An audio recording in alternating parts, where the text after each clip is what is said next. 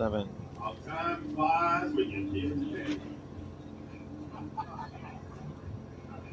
All right, Carlo. Are we back? We're back. All right. Did anybody follow us yet? 19 so far. There we go. Well, thank you for the 19 of us that were able to find your way over to the new feed. This is Carlo, and I'll have Fran return to me in a moment. And, yeah, we'll right back where we started from, just on a new stream. We had 786 comments on the last feed. Heck yeah, bro. No, is this the same? It'll all go to here? Yeah, I'm about to fix that. Okay. So keep That's commenting. amazing. Again, you can still super comment. We're trying to get Will. Super chat. Thank you. We've been saying super comment. We're trying to get Will Hicks to have to do EST at the end of the race. And currently he is behind. So please go to the super chat. Use the comment as Team Will and donate a few dollars so that he can beat Fran in the fundraiser and bestow upon him the right to go through EST. That's what we're doing. Now we're up to 59. I'm so glad they found. Oh, here we go. And yeah, if somebody could leave us a comment real quick, just to make sure that we've got those, that the comments are commenting, which would be great. Oh, they're playing. Oh, that's unfortunate. Oop, that happened weird. What's going on here? Evan's still going strong, man. That's Dude, awesome. Evan is, yes. This is probably. Yep, there we go. There's the comments. Perfect. Thank you so much. Well done, guys. Well done. Here we come. This is definitely the most tired I've been at one of our coverages. Yeah, it is. I am beat. Yeah, I'm gonna go back to sleep. No. And a little rest. I will take a little rest here once Will comes back, because I need to be as sharp as possible for the last 4 or so hours. Oh, it's bright over there, isn't it? In this this shot here. Yeah. Let's see if this helps. Let me get. Keep it up. You're doing great. So let's see. It is 5 a.m. That means we have. Let's see. 16 hours. 16 hours completed. 8 hours to go. 8 hours to go. A full workday to go. A full average workday to go. Incredible. There we go. That's a little better. 16 hours. I'm going to make a post right now. 16 hours down. It's weird to say only 8 to go. But, yeah, I mean, after we've already done 16, only 8 is not so much. Except for the fact that I could leave my house and drive to Los Angeles in that amount of time. And there's also, like, an extra hour and a half plus on top of that at the end of the race. Here's your leaderboard. Some of these cameras, because it's so humid out here, they have a little bit of humidity built up on the lens. You kind of get like a glow. Kind of looks like a glamour shot. Sometimes I glow. You know what I'm saying? Like this one. 5 o'clock. Look, it's like a glamour shot. It is. Oh, remember? Do you remember glamour shots from the 80s? You don't. You weren't alive in the 80s. Carlo. What? How dare you? You were born in the 80s? I was born in 82. How old are you? 42. Oh, man, I thought you were much younger than that. Good for you, dude. We should all be so lucky. Well done. Hey, Jack's back about 9 hours later with our food, with our coffee. We got somebody about to jump. What's up, buddy? Oh, I missed him. What is that? Why is it green? Evan, good job out there, man. Why is it cold? I thought I said. Hold on. I asked for a non-fat. It's okay. Fine. I asked for a non-fat mocha. That's what I asked for. There's Trevor. About to do Funky Monkey. There he is. Oh, nope, he's going straight for the penalty. Oh, wow. I think that's probably faster. What? Yeah. I feel pretty confident he could do that in his sleep, but he's going to do croquet? What's going on? Oh, okay. That Yeah. croquet is not short. Maybe he is tired. Evan, give me a thumbs up if you need a fresh gimbal. Why'd you choose? Hang on here. Why'd you choose the penalty? You just arm smoke? Yeah, keep going. Yeah. Take me to your best friend's house. All right, hold on, everybody. Jack brought some warm food and a cold drink. What which- warm food?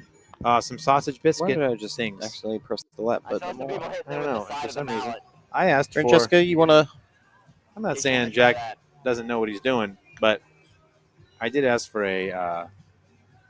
I asked for a non-fat mocha, and I got some kind of a green iced drink. Sorry. Carlo, what are the team standings?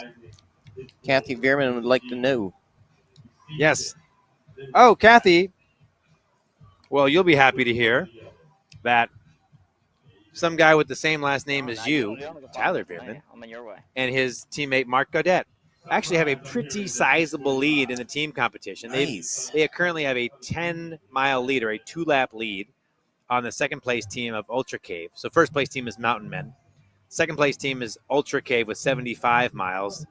The Iowa Hot Guys, my favorite name of the day so far, are third place with 65 miles. Taco Flavored Kisses are in fourth with 65 miles. The Celery Go Max team is in fifth with 60 miles. The Mud Skippers in sixth place with 60 miles. The Hardest of Raytown Fire in seventh place with 60 miles. Tracksuit Titans of TEF, thank you, 55 miles in eighth place. Epic Gooners, 50 miles in ninth place. And just in 45 miles Thank you so in much, 10th Jack. place. I love you. Francesca was not amused by Iowa Hot Guys. I heard your story. It's not a stretch. It makes sense. Yeah, I know. Oh, I know. She just doesn't follow. She was just being a turkey. She just I doesn't- don't either. Was she being a bozo? She was being a bozo. You were. About the Iowa Hot Guys. Yes. Hot Guys. It's right there. You're like, that's not Hawkeyes. That's so different than Hawk. So Hawkeyes. Hot. You say it fast enough, hold on. and it sounds exactly the same. So to answer the question, it is 5:08 a.m. and 69 weather degrees here. Is That's a little. See, according to Apple, it's 69 degrees right now. But and that this says 73. this is coming from probably the Bartow airport, I bet. Same yes, I do. time zone, but So also in real Vanessa, I don't know exactly why. So Trevor, sometimes it's not uncommon for Trevor to take penalties late in races. Sometimes his grip gets blown out, and he ends up, especially on Funky Monkey. I've noticed that in the past. He'll do that. The other thing is the penalties are not particularly long. well, Of course, you do have to do come the on penalty now. though. come on now. I don't know what that is, but I'll take it. The penalty for Funky yeah. Monkey is one of the longest ones. Hey, Evan. What you got there, man? Go ahead. I appreciate it. Thank you. I asked for mocha. He had matcha. He asked for Hey, so I asked Trevor why he decided to take the penalty. And long story short, he said his arms were blown out, and he failed it on the last two laps. And he said that he didn't think he could do it again. So last two laps he failed Funky Monkey, Trevor Psychos did. So he decided to take the penalty for this one, just save himself the time as opposed to getting up there and possibly failing. We'll see if he does this one. I believe that is him walking up right now. You can always tell it's Trevor because he runs in the old Silkies, the Marine Corps green shorts there. I believe he is taking the penalty or maybe the bypass. All right, I think he's heading back. He is, so we're going to spin the camera around so you get a good view of him. He's going for it. There's Trevor Psychos. Good, very nice. showing why he is a world's toughest mudder champion and I lost count at this point. I don't know, 7-time podium finisher, something insane. It's a lot. It's a lot. We're gonna run with him for a little bit. You get the. What? What's the matter? I want to steal it. Okay, go ahead. Have we Yeah, looked we're at the sitting men's at- results recently? We have, but let's take a look. Have we looked at the fact that Michael Schutt and Josh Fiore both hit Lumbersacked at 5:01 with only 2 seconds between them? But Michael Schutt is 1 whole lap ahead of Fiore, which means Michael Schutt is very, very close to lapping Josh Fiore. Mm-hmm. Thanks, Pete. We have noticed that. How do we notice that? But I knew you like to announce these kind of things. I do like to announce these kind of things, and I got kicked out, and I wasn't part of anything for a while. I felt lonely and left out. That was Jason's fault. Nothing is Jason's fault. Nothing? I go.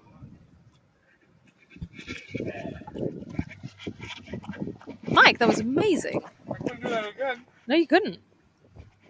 Couldn't believe it. By chance, is my mocha here?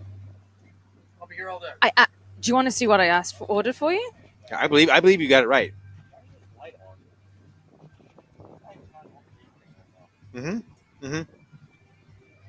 So you said mocha, and he read that as matcha. So Jack Goris did a coffee run for us. Not for all of us, evidently. Carlo Piscatello asked for a non-fat mocha with whipped cream. The problem is nobody drinks mocha anymore, and Jack is 12, so he's never heard of a mocha. He's like, I don't know what a Nobody mocha drinks is. mochas So he anymore. ordered a matcha because he's heard of a matcha. What do you mean no one drinks mocha? I think that is a false statement. Why do they still Okay, serve them? only old men. Why do they drink still mocha. serve them? Ow. The buggies are getting buggy. What's the difference? What is the distance between CBJ and Matt Mullins? I will tell you, my Wait. friend. I'll tell you. Miss Mullins is on it. So Christian Brown Johnson, last seen at 5:08, which was 4 minutes ago, lap 16 at Reborn, which is 1 mile.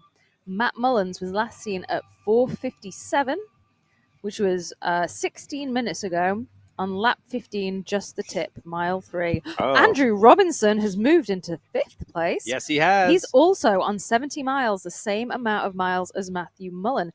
He was last seen at 5:06 at the start. Are his laps getting faster? No, not necessarily. He had one really fast lap at 1:13. And his last lap was 1:18. Let's look at Matthew Mullins. Okay, Andrew Robinson's laps are faster at the minute than Matthew Mullins. So there's a good chance one he could overtake him. strong little Kiwi. There's one strong Kiwi. You ever see little? He's an average sized man. Normal, yeah. Yeah. Just take it out my way. Just stick it over there. 2, 3. Was that helpful? Caitlin Mullins. I bet it was. It's exactly what she asked for. So that's good. What about the ladies? What about the ladies? And you delivered. Let's take a look. Should we bring up the top 10 while we're here? Nikki Carumba still in first place with 65 miles. What? Jenny Stipp also has 65 miles. So they're both on. Just leave it for a second if it's not doing it. Sometimes it's a bit slow. Jenny Stipp is also on 65 miles. She did lap 14 start at 5:11. Sarah Tucker in third place. She just finished lap 12. She's not started lap 13. She has 60 miles. And Marissa has 55 miles. There we go. What the? Sometimes it just doesn't come up. You just got to press it at the right time with the right force. That was the third. Okay. Fair. I didn't press a button wrong. Yeah. But if Jack can get a coffee order that wrong, I guess. I like how you defended him, by the way.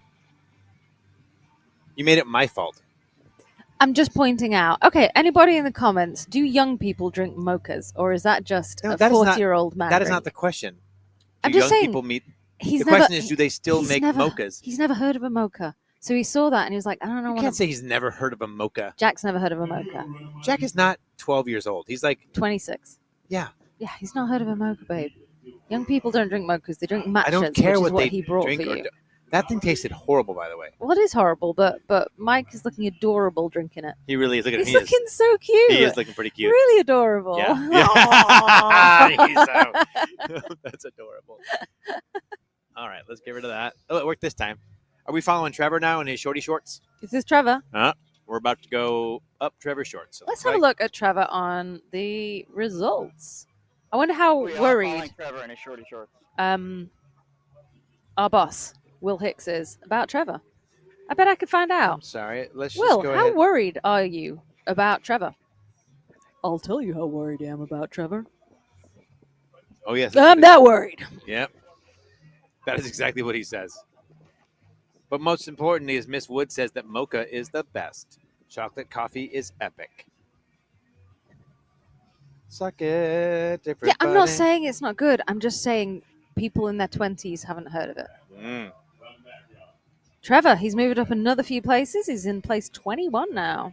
He's got his 60-mile. His goal for the day was a minimum of 80 miles because that will get him 1,000 lifetime world's toughest smarter That's miles. wild. Is that the most? That is the most. Yes, he'll be the first person to 1,000. Vanessa agrees with Fran. It's not that it's not a delicious drink. Just young people don't drink it. I agree with her about what you've said. A lot of things. Maybe she Mocha. agrees with you that the order is Michael Schutt in first place. But that's not something to agree or disagree with. That's a fact. Oh, you don't think people argue facts? Yeah. Oh, We've lost Evan. Oh, Evan, you okay? Evan Oh down. no, it just spun. No. We thought the camera took a little tumble, but we're okay. Sometimes the gimbals just decide to spin around. It's very annoying. You know what? It is, and you're trying to counter it, and it's like, no, I'm going to keep going, bro. I totally understand. I mean, Andrew Robinson has just started lap 15, and Matthew Mullins is on Pyramid Squeeze on lap 15, so that's mile 4. Andrew Robinson has nearly a whole lap to catch up if he wanted to overtake.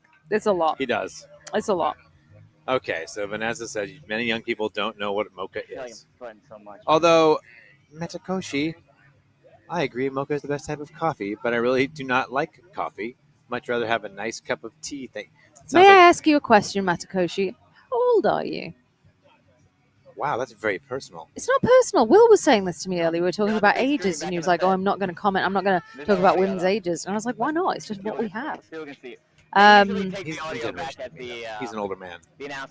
Vanessa Gebhardt agrees with me. Young people don't know what a mocker is. Mom Cub says, "Go, Matthew! Whoop whoop!" Ma'am Cubs. Ma'am Cubs. Ma'am Cubs. Ma'am Cubs. Let's go, Matthew! Power Let's go, through! says Caitlin Mullins, excuse me. Stop running around with the gimbal. Here we go. Up. That nothing about that obstacle looks very fun. No. I'm 40. But I give him See? credit. I said it's a 40-year-old They're like person's drink. rambling. They're getting That's not what you delirious. said. I did. I said it's a 40-year-old person's drink. Specifically mine. Fran and Will were there. You want a medal or recently. something? A couple hours ago. Wow. Carlos stepped in. I stepped in for a little bit, and then Fran took back over. So this is but Carlo, who every time I don't smile at him, she was still asleep. he thinks I'm in a bad mood with him. Yet he can talk to me like that, and I just have to accept it. Like that one time in an entire weekend, and you're going to hold it forever. Like, do you ever think you're really horrible to me? She's a fickle little one. She's 35. Yeah, see, that's my girl. You know what? I'm glad we're having this discussion, guys. Yeah, me too. Yes, because it's keeping us alert and act. I don't know what happened, but we had that moment there where I really thought I was going to fall asleep, and I've seemed to have gotten through that. Schutt has lapped Fiore. Schutt has lapped Fiore. Stop the presses. No one uses presses anymore, but stop them because Schutt has lapped Fiore. You heard it here first on the OCR Report live stream that Schutt has passed. Shall I give the details, or should we just keep saying the same thing? Why don't you give the details, Fran? I'm trying. So, Tell me how Schutt lapped Fiore. I'll tell you how Schutt lapped. Please do. With his feet. So on lap, I'm waiting for Carly to interrupt me. Nope. On lap 17, Schutt passed just the tip, which is mile 3 at 5:14:59. Fiore was on lap 16, so one lap behind, just a tip, mile 3 at 5:16. So Schutt was there 2 minutes earlier. Well, actually, he was there at 5:14:59. So it was actually only 1 minute and 5 seconds. That's still Still did it. Impressive. Wild. And the update with the money? No one has donated any money. Is that shut lapping coming in that time of the race, or is he really strong? I'm sorry, Vanessa, could you ask that question again? Because I don't understand. Although he is very strong. He's fabulous. He's very strong, but I don't understand the question, so I want to answer it correctly. Yeah, no one has donated anything. I even said, what is it that they can get me? Give a little plug. We've been given a little plug. Yeah, I don't know. Mike just comes over and thinks we haven't been doing things. Jeez, Mike. I haven't been listening for the past. Yeah, we know, Mike. Thank you. We know. I listened to the first. It's evident.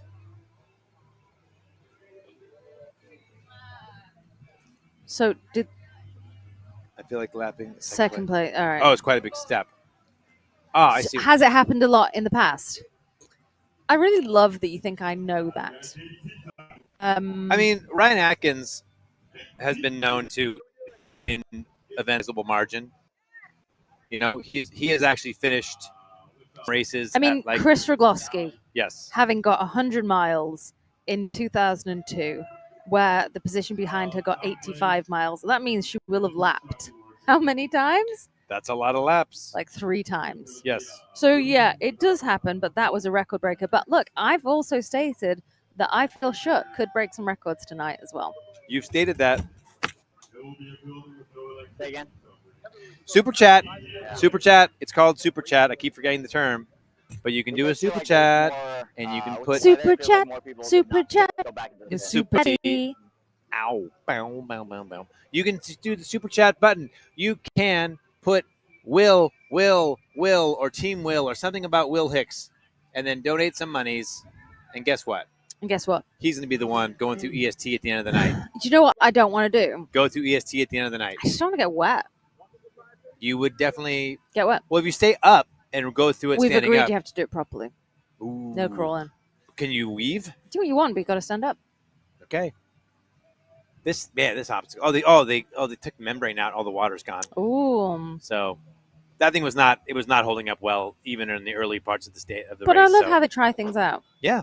I mean, it's a normal thing they put there. It's just I think Without those ropes, that would have been a freaking nightmare. people will be. It would have been a problem. Reese Cunningham saying, keep an eye on Andrew. That podium is coming for him. We chatted with Andrew last night. We did, and today. And today, chatted him a lot. He's a good fella. He's a really good fella. Like him a lot. Me too. His only goal was to hit 100 as fast as he could and see what happened. But he was quietly confident Yes. that he could do well because he's very used to this kind of terrain. And by this kind of terrain, I mean choppy, messy. Oh, thank you, Darren Abbott. Keep pushing, guys. You're all doing amazing. Do you Just mean us or do you mean the athletes? Yeah, us or the Because we're not athletes. doing so well. We're just annoying. Yeah, we're doing our best though to be annoying and pushing. Mm. I am assuming he's talking about the athletes, but let's find out. Please continue with. Oh, Reese Cunningham, not Rise, like someone said earlier. It's Reese. Yeah, who would have said that? Who would have thunk? Look at us. Look at us. Who would have thought? thought? Not me. Not me. Not me. Not me. Not me. If anyone understands that reference, please let us know where that comes from. That So- we're just- I've just noticed the time. It's 10:24 in the UK. In the UK. oh, my watch died. In 36 minutes' time, it's Remembrance Day today. In The 36, 6th of November, 8th, 9th, 10th, 10th. I had to do the quick math. it's Remembrance Day today. Yes. And in the UK, on Remembrance Day, we hold a 2-minute silence. Oh, okay. All right. And that's in 36 minutes. And I would like to observe that, if we may. We can do whatever you want. Alrighty. It is your country's 'tis of thee. Thank you. Mhm. Thank you very much. Thank you. Sweet land of liberty. Mhm, For mhm. thee I sing. That's in a weird American. Yeah, like, we're not American. They taught us that weird. We are in America. But I'm not American. No, fair. I get that. No, fair. No, fair. I get that. No, fair. But you're like, okay. Yeah, we can do that. Totally. Thank you. 100%. 100%. 100%. I just got to remember because I keep forgetting. Oh, Darren was talking about the athletes. Womp Womp, womp. womp. Wow, thanks, Darren. Yeah, we're just over here slaving away behind a freezing cold pile of technology, you know, almost falling asleep. I'm Getting not falling asleep anymore. getting the wrong. Neither am That I. 1 second of sleep I had really helped. I don't know what happened. I don't know what changed, but yes, something happened and I perked up too. Yeah, no, you're good that way, bud. Yeah, I was. How I are we was, this late in the race and people still think we're the race center? It's so amazing to me that people still go, I just need to. Oh, never no. mind. Wrong spot. Now, granted, they've been running for 16 hours, so maybe I cut them some slack. Excuse me. Yeah, Darren's just crushing us. Darren Abbott. Look at us. Look at us. Guys. Come on. What's that from? No one knows this because all the UK folks are away. Of course, they don't watch. No, they know it. They know They it. don't watch.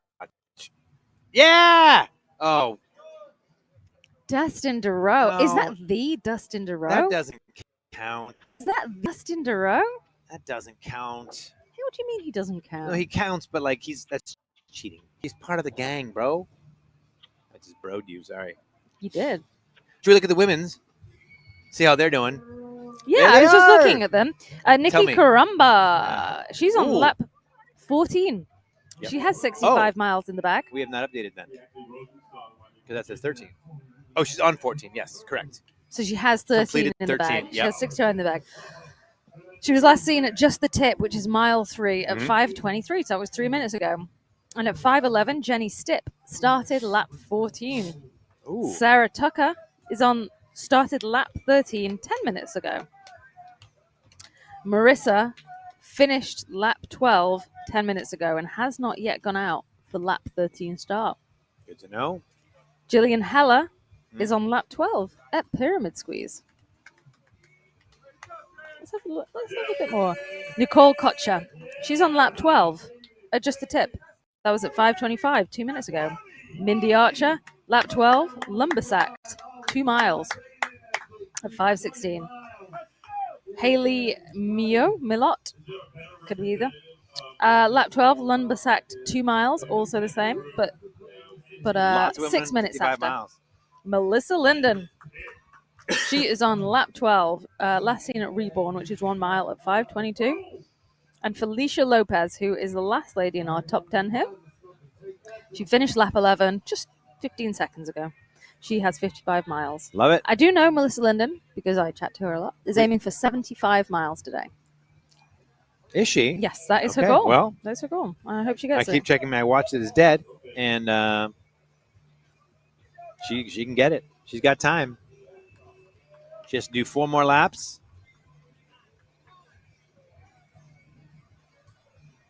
In what, 8 hours or so? 7 hours and 30 Should we minutes. have a look at what her lap time has been?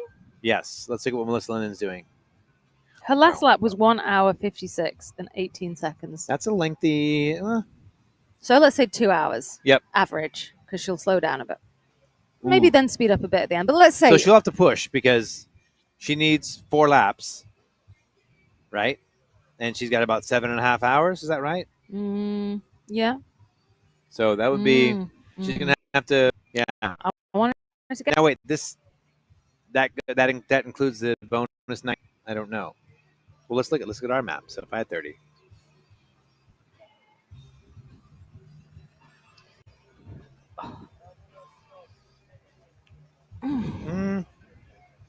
Yeah. Well, either way, she's gonna have to hustle. Do it. She's can gonna do it. have to hustle. Yep, I Do agree. the hustle.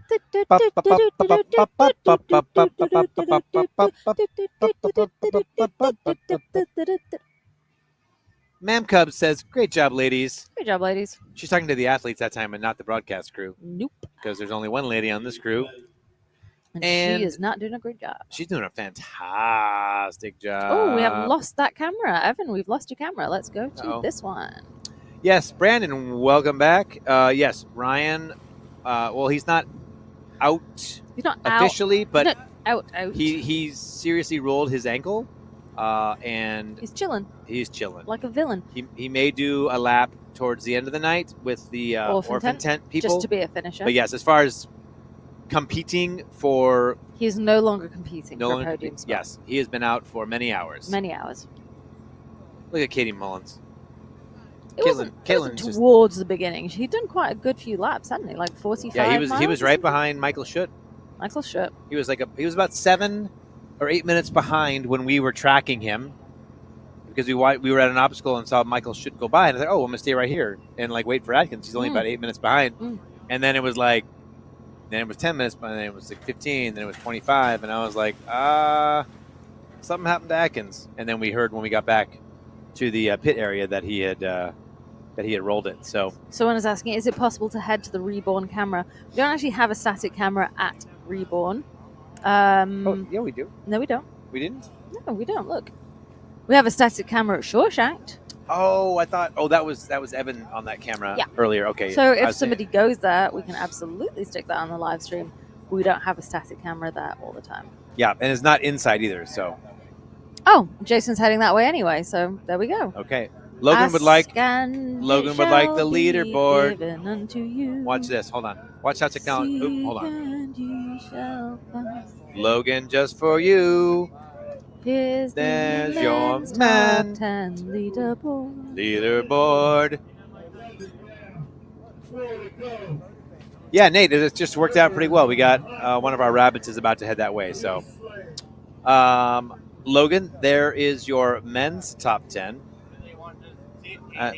Reborn. Is there anything you want to see specific at Reborn? Nate? We just asked the community. As we mentioned, Michael Schott just lapped Joshua Fiore. And Michael Schutt has also just passed lap 17 Pyramid Squeeze on mile 4, which means his next stop is Mudderhorn and then the finish line.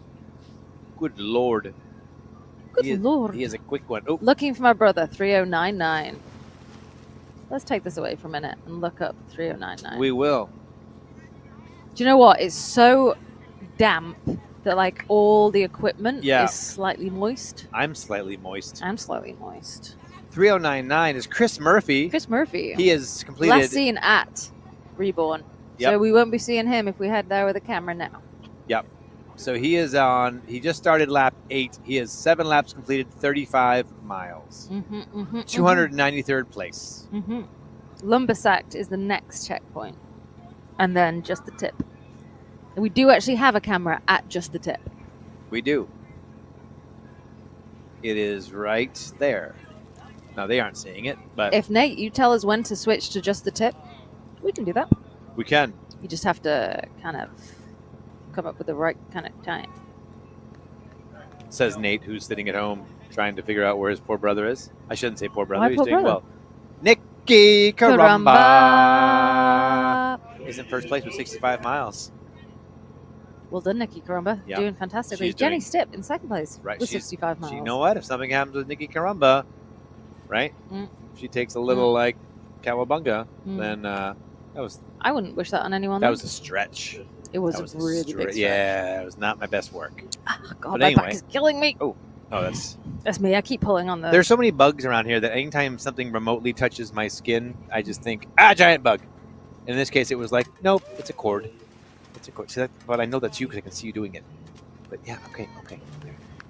Fran is now harassing me in a physical manner, which sounds weird. So, okay. Do you want me to stop? Yes, please. You just say stop.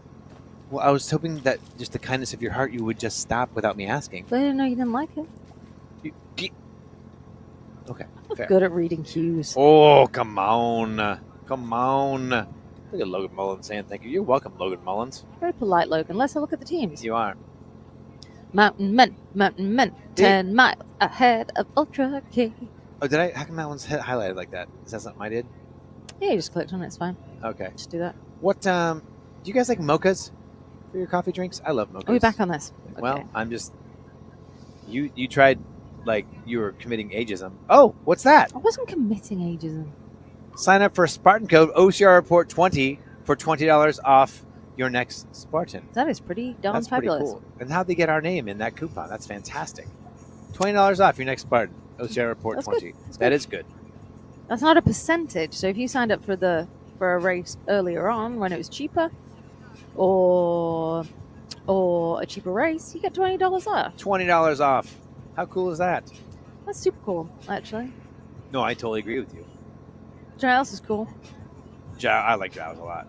Let's go to Just the Tip. What do you say? Giles. Why did you go into Giles? Did you say Giles is cool? No, I said, you know what else is cool? But Giles is cool, but that wasn't where I was going. Do you know what else is cool? That's what you said. Yeah, we've gone to just the tip, but what else is cool? Chris Murphy won't be there yet. Oh, no, it's okay. I just wanted to. There's people there, so I thought it'd be kind of fun. Oh, okay. What else? Not us is what I was going to say. Oh. Yeah. Not us. Not us. Not us. Not us. Guess what? Not What? us. Not us. Not us. Not us. Look at us. Look at us. Who would have thought? God. What? Oh, I'm so tired. Bless you that are still. No. We're doing good. We're doing good. Although the humidity, I think, is going up because I am getting my skin is I'm getting getting sticky, tacky but again. actually cold. I'm not cold. I'm But- a bit cold. I thought about putting this little long sleeve shirt I just won on, just because I want my arms to not be like this. What? Oh, here we go. Now we're at Everest. Here we Are go. the angels still up there? Let's see. Are they there yelling at people? Oh, yep. There's Pat. Not Patrick. That is Frank. No, not Franklin. Pat Lackner. Lackner is his name. Francis Lackner. Oops, sorry, I scratched you. And you put your nosy snots on me. No, I didn't. You switch fingers? Yeah. Okay. Scratched my nose with that finger, and then I Uh, scratched you with that finger. Oh. but they that's- weren't snotty hands anyway, so don't you dare talk to me like that. Well, you were sniffling, and then you wiped your nose, and then It's itchy Okay. nostril. I'm just, you know what I mean? I know what you mean. Thanks. Fiore has passed Pyramid Squeeze. There we go. He passed that 3 minutes after. Shit. Shut. Shit. You, Shut the front door. you were very close to saying a bad word. I'm not. That's his name. Shut the front door. Yeah. Okay. Uh, No, it is. You're right. I'm agreeing with you. so we're waiting for them, both of them, at Motorhorn and finish line. Yeah, they should be here soon. Yeah, in fact, Evan is at Yeah, that way. Evan- That way. Race. Yeah. Everest. Keep going. Keep going. Race center is down that way, bud. Evan is at Everest, so we might see them. Yeah. Boom, ba-da-boom, boom. Boom, ba-da-boom, boom. Yeah, Evan, whilst you're there, if you do see,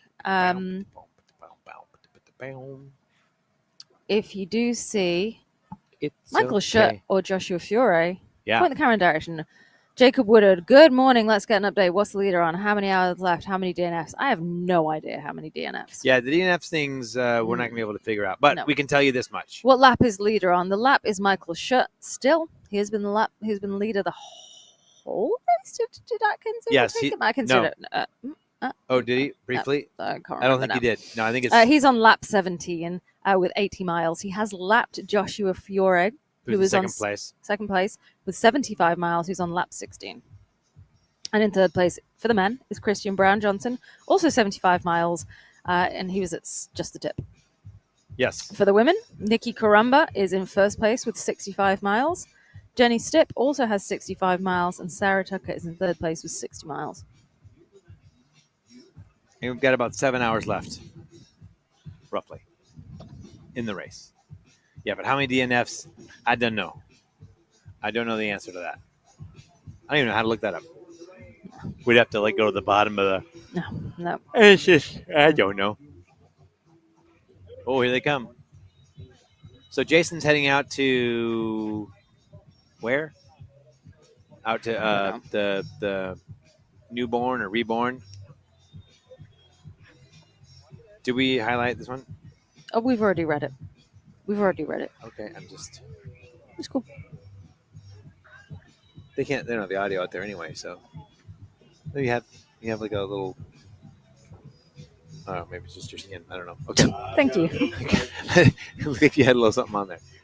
You're just pointing at Oh, me here they come. Look at perfections. Oh, yeah, there goes his arm out Ow! of the socket. That is his shoulder broken. Yeah. He's like, hey, can you not dislocate my shoulder? Maybe you can take the other one. Everest Angels, they do their job. Sometimes it could be a little aggressive. Because, But they still do it, I guess. yeah. No promise that they're not going to break your shoulder. Who needs a rotator cuff? I don't. You want Not that me. No, not me. Not me. No, look at me. Not Look me. at us. Look at our rotator cuffs. Yeah, the Not guy's me. like, I'm gonna go back and do some PT now. Do some.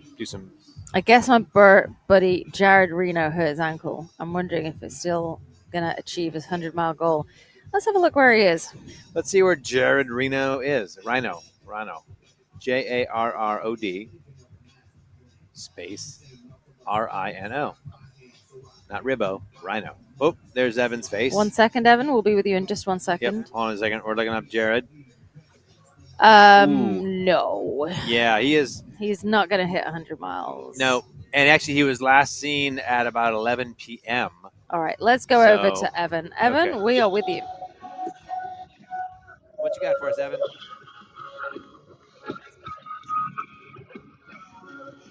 And I'm on top of I'm on top of Everest right now. Michael Shot just ran by, but I was on here, so I did not have time to run after him. We are up here with some of the Everest Angels. Who do we got up here? Francis, you want to get on camera real quick? Sure. All right, we got Francis Lackner. Let me spin the camera around here. There he is. How long you been up here today, Francis? We got it here at 6 o'clock. So it's what, 5:30-ish? 5:45, so almost 12 hours. How are the hands holding up? Hands are good.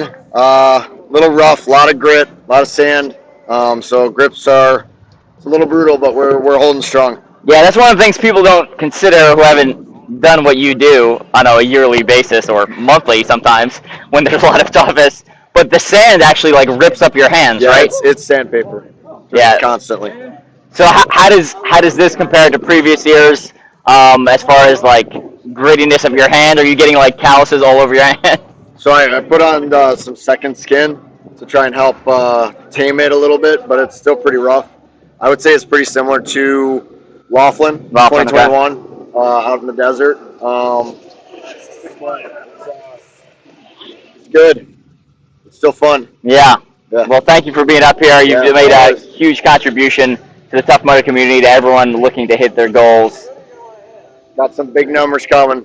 Yeah. I'm excited to see what the end results are for everybody. I'm excited too. The leaders are racking up mileage at an insane rate out here. Yeah. So it's pretty amazing. Who do you got helping with you? We got Glenn Brooks. We got Ryan Cray. Also, absolutely beasting it. Also doing amazing. Also, Tough Mudder legends here. Oh yeah. I mean, between the three of you, how many Tough Mudders have the three of you done? What is it? Probably close to 80 something, 150 some, and 220 something. So about 400-ish. 450. About 450. So we got three guys up here between the three of them. About 450 Tough Mudders, which is a ludicrous amount. So that's awesome. So I've just been looking at some race. Thanks, Evan. 300 hours on I've just been looking at some race math, yes. and I mean, I would love Michael Schutt to break a record, but I don't think it's going to be happening tonight. Why do you say that? Well, because he's at 80 miles, he's nearly at 85, and to get to 115, yes, that's a lot of miles. That's 30 more miles. 30 more miles. That's 6 more laps. At what? And he's doing at what clip? Would you have to? That would be 6 more laps at. And he's doing roughly 1 hour, 14 minutes a lap. Okay.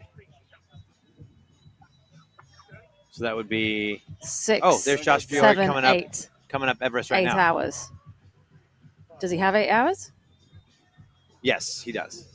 Okay, so he could do it. He could do it if he wants to or needs to. There's, do it. There's no okay, so there's no financial incentive. I'm just confused at how much longer we've got left in the race currently. Well, remember it ends at 1, but it actually ends at 2:30. Ends at 2:30. That was Josh Fiore running through. Yep. So currently they have 8 hours and 45 minutes left. Oh my gosh, so he could do it. He could do it. Now here's the thing. If he felt the need, he might not need to he's at Mudderhorn. Run an extra lap. He might not, but he might. He might want to get a record. Yep. So we just saw Joshua Fiore on top of Everest, mm-hmm. and which means he's heading to Mudderhorn. Michael Schutt is on Mudderhorn. Yep. So you should be able to see him. Yep. One of those little headlamps that we can see from here is him. Potentially. It's probably that one. On the left-hand side? No. No. The other one. The bright one, kind of white. In the middle? No, I don't think so. No, it's the other one. Oh my god. You see it. You can see it right now. It's that one right there. The one at the bottom. The lowest one. I'm literally just kind of, no matter what you say, I'm just going to keep. me up, I'm going to keep. Yeah. How could you tell? You can't tell from here. I could tell from here. You go, oh look, he has Danish legs. No, I can tell by the shirt he's wearing. Oh, I want a Danish now. Can I get like a honey bun? You know what I'm saying? I know what you're saying. No, you don't. What's going on? Oh, wait, let's go off of this. Let's do. Where do you want to go? Oh yeah, sorry about that. We're not getting. Yeah, sorry guys, we're not really showing you much there. I was just staring up at Mudderhorn. There's Jason. Let's hit to the finish line. Jason's chasing gators. Yeah, we're going to see Michael Schutt come by any second now. Should I give up or should I keep on chasing gators, even if it leads nowhere? Here comes Clinton Jackson. Clinton Action Jackson. Look at him. Look at him. Boom. Who'd boom, have thought? bah, chicka, Not chicka, me. boom, bah, chicka, boom, bah, chicka, Y'all chicka, need some chicka, coffee. bah. We got coffee. I need coffee. I didn't get coffee. I wanted a mocha, and clearly someone said I'm old and they don't exist anymore. That's what I heard. That's what I heard. She basically gave Jack an excuse for screwing up the order. There we go. There we go. There we go. Michael Schutt passing Michael us. Schutt passing us. He waved to us and said, Fran and Carlo Get OCR Jason is my favorite podcast. I can't believe he would say that. Fran is feeling the early morning delirium. Michael Schutt. Michael Schutt. See, Jack heard it too. Waiting for Josh Fiore now. Christian CBJ, last seen at just the tip, which is mile 3. Yep. So 5:45 is, let's say, when Michael Schutt came through. I mean, we'll have official times with the mats, but just for a roughage. Mm-hmm. Yeah, 5:45 and 54. Public Enemy goes hard. I don't not like Public Enemy. Don't not like. That's a double negative. I don't not like McGrammer this early in the morning when I've been up for 30 hours and we still have. You don't not like them, which 8.5. actually means you don't like them, but you don't dislike them. I like them a lot. Oh, right, then you're I wrong. could have just said that, but I Yeah. was trying to. I don't not like them means I don't dislike them, but I That don't love can't them. not never happen. Oh, we got a sign flipper. One of the cognitive ladies just dropped a sign, so maybe we should check her Maybe we should. because they've been out here a long time too. Those 4 EMTs have been sitting. Is that Mr. Fiore? No, it's not Mr. No, Fiore. it's not. He's not even at Mudahorn yet. Oh, he's not. No. Well, what's he So doing? with the leader being around 80 miles at the moment, 85 miles actually, what's your best estimate for his total mileage? Well, Jake Woodard, as you've missed a few hours, I'll recap. Do it. I said he could hit 110 miles, but we don't want that. Nope. Do you know what the record is? Isn't the record 110? No, 105? No, 115. 115. 115. Mark Batras. That's right. Mark Batras, and I was there. He ran past me so many times. That was in Laughlin, he Nevada. Wants to, and if he has it in him, he has time with his current laps to hit 115. Now, here's my thing. I don't know if Michael Schutt knows about the record. Fiore is lap 16. Does Schutt know about the record? And does he care? Does he care? There's no I'm financial. going to tell you when I recognize Fiore Okay. on it. There he is. Coming There- up the middle. Yep, you're right.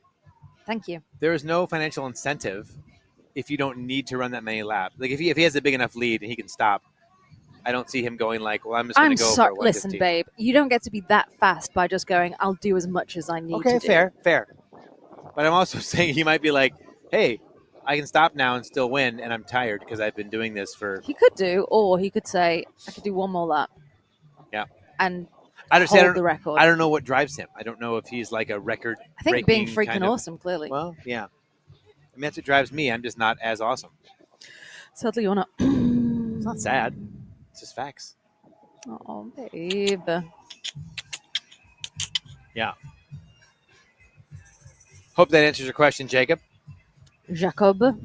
So we think same pace, comfortable 110, uncomfortable. He could tie the record and get 115. His last lap was 1:15:03. His lap before that was 1:14:12. His lap before that was 1:13:48. So he's slowing down a little bit, but he's not slowing down a ton. No. It will be a squeeze for him. We to should get have yelled at him to 1:15. go faster. That's what he needed. I think he can do what he wants. Yeah, go faster.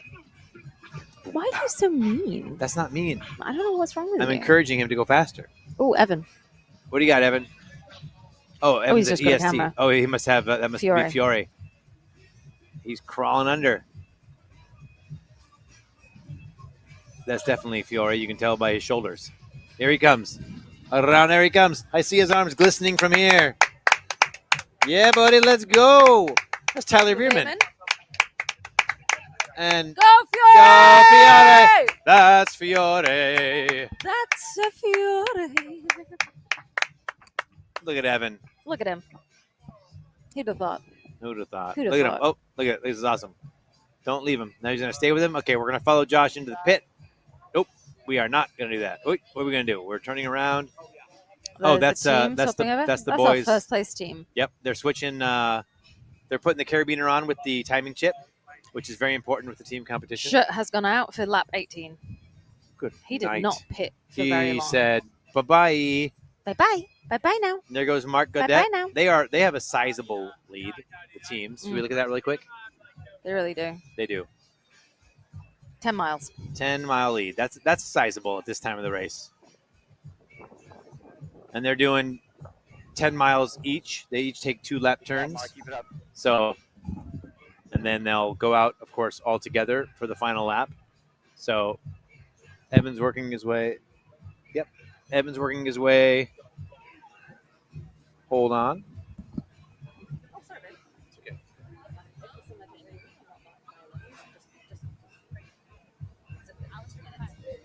Oh, but I'll announce that, right? It's for November 10th?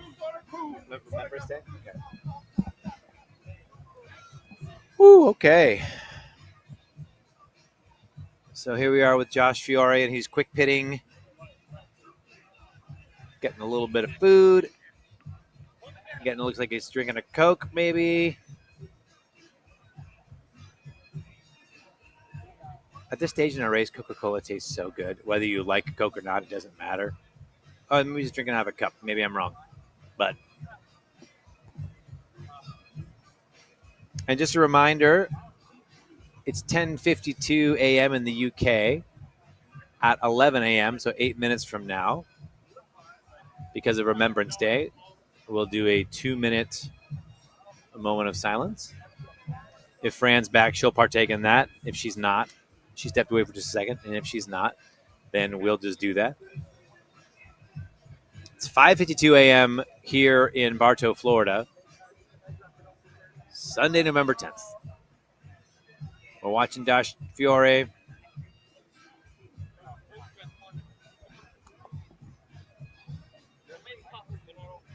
Oh, thanks, Caitlin. Caitlin, I will check on that for you in just a second. We're going to see Josh out on his lap here. And it looks like Jason with his mobile cam is out at Reborn. And we'll get some eyes on that in a second too, but we just want to watch Josh get through his pit stop here. He is, let me look that up really quick. Oh, I don't want that. Nope.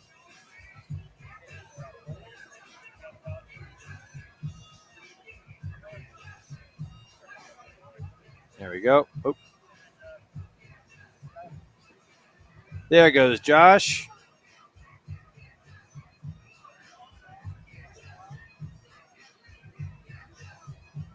Again, Josh is 1 full lap behind your leader, Michael Schutt. So, Caitlin, let me take a look here. Matthew Mullins. Let's see, pit time. So his last few laps. What we got? Hold on. Yep. That one's frozen, bud. You want to do Jason? Oh. There we go. Let's see. Mullins. He did his last lap in 1 minute or 1 hour 31 minutes. That was his 15th lap. His previous lap was 1 hour 25 minutes. His previous lap from that was 1 hour 20 minutes, 1 hour 16. So, yeah, I'd say he's slowing down a little bit. Nothing dramatic. But, yeah, I would definitely say that he is slowing down a little bit. It's very normal this time of night to be slowing down. For sure. And then as the sun comes up, it's very normal to start speeding up. However, this kind of heat that we're going to be seeing, we're kind of getting to the time where actually you want to be getting some fast laps in because it's going to get hard to move faster when the heat comes. Yep, for sure.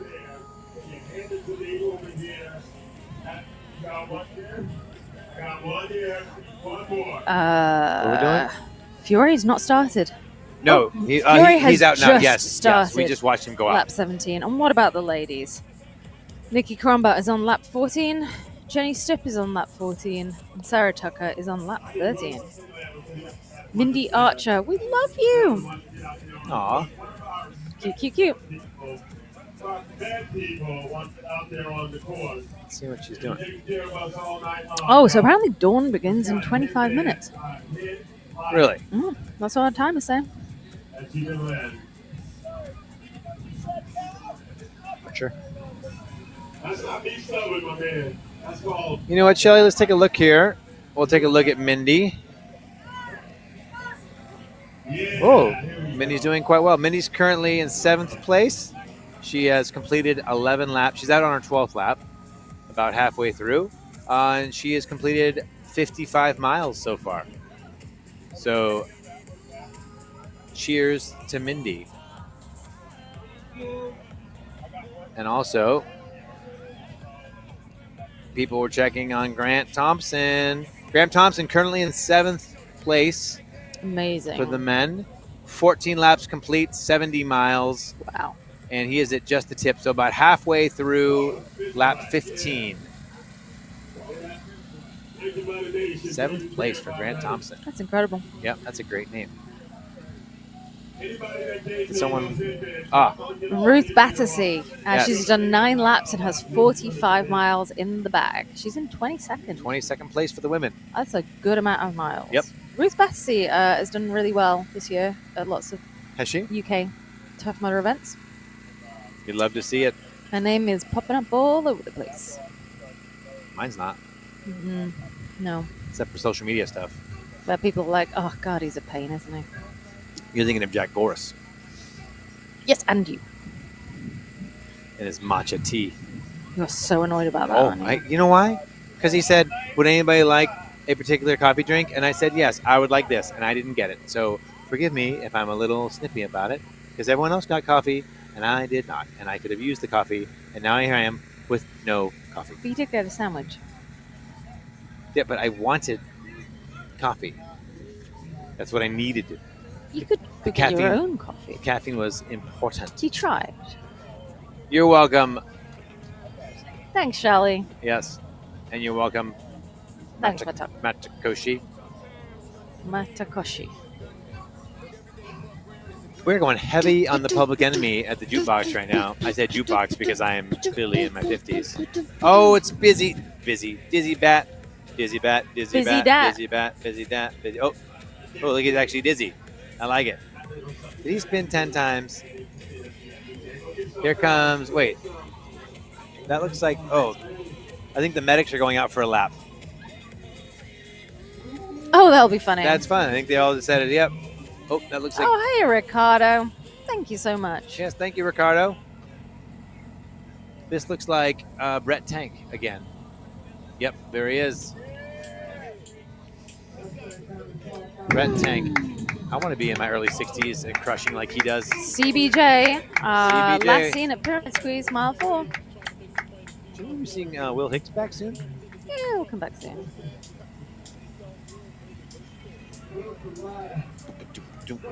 When it comes time for my turn to go sleep, what's going to happen is I'm going to carry on. The sun's going to be up, and yeah. You mind if I tap out to Whenever you want. Evan for a little bit? Yeah.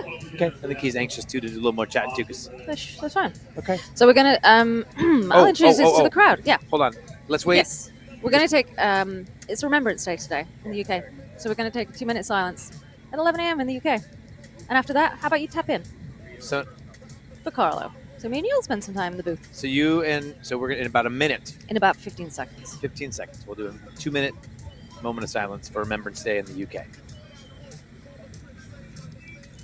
Starting in 5, 4, 3, 2, 1.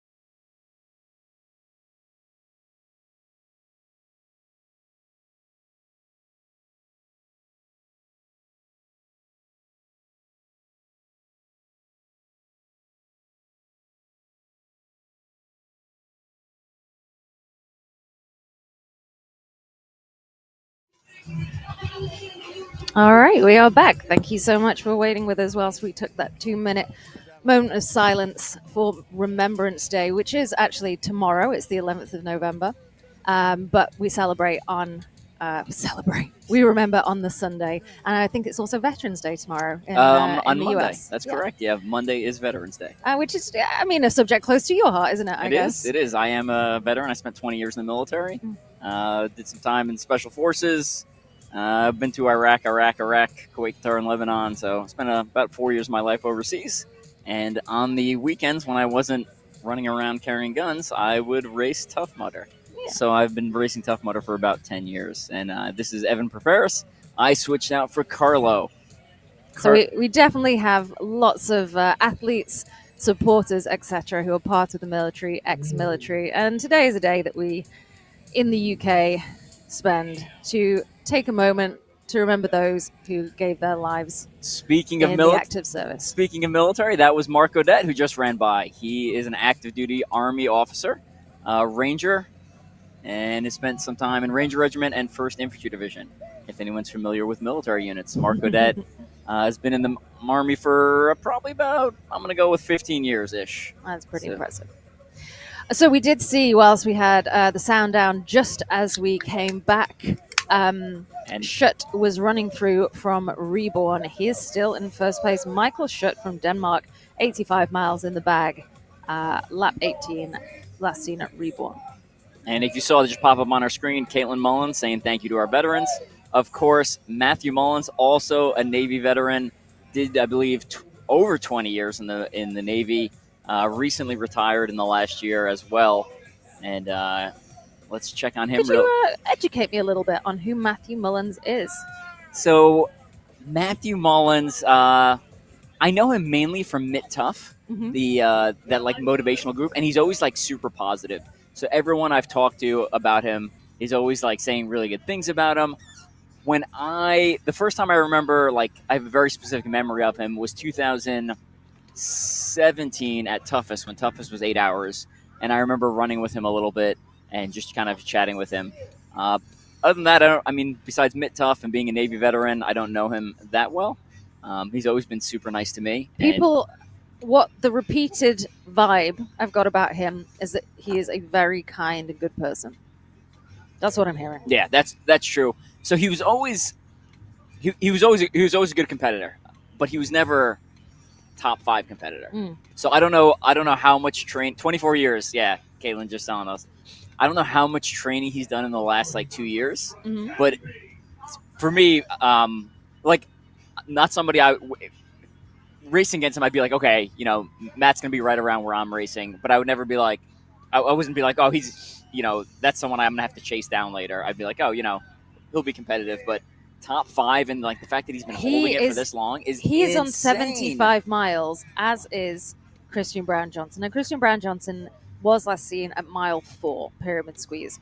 And Matthew Mullins was last seen at mile 1. But they're still on the same lap. Very impressive. Very impressive.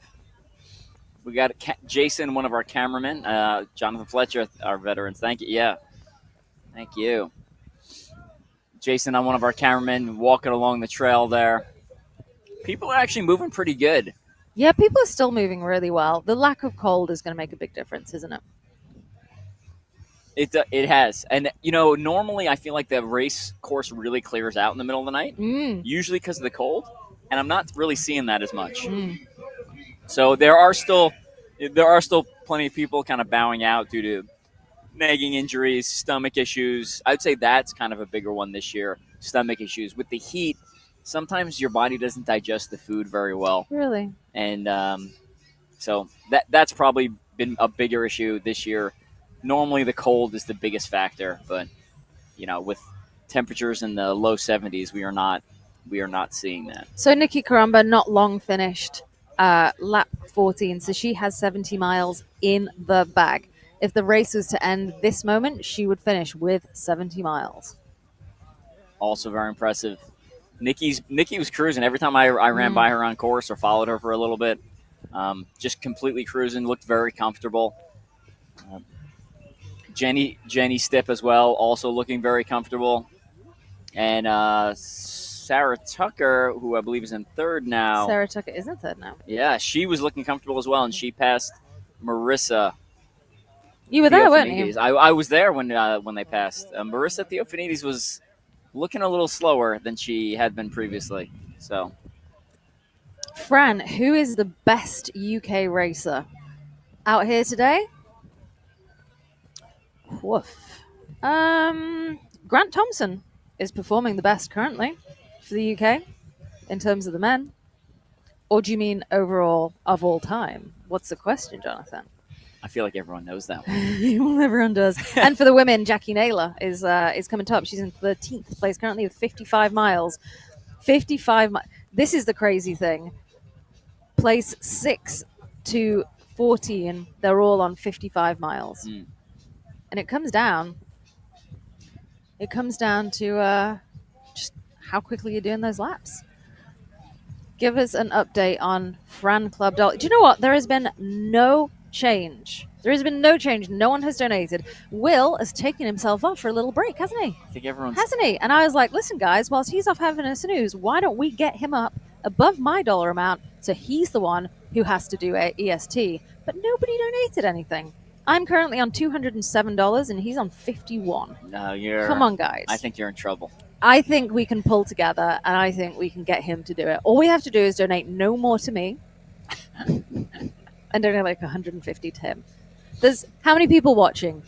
How many people watching? All you have to do is each donate $2. If every single person watching donates $2, good to go. Will is doing it. We saw on Jason's camera there about a minute ago, the man in the short green shorts, the short silkies, was Trevor Sykos. He is now at Skidmarked. Skidmark's an inverted wall. Again, not something that you'd think would be super hard, but at this point, how many hours into the race are we? I don't know. 18? We got to do math here, and it is not our strong point. Not doing it. Not doing maths. I think we're 17-ish hours into the race. Josh Fiore, not long seen at lap 7, Reborn on his lap 17. Josh has been looking good every time I've run past him. Really appreciate your commitment to keeping us informed. How's my son, Andrew Robinson? Your son, Andrew Robinson, is a lovely, lovely guy. I met him last night, and he was very nice. I've seen him out in the pit, chatting away, and he's been doing very well. Let's pull up his results. This is how Andrew Robinson is doing. That is Sarah Tucker. It's going to switch over in a second. There we go. Andrew Robinson from New Zealand. He has 70 miles in the bag. He was last seen at mile 4 about 2 minutes ago. So he's not too far from finishing that lap. So he's nearly got 75 miles in the bag. He's after 100 miles. So as you can see from the camera angle that Jason's putting out right now, you can see the sun starting to come up. Look at that little red hue off in the distance. It is going to get hot very soon, isn't it? It is going to get very hot. Anyone who put on any neoprene is going to suffer if they've still got it on while they're out there. They're going to be in trouble. The cool thing about when the sun comes up, we have like essentially solar powered mudders. So when the sun comes up, it gives people like a burst of energy. Like your body is on this rhythm, and when the sunlight hits your eyeballs, it kind of recharges you. And usually people get a little bit, I wouldn't say fast. They feel better. They don't necessarily speed up much, but they feel better when the sun comes up. It's a the good... only thing is though, it's hot here. By the way, Christian Brown Johnson is just at Mudderhorn, which means we should be seeing him coming through the finish quite soon. It's really hot, and the race is going on till 2:30, by which point it's going to be so hot. That's going to be yes, rough. People. Me and Carla were saying is this is normally the time of night where people are at their slowest. These are the slowest laps at 6 a.m. and then they start getting faster. And I think we'll probably have a few faster laps, but as it gets too hot, there we go. CBJ just finishing lap 16. As it starts getting too hot, I think people will potentially start slowing down again. I agree with that. Yeah, the heat after you've been up all night running, your body hurts. It's just not going to feel good. And as these, you can see on the screen right now, they're going across hanging tough. As they go across this, your body will start cramping in weird places. So you might reach for something, and you might make like a tippy toe position, and your calf will just lock up completely. Sometimes your biceps will lock up. Sometimes your back muscles will lock up. It's not pleasant, and it makes doing some of these obstacles legitimately impossible. You can see the athlete on the obstacle right now has lost his momentum. That is unfortunate. What he needs to do is essentially reach back to the last hold and pull on it, and he's going to get that momentum. Oh, he dropped off, unfortunately. But yeah, if you lose your momentum, you have to reach back to that last hold. This is a tricky obstacle for those of us who are shorter height. He reached up very easily, but he's quite tall. I really struggled. I wasn't able to reach, even with good big swings yesterday. Really? I did it earlier today, and I agree. Like when I went to make the swing to the bar, I was surprised at how far it was. I mean, if you're surprised, we're probably about the same height, aren't we? I'm about 5'6". I'm 5'6". Okay, yeah. And you're about 25 times stronger than me. I think that might still be insulting to you. So if you were struggling, there we go. Look at that. You can see in the background, purple and pink sky as the sun starts to come up. Ooh. This is really the most special time of night, isn't it? Yeah, that's the one I was going to switch over to. Beautiful view. As the sun comes up, it is so gorgeous. And we are looking at just the tip obstacle there. Again, that's going to be fingertip holds, so those nice wooden boards onto climbing holds, 4 climbing holds, and then back onto those wooden boards. I saw a pretty good success rate on this for a lot of athletes. There are some, if you're upper body shot, you're not going to be able to do it. This course has actually been fairly upper body intensive, right? We have hanging tough, we have just the tip, we've got funky monkey, and then we've got well swung. So 4. Is there any more grip obstacles? I think that's all. Do you think that's more grip intensive than usual? I don't think so. I think it's slightly above average. If we think last year we would have had dingleberries as well. So last year was a very high year. That's why. And Funky Monkey in the past has had really tricky handholds, True. Like the bananas. I'm trying to think of other upper body obstacles. Just the tip is a bugger, isn't it? They've had essentially the Tyrolean traverse, essentially a rope that goes straight across, and I feel that was called teabagged. So Teabag, that was tricky. It was a rope that went straight across. It was a Tyrolean traverse, and then they had 2 giant buoys that would hit you in the face. Buoys. I love that. We call them boys. Boys? Buoys. Boys. I don't know. It's one of those words that we do it totally differently. Michael Schupp has hit mile 2 marker on lap 18 Lumbersect.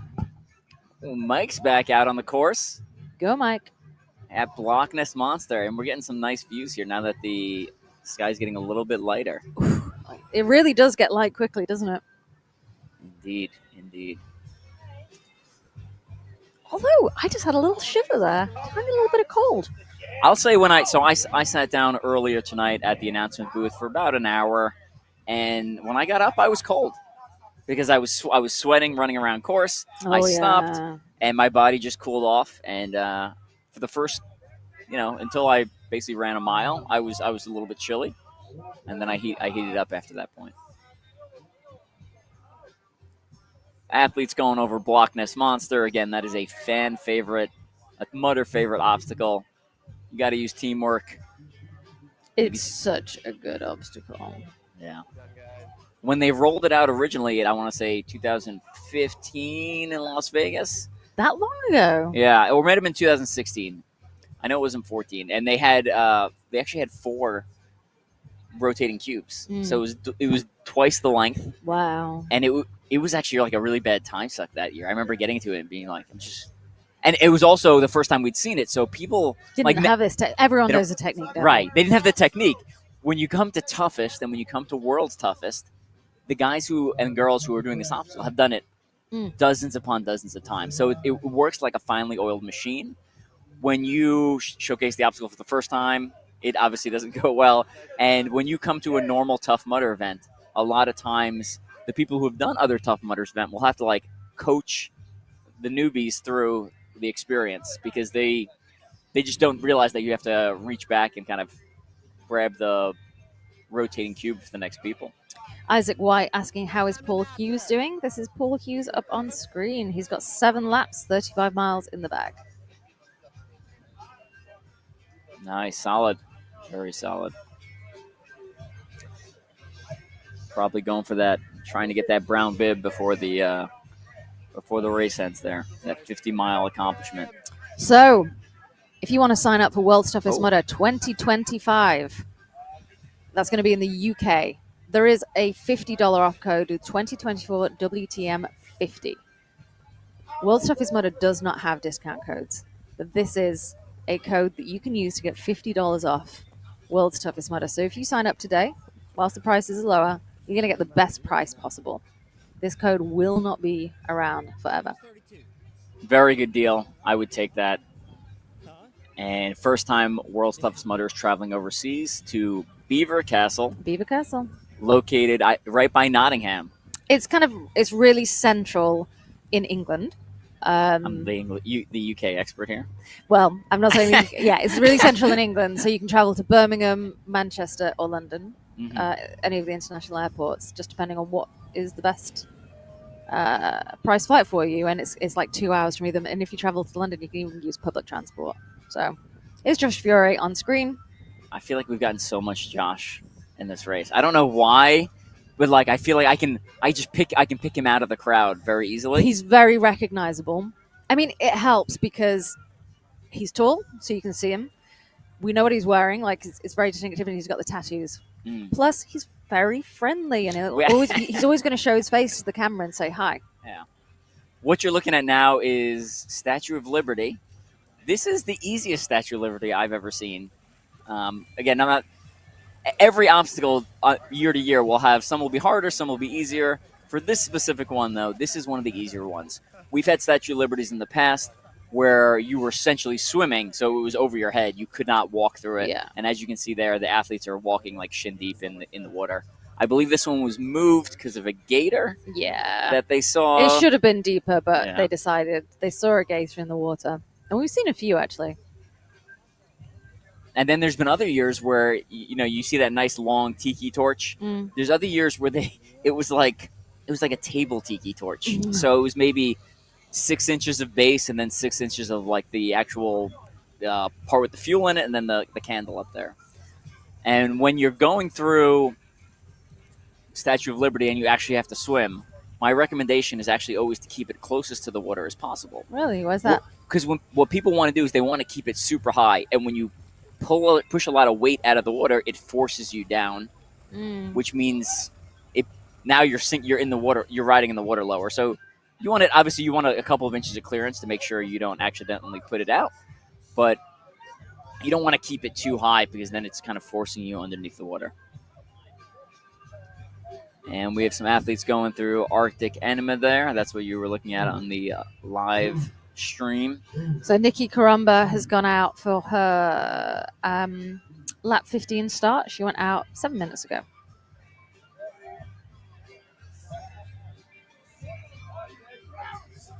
She took a long pit time, 10-minute pit time. That is long.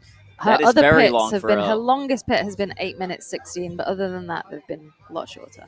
That's still pretty long. It is long. See the sun, how quickly the sun is coming up. It's going to get toasty fast. Her early pit times were very good, right? 1 minute, 1:32, 2:22, 3:04, 3:17, 2:43. And what you have to understand about the pit, that not only includes the time you're actually standing there with your pit crew, but it basically from the time you cross line all the way to the start line. So realistically, when I see something like a 2:22 pit stop, that's probably like a 30-second pit stop. Yeah. Because you usually come in, you walk, and as you walk, you kind of get things ready. You take off whatever you're going to take off. You maybe start taking out garbage that you may have carried and start kind of running through a mental checklist of what you need. New fuel, maybe new batteries for your headlamp, and what else you're going to ask for the pit crew. There's not a big gap between Jenny Stipp and Sarah Tucker. Really? Oh, nope, I'm completely wrong. There's a whole lap. Oh, is it? Yeah. Yeah, they were both at just the tip, very similar times, but Jenny Stipp is one whole lap ahead. So please ignore me there. It is late or early, depending on how you look at it. And our crew has been up We talking have been going nonstop nonstop. for 17 hours. And all of you who are watching, thank you for listening. What's the longest anybody has come in World Toughest Mud? Are you talking about the longest distance? Yeah, what's the question, Tobias? I'm sorry. Oh, or like longest they've traveled, maybe? Oh, well, that would be New Zealand. That would be Andrew Robinson, I'd say. Tobias, go ahead and clarify your question if you could. But every year we have athletes traveling from all over the world. Obviously, they're being in America for its entire history up until next year in miles. Yeah. So what's the furthest distance? That would be Mark Batra's got 115 miles. 115 miles. And I have suggested that Schutt could get 115 miles today. There is the time to do it. I did suggest this quite a long time ago when it was quite unlikely. It was an impressive prediction. It was impressive. I thought it was too bold. When you said it, I was like, I don't know about that. That seems too bold to me. I am bold. He's going to have to push to do it, and he may not even want to do it. But I'm saying it's a possibility. Yeah. The way he's moving. He's moving unpleasantly fast. When I pace with him, I'm running, and I'm like, I don't want to run this fast, right? I've been out walking all night and running all night, and when I pace with him, I'm like, this is unpleasant for me. I'm ready to. Tobias saying. Tobias, are you saying he is going for 115 miles? Are you saying that Michael Schutt is going for 115 miles? Because I would be very pleased to see that. Yeah, that would be cool. It would be cool. Tobias, are you a friend of his? Are you his pit crew? That is the question. If you're his pit crew, come chat to us. Otherwise, just send us more info through the chat. Yeah. I know Michael does have one pit crew member, another person from Denmark that is covering down for him. And you can see them swimming through Arctic enema there. Looks like there's some fresh ice in there. Oh, but we are now looking at... I just thought that was such a pretty picture. Yeah. That's sun rising. Powering people up for the final couple hours of the day. Sun's coming up quick.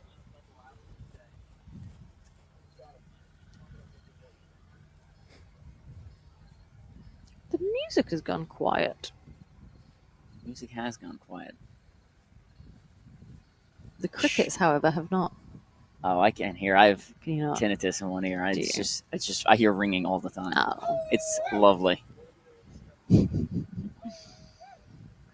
Wildman Strobe coming through here, looking good. No, he is my coach, but his pit crew is his brother. So, as his coach, have you had this conversation with him that his goal is 115? These are all good questions. His pit crews, yeah. Tobias, keep feeding this information. I believe he can do 115 if he wants to. Yeah, like I said, he's been moving very fast every time I've paced with him. So I think it's within his wheelhouse, definitely. Mm-hmm. You just got to kind of, honestly, I think it's, at this point, it's probably more mental than it is physical. I think he has the capability. Yeah. The problem is, like we've talked about, and like Will's talked about, it requires perfect conditions, perfect course, perfect competition. And I think those first two blocks are checked, but he has now lapped Fury. And that, like, yes, that's awesome for him as an athlete, because you're like, oh, I have a nice buffer, but you lose a little bit of fire in yourself. Well, if you've got someone to chase down, I imagine. Yes. Yeah. When you have someone to chase, you can dig deeper into that pain cave and you can really push it. When you know you have a lap lead and, there's only a couple hours left, maybe it doesn't feel good to go into the pain cave that far. Maybe you just kind of coast it out. I'm going to say, though, someone like him, like, to see the pace he's moving at now and to have been able to get 100 miles last year after taking a 3-hour pit break. That's pretty insane. I think he's probably got a handle on the pain cave. That's true. That is true.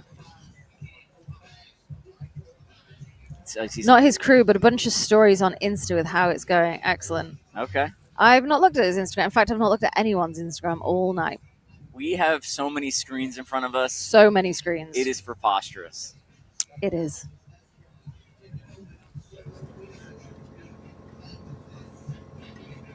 There's 1, 2, 3, 4, 5. We got 5 screens, but then within each screen, there's like another 15 screens. Sometimes there's literally 15 screens within the 5 screens. It's brilliant. It's wonderful to look at. So shout out to Jason Dupree. Jason Dupree. For setting all this up. It's been... it's magnificent, isn't it? And he's been troubleshooting. So, like, anyone who's worked with technology before, especially in an environment where you may not have the best signal... Go, Andrew! Andrew Robinson coming through the finishing chute there. Do you know what's weird? I was saying this before to Will. Sometimes you see the same athletes again and again going around. So, yes. And sometimes, like, you just don't. So I've barely seen Michael Schuck come past. I look for him every time and then I miss it. Really? I see him out on the course a lot. I saw him. I feel like I kept seeing him. And but then there's other athletes. I saw Hunter Holbrook, who's I believe he's sitting in around 6th or so. Hunter Holbrook, I was looking for most of the race, and I finally caught him on the last lap, and was able to follow him for a little bit. Weird. It's showing the last scene today, and it says 17:27. That means 17:27 hours in. But on our screen, it says 6:27 a.m. He was last seen at 6:27 a.m. Oh my gosh, I'm so tired now. Like, it's weird. It's getting kind of clammy, isn't it? It is getting. But the air is still cold, so I'm starting to feel like really cold and a bit damp. Athletes seem to be doing good, though. Again, you see very few. There's still plenty of people running shirtless. There's people running in compression tops. I've seen so little neoprene tonight. Yeah, this is. If I think back to when Chris Zagorski got her 100 miles, and she was walking around. Oh, the bagpipes! I'm going to be quiet for a second.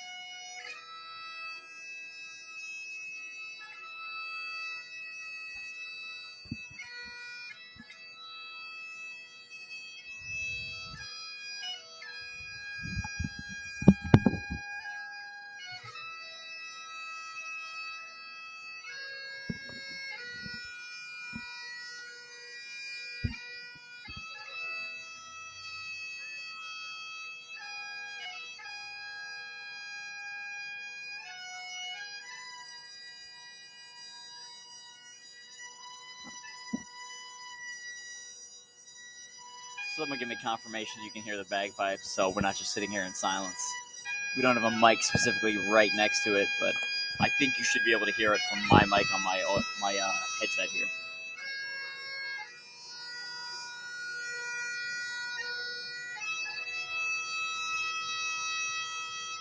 Sarah Fox giving us a confirmation. Thank you, Sarah.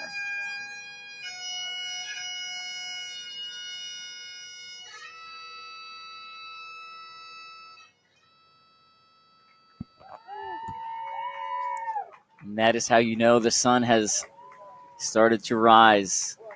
John Copper, world's toughest bagpiper, kicking things off. Awesome. What a way to start the day.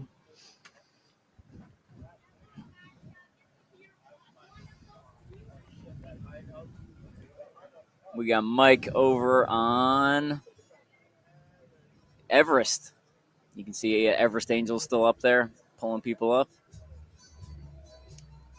The Everest obstacle it's gone through a couple variations over the years. Whoa, that was fast. It's gone through a couple variations over the years. So it was initially just a curved kind of piece of plexiglass built out of like wood. And then at one point, it turned to Everest 2.0. Everest 2.0 had that quarter pipe, but then the lip was set back about 2 or 3 feet, about 2 feet. So when you'd get up to the top, if you didn't kind of lunge, you wouldn't be able to actually grab the top. Then a couple years ago, I want to say 2021. Actually, I know it was 2021. It was after Spartan acquired Tough Mudder. They came out with this version of Everest, and this is what we've had since 2021. So it is essentially a trailer to truck, and you drive it up, and you park it, and then it like unrolls from the side. So that whole thing essentially like just rolls up, and then you attach a truck to it, and you just drive it away. And that's what we've gone with ever since. Now there are sometimes they put the ropes down, sometimes they don't put the ropes down. But also, if you look right under the American flag, there is like a little, it's like a bar, a couple of inches higher than the actual wall. That's one of the level up lanes. For a while, they were doing a thing called level up lanes, where essentially there was the obstacle, but then you had an option to take a slightly harder version of the obstacle. So that's what that is. It's a holdover from that time period, the level up lane. So essentially, you have to run up, you grab the bar, and you pull yourself over. Usually for toughest and world's toughest mudder, they tend to put down the ropes just because of how exhausted people are. And you can see most of them are just kind of walking up slowly to the wall and then climbing up. Knot placement will play a huge deal on how difficult this is. If there are a lot of knots, very good. You can lock on with your hands, you can lock on with your feet. When there are no knots, it becomes very slippery. And a lot of times, depending on where the knot placement is on a rope, will help you determine the lane. From what it looks like, that rope on the far right, I can see knots 1, 2, 3, 4, 5, 6, 7, 8. So that is the best rope. And you may be wondering, well, why aren't they using that rope? Because they've used that rope a ton. So it is probably soaked. It is probably super muddy. And Francis and his team up there that I was talking to earlier, the Everest Angels, they kind of shift the rope around and give a break to one of the ropes, and they let it dry-ish. And then they'll switch ropes and send people up the other two, and then they'll basically keep rotating it. That way, not all the ropes are completely trashed all at the same time. So we had someone asking, what race hour is it? It is 17 hours and 34 minutes into this race. This is World's Toughest Mudder 2024. The sun is coming up. And we just started the day with Amazing Grace on the bagpipes from John Copper.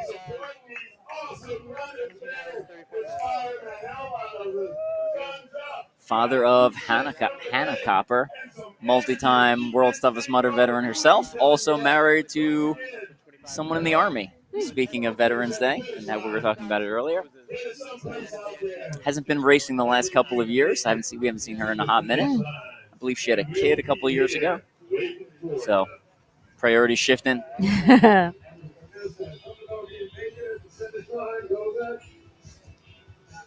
See people continuing to climb up Everest, and the Everest Angels continuing to pull them up. So, update on Christian Brown Johnson. He is on lap 17. He was last seen at Reborn, which is 1 mile in at 6:27. Good morning, Will Hicks.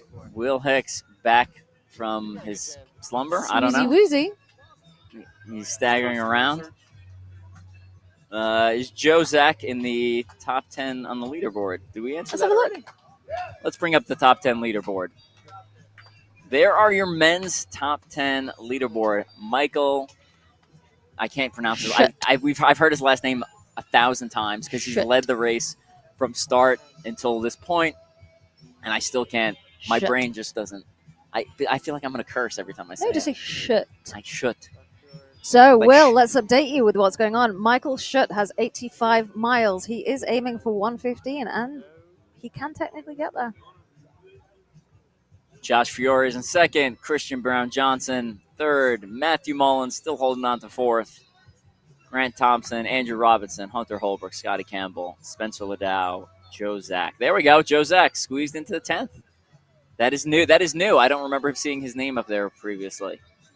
And there are the women's top 10. Nikki Karumba, Jenny Stipp, formerly Jenny Overstreet, Sarah Tucker, Maria Theophanidis, Jillian Heller, Nicole Cochia, Miranda, Mindy Archer, Haley Milo, Melissa Linden, and Felicia Lopez. And of course, the men's leaderboard. I feel like the men's leaderboard has not changed order for most of the race. Mountain men, that is a two-man team consisting of Mark Odette and Tyler Veerman. They are still burning it down, and it's looking good for them to hold on. The Ultra Cave, the four-man team, made up of Canadians, Sebastian Dion and crew, they are going to have to make up some serious mileage. The one good thing about for Ultra Cave is with Mountain Men only having two people, you need both of them to be strong. If one person ends up having a bad day or starts having stomach issues, the team will slow drastically. Yeah, and absolutely. at that point, the four-man team could theoretically catch them, even though they're very far ahead. What I will say is, on a two-man team, you only have to have two amazing athletes. True. To find four athletes of that caliber is really tough. Who's on Ultra Cave for Canada? I will tell you, Ultra Cave is made up of Benjamin Morin-Bouchard, Damien Langlois-Verret, Sebastian Dion, and Sylvain Dion. That is Ultra Cave, your second place team currently. We've just got Will Hicks coming back after his little nappy nap, stretching himself out, getting ready to hop back in the booth. And we're looking at Cladder to Hell. This is a modification on one of the normal Tough Mudder obstacles. Ladder to Hell is what it's normally called, and there's usually not a board there. It's usually just a giant, I call it a giant's ladder. It's just 2x4s that are spaced out, and you climb up. I guess it's over. Cladder to Hell because it's been cladded. Maybe. I don't know. Cladded with wood? Maybe. But what is nice is they've put that bar about halfway up. Yeah. In Toughest Mudder Pittsburgh, they did not have that bar halfway up. At least I don't think so. And so it was just a flat wall, and that was pretty challenging. I was running team relay of that one, and I remember like straining to get over to the top. So that board is a nice addition. And World's Toughest Mudder, you think every obstacle should be harder, but at the same time, if you make them too hard, no one will do them because people are having to do them for 24 hours. So it's kind of a delicate balance, and every year Tough Mudder headquarters will play with the difficulty a little bit. Last year was one of the harder years as far as grip obstacles.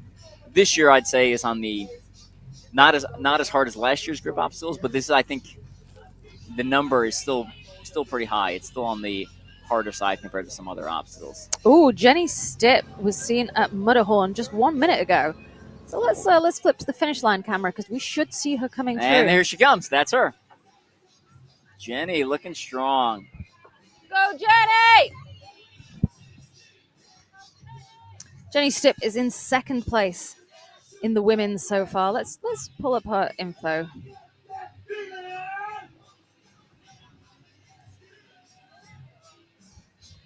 She's just finished lap 14, so she now has 70 miles in the bag.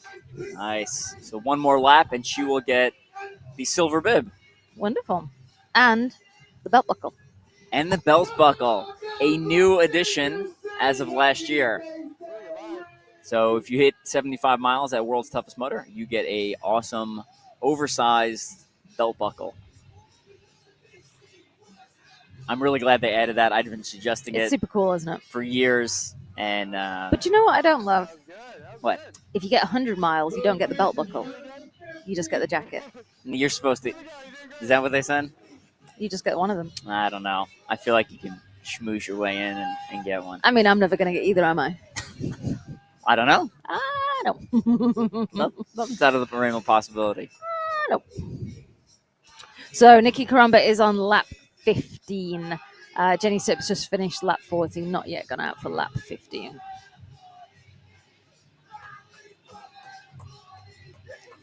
That looks like a athlete in maybe a little bit of neoprene going into Arctic Enemy. So Michael Schutt has lapped Josh Fiore. They've both passed just the tip recently. Josh Fiore's 10 minutes behind Michael and a whole lap. I'm just updating Will Hicks as he starts to wake up. We've had no more donations to the Will and Fran Fund. I have been trying to get them to donate to your fund whilst you weren't here. I even said, tell me what I need to do to get enough money. I also said, if everyone watching just gave $2, you would well overtake me. No, Carlo didn't get any money in. Yeah, he sucks. We should fire him. It was in the middle of the night. I'm pretty sure our viewership was down in the middle of the night. Viewership went down? Nah, it's been pretty steady. No, it hasn't. I haven't been watching the actual numbers. Usually people pay attention a lot. I feel like before midnight, take the night off, maybe check real quick the results online. But listen, guys, we had a deal going. Whoever had the most money donated through the super chats on YouTube in their name would have to run electric shock therapy at the end of the race. And currently that's me. And it's not that I don't want to get stung. I don't want to get wet. So I would really appreciate it, guys, if you could donate in Will's name. And listen, I've been here all night long. I even fell asleep for 1 second. My head dipped back like this. Yep. I fell asleep on the microphone. Why would you make me do EST? We still have Shell and Caitlin? No. No, they're in bed. They've gone to sleepsies. Sarah Fox? Nope. Come on, guys. Support me here.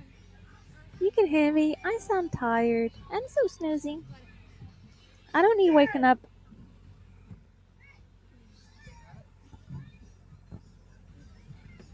Athletes climbing over Cladder to hell there. Sherilyn in the blue and white wig that just walked by. That's her signature look. Shows up at every toughest and world's toughest wearing that blue and white wig.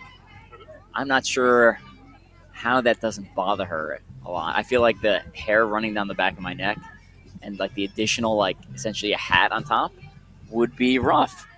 Joining me back in the announcement booth, or joining me for the first time actually, we have Will Hicks, the man who helped put all of this together, assemble this team of rabbits, announcers, people who drone on in the middle of the night. Will Hicks. Evan Preparis. Good morning. Good morning to you. Tell me about your night. So I tapped out about 2 a.m. About, 4 hours ago, 5 hours ago. I just got caught up on the leaderboard. It is almost identical. I'd say it's 80% the same as when I last checked it at 2 a.m. Michael Schutt has had a performance at World's Toughest Motor this year. Again, it's not over yet. There's still a lot of race left to go. But Michael Schutt's performance is Coble-esque in that he won the sprint lap, and he has literally led every single lap of the race. It's impressive. And that has never been done by a man. It has never been done by a man. No. The only one to ever do it as a woman is Rhea Coble. And that was in her first year in Vegas. So I'm going to go with 2017. In 2017. Damn. Yeah, so very impressive performance. And again, race isn't over, but he's lapped. He's a lap ahead of his second place competition. And he's led wire to wire. That's only happened one time ever and it's only on the women's side that one time with Rhea Coble. So if Schutt does pull this off, it's you've got to put it up there with some of the top men's performances ever. Ryan Atkins never did this. Yes. Trevor Psychos never did this. I agree. It's a very, very impressive performance by Michael Schutt to this point. Again, it's not over. It's 6:45 a.m. local time. The race ends at 1 p.m. local time. Plenty of 6 hours left, give or take. 6 hours, 15 minutes. plus that last 90 minutes to finish your last lap. Right. But very impressive performance by Michael Shute to this point. And then on the women's side, can we pull up the ladies' results there? Yeah, Just check them out for a sec. I agree. Let's women's top 10 here. Nikki Karamba and Ginny Stipp have been in first and second the entire race. Sue Harvey-Brown jumping into the top 10 finally. I knew we'd see her. I knew it. She is so consistent. Yeah. I love it. Sue Harvey-Brown in 9th place. Sue Harvey-Brown, she's going to win her age group. Always. This is a long time ago. She used to work for Merrill. Yeah. Merrill was a Tough Mudder sponsor at the time, and I was just starting World Stubbs podcast at the time, and I said, I've got to, you need some sponsors, you need some people to work with, and it's kind of a natural fit. And I said, hey, Sue, is there anything we can do to work together? And she's like, here, what if we do this? What if we make up a little ad, little flyer, 8.5 by 11 flyer on paper, written flyer. We'll put it in our booths at every Merrill event, at every Tough Mudder. Do you like running? Do you like shoes? You should check out World Stubbs podcast. No way. Sue Harvey-Brown, very kind friend of the show, supported. Hey, let's go to Mike Stefano out there on course.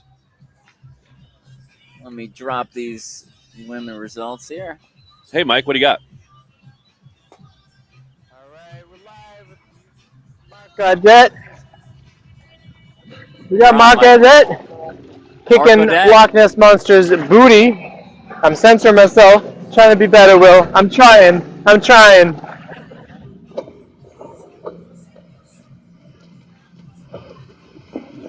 Mark Adet looking strong as always. Mike, your audio is still on if you have anything else to share with us.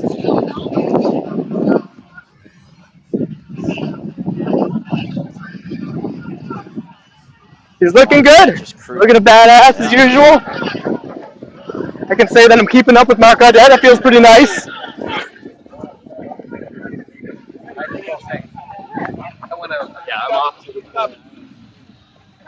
Has Mark Adet ever gotten Representing the Mountain Men, running with Tyler Veerman. My legs aren't cramping. Your legs are got 100 cramping. miles before? There we go. Mark Adet came in second in 2022 behind DJ Fox, who's pit crewing this year, and ahead of Tyler Veerman, his teammate. So, two individual podium contenders forming a team that is rare. And it is obviously, they are showing their strength right now with a 10-mile lead over second place team. And there you have it. Mountain Men, Mark Adet, Tyler Veerman, 10 miles above Ultra Cave. That's remarkable. They've been able to hold, and they've been wire to wire also in the team category. Yeah. Mark Adet and Tyler Veerman, both those guys have done very well individually at World's Toughest. Never won it, but it'll be. We're happy to see their performance there. And Ultra Cave, hanging in there, just back. They've been in second place the entire race also. Yeah, and I believe Iowa Hot Guys has been in third place. Yeah. Essentially, I don't know if they were there on the first lap, but they were there pretty early. Yeah. As long as I've been looking at the top 10 team leaderboard, they've been up there. Taco Kisses has moved up.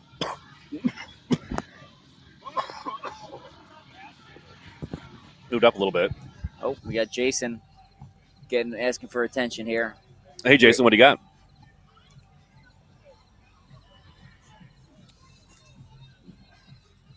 Hey, can you guys give me an update on where some of the top women are?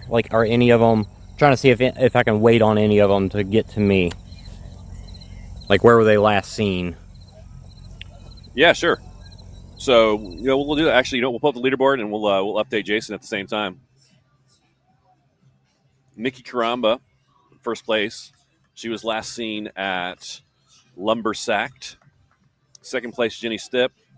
Last seen at just leaving the pit area for her 15th lap. Sarah Tucker running right by us in the crossing the finish line. Sarah Tucker last seen in front of the broadcast booth. Marissa Theophanides, just a tip, in fourth place. And Jillian Heller last seen at Lumbersacked. How's Jillian Heller's lap times? I know Marissa has slowed down substantially. So looking at Jillian Heller's lap times here. Last ones was 2:03 and 1:49 and 1:39. Those are the last three. So has been slowing down about 10 minutes per lap. We'll see how this one goes. And then let's take a look at Marissa. See how she's doing. Oh, Marissa's holding. The last three were 143, 152, 157. So she's still gaining a little bit of ground over Jillian Heller by the lap. Nicole in 6th place. Nicole's actually running some reverse splits here a little bit. A little negative splitting action. Yeah, she had a 2:08 lap and at around lap 8. I wonder what that was about. That is. Her lap 8 was 2:08, and her lap 9 was 1:22. She had a rough lap 8, looks like. Yeah, I don't know. That's interesting. That happens. She's holding pretty strong. 147 as her last lap.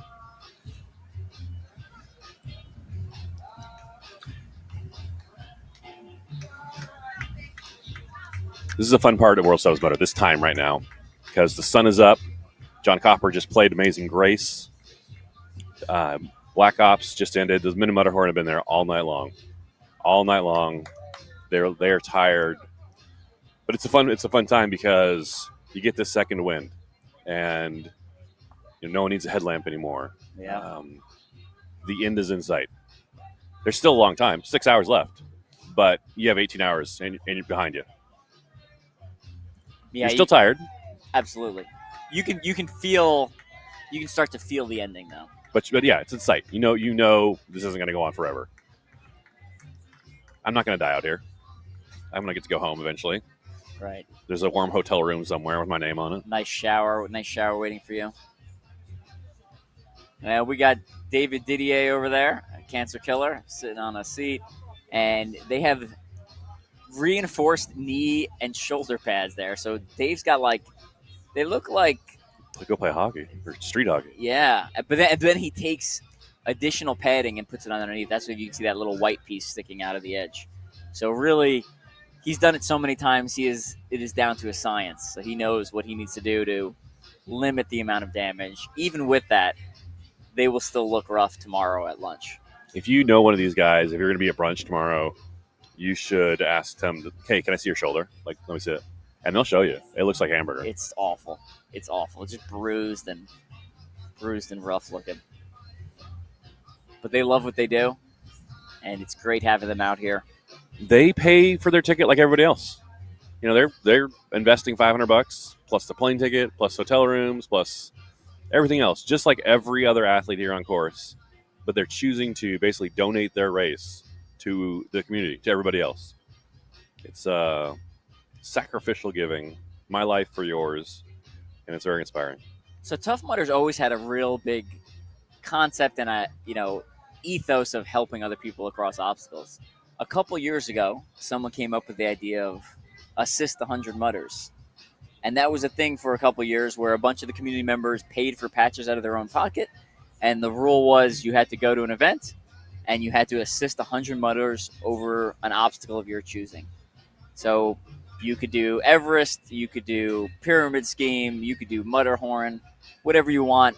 But you'd go there and you'd spend some time assisting people and then get them over the obstacle, and they would send you a patch. There is our first place men's leader,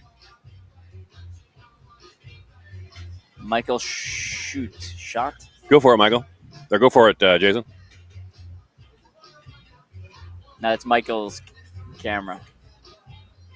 Nope. Michael, your audio is on. Yep. Anything to share with us about Mike, the other Michael? The first place Michael? Even though you're so it's Michael Schutt. Right, so Michael Schutt is representing Denmark here. Many people know Leon Kofod, Ulrike Evanson, Ida Matilda, Ruben Steensgaard, lots of really great athletes. And Michael had a really good showing last year. He did take a very long nap. that doesn't seem to be an issue today. I don't even know if I should have said that. I don't want to jinx it. But I asked him how he's feeling, and he says he feels a little tired, which I think is more than appropriate given the incredible miles and speed in which he's gotten this done. It's very, very impressive. So impressive I lost where he is, but he's somewhere up there. And yeah, he's just absolutely crushing. I believe he's over a lap ahead, which is amazing because Joshua Fiore is no slouch, and neither is the rest of the field. You'll notice his technique there going down a Mutterhorn face first. That's actually not Michael. Is that Michael? I think that's Michael going down backwards. We're looking at his butt right now. Oh, the guy on his left that was going down face first. That's my recommended technique. That's the way to get down there. Yeah. I think it's easier. People say it's crazy. It sounds scary the first time, but that's the way to do it. Michael coming through, about to hit electroshock. Shaking it off here. But plot twist, Michael goes to the right. Is he going to go do the penalty? I can't believe. No, he's going to use a band. He's been using bands on electroshock. I can't wait. I'm shocked. I'm looking forward to talking to him about that. Why he's choosing it? Because that's the second time I've seen him do that at that obstacle. Use his penalty bypass. You know, some people. And here he comes. There he is. Some people just don't like electricity. I mean, no one really likes electricity, but some people are like, no, I don't do that. I don't do electricity. So it is not what I would expect someone of his caliber to use their band on. I would expect him to use it on something that takes a lot of time, something like Mutterhorn, something like Pyramid Scheme with the net over it, something like that. Or maybe if you start failing obstacles, grip obstacles, you start using your band on that because you don't want to do a penalty. Yeah. When you do the penalties, it feels like you're just burning time for no reason. And we can see him starting to strip off some clothes here, trying to get prepared for the sun coming fully up and then the air heating up. So I just saw Schutz's pit crew out there. I said, how's he doing? Two things I want to clear up. I was just chatting to HQ, and Everett was like, you had a pretty crazy prediction. I was like, not that crazy. He's going to do it. What, 150? I said, no, 115. He was like, oh, somebody came and said, you said 150. I was like, no, 115, 115. That was my prediction. And I said, even potentially 120. He's on track for one. He could do 115, but I just saw his pit crew, and I said, how's he doing? He said, yeah, good. I said, 115. He said, yeah, maybe 120. Bold move. He wants 120. A bold statement. I hope he gets it because I called this. Fran Stradamus. 15 hours ago. Fran did call this. But let's see. Let's see. And also, Fiore's still doing as well. Doing well as well. Oh my god. Oh my god. There's a big, Evan, I don't know if you noticed, there's a big Fiore fan in here. Somewhere. I know. We have done so much Fiore coverage. Yeah. It is. We just always see him. Oh, Jason wants us to swing over to him.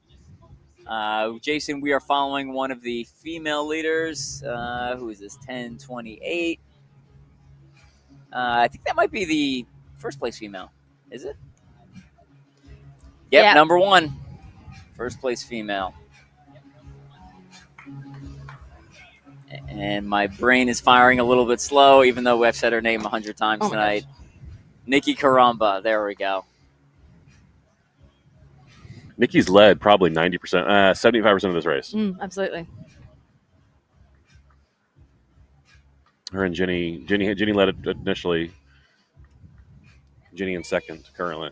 Nikki in first. So we have potentially a South African female winner. Yeah. And a Danish male winner. Correct. Also exciting. Two countries we've never even seen on the podium, let alone win. I would be hard pressed to name another South African athlete we've had. Thomas Van Tonder never did it? He doesn't come to Worlds. I don't know if Thomas Van Tonder was at Al Ula in Saudi Arabia this year running relay, but he normally comes to OCR World Championships. There is another South African here, but they are listed under USA. And I cannot for the life of me remember who it is currently, but I know there is another South African athlete here. Just under the wrong flag. If I can remember it, I'll tell you. And then Mike was talking about all the outstanding Danish athletes in our sport. And so many. that we see a lot of OCRWC, honestly. Leon and Ulrika and There's Ida Mathilde. Ida Mathilde, Jonas Strescher is very good, and then there is Nikolai Dam. And Nikolai Dam, yeah. And Michael Schut representing Denmark well here. I was telling Evan while you were gone, his performance, Michael Schut's, has been Koval-esque. Leading wire to wire, something we literally said does not happen on the men's side. Like, we talked about this 38 minutes into our coverage, Fran, you and I, that We did. It's happened with the women once. It almost happened with them twice. But it's only happened one time, really, ever. 26-17 with Rhea Koval. And the announcer right now is just saying he's up 85 miles. He's doing amazing. What's the leaders' mileage, both men and women? Hope you managed to get some rest. So the leaders for the men, Michael Schut has 90 miles. He's just started lap 19. He is on track for 115. That's 115 miles, but potentially aiming for 120 and breaking the men's record. Second place in the men's is Joshua Fiore. He has 80 miles in the bag, last seen at lap 17 on Pyramid Squeeze Mile 4. So that was like 12 minutes ago. So we should be seeing him at Mudderhorn reasonably soon. And Christian Brown Johnson, CBJ, also has 80 miles and was last seen at just the tip, which is mile 3. For the ladies, we have in first place Nikki Karamba from South Africa. Who you're looking at on screen right now. We're looking at on screen. She is on lap 15 and was last seen on a timing mat at just the tip at 6:59. That was 4 minutes ago. Second place, Jenny Stipp. She is also on lap 15. She has 70 miles in the bag. And Sarah Tucker is in third place with 65 miles in the bag. So I want to talk about some best performances by these athletes before. Yeah. Michael Schut in first place. His best performance, this is his second year, or last year he was here. Got 100 miles and second place. So he's on pace to beat both his mileage and his placement goals. Christian Brown Johnson, who's in third place right now, he has run 100 miles before twice, both in 2023 and in 2021. But that 100 miles, both those years, 2023 and 2021, was only good for fifth place. So he's on track right now for third place, which would be his best performance ever, his first podium here at World's Toughest. And remind me, CBJ's mileage he's at right now? He is currently at, give me 1 second. Oh my gosh. He's at 80 miles and he's on lap 17. He has 80 miles in the bag. So he's about to finish he's on his 85th mile lap. Yeah, so he's roughly halfway through. And he's on pace. So he's on pace to beat his. He could get 105. He's again Christian Brown Johnson's best 100. He's got it twice. Both times was for fifth place in Laughlin and in Granbury. Jenny Stipp, currently in second place right now. Her best performance was in 2022. She finished in third place. She finished in third place with 85 miles in 2022. Last year, she finished in fifth place with 80 miles. Jenny's mileage right now is 70. And so she's on her 75 lap. Just started. In second place. So she could have her best podium performance. For her to have her best mileage performance, she'd have to beat 85. But she's made, maybe that's where she ends up landing at 85. She's still got time. She could pull off 90. It's interesting. I wonder if that year that she got 85 was the year that Chris Rogowski got 100. Do you think that potentially Chris Rogowski running so many laps, and we were talking about lapping before, she will have lapped these ladies quite a few times. 3 times, yeah. Do you think that will have pushed Katie Knight and Jenny Overstreet further? In fact, is that not the year that Jenny Overstreet left her chip? So she actually 100%. got 90 miles technically that year, but she only 85 counted. You know what? We told that story overnight, but we could tell it again. So in 2022, Evan, you remember this? Of course, yeah. Jenny, and in fact, Evan, you work with Jenny. Tell what happened in 2022 with Jenny Overstreet, Jenny Stipp. Long story short, Jenny came through, right, and you have your normal bib that has your timing chip on it. Jenny, I believe, she had her either 50 mile or the sprint lap bib. I can't remember which one it was. But she started like stacking bibs because she was doing that well. And at one point she's like, well, I got too many bibs on. I need to get this off. So she takes off one of the like the base bib, which has her timing chip, and she doesn't put it back on, and goes back out on the course without her timing chip. So one of her friends is watching, is like, why is Jenny still in the pit after 35 minutes? And then they realize that she does not have her timing chip on her. I'm just going to interrupt you because Fiore is on Mudderhorn right now, which means he will be finishing quite soon. I also want to just say, I was just looking at Schutt's lap. Schutt actually did his lap 18 3 minutes faster than lap 17. He might be starting to use his bands. That might be He why. may be starting to use his bands. Bands, an interesting question. I wonder what Josh is going to do with them and whether Christian Brown Johnson has any saved up and how that's going to change things. When I saw Christian, I haven't checked him recently, but in the middle of the night, he had a stack of bands. Like it looked like he hadn't used any. Yeah, it looked like he hadn't used any. Let me tell you someone who's very well aware of band usage and strategy on this course, and that's Joshua Fiore. Oh, yes. He knows what happens with what can happen with band usage. He lost the podium spot last year. We've told the story a couple times already, but Brandon and I were sitting here in the booth watching Joshua Fiore finish the race. He thought he was in third, and he finished in. He as he crossed the finish line, he saw the man who was in fourth had finished ahead of him, and we saw his heart break. Joshua Fiore. We did. We saw his heart absolutely break. And we're watching him right now come out of electroshock.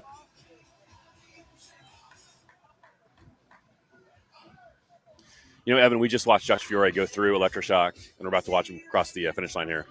Here he goes. Go, Josh! And he went through electroshock exactly like you described it. Just crawl underneath, stay low, not get hit. And I feel like if Michael Schutt were to do that, listen to me tell Michael Schutt how to win World's Toughest Mudder. Listen to you. But if Michael would do that, that's an easy way to get through that obstacle, not get shocked, and save your band for a more time-consuming obstacle. Yeah, I think that is a better technique. But again, the dude's in first place and he's lapped, so who am I? He doesn't need our advice, clearly. But that is what's typically normal in elites. Elites will typically save their bands for something that is a time suck, and that's what they're using because they think they can gain ground by using it on something like that. Occasionally, you get the athlete who really hates electric stuff. That being said, like we've talked about, that with electric shock therapy this year, there's that big gap at the bottom. Yeah, you don't have to get shocked going through. You don't have to get shocked. So Schutt wasn't the only one to shave some time off his last lap. Tell me. Fiore shaved almost 5 minutes, 4.5 minutes-ish. Get out. Off lap 16 for lap 17. Now, we were saying this is the last lap, and the lap before was kind of the slowest time of night historically. Sure. Yep. And then they start getting faster. Yep. However, what they don't normally have is this kind of heat to deal with.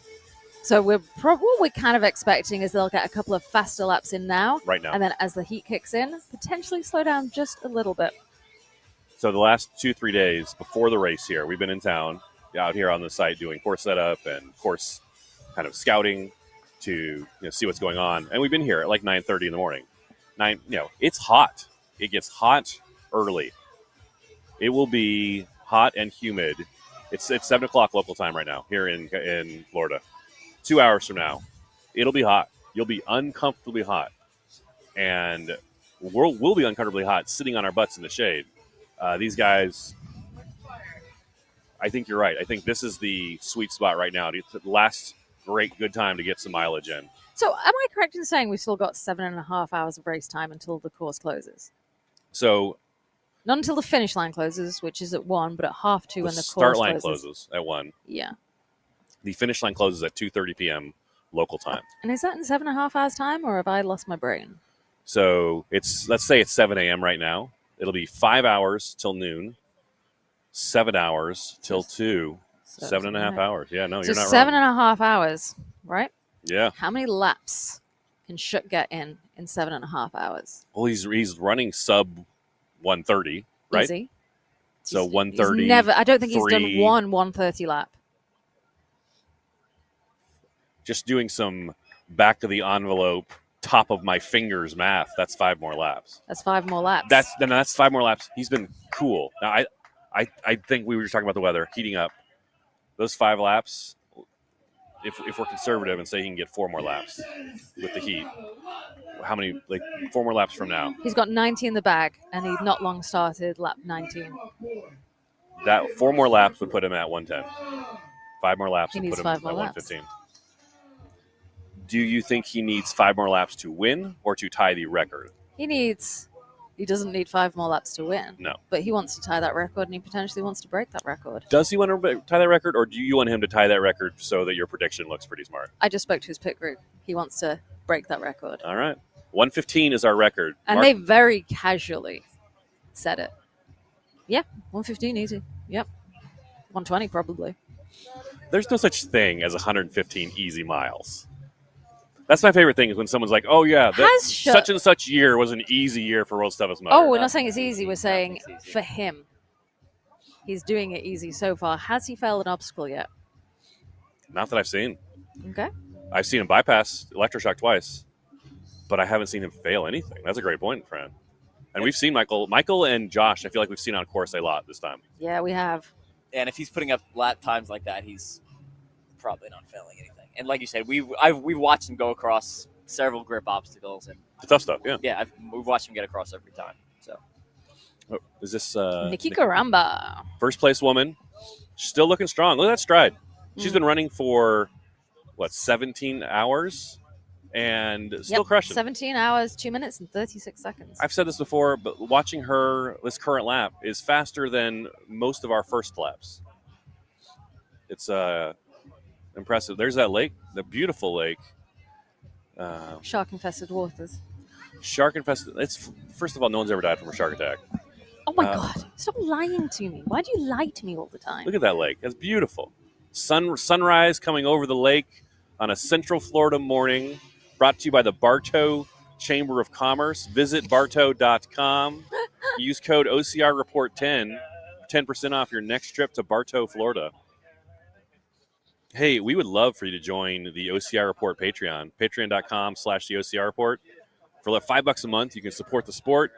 You can support our coverage, live coverage like this. You cannot find it anywhere else. No, you cannot. We love what we do, and we would love to have you on board helping us to bring more races to the sport and to the community. Another way you can support us, Fran and I have a little competition going. One of us is going through electroshock therapy at the end of this race, either Fran or I. And you get to pick who it is with super chats on our YouTube channel. Click that $sign on the YouTube comments, and you can leave $1. You can leave $2. Our biggest gift so far has been $50 by our gym. I'm blanking on the name of our gym. They were awesome. Bogey Fitness. Bogey Fitness. Shout out to them. If you are in the area, give them a shot. Mention the OCR Report when you go see Bogey Fitness. And when you leave your name, when you leave your super chat, look at that drone shot. Remarkable. Shout out to our drone pilot, Dustin DeRoe. Love our drone shots this year. That's a new initiative, and this is the kind of stuff that we can bring with more gifts and more donations. When you leave your super chat in the YouTube comments, you can say her name, Fran, or my name, Will, and whoever has the most money on our side of the notebook here when we're done is going to run through electroshock therapy. Yeah, and currently that is me, because I am currently at a total of $207.43. You're at $207. I'm probably pretty close behind you. What's my dollar total? 51. 501? 51. Oh, 5-1. 5-1. 5-1. So I am $150 behind you. Yes. So if someone were to donate $150 right now, if everyone watching were to donate $2 right now, or if one person were to donate $150 and say Will somewhere in there, I would have to run through electroshock instead of you. Yes. So here's the thing. Fran flies out here all the way from the UK. Hey, looking forward to working with you guys for a week in person. Inconvenience. Leave my family behind to come do this coverage with you. And by the way, thanks for coming, Fran. Why don't you run through electroshock therapy? Yeah. I feel very bad about this. I feel poorly about this. Well, you wanted to do it. What? I didn't think that I would be the least popular one. I feel like to such an extent. or the most popular one. Yes. Also, yes. if I'm recalling correctly, this was your idea. It was my very, very silly idea. Literally just before we started. And it wasn't like you were tired and came up with this idea like, ha ha ha. Like, it wasn't like a loopy middle of the night idea. This was in the cold, harsh light of Bartow day. Listen, guys, if you've appreciated all the names that have been thrown up on screen when you've asked, if you've appreciated your comments being thrown up on screen, if you've appreciated the camera switches happening, I'm going to tell you something. That was me. If Fran? you've benefited from that, do me a favor.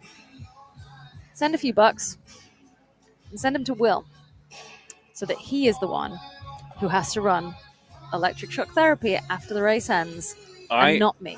I am going to respect the will of the people, but I want you to know, people. So will I. I feel like I'd be a poor host to bring Fran from the UK and say, hey, thanks for coming. Get your butt through electroshock, young lady. Young lady.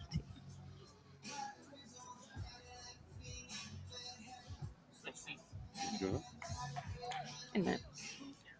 Nikki Karamba, still crushing. Look at that smile on her face.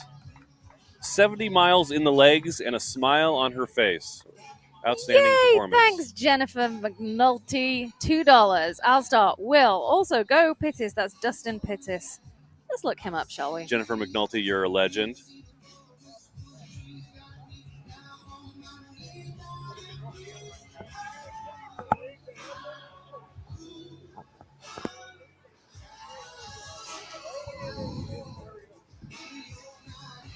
Thanks, Jennifer. Very kind. Jennifer left us a super chat. You can do the same thing. Just click that little $sign. If you've enjoyed our coverage all night long, 24 hours. How many hours have we been going? We started at 12:30 local time. Race clock is currently on 18 hours, 18 minutes, and 38 seconds. Plus 30 minutes before that we went on. Correct. So if you've enjoyed our 19 hours-ish of coverage so far, 7 hours-ish to come. Hey, look who's coming across the finish line. I got it. We're going to sit a cameraman out there. Crossing the start line is a guy. Ask me how worried I am about this guy. How worried are you about this guy? Let me tell you how worried I am about Trevor Psychos. Promise stickers again. That's how worried I am. Did I promise stickers? No, you should. He's currently 19th. Climbed another couple of places since we There we last go. looked at him. There's my friend Trevor Psychos in 19th Whilst you were place. napping, we did ask you how worried you are about Trevor Psychos. While I was napping? Mm-hmm. How did I answer? That's how worried you were. Trevor Psychos, the most mileage in lifetime mileage in World's Toughest Mudder history, just came through the finish line chute. His goal, he told us his goal is 80 miles this year. That would bring him to 1,000 lifetime miles. Here, if you want to know any level of concern I have with Trevor Psychos, my only level of concern is if he hits 1,000 miles, if he won't come back next year. That's a big number. Yeah. And that's the kind of number. $10 from Jordan Houseleden. It's been super fun to watch this race live. Great video and commentary. $10 for Will. Oh, yes, my friend. Jordan Houseleden? You're a legend. Jordan, I see your name in race results frequently. What does an emoji mean? That's like, oopsie, hidey face. I'm so embarrassed. Jordan, sorry, don't be mad at me. No shame in that game, Jordan. I am not. I would prefer. I want to win this. I feel poorly sending. Is that how you say it? I feel poorly. Yeah. Like you can't say I feel good because Superman does good. You feel bad. I feel bad, yeah. You feel poorly. Feel bad. Anyway, I don't want to send Fran through electroshock. I would love for that dollar amount to get higher. I'm not going to throw a game of paper, rock, scissors on purpose. Another $5. $5. Leroy Rise. Will can have these $5. Well done, Paul Leroy. Seeley. You're Paul a legend. Seeley has had a lot of support throughout the night. Leroy Wise has? Paul Seeley. Paul Seeley. Mm-hmm. Paul Seeley. You are not wrong. I've said it since I started running this race. The second best thing about World's Toughest Mudder is the community. Yeah. And there have been people all night long supporting specific athletes, family members, friends, and it's great to see. Just even in the comments, like, hey, we're watching the race, from New Zealand. How's our guy doing? It's awesome. So the first best thing is the sweet bibs. So what are you expecting from Psychos? Because you were wanting to see him in the podium. Just friendship, I think. Okay. Kindness. Kindness. No, what I would expect is 100 miles. Mm-hmm. Now, are we going to get 100 miles this year? I don't know. Again, it's late. It's getting late, early. 7 hours left. 100 miles. Where's he at right now? Late in the race. He's got to be at least like 65 or 70 right now to pull off 100. Probably even 70. I'd say it's probably the floor to get 100 right now. But he came in saying his goal is 80. Like most of us, when Trevor had a son this last year, he told us his priorities changed. And he had a 6-year streak of 100-mile finishes, Trevor Psychos. And last year was the first year since 2016 he did not get 100 miles. And we asked him afterwards. We were like, hey, Trevor, you didn't get 100 this year. Like, what's the dealio? Yeah, you're automatic for 100. What's going on? He's like, I was out there, and I was like, I'd rather be at home with my son Charlie. Like, why am I on it? Like, I don't. And he had a lot of the same thoughts, the exact same thoughts every regular person has on course in the middle of the night. Why am I doing this? I don't have to prove anything to anybody. Like, I'd rather be with my family. I'd rather be with my wife and kids. It's tricky, isn't it? Because I know a lot of athletes especially female athletes, they plan when they're going to have a kid based on, the racing. Karen Abrahamson, formerly Karen Carlson, had a kid during COVID because she knew she had time to recover. But having a child, both for the mom and the dad, is not just about physical recovery. It does change you in lots of ways. And it's quite hard to put that to one side. 100%. And we've talked a lot about how World Seventh Motor is a very difficult race physically, but it's on a good day. It's tough mentally, right? You have to want to be out there. You have to know, hey, this is gonna be miserable for the next. I'm gonna have fun for the first lap, but I'm gonna be out there for 23 hours and 45 minutes, and it's not gonna be fun. And when you have any kind of split focus, and again, I'm not saying it's wrong, because I think for most of us, for all of us, hopefully, family is more important than one race, even a great race. And so he's a human. He's no different than any of us. So all credit to him for getting back out here this year. And I know that 1,000-mile lifetime is important to him. Yeah. So it'll be interesting to see where he lands there. Hey, so shout out to these guys. Leroy Wise just donated $5. Jordan Houseladen with 10, and Jennifer McNulty with 2. That's $17 more on my side of the ledger. $17 more. So I would love to get another $100 takes you up to 68. $135 to get me past Fran. Don't make me send Fran through electroshock therapy. I don't want to send Fran through electroshock. I will. I don't want to. Let me tell you a story, Fran, about competition. Yeah. And I do this. This has affected this. I was 12 years old, and I was playing Monopoly with an adult friend of my dad's who was at our house for some reason, playing Monopoly, and I beat him. And I was a child, 12 years old, 11 years old. I was so proud, so excited. I'm like, I wasn't a bad winner, but I was like, yes. And he said to me, good job. I let you win. And even as a kid, I said, I'm thinking to myself, you just stole that from me. Yeah. I don't know if it was true or not. It could have been an adult who was a sore loser. They exist. I'll never know. I'll never know if I really beat that guy or not. But what I do know is true is my emotion. I said, you stole that victory from me. You stole my joy. I will never do that to another person. So even now, as an adult with kids, with my children, now I don't crush them when I play, but if they're gonna beat me at checkers or at Super Mario Brothers or whatever, it's a win. They're gonna come across honestly. I'm not just gonna give it to them. Like, well, can I also say, especially talking about Monopoly, sure. It took me a long time to start winning at Monopoly. You only win because you learn how to win. If someone lets you win and you're not actually winning, you don't know how to win. It's being able to compete well is an important part of training your kids and your family. And so all that to say, that's a long story to say. I'm not going to throw any games of paper, rock, scissors any future games that we have. Like, you'll beat me and you'll beat me fairly. That's fine. I have no problem losing fairly, but I'm not gonna take a dive. Well, You go down in the 5th. No, I will not. We may not have any more chances. So you can leave a super chat. Just click that $sign in the YouTube box and say, my name Will. Her name is Fran. But if you say my name Will and we get the dollar amount on my side to higher than hers, you can send me through electroshock instead of Fran. Fran's done so much work overnight that I would feel guilty. Literally, I would feel guilty. I would feel bad about it. And again, I have to make uncomfortable decisions all the time. Mm-hmm. But the problem is, you can't make a decision against what the people have voted for. I will not overrule the people. You will not. I will not accept that. So what we want to do is get my $sign. And shout out to Leroy, Jordan, and Jennifer just now for helping me out here. I appreciate you guys. Thanks a lot. Nikki Carumba going over Everest there in that shot.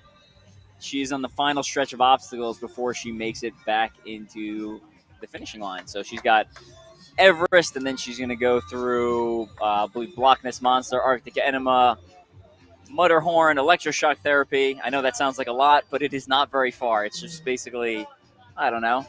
I can see Everest from on the announcement booth. Yeah, so they're very close together, those few obstacles. They're all stacked up at the end, which is very typical of a lot of obstacle course races. A lot of the obstacles are stacked towards the end to prevent crowding, essentially. And we have Christian Brown Johnson coming across the finish line, our third place male right now. CBJ. Christian Brown Johnson is one of the best athletes to have never won World's Toughest Mudder. And for him, I think it's not a matter of when, or not a matter of if, just when. Like this year, it's looking like Michael Schuch's year. Christian Brown Johnson is always, you know what? He's kind of the new Trevor Psychos, I think you could say. Good for 100 miles. I know what I'm saying. That's a high praise. Very high. Nikki Carumba, we saw her just go over Everest there. That's the first time I've seen some fatigue from one of our leaders. You could tell she was tired getting up Everest. She was strong enough to get up the wall, but it was tough getting over that lip. And that's just like anyone else. Like a lot of times you get up that rope climbing up Everest and you think, I'm up here. What do I do now? Like, help. Like, I can't get that the last 10%. So, thanks to Shell Lacata, $10 from Shell Lacata. Shell. Shout out Brian Beal, jumped up to 5th whilst I nap. This goes to my new friend, Will. Shell is the head of Lionhearts. Have you guys talked about Lionhearts yet? I don't think you have. We've mentioned them a few times. Oh, have you? Yeah, Go for big fan of Shell. Go for it. Tell us about Lionhearts. Lionhearts. It's they're based in I think it's right on the Tennessee-Georgia border, and they are essentially a kids. Chattanooga, yeah, kids youth OCR program. So essentially, they get kids to come up and train. Laketa, their Shell's son, is like one of the head trainers there. He trains all these kids, and then they go out and course with them. And through all the connections, Shell's done such a great job making connections with all these different brands and sponsors. She's excellent. And she has essentially gotten a lot of stuff at a low to no cost. It's no cost to the kids. Yeah. So it's a great way to get kids involved in something, great way to get kids moving, and just been a huge asset to the community. And that's really how we continue to keep Tough Mudder viable and keep growing the sport. We got Marissa Theophanides coming across the finish line right now. Stripping down, looks like she's getting a little hot from the sun there. Just want to give a shout out to Ricardo Francis. It's $4.99. Look, guys, to say Fran, I choose Will. As always. Are you doing math for the pounds? Because that's $4.99 pounds. No, we're just. How can people find out more about Lionhearts Fitness? You can find them on Instagram, Lionhearts Fitness. You can find them on Facebook. They also have a website. I don't know if the website off the top of my head, but if you Google Lionhearts Fitness, I'm sure it will come up. I've also written a couple articles about them, and I can't remember what website. It might have been on the OCR report. Either way, check out the OCRreport.com. articles on there. We got podcasts on there. Subscribe to our YouTube channel as well. I was talking to one of their athletes by the bathroom earlier, and we were talking about the lack of wetsuits this year.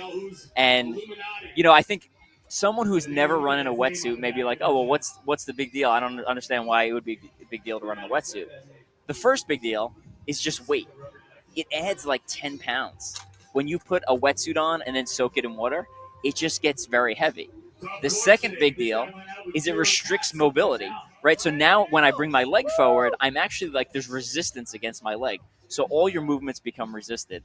And the fact that they didn't have to put them on this year is huge.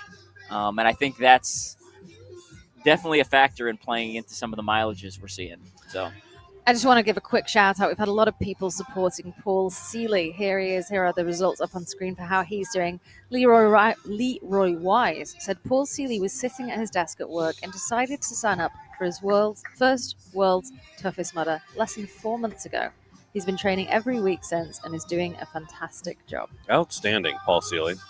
And you know what? That's a great point. Literally, not everyone's going to run 100 miles. But literally anyone can run and complete World's Toughest Mudder. Literally anyone. You don't have to run. You can do. People are out here doing 25 miles. People are out here doing 30 miles. A lot of people, hey, I want to go do World's Toughest Mudder. I want to do 50. It looks Paul Seeley's on track for 50 miles.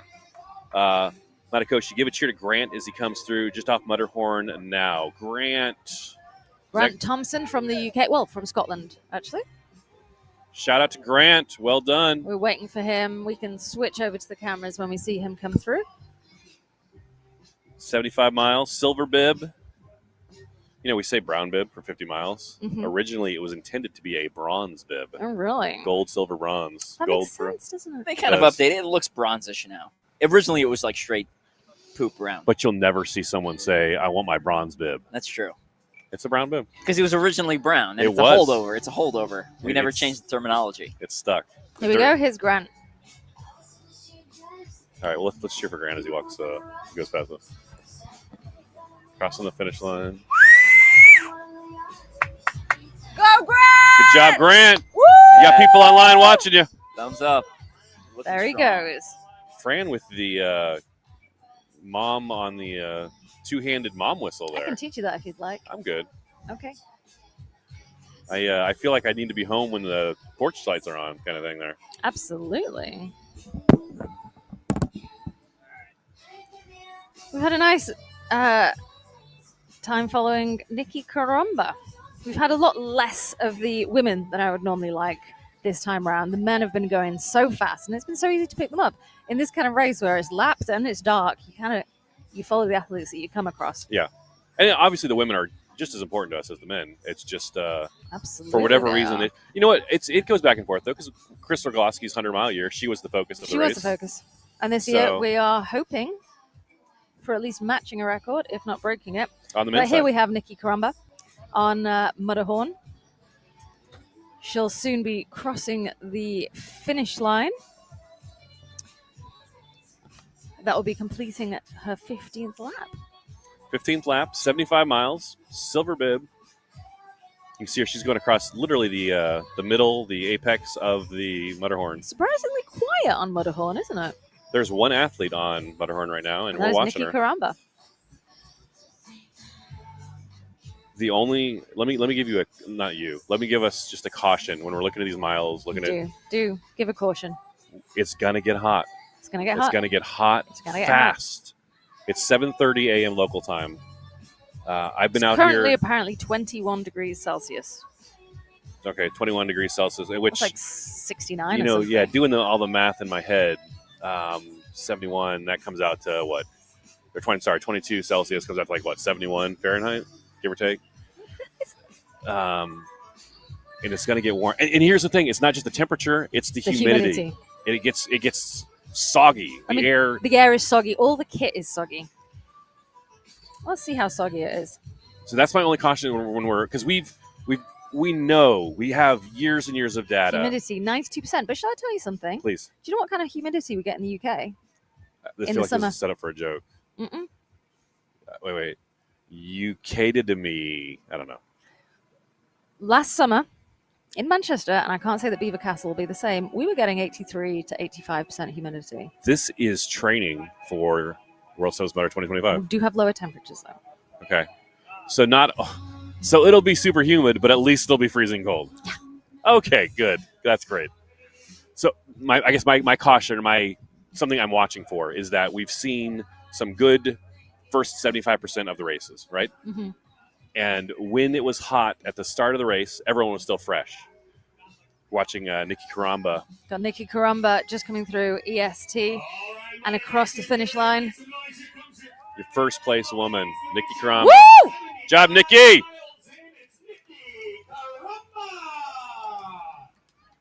There's no cheering in the booth, except when we're cheering in the booth. Here we go. We're She cheering has for everyone. 75 miles. That's Nikki your, Karamba. that's your first place woman. That's the first woman to get a silver bib this year. And she just put it on. She's doing great. Let's have a quick look at our leaderboard. Nikki Karamba. First place, 75 miles. Jenny Stipp in second, followed by Sarah Tucker. Jillian Heller and Marissa Theophanides all have 65 miles. Nicole Kocher, Mindy Archer, Hallie Milot, Melissa Linden, and Felicia Lopez all have 60 miles. Nikki Karamba has 75 miles done. The women's record is 100. But the second place record for mileage is 90, held by several women. Held by Chris, Chris Rogossi, held by Ray Coble, held by Amelia Boone, held by Katie Knight. 90 miles. She has time to do three more laps. 100%. She could probably walk 3 more laps. If she can maintain her pace in the heat, and again, I don't want anyone to take this heat lightly in the humidity. It's going to be a thing. Yeah. She could set a new second place record for the women. That would be amazing. Let me ask you a question. 75 miles. Yeah.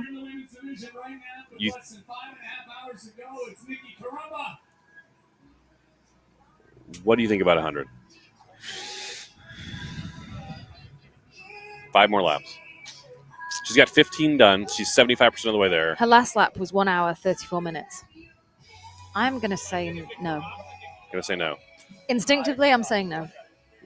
95. 95. Let me ask you. 95. Yeah. I'm saying 95 with a question mark. Potentially. Okay. So here's the men's leaderboard. Michael Schutt, 90 miles at 7:39 a.m. He's absolutely on track for 100. 105. You've been saying this crazy number to me since like 1 minute into the race. Yep. 115 miles to tie the men's record set by Mark Battras in 2021. I even said potentially 120. Let's remember that. You did. Okay, so do you think Michael Schutt's 120 is the same as yes. Nikki's 100? Yes. Okay. No, Nikki's 95. We said a potential 95. We said no to 100. My instinct said no to 100. We said potential 95. So you're saying no to Michael at 125, potentially 120. Absolutely no to 125. All right. A potential 120. Jenny. Oh, we've just done the ladies, but let's have a look at it. Jenny at 70 miles, 14 laps done. Shoot. Jenny on course is at... Just the tip at 7:32, so that was 8 minutes ago. She's about halfway through her 75th mile lap. CBJ also on 85 miles. Matthew Mullins, 80 miles. I feel like you just skipped over second place there. First place in our hearts. No, Michael Schutt's in first place. Michael Schutt's in first place with 90 miles. Second place is this guy. I'm not sure we've spoken about him much. Oh, who's that? I'm not quite sure how to pronounce his name. Joshua Fiore? Joshua Fiore in second place. I'm not sure we've really mentioned him. I mean, other than like the pictures on our hope chest. Yeah.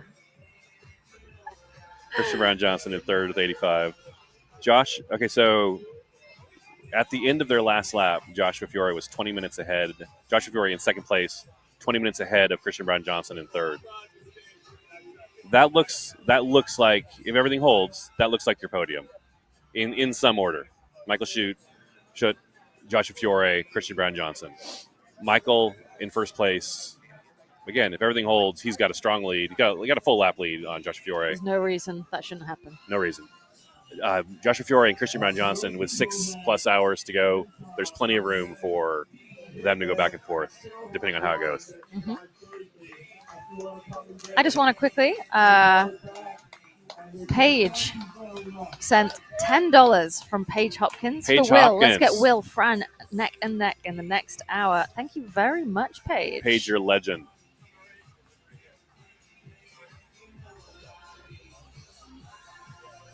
So what Paige just did, Paige sent a super chat.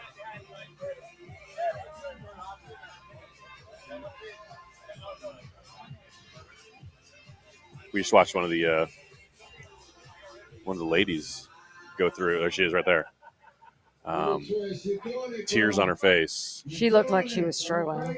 She's on the struggle bus, but she's not stopping. She's not going to the pit area. She is heading back out for one more lap, and she's triumphant, pumping her fists as she heads out.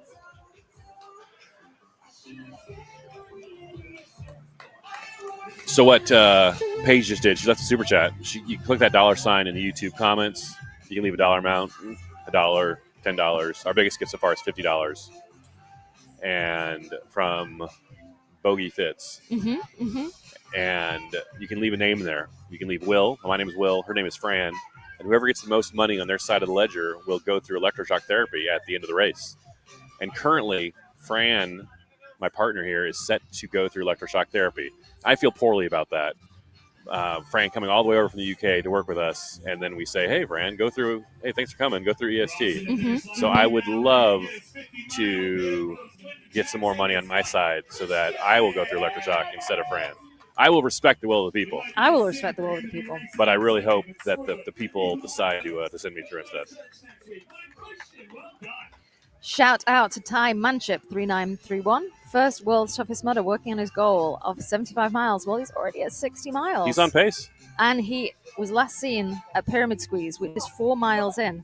So he's got, 64 miles in the bag? He's going to make 75 miles.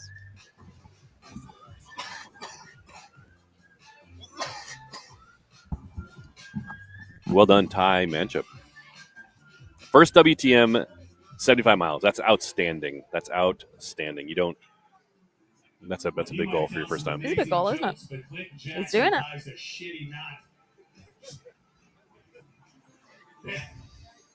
Family Feud question. Tell me one famous comedian who was not in the Boy Scouts. Number one answer, Clinton Jackson. Or Mike Christian's going to have a little, slice on the side of his body over here in the morning and be like, what, did you get caught on Matterhorn? No, it's the knot that Clinton Jackson tied in my head. So CBJ has started lap 18. Actually, 12 minutes ago. Arctic Enema is looking pretty rough this morning. For the sake of your infants out there, we saw a couple of infants in... Here's a great picture of women's world champion, world record holder, Chris Rogloski. Hey, do you want to be featured in the live stream? Leave us a YouTube super chat. Go, Andrew! Andrew Robinson passing by. New Zealand's finest. Big fan. I'm looking forward to seeing when all is said and done. We're looking at our top 10 men, top 10 women, looking at the different countries represented. Mm-hmm. We know we're going to have some South Africa in there. We know we're going to have some Denmark in there, USA, Canada, New Zealand, 6th place there for the men, Andrew Robinson. It's a true world's toughest mudder. And every year we have international, obviously, absolutely. But so many at the top of the leaderboard, non-North Americans. Canada and U.S. always represent strong. Just the race is here, North America. We've had Ray Kobel from Slovenia win it in the past for the women. Fantastic athlete. We've had Ryan Atkins win it from Canada. John Albin on the team side from the UK. But South Africa and Denmark as our men's and women's leaders right now. That's a first. Yeah. If you can see down the left, we have the race clock and the top 10 for the men and women. And that race clock is not local time. That's race time. That's race time. Race has been going 18 hours. Local time is 7:46 7:46 a.m. The comes a point when the sun comes up that you forget how long you've been awake for. Yeah, like 20 minutes. Yeah.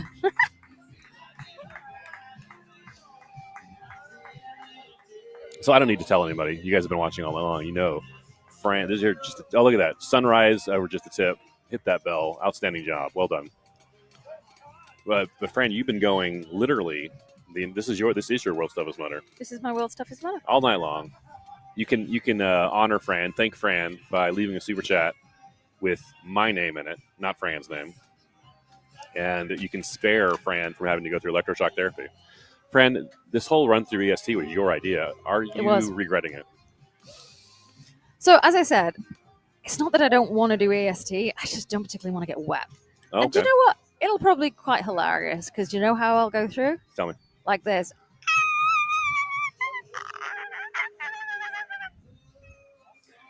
We just put up Joe Perry there, Canada's finest.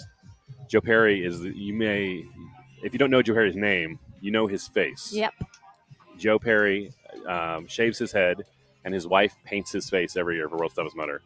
I've seen him as a Ninja Turtle. I've seen him as the World's Toughest Motor logo. I've seen him as so many things. Like literally, it's something different every single year. They paint. Joe's wife paints his face, or his head and his face as. So it's interesting to see that. Sunrise over just the tip. We're watching. It's a great view. That's a hard obstacle when you're fresh. We're seeing these athletes. You think, oh, it's just a hanging obstacle. Yeah, but there's not a lot to grab onto. You're literally using the tips of your fingers to get through that obstacle. Girl, I know. And Fran, back to sing us into the morning. I just picked up some fruit. I saw Jason eating some grapes and thought, you know what? I've not had any breakfast. I've also not had any dinner. I also didn't have any lunch. I need some fruit. That's 3 meals in a row, Fran. Mm-hmm. Just seeing Noel Medina crossing. Just saw another athlete in tears crossing the finish line. This is not an easy race. It's not an easy race. So the sun's been up for an hour. And like we talked about at the beginning. Still a long time to go. The sun's been up for an hour. It's 10 to 8 in the morning. The race doesn't finish. The course doesn't close until 2:30. We have hours to go. So even though the sun's up, you think, oh gosh, we're nearly there. Babe. No. Hours. Joe Ruck of 75 miles.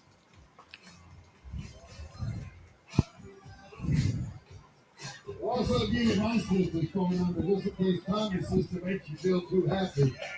My sister was straight bad. We've not got much on course, but we do have the drone. Oh, you think you're somebody because you run away.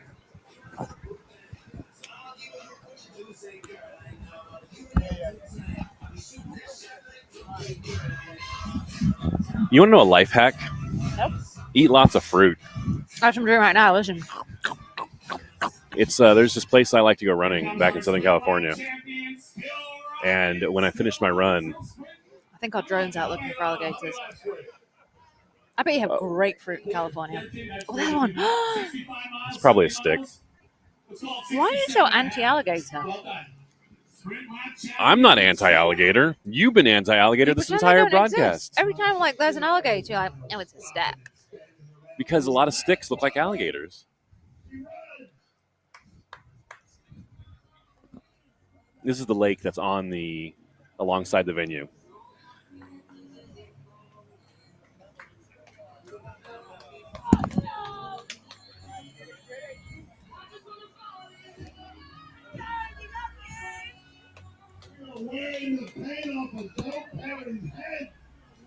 There's this place I run in California. Yeah. When I finish my run, it's right across the street from two spots. A taco shop and a little grocery Will store. has been feeling pretty poorly, haven't you? Yeah, but I mean, I think I'm probably doing better than most people out here right now. It's a kind of a little hippy dippy grocery store, and so when I finish my run, I'm always craving tacos. But really, after running? oh man, yeah. But if I'm in control of my facilities, I'll go into the hippy dippy grocery store and buy a big thing of watermelon and a pineapple. And I'll eat that in the car on my way home from the run. Apologies if you can actually hear me chewing on my fruit. I'm going to move my microphone so you can't hear. People are like, "Oh, you got to be careful with that fruit. It's got a lot of sugar in it." Okay, yeah, okay. Show me one person ever who got fat off of fruit. Like you can't do it. Fruit juice, maybe. Fruit juice is a terrible way to drink. Anything that's not water is just not a good idea, unless it's electrolytes, etc. I thought you were going to say unless it's tea. Unless it's tea. Even that, sometimes if I've got to shift a few pounds, I count how much milk I'm drinking because I drink that much tea. But when it comes to fruit, whatever you're doing, you don't bother counting how much fruit you eat. You just eat it. Did you just say if you have to shift a few pounds? What does that mean? Lose some weight. Oh, where you're shifting that pounds like from your body to the air, to the atmosphere. Yeah. It's not like from like hips to thighs. It's you're shifting it on from to off. Okay, that British. I've never heard that term before. Shift a few pounds. Here's a great shot of the pit area. So Shell has said she will pledge $20 more if Noel can get into the top 10 by the end. Noel Medina. Noel Medina. We've actually got our eyes on him right now. So Let's see where he is. now it's on Noel to rescue you. I think that's a little unfair. Shell, okay. You're a legend. Yeah, that's unfair to you or unfair to Noel? Unfair to Noel from you. Okay, this is a great shot of the pit area. This is what it looks like sometimes. Hey, I just finished a lap. I need to change my socks. And the pit crew, I don't know if it's his wife or his girlfriend or just his pit crew, his friend, is saying, all right, like your feet are nasty, but this is my job. I'm here to help you. I'm here to get these new socks on you. I don't know if That's Noel Medina that right there. Yeah. Speaking of. Yep. What'd you say? You don't know if you love anyone that much? Yeah. You do it for your kids. And my kid, yeah. Yeah. I really hope Dustin's not listening. Oh, look, he's got an alligator. Here we go. Clearly a stick. You're a stick. It's bobbing and bouncing. What are you talking about? That's not an alligator. No. Noel Medina. Funky Noel Medina on Instagram. Sweat check. It's good to know people. It's real, yeah. That's so funny. You want to pull up your other sock so I don't hurt you? I got it. Yeah. 75 big miles, too. Not no skinny ones. Big fat miles.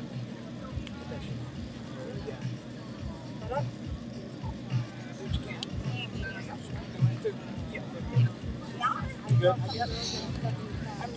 Doing your legs. Oh my God, your strap is out. Love it. Well, I got that other two. That's still got I had two. Yeah, no, they're both low though. This is easier. Sorry. No, it's nasty. God Anywhere else? son. Anywhere else? You want? Oh my God, that's disinfectant. Shit. Oh my God. Oh, we can love that, right? What, smelling salt? I know. You have a minute to stay.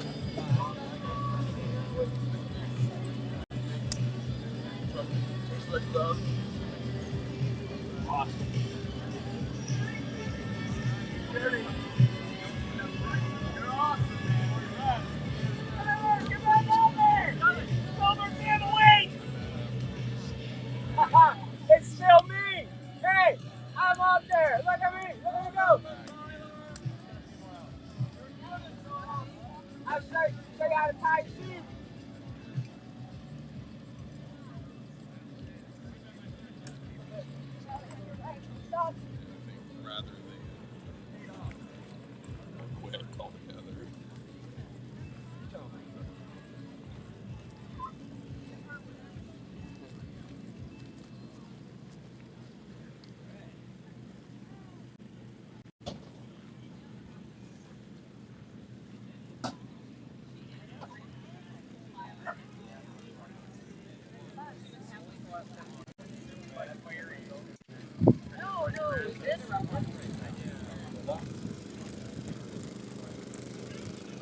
No, I'm fine.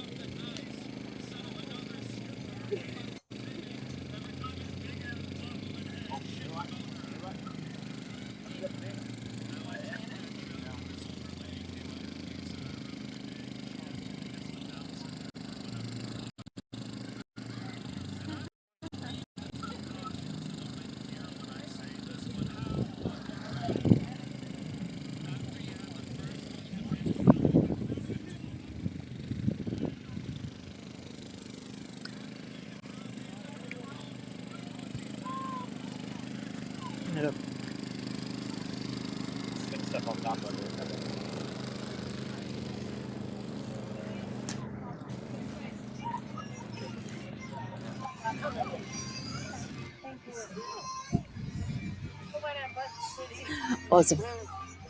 Jason just checking in with us. Sliding the buttons here, there, and everywhere. So I was just saying, Michael Schutt has recently been at Pyramid Squeeze, which is mile 4. So we're here waiting at Everest with Mike to see if we can catch him as he comes in to close off his 19th lap, giving him 95 miles. Check this guy out on the left. This is what World's Toughest Mudder is like at this time of day. You're tired, you're exhausted. You can see Francis Lackner on the left there with his beard and the rose.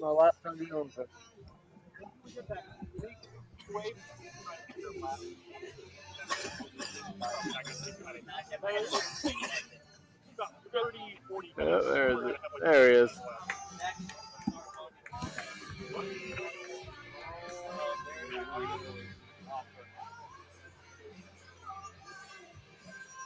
There she is, Money Nation. Make some noise for that Warrior right there. 11 laps down. That's 55 miles. And she breaks out into her glee audition as she makes her way over to the race center. Well done, that 55 miles.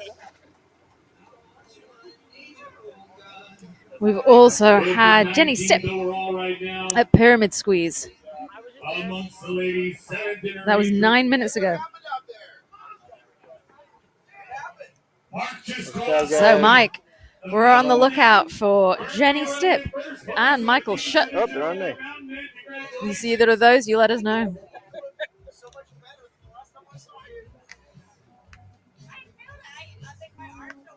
Scotty Sebastian, congratulations, 60 miles.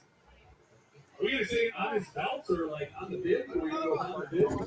So we've got our eyes out here, Will, for Jenny Stipp and Michael Schutt. Jenny in second place. Christian Menendez, 60 miles. Live again, guys. Michael in first place. David Matthews, welcome back. 12 laps, 60 miles for David as well.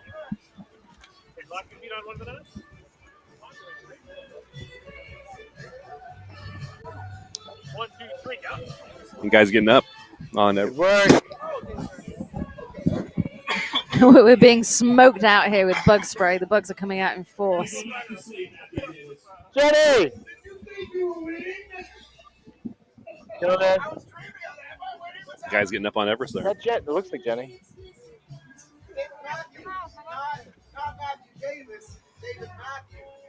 Hey, Mike, giving us a thumbs up. How you feeling?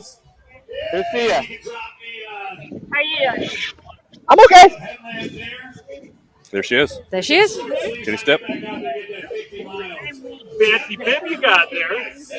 When you get your hands high, find.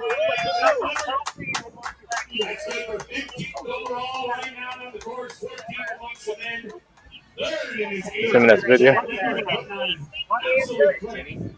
Doing great. Doing great, Jenny. Well done. Look at that. Getting up there. Second place.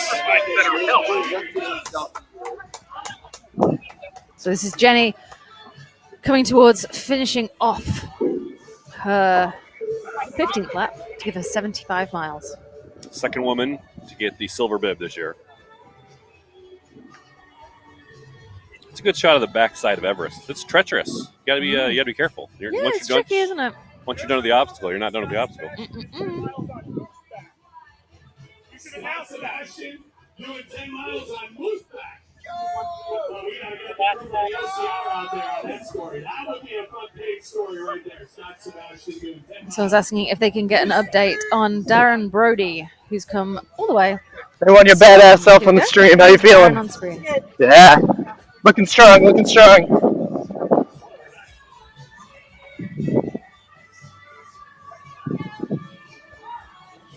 We see it every year. We've seen it this year. They've been running for 18 hours, and they're still running. Mm-hmm. Still running. Do you know how hard it is to run for 18 hours, Fran? I've no idea because I've never attempted it. You're good, you're good. I'm amazed. We see it every year. I've seen it. I don't know how many, and it still amazes me. Jenny Stipp here, we're watching. Second place woman. She has 70 miles plus penalties done. She's less than a mile from the finish line. Finished her 70th. You got this. She's crushing it. Sorry. Woo! That's how you do Arctic Enema. Didn't slow down. Literally just. Yes, she is crushing it. Almost like a Looney Tunes cartoon. Just like ran off the cliff. Just outstanding. Get in, get out, and watch. She's gonna start running. She's gonna start running. Watch this. Boom. There she They said goes. you did that like a Looney Tunes cartoon. That's how you do it. You just did it like a Looney Tunes cartoon. You just jumped right in there. Shout out to J.D. Allen crossing the finish line here. You're running towards the sun. You're getting warmer with each step. Unless you don't want to get warmer. Yeah, tell Jenny we're watching her in awe here in the booth.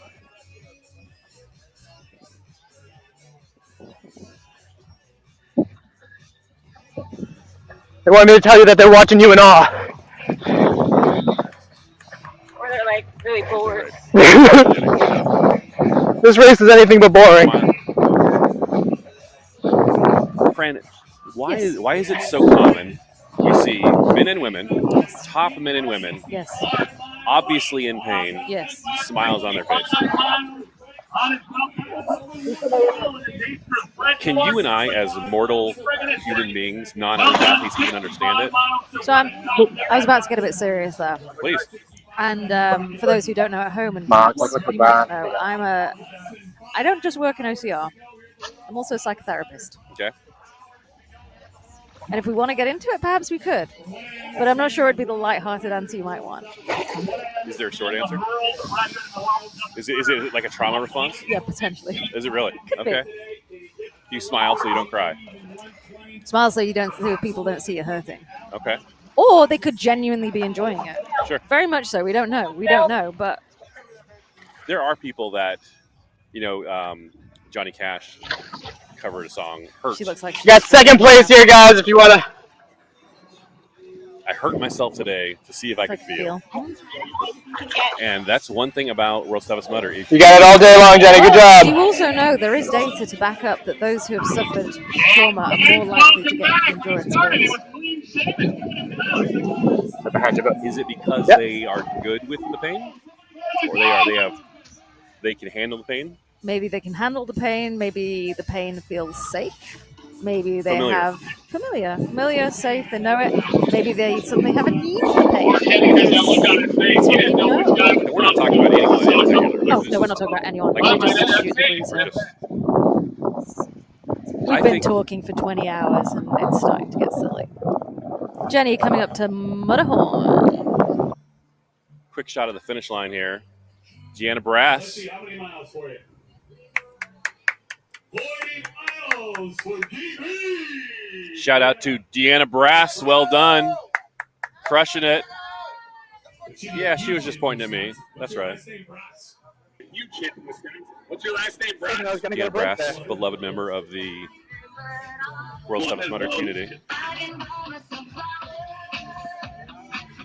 I know for me, when I am in pain, if I like on a course, if I put a smile on it, I'm kind of tricking. I feel like I'm tricking my brain. Like I'm gonna act happy. I'm gonna act like I like this. I'm gonna pretend like, oh man, I'm glad my legs hurt. Oh yeah, this is all you got? Oh man, are you kidding me? We're not sure if you're seeing the picture. We did just have Jenny cross the finish line with Mike following her. There she is. We got her. There she is. So shall I tell you something I've noticed as well, having worked across Europe, UK, and the US Tell me. in OCR, and I do a lot of content capture as well as this. It's a lot easier to get good content in Leader the US. bibs. Leader bibs. Leader bibs, they're out. So top 3 men, top 3 women will have leader bibs. This will make it much easier on course for people, for us to spot them. But also, you know, a couple times we saw last night, the leaders would come up to an obstacle, and the athletes, like regular folks, going for their 50 miles, whatever, they didn't realize that the men's leader was right behind them. So it'll make it, in theory, easier for, hopefully they can stripping off politely get a pass. Now, don't forget your timing, Chip. We've been here. She knows this song. She's played this game before. I'm sorry, you're talking about content creation or content capture. So I was just saying, it's a lot easier in the States to get good content that can be used to create more good content. Because what happens in the UK and Europe, you'll see an athlete, they're doing something, they're really struggling. And this goes especially for Brits. But it is all over Europe. Second they see you, thumbs up, smile. Whereas in the States, someone sees you coming up with a camera, they're going to show you how much they're struggling. They play to it. It's fantastic. They make my job so much better, and they create brilliant content. There's like, I'm not going to pretend here. I'm going to show you what I'm going through. There's a camera. I better get my money's worth. Yeah, it's brilliant. I love it. It can be so frustrating in the UK because I'm like, no, you were crying, and now you're laughing. But we in the US go the other way. You just let it happen and go with it. I wonder if it's because we've had reality TV for longer, maybe? I don't know. So we last saw Michael Schutt at Pyramid Squeeze, and we last saw Josh Fury at Pyramid Squeeze. We last saw CBJ at Lumbersack.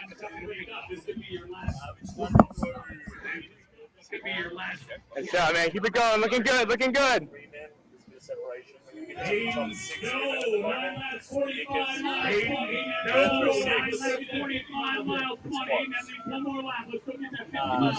I'm not confident on picking. Going for Brown. Nice job. So you'll start to see that. We just Here we go. We've got Michael Schutt at Blockness. It's Michael Schutt at Blockness. You know, Blockness was blue when we started. It's now green. I wouldn't drink it now. I won't drink it then. Good call. It's getting hot. Mike says it's getting hot. It's 8 a.m., 8:10 local time. Already getting hot. Here we go. Michael Schutt coming in to close off his 19th lap. So we just got a visit from the race director, Everett Sears. Always a pleasure. Always a pleasure. We had him in the booth earlier in the race, and he let us know about the leader bibs. Yes. The plan for the leader bibs. Top 3 men have leader bibs. The top 6 women have leader bibs. Top 6 women, eh? Why would top 6 women have leader and only top 3 men? You tell me. Why do you think? Because Let's have a look at the women's top 10 quickly. Because on the women's side, 3rd through 6th are all close enough that that Team HQ decided to give them all there.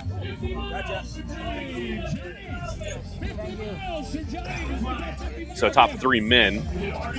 Oh, we're looking at Michael Schutt actually climbing up Butterhorn there. Someone was asking where Matthew Mullins is. Matthew has 80 miles in the bag, but it's going to be the top 3 men. That's Michael Schutt, Josh Fiore, and Christian Brown Johnson getting the leader bibs. They are placing those guys as their top 3. Now, that doesn't actually mean anything as far as placement. There's no reason Matthew Mullins couldn't place in the top 3. No, it's just at this point in the race, there's clearly a top 3 for the men and top of the women there. So we're watching Jenny Stipp. Is there a camera at just the tip? There is a static camera at just the tip, yes. I'll give you a look at it. We've got our leaders on other spots, so we're gonna probably switch back real quick. But yeah, we'll take it back to just the tip. It's actually very pretty right now. You know, you were just saying Mike Stefano, one of our cameramen, came in and he told us 8:10 a.m. It's already getting hot, and there's still a lot of race left. 5 hours till 24 hours has passed. 6.5 hours until the finish line closes. I think the heat's going to play into it. I think it is. I think we're going to start seeing some slower lap times. Usually we start seeing faster lap times. I'll be interested to see what happens to Schut's laps. So, checking the weather, local weather, 73 degrees here, humidity 88% already at 8 a.m. So, projecting out here, 1 p.m. when the race is technically over, 85 degrees. Schut's going through EST right now. Is he going? He's actually going through. There he is. You're right. Now, is he swimming it? He didn't. Wonder what he used his wrist bypass on. That's a change in strategy for him. We've seen him multiple times now come through. Skip it with his optical bypass band. When you finish 25 miles, every lap, 25 miles and on. And there he goes, our first place man. Every lap past 25 miles, you get a wristband that you can use to bypass any one obstacle on the course. And there's a strategy, whether you use it on the most difficult obstacle or the obstacle that takes the most time to complete. And we've seen Michael multiple times use it on electroshock. Do you want a quick update on Michael's lap times? Please do. Let's go back a few. Okay. Lap 14, 1 hour 13 and 17. Okay. Lap 15, 1 hour 13 and 48. Lap 16, 1 hour 14 minutes, 12 seconds. Very consistent. Lap 17, 1 hour 15 minutes and 3 seconds. Lap 18, 1 hour 12 minutes and 8 seconds. 3 minutes faster. Lap 19, 1 hour 14 minutes and 30 seconds. That is a remarkable grouping. If he was target shooting, that'd be everything right together. All those 5 laps you just read me, all within 3 to 4 minutes of each other. That's remarkable. It's remarkably consistent. Yeah, absolutely. Like if I hate to keep saying if, but maintaining that pace will place him where you think he's going to finish.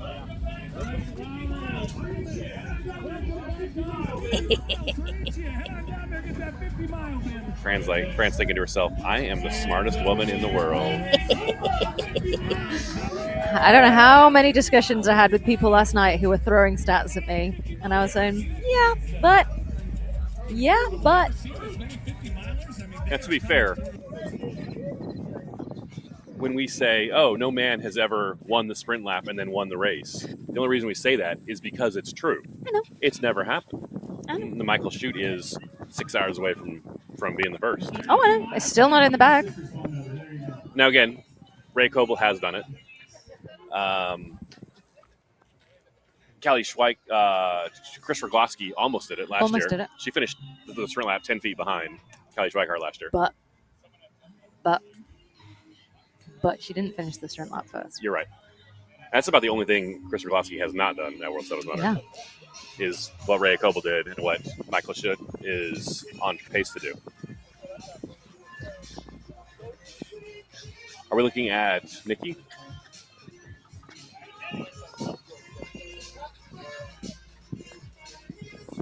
Running alongside that beautiful lake here on Providence, on the venue. We talked about your lack of love for alligators. Yes. I think snakes are a bigger thing out here. And if we're being real, I've seen more cows than I've seen anything else. Cows don't necessarily hurt you in the same way snakes can. No. Also, they're skittish. They'll stay away from it. Cows are all right. Have you ever hugged a cow? Have I ever hugged a cow? Yeah.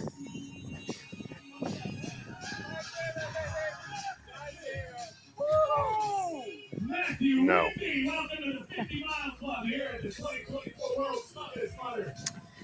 Nikki Karumba has just passed Lumbersacked. That's mile 2 on her lap 16. Jenny Stipp coming up on Dublin Walls.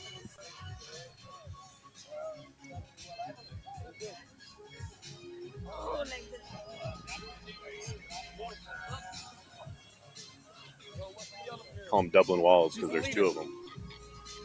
Yeah, fair. Second. There'll be women 6 deep with the elite. Dublin. I just got it. Yeah, men only top 3. I don't know why. Dublin. Oh God. Men only 3. The Dublin dudes. The Dublin dudes. Because there's 2 of them. Because there's 2 of them. Here we go.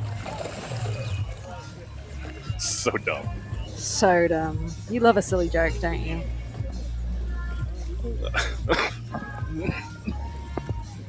Trying to make yourself laugh too much.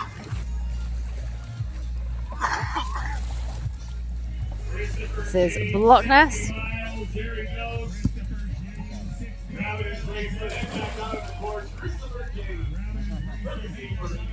I promise you, these water obstacles feel refreshing. In the shade, do you know what? I'm a little chilly. I've also not moved for 4 hours. Are we bug free? Have they left us alone for a bit? I'm a bit bitten. I've got quite a few bites. These bugs better not have any things. No one's ever died from mosquito bites. You're the worst person I've ever met.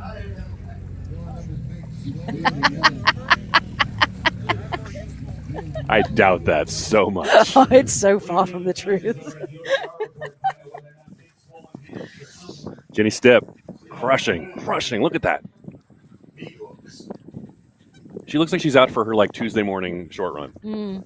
Yeah, I'm just gonna go throw down 75 miles today. 3 minutes ago, Schutt went out for another lap. He started his 20th lap, 95 in the bag. He was in the pit for 2 minutes and 54 seconds. Michael Schutt, 2 minutes. Yeah, 54 seconds. Okay, so if you're watching at home and you're like, I'm not going to run 100 miles, but I want to have a good. I'm going to go to UK. I want to run World Steps, but I want to have a good performance. What's one thing I can do? I don't like hacks. I think they're lazy. But if you want one trick or one technique to maximize your mileage at World Steps Mutter, minimize your pit times.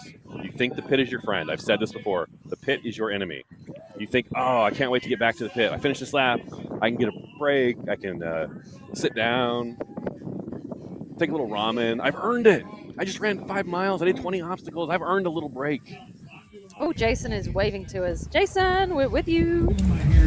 What's going on, babe? Is that our buddy? What's up? Am I here, Fiore?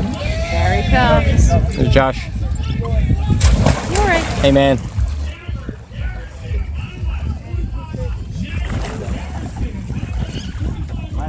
Go. Put in the play. Go. You got it. Nice. Good job. There we go. Joshua Fiore, second place, 85 miles in his back pocket, and he is helping the athlete behind him. So it's in the Tough Mudder DNA. Teamwork and camaraderie. Teamwork makes the obstacles easier. Yes. As they say. As they say. And I have been running on a course with John Albin and Ryan Atkins when they were chasing down a goal to get $100,000. Listen. Right. Okay. 1 second. Tell me. Last year, Fiore had his heart broken by 6 seconds. He lost out on 3rd place by 6 seconds. And despite the fact he had spent all year cancelled other races to ensure that he was in top-notch shape for this one. Despite the fact that he's coming back after losing out on a podium spot by 6 seconds, he's still helping other people at obstacles, which I can tell you takes more than 6 seconds. And that, my friend, Corey, is why we love you got this, dude. Yeah, that's why. That's why. It's part of the DNA of the race that you help your fellow mudder, whether you are in second place with 85 miles or whether you are doing 1 lap and you're going to spend 23 and a half hours at Mudderhorn. It's a remarkable Atkins thing. was able to get out for a finisher lap, so he's going to be an official finisher. Let's check in on Ryan Atkins. Let's check in on Ryan Atkins. Ryan Atkins, 6-time world champion. As we're talking about Ryan Atkins, beloved member of the community, another member crossing the finish line.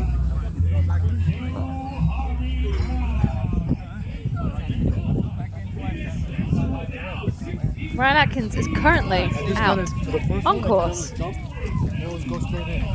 So Ryan Atkins back on course. Back on course. Confirm that? Absolutely. So we got word late, I want to say the day before the race, that Ryan Atkins would be out here. Ryan's won the race 6 times. This will be the first time Ryan Atkins has ever run World's Toughest Mudder that he did not win it. Do you know what I really love about him going out for the final lap? There's a lot of athletes in his position would go, well, because look, what is he currently in?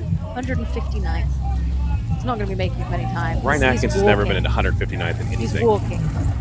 He has not said, I don't want to do it if I'm not coming in. Which we've had athletes say before, and respect that. That's fine. It's everyone's choice. But I do love the fact he's just going, I just want to be an official finisher. I'm here. I might as well do it. No ego there. The number one rule of any kind of race, any racing, any kind of road or run your own race. You will hear that 1,000 times, 1,000 different ways. Run your own race. And some athletes, elite top athletes, are like, my race is winning. Here comes Josh Fiore. Here comes another absolutely jacked dude. Joshua Fiore. Go, Josh! Oh, he looks tired. He's in the pain cave. I saw a little bit of. That is the first time he's not come through smiling. Didn't wave to us. Didn't wave to us. To you. Didn't wave to me. Didn't wave to you. Didn't shaka. Didn't smile. He's in the pain cave. He's hurting. Fiore, you can do it. Which, after what, 90 miles? Where's he at? We'll come back to Atkins in a sec. Right. Joshua Fiore getting his leader bib on Let's right listen there. to what's going on. Top 6 in the women's division. Right now in the men's division, 1 and 2, Michael Schutz and Josh Fiore. How you doing, Mark? Good.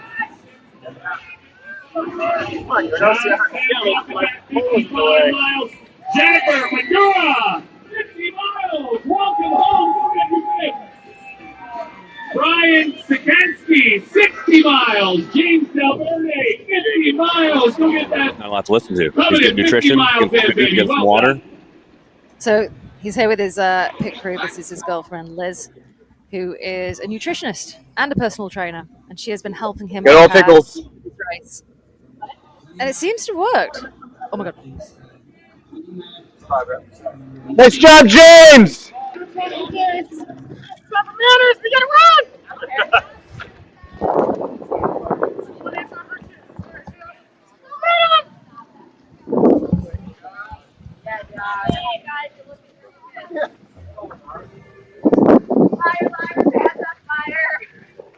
Nice job. Don't let him see you sweat, man. Keep it going.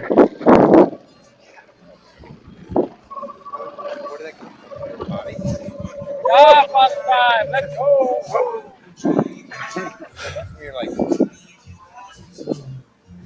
Welcome back to the World's Toughest Mudder finish line. It's the Sean Cordell Country Hour. Joshua Fiore. Yeah. You got this, baby. Leader bib. You got this. Crushing it. Believe in you, man. Keep it up.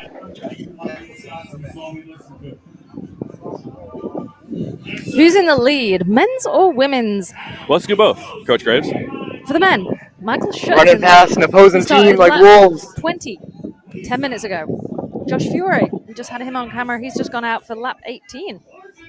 Lap 19 he's just not going out for, sorry. He's finished lap 18.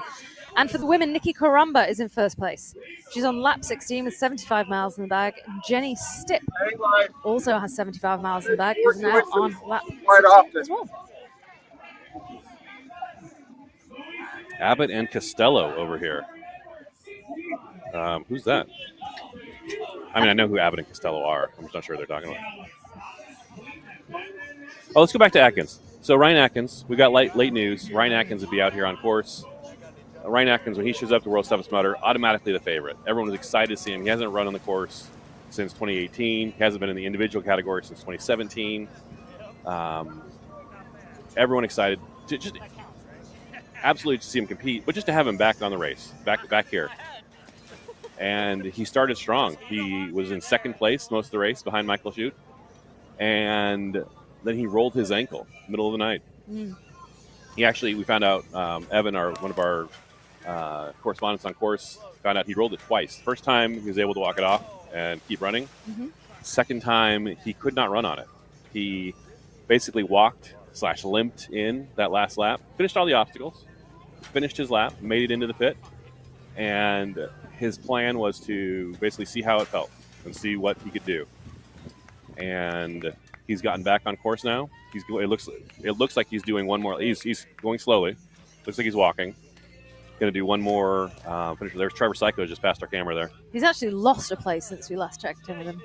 That's true. You're right. He's walking. We were just checking on Atkins. He was in 159th. He's in 160th.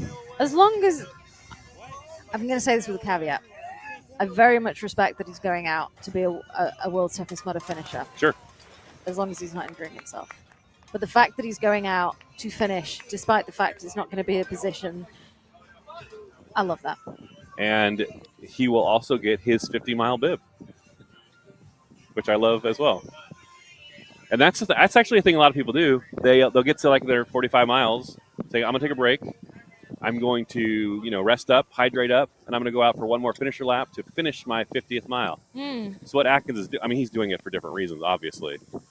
But what he's doing to get his 50th mile, like right after the 9 a.m. cutoff. I just want to quickly say something about the last 2 laps for the male leaders. Sure. Josh Fury's last lap was 8 seconds slower than Michael Schutt's last lap.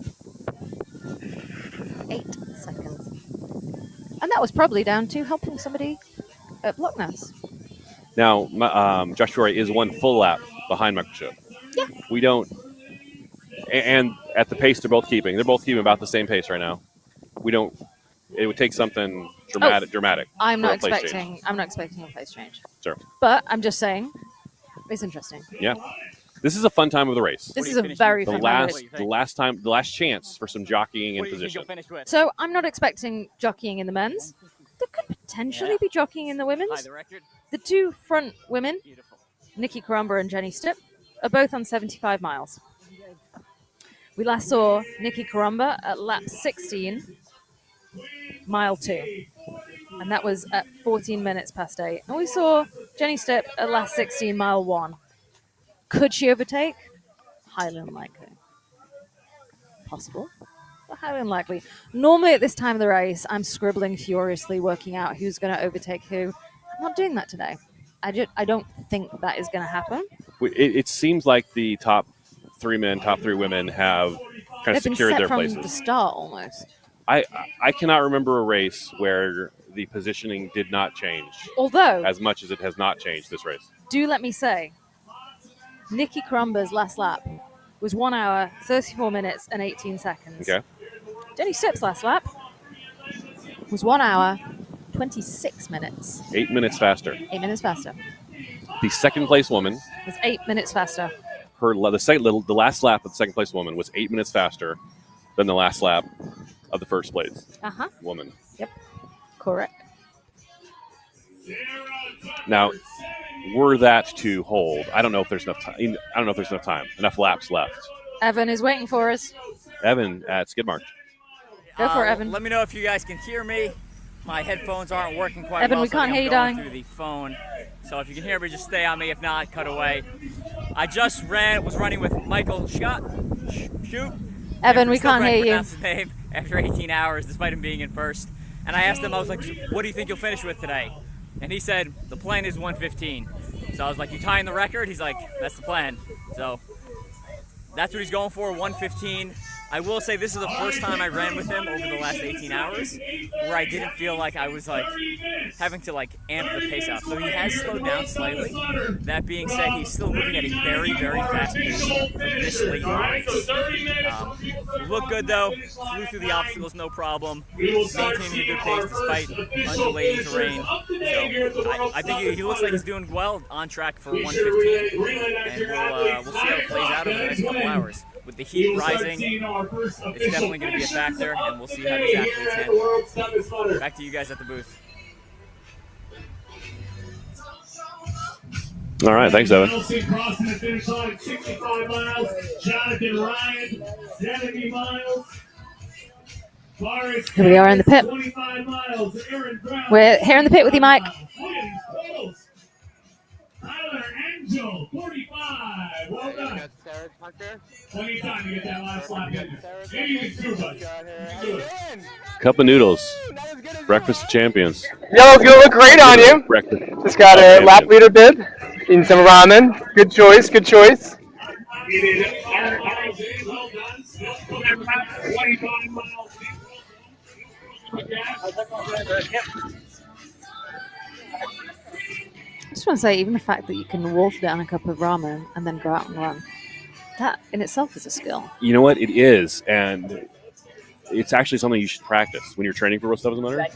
You should run full. Like I'm gonna do a long run on Saturday. Right before I go out, I'm gonna eat a bunch just to see what happens. I'm gonna test drive your nutrition, whether it's a cup of noodles like we're watching here, or whether it's pizza. Some people like just literal hard food.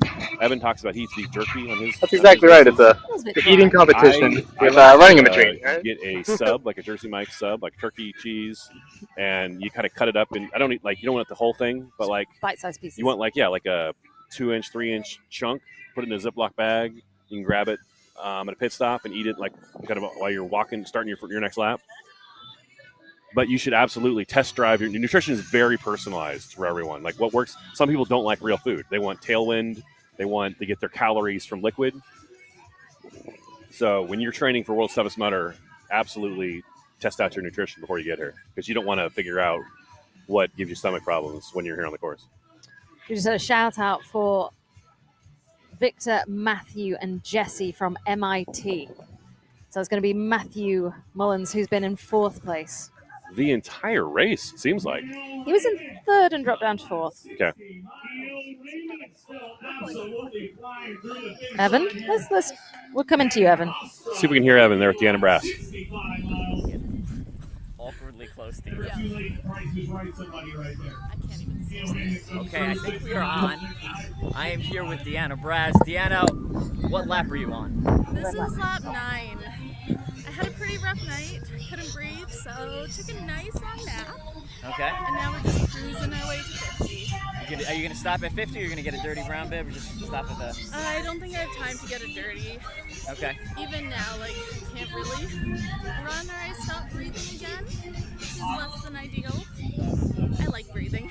That is a good plan. You want to continue to breathe. I know you're a veteran of... We lost you there, Evan. Oh. How does this course compare to some of the other courses? It's very flat. It's very runnable. There's nothing that really sticks out. I did see some gators, which is fun. They're very cute. How far off the trail were the gators? Just out in the lawn, maybe like 20 feet off. Okay, so not anywhere close to the trail, just kind of minding their own business out in the pond. All right, any obstacles that you think are particularly... Welcome back, Ryan Reed, 14 laps, 70 miles. That thing is gross. Look out there, find your daughter. There you go, 70 miles. There's no easy way through it. But it's not like it's... Ryan Reed, running number 1 overall. How's the temperature feeling? You feeling like you overheating or you just... Running number 1 in his age group, Ryan Reed. The thing that got me was the humidity, especially overnight when that sun went down and it was just like a wall. But it is what it is. I am loving the warmer Nicholas Blair, welcome home. 9 laps, 45 miles. Let's keep it going. All right, are you going to attempt this one? I will attempt it. It's probably not over.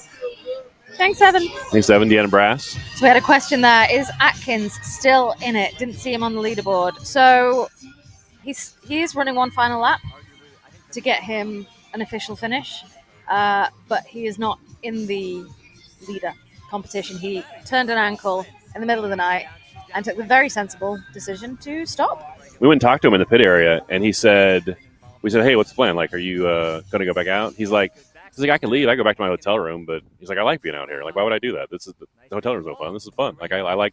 He enjoys the race. That's why he comes out here. He likes the race. He likes the community. He likes the whole vibe. I'm sure he would much rather be competing. Even if he doesn't win, I'm sure he'd much rather be competing. He doesn't win every race he ever does. Yeah. He wins a lot of them. He wins, I'd say, most of them. But he's here because he wants to be here. I did ask him. I said, "How's it feeling?" He's like, "Yeah, it hurts." I said, "Do you think it's serious?" And he's like, "No, I don't think it's serious." That's good. That's good. We got to look at the hole. He turned his ankle in, and it's a dangerous hole. They put some safety stuff around it after it happened. Yeah. And what he said was about whether he went. Sorry.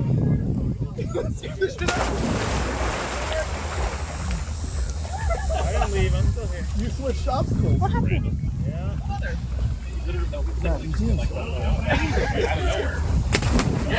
Sorry, Mike's sitting next to us, and suddenly a whole pile of water just dropped on him from the tent. I think it's been so damp the water's collected. It's condensation.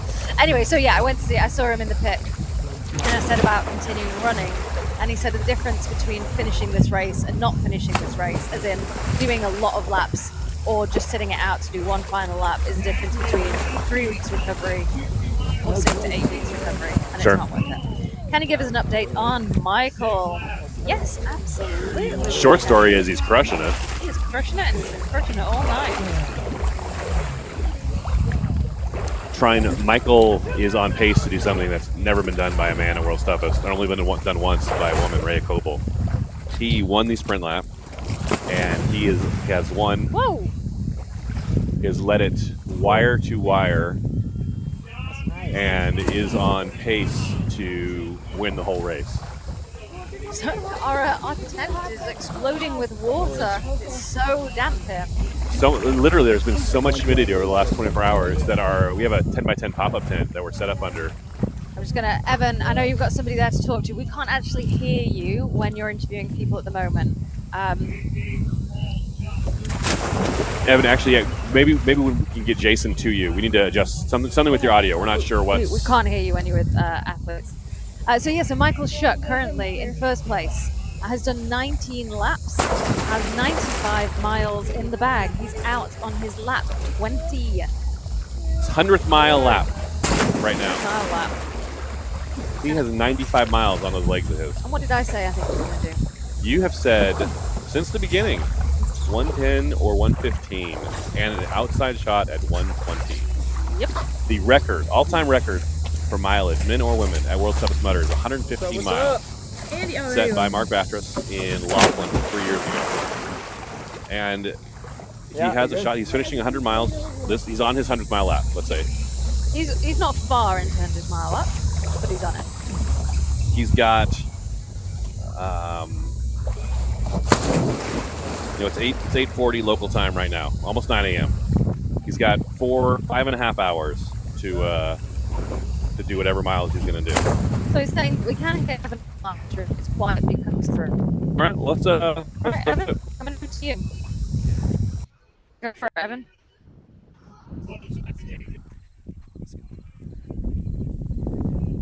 This thing wants to. Oh, there we go. Okay, I think we are on. My gimbal's acting up. You want to switch back? Let's switch back for a second. All right, we are here with Jason Rouleau. If you're not familiar with Jason, the creator of the Neptune, the heated shirt, also has done 12 of the 13 World's Toughest Mudders. So if anyone's got opinions on what the course is like that are valid across essentially the history of the sport, he's the one. The only one he missed was the very first one in Englishtown, New Jersey. So Jason, tell us a little bit about the course, what some of your thoughts are. Well, the obstacles are an overcorrect from last year.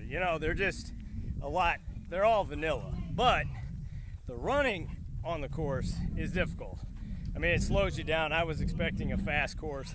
It's relatively fast because of the temperatures, but the running is pretty rough.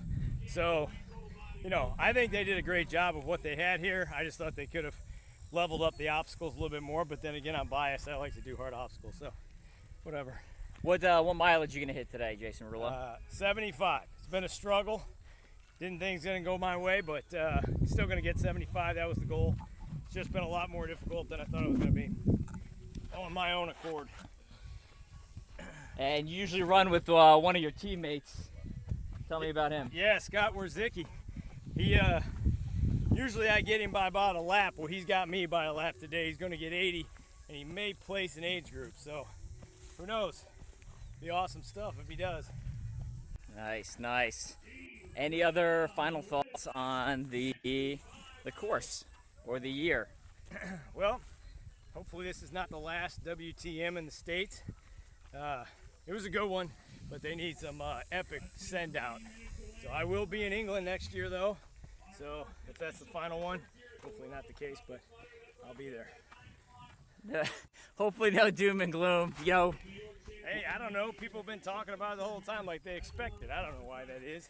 yeah, sometimes we can get caught up in things. Matthew Mullins coming through the finish line. That's awesome, Evan. Thanks much. We have had a lot of people with their eyes on Matthew Mullins. Fourth place man. Crushing it, Matthew. Well done. Matthew. They're watching at home.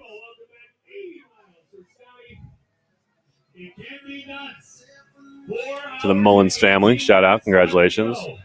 Matthew has a shot at 100 miles. And a good shot, I'd say, actually.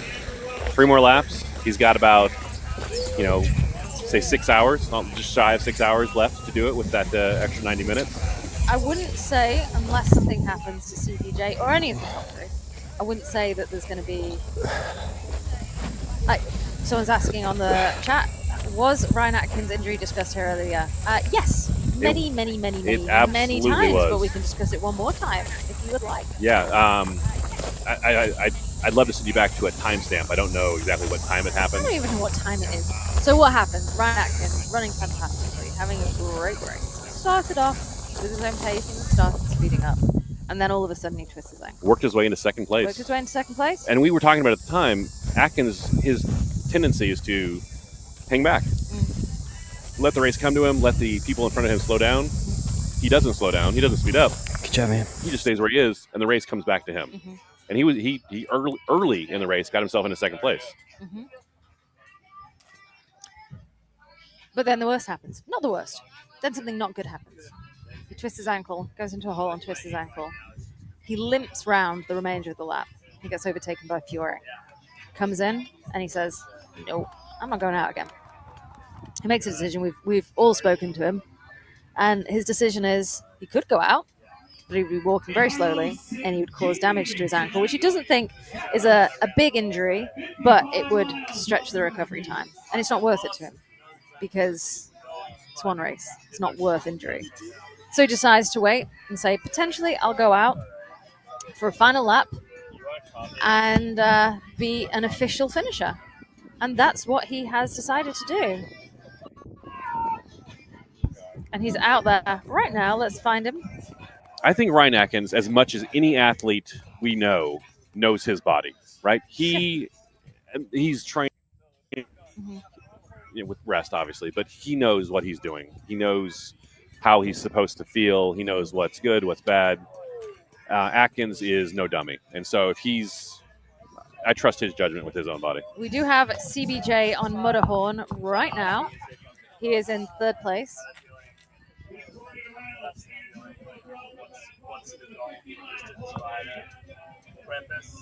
At least give us some more if we need to put a flag out so you can call it a day after.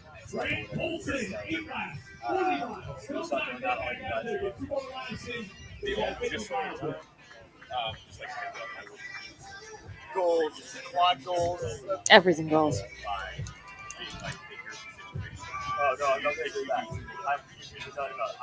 So I'm just watching here CBJ coming down the front of Mudderhorn. He'll go through electric shock therapy and then through the finish line.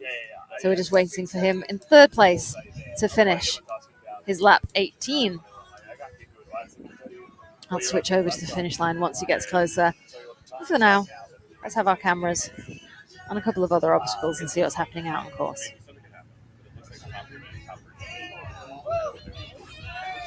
Yeah. Amazing. Oh, yeah. Absolutely. First. Yeah, but that's wild. I'm okay. Yeah, I'm good. We're good? Yeah. Mike, copy? I'm okay, thank you. Appreciate it.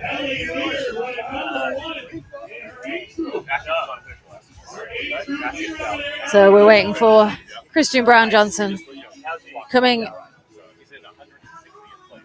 through electric shock therapy. Here he comes. Here's CBJ. CBJ. That is lap 18 finished. CBJ has 90 miles in the bag.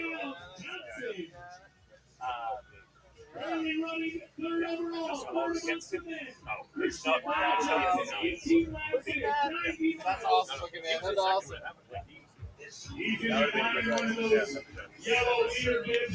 Okay, looks like Evan's waiting for us. So Evan, yep, Evan, I can see you. We're coming over to you, babe. Evan, go for it.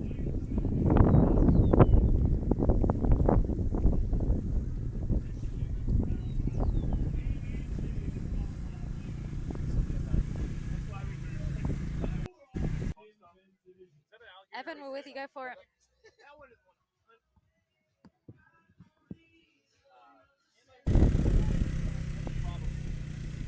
Yeah, Ryan.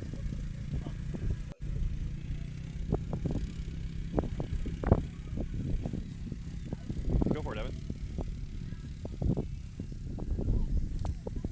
Use a band now. Pass. Okay. F5.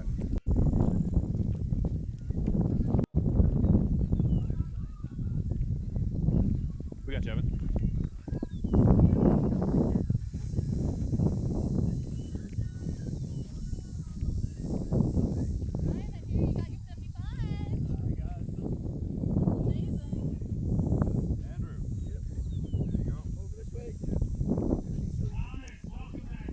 Evan, don't know if you can hear us, but go for it.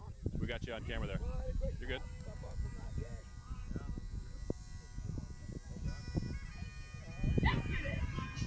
Go for it, Evan. RGT, 12 laps, 60 miles. Mason Juniors, 9 laps, 45 miles. Where's Mason? You know what to do, buddy. Look at that sand.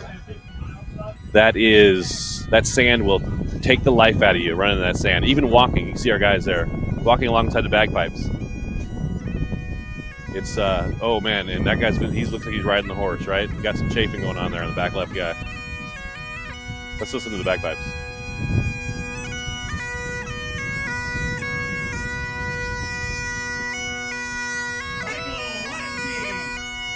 I'll catch up to you.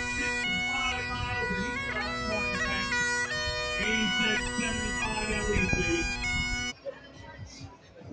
Yeah, get it, buddy. There you go.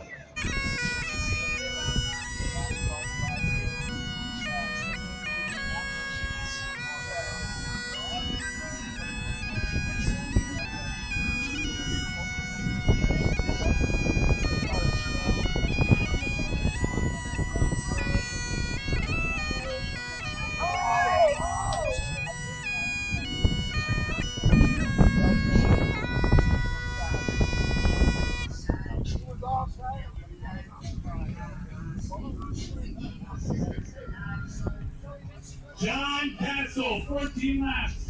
In 10 minutes, we will start welcoming our first official finishers of World's Toughest Mudder 2024. Just less than 10 minutes till our first finishers of the race this year. Woo woo! We just got to hear a little more from John Copper. John Copper, the official bagpiper, world's toughest piper, shared with us. Looking at our men's top 10 here, Michael Schutt, still in first place, 95 miles with just over 4 hours until the start line closes. Joshua Fiore in second, Christian Brad Johnson in third. That looks like your podium at this point. Sometimes we have dramatic finishes, right at the like last year. Yes. And honestly, those dramatic finishes, they're dramatic, but man, they can be painful, heartbreaking. Sometimes they can be fantastic. It can be a real battle. And sometimes it's just a little bit sad. And I feel terrible saying that because it feels like I'm taking something away from Luco. And Right. I'm not. He played the game. He did what he was supposed to do. And he did great. He Great did race. great. Don't want to take that away from him. It was just heartbreaking. And that's for the race. Fiore. That's the race. That's right? the race. Someone's got to win, someone's got to lose. Who knows? CBJ could have 20 bands on his arm.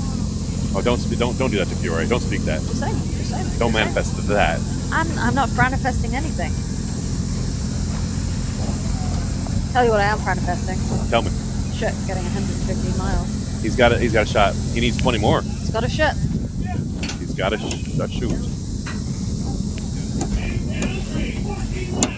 Third place, Christian Brad Johnson with 90. Matthew Mullins, fourth place with 85. Fifth place, Grant Thompson with 85. All those men, I would say, we could see with 100 miles. We could see 500-mile men easily. Evan, going back to Evan out there. Evan's got somebody. Okay.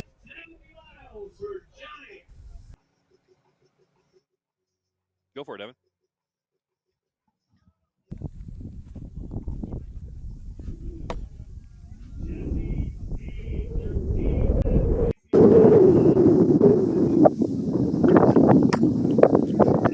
All right, there we go. I think I'm on now. My apologies, connection's a little bit spotty. I can't tell what I'm actually on. I found another athlete from Denmark, also named Michael, who knows Michael. I know Michael Schut. We traveled together over here. And so Team Denmark is me and Michael Schut. I'm the old and slow one, so I thought about putting that on my bib. Well, you're not that slow. You got a 50-mile bib, so I think you're doing pretty good. Yeah, so he's been pretty psyched about going here. Last year he got second place. Yeah, we're all tracking the story. Yeah, I know. How is his training? Tell us a little bit about him. You know any of the other events he does? He teaches a lot in Denmark. He has Denmark's best OCR playground. He actually has it in his lot of land. He has a huge OCR playground there, and he actually teaches the Danish team, OCR team. Oh, really? So he's super famous in Denmark as a coach. Nice. And wherever he turns up for a race, usually it's a longer race. The longer races, ultra biking, strong biking, the ultra edition. Mm-hmm. He usually wins by a lot. I'm not surprised based off of this weekend's performance. Yeah. So he does not stop. There's no quit in him. So he came here to this time and with the intention to not take a break. So he didn't. So he's got, I talked to him earlier. He said he was going to get 115. Yeah. Any doubt in your mind he misses? No. You're saying there's no doubt? No doubt. No doubt. He will not stop. He's psyched. I talked to him on his previous lap. We ran together a little bit, and he's the right place. So he will not stop. If he has time, he'll go for 120. But he will for sure not stop before he gets to these miles. Very impressive. It's been amazing to watch. Again, leading from line to line so far. Yeah. A couple hours left. Looking strong. What part of Denmark are you guys from? Well, he's from the mainland, Jylland, the dark Denmark. Okay. Yeah. My Denmark geography is not the best. Probably the first to admit that. Not, no. No. So he lives in not a farm, but he has a big lot of land. So that's where he puts up his playground. Very nice. Very nice. And what are you going to finish with today, you think? I'm going for 60 because this is my fourth, and I had 55 as my longest, so I'm going to go for 60, maybe 65. Let's see. All right. Any other final shout-outs we need to give to Denmark athletes? No. Anything we need to know about Michael that we're missing? Michael, I mean, everybody knows Michael in Denmark, so they're all sitting there glued to the screen right now. So, Denmark, if you're watching, we're going to go for 115, maybe 120. You guys know that. Denmark making a statement here at World's Toughest Mudder, and you can bet they'll be at World's Toughest Mudder 2025 because it's in England, and it's going to be local for them. Local. Europe local. All right, I'll send it back to you guys in the announcement booth to talk about stuff, Evan. Thanks. Thanks, Evan. So we are closing in on 9 a.m. local time. At 9 a.m. local time, 5 minutes is where we'll have our first official finishers for World's Toughest Mudder 2024. When it happens, we'll give you a finish line camera the rest of the way out. You can watch your loved ones, your friends, your family finish the race. Looking at Pyramid Squeeze. One of the, I think Pyramid Squeeze may go into the annals as one of the top hated obstacles. Yeah, I see. It's pretty. Of course, huh? That's pretty good. And I say most hated, like it's a good World's Toughest Mudder obstacle. But it's not the kind like Blockness where you're like, oh, I look forward to getting to it. You're like, oh man. But it's good. It's a combination of two options, combination of double speared and pyramid scheme.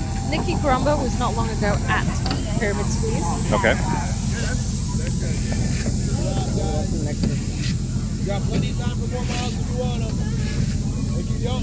And that's how you do an obstacle right there.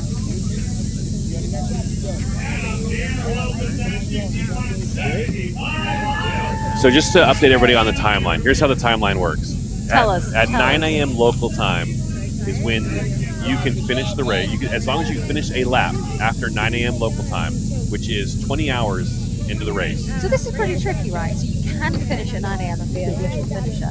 Yes. Or you can choose to do another lap or 2 laps. Exactly. Or 3 laps maybe. Exactly. But if you're out running, you're going, oh, this is tough. And it gets to 9 a.m., you could potentially go, well, I don't have to do any more. That's right. And that's going to be very difficult. And that's, you know what, that's another mental barrier, because you can say, I can finish. They'll give me if all I have to do is stop right now, and they'll give me my headband. They'll give me a medal. I can go to my car.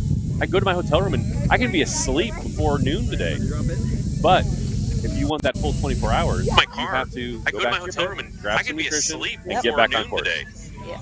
So 9 a.m. local time, you can finish a lap, be a finisher. 2 minutes. So we're here down at the finish line, waiting for the first official finishers to come in, and once they do, we will be setting 2. So we're here At 1 p.m., the start line will close. That'll be 24 hours. 1 p.m. is the 24-hour mark. I mean, that's still hours away. It is. It's 9 a.m., almost 9 a.m., Yeah. 4 hours from 1 now. p.m. is the 24-hour It feels like the race is almost over. That's still hours away. It's not. There's still, okay, so there's still 4 hours from now.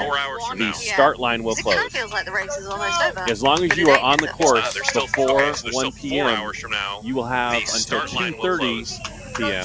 So Joe Rucco just on the course before 1 p.m. Daruko, last year's third place finisher. Until 2:30. As long as you're on the course by 1 p.m., you will have 90 minutes to finish your last lap. Daruko, so the last year's finish third place line finisher. closes at As long 2:30 as you're on the p.m. course by That's 1 25 and a p.m., you will half have 90 hours minutes to finish after your the last race lap. began. So the finish line So you can at 2:30 squeeze in one more lap That's if you're, as long as you're on the 25 and a half course by 1 p.m.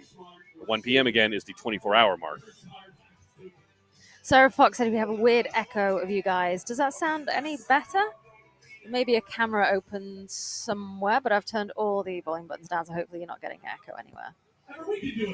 So, 50 seconds until the first official finishers. Let's stick the camera onto the finish line. We'll see our first official finisher here in less than a minute. I mean, they even said at the start of the briefing, you can stand on the other side of the timing mat until the clock turns 9.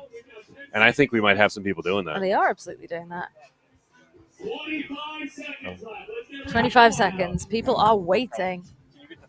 That's why everybody's hanging out over here. I thought it was like the first official finishers. Yeah, in like 15 seconds. Yeah. Here, they know the rules. They're gathering at the finish line, like how we used to do it at noon. 8, 7, 6, 5, 4, 3, 2, 1. And here they come. First official finishers. You can see some guys that are riding the horse.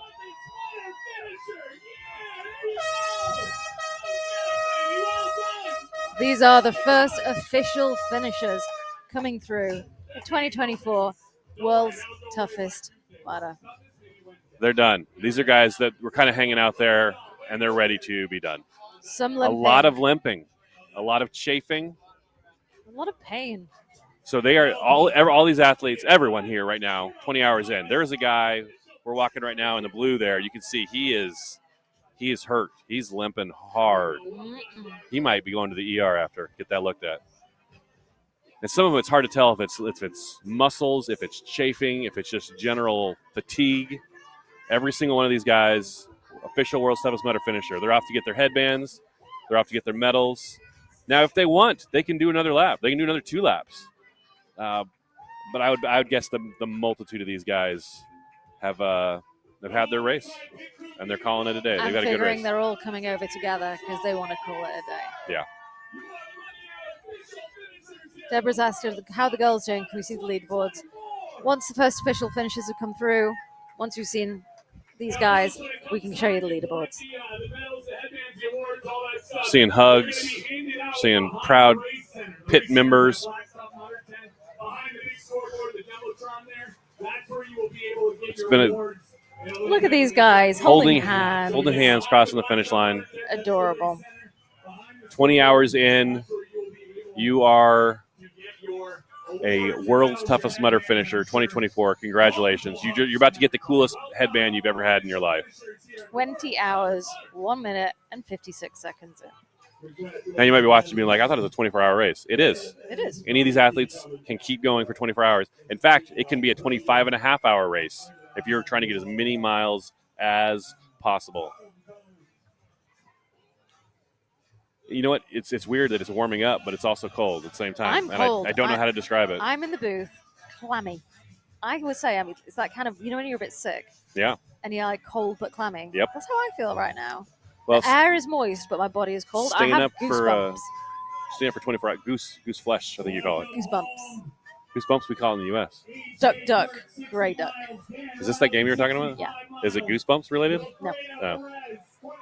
Is duck goose Here we go. More official finishers. Hugs, pit crew greeting their runners. This is a beautiful, beautiful moment. Now, some of these guys may go back out. None of these guys that are crossing here were like hanging out at the finish line. But you can see some guys have their hands raised toward heaven, and they're calling it a day.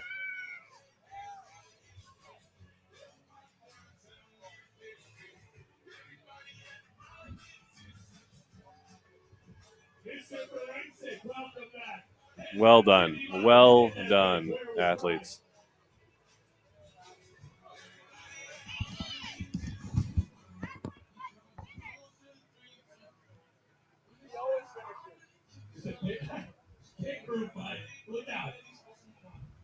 Todd Taylor to second, 7 laps, 35 miles. Welcome back, buddy.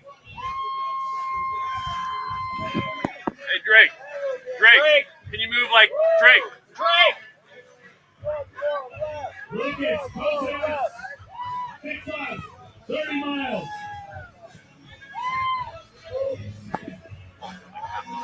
Another inopportune time to pump the crappers.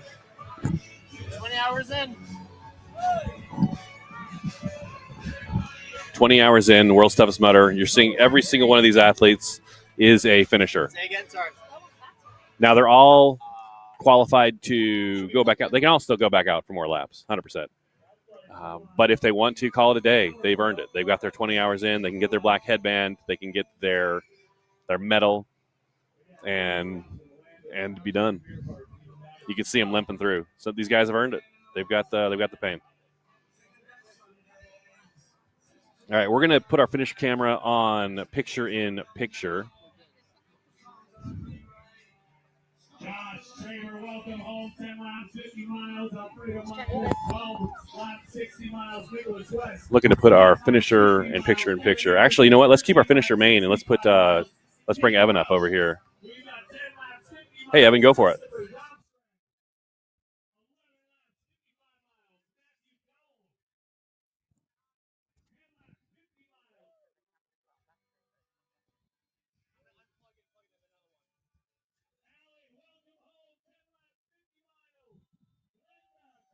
Go for it, Evan. We can hear you.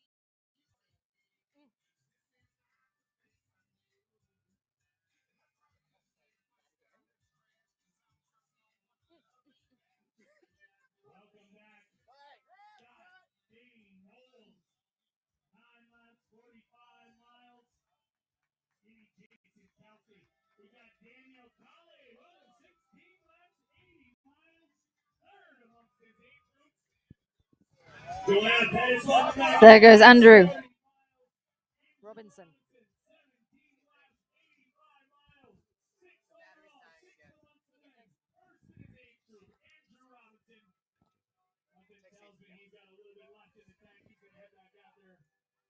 we hit that 100-mile club. Michael Robertson, 5 laps, 25 miles. Welcome home.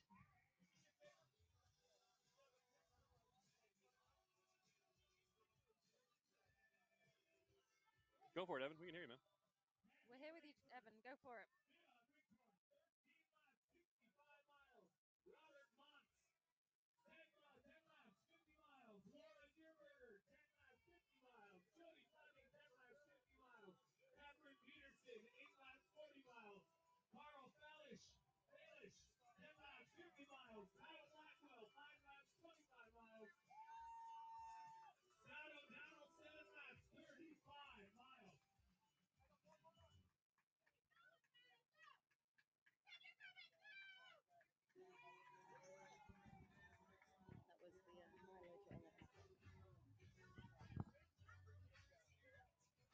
Carson, welcome back. Are you Carson? Carson Shabby, are you heading back out for one more? Or you just going to get that 50 miles up? Yeah. One more. You can do it, bud. Joe Zach, 16 laps, 80 miles. Are you Joe? Joe, keep going, baby. Come on, you can do it. No, not at all. Let's go. You can do it. You got another can of race, full body feel. Let's hit that 100-mile club. You got a little less than 4 hours to do it.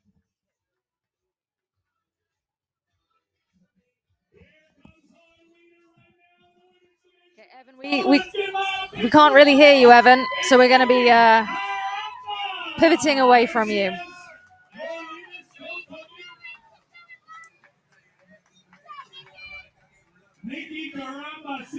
So let's have a quick look at the leaderboards for the men and the women.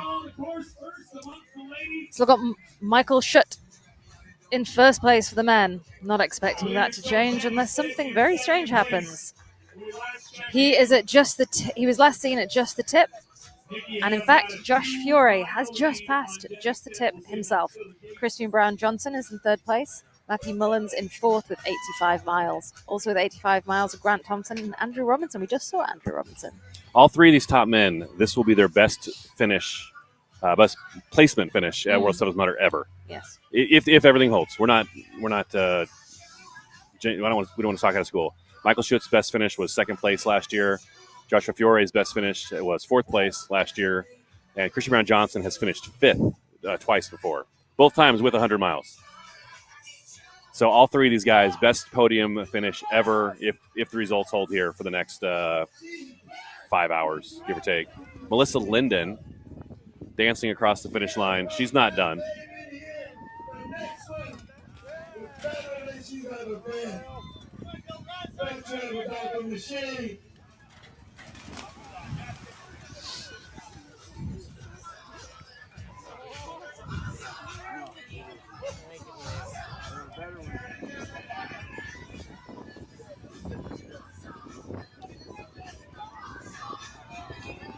Melissa Linden just finished her lap 13. 65 miles. We're going to Mike. 13 laps, 65 miles. Travis Derrick, 9 laps, 45 miles. Jillian Heller, 14 laps, 70 miles. We're with you. Nice job. We got Second two place lap woman. leaders here for the ladies. Nice job.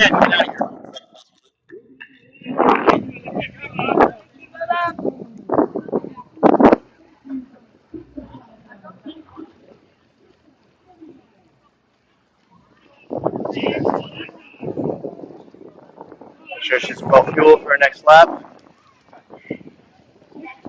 Yep. Doing awesome.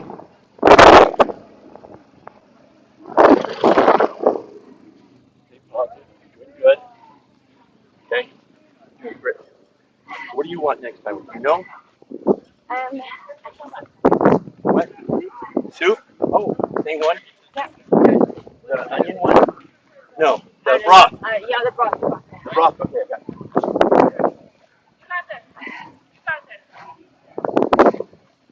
9/11. It's my birthday. 9/11. Happy birthday. All right, pick up that pace and get out of here. Come on, man. You're doing amazing. Keep it going. Well done. Well done.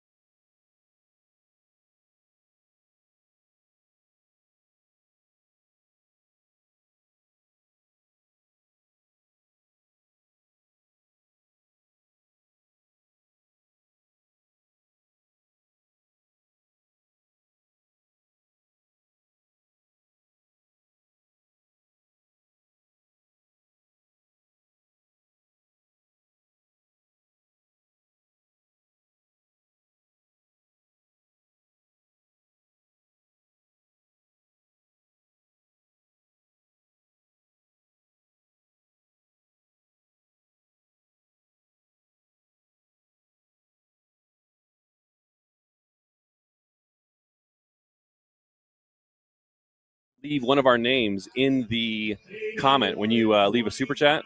Whoever has the most money on their side of the ledger, Fran or I, will, at the end of the race, 25 and a half hours into this race, whoever has the most money on their side is going to go through electroshock therapy.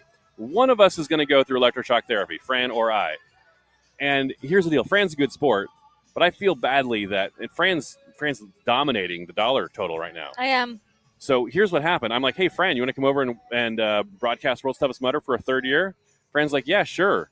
And then she gets over here, and I'm like, hey, now how about you run through electroshock therapy? And I don't feel great about that.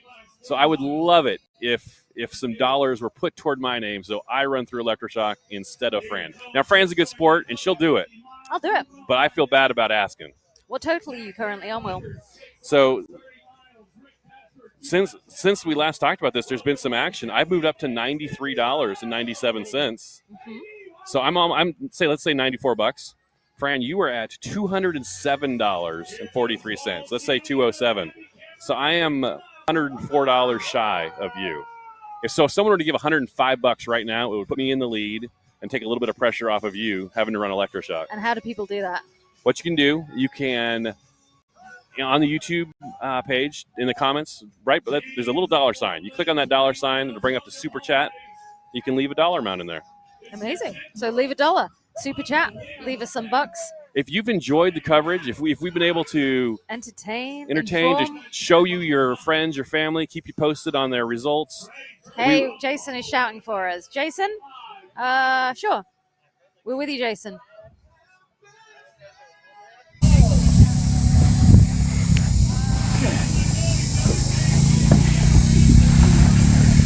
Didn't they crown you?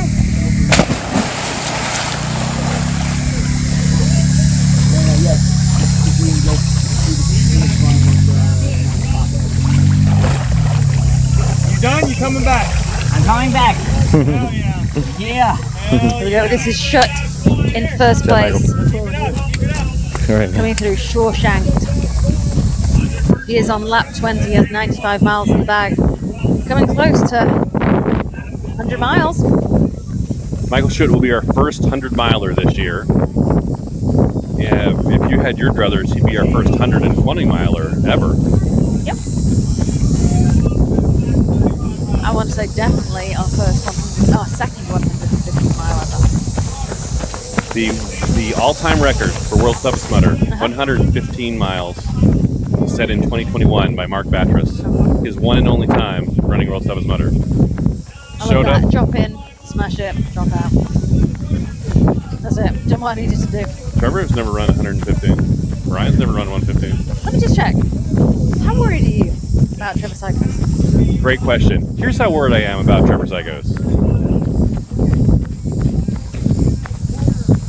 That's how worried. Okay, good. Not at all. Not at all. Trevor Psychos is going to let's check on Trevor. What's Trevor's numbers look like?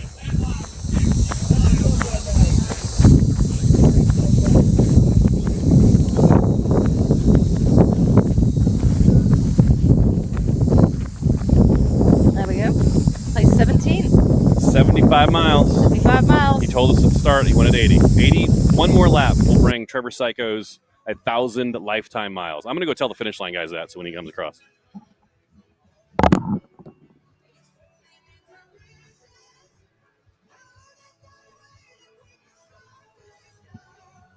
So we just saw Michael Schutt.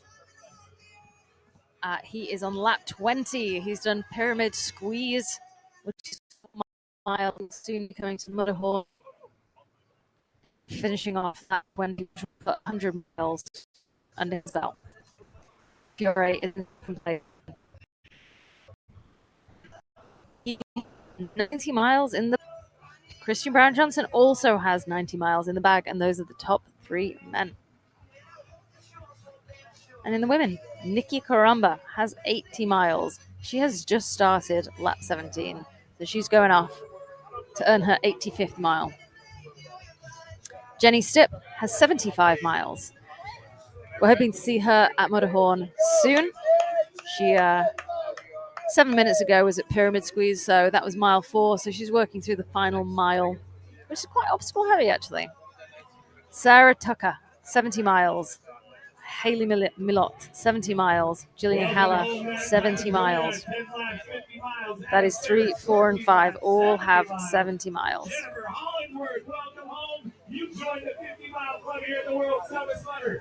Derek Cleveland, we got 7 laps, 35 And now, even though we have hours left, we like to spend a good amount of time here with the finish line camera so that we catch as many finishes as possible coming through. Because everybody here has been running, and they all deserve their bit of time and their point crossing the finish line. Christina Herb, 6 laps, 30 miles. Benjamin Hatch, 6 laps, 30 miles. John, where's John Herb? Big bad John, 13 laps, 65 miles. And Mindy Archer, 14 laps, 70 miles. That's good for third.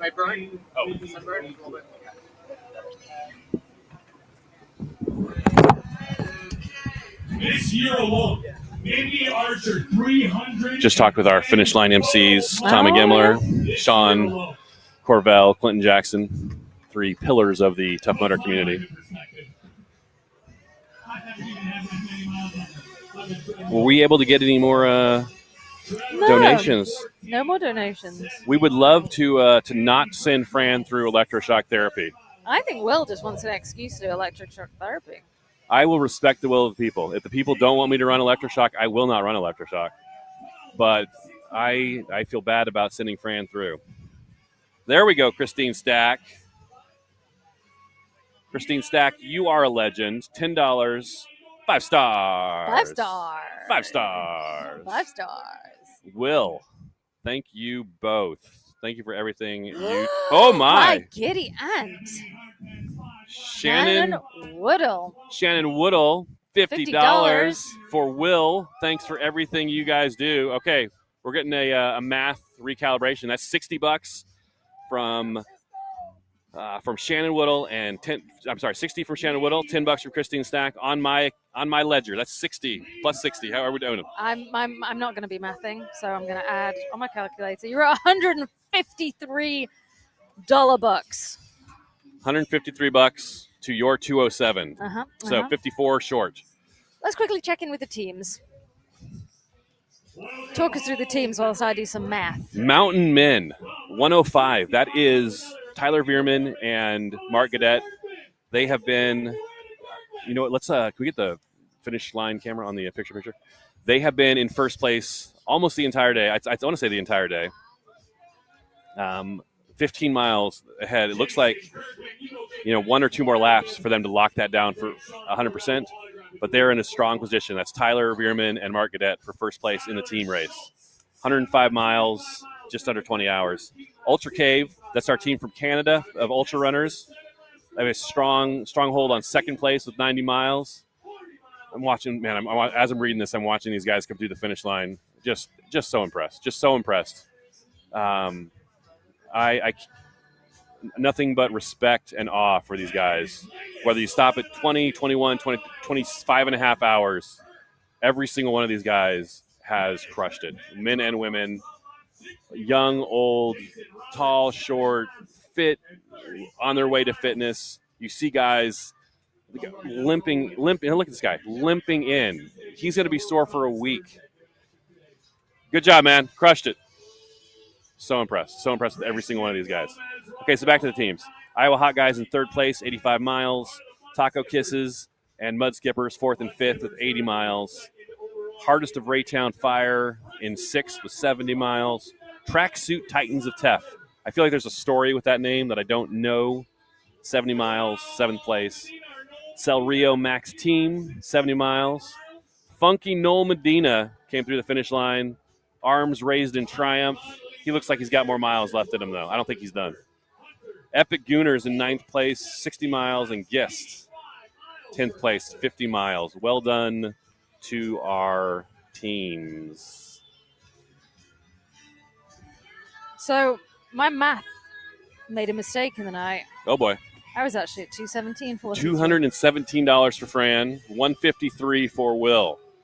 So we are $54 shy of let's say $55 shy of rescuing Fran from electroshock therapy. Shannon Woodall, waiting for my guys to finish lap 10. They were just at Pyramid Squeeze. 50 miles was the goal, and they're about to crush it.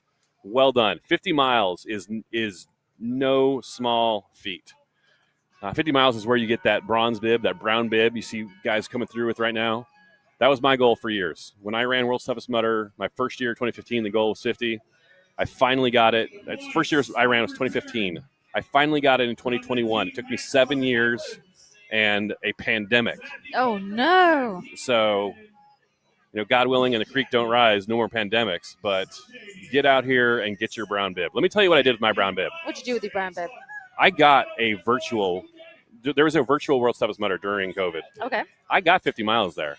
But I knew – and I got a brown bib for it. Yeah. But I knew – not that it didn't count, because people that did earn that brown bib, you ran 50 miles, 100%. But in my heart, I was like, I need a brown bib from a World's Toughest Mudder in-person course. And I finally got that in 2021. I have it hanging on a hanger in my closet. I have closet spaces at a premium, always. And I have an entire chunk of my closet where that bib, the medal, and that black headband from that year are hanging up. Did he come through? I wouldn't say I missed him. Anyway. Potentially missed him. I see my 50-mile bib every single day when I open my closet door. And if you need an accomplishment in your life, if you're like, you know what, I need something hard. I need a goal. I need something to push against.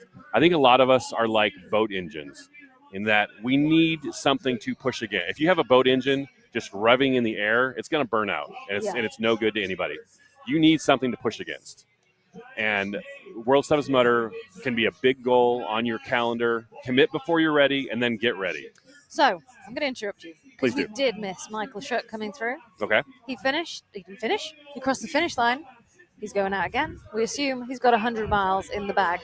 Now, we have seen the same athletes time and time again crossing the finish line, and yet we have repeatedly missed Schutt, even though we have kept our eyes open and been chasing for him. There's something about that guy, and we cannot I'll catch tell you him. what it is about that guy. Speed. He runs so fast.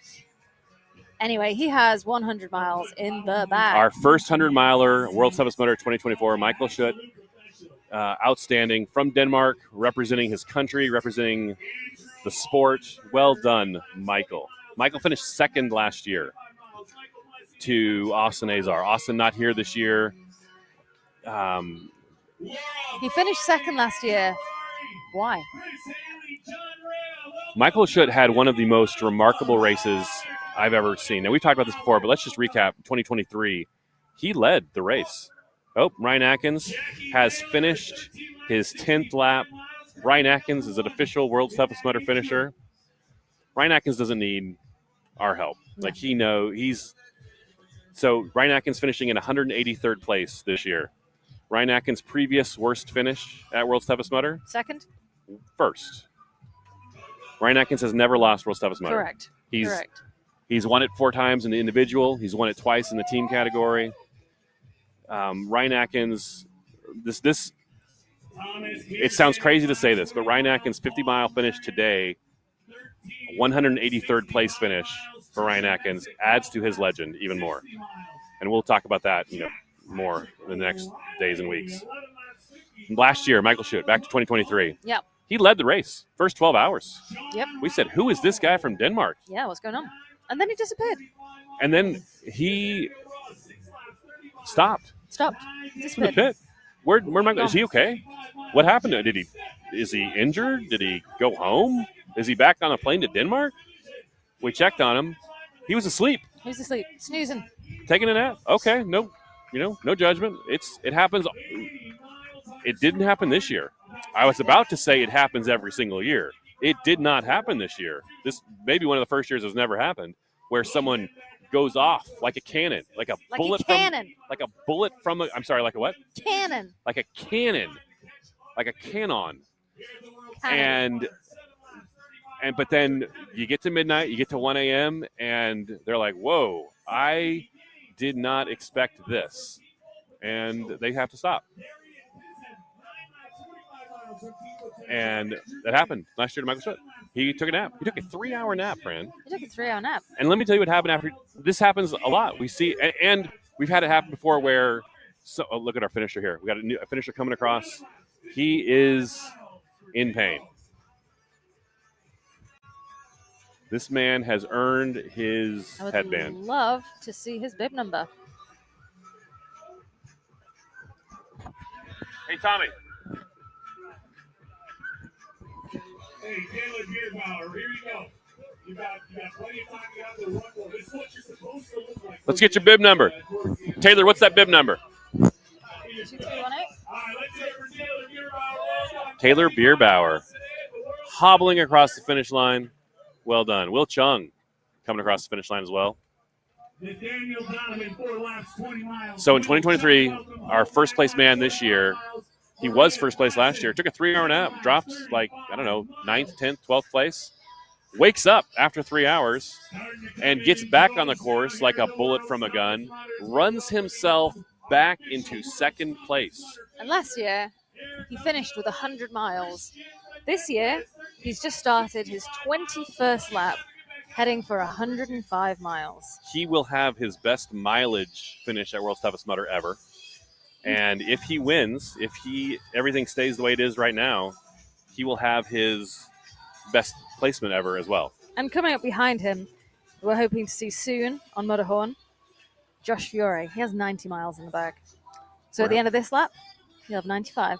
We're hoping to see him soon. We're hoping to see him soon. Joshua Fiore's previous best finish was 4th, and that was last year in 2023. That's not his best finish ever.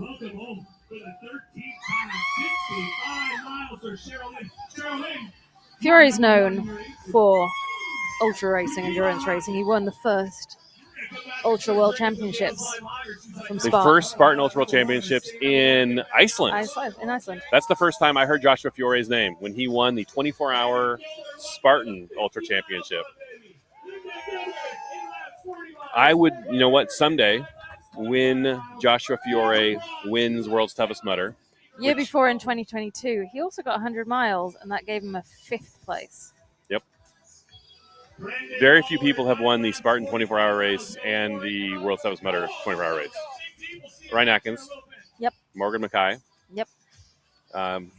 If Joshua Fiore, Christian Brown Johnson, both two, one day when they win, I will not be surprised. Good job, man. Well done. Tears, literal Love tears. That. I have run a lot of races in my life. I have come to tears at the finish line 3 times. Have you?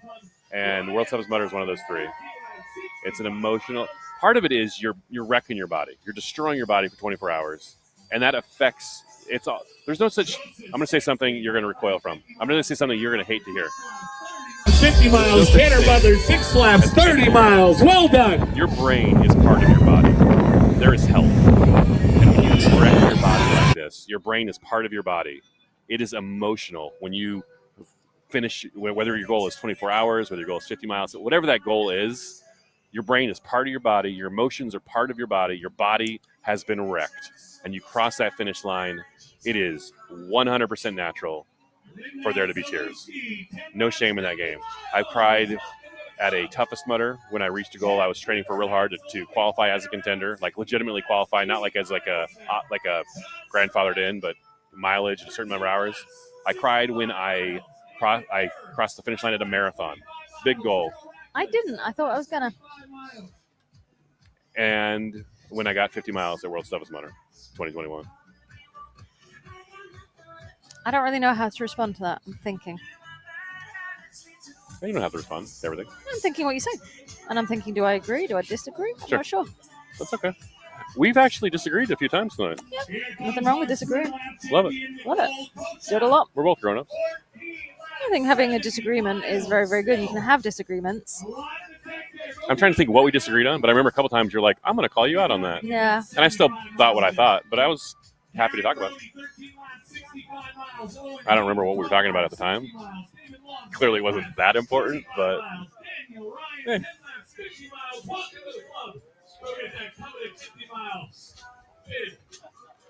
Every single athlete you see cross this finish line is a World Toughest Mudder finisher. Now, some of them are still going out, but they've qualified as a finisher. So you know what? I've got the bib from Europe's Toughest Mudder. Okay. What do you think? I don't think I deserve it. Now, me saying that is not me saying that 10 miles at Europe's Toughest Mudder isn't an achievement. Okay. But I just don't feel like I earned it. Well, that I can't. I can disagree with you, but I can't. That's a very personal Mike once says. Feeling. Let's keep the finish line in the. Mike, we're with you. Let Josh go! There's Josh. Josh Fiore, leader bib in the middle. Hey, we got Josh Fiore here. Everyone's pulling together saying, let that man go. Here's a good example. You can solo blockness, but it's hard. Attaboy, Josh. You had to rotate. You basically rotated it halfway. If you're not fast enough, you'll just pull the block toward yourself and it'll keep spinning.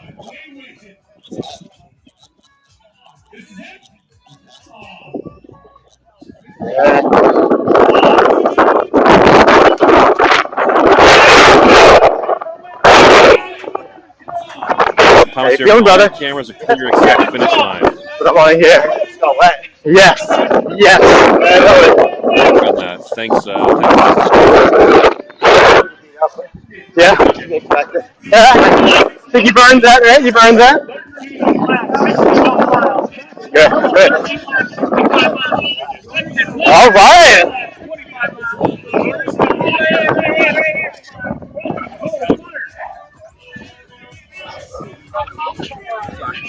So Fiore says he's got a couple more laps in him. And I think he's crazy enough that might actually be true.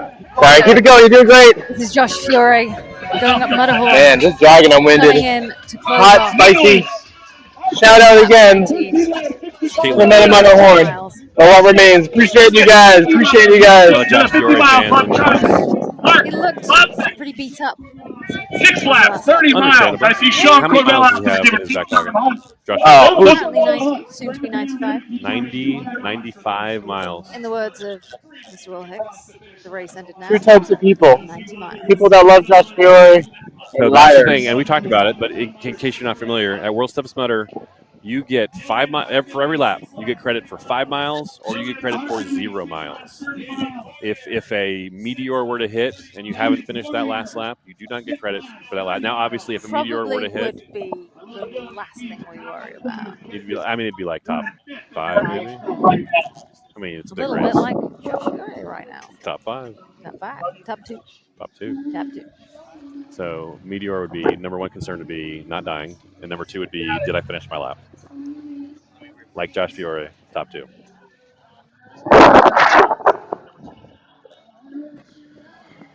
Good job, man. Keep it up. Proud of you guys. Keep it going. Eighth in the women's division, 4th in her age group. Michael Rodimus. All right, Rodimus. All right, Looking at Mudderhorn and our finish line. On Mudderhorn is that Josh Fiore. That's Josh Fiore. He is nearing the end of his 90 still running. Just off, 14 laps, 70 miles. Second place, man, coming through. 55 miles. Zachary Bayer, 6 laps, 30 miles. Welcome home, baby. Remember, Mudder's pit crew, when it comes time to get those awards, the medals, the headbands, all that stuff, you can get them behind the big Jumbotron, behind the big TV there, the race blowing the the black straps. with Tough Mudder on it. That's where you'll get your medals. Go, go, go. Come on, guys. Keep moving. For completing the world's toughest. Hey, here we go. Woo! Let's go, Josh.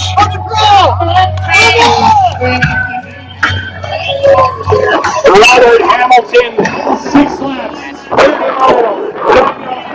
This is Josh Fiore crossing the finish line. So you guys at home, do you think this finish line cover is looking better? Because it seems fine to us, but we had a few reports that it wasn't doing so well. Michelle. Josh Fiore has gone through, and he is now in the pit. Speaking of electric shock, yeah. What's our dollar amount again? Fran, you were at 217. I am at 153. So we would love to not send Fran through electroshock. We made a deal. Whoever had a higher dollar amount on their side of the ledger would run through electroshock therapy. Fran's at 217. I am at 153. About $60, $64 shy. You can send me through electroshock instead of Fran. My name is Will. Her name is Fran. Jump in the YouTube super chat. Leave a comment. Leave a dollar amount. You can leave $1. You can leave $. Our biggest donation, $50 bucks. And unfortunately, that came to me. Our biggest donation has been $50 from 2 people. Oh man, I need to. Bogey Fitness. Bogey Fitness, and from. I'm going back. I need to find it.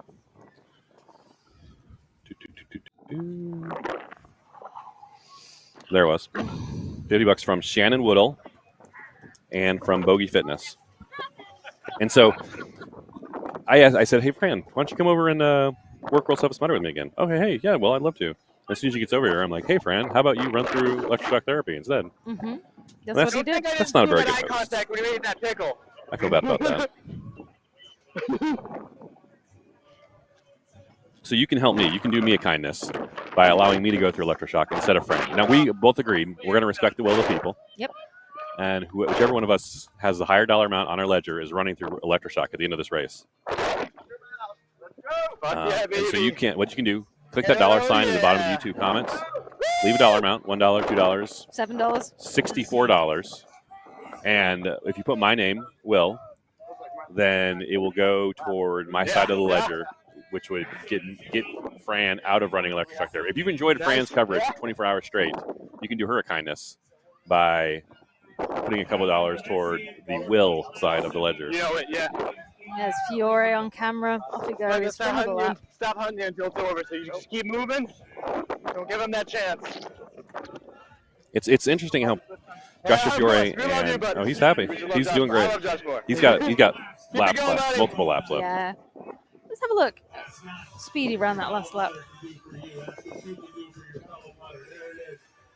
And there he goes. Fiore is back on the course. 1:15 and 20 seconds that last lap. He lost less than a minute.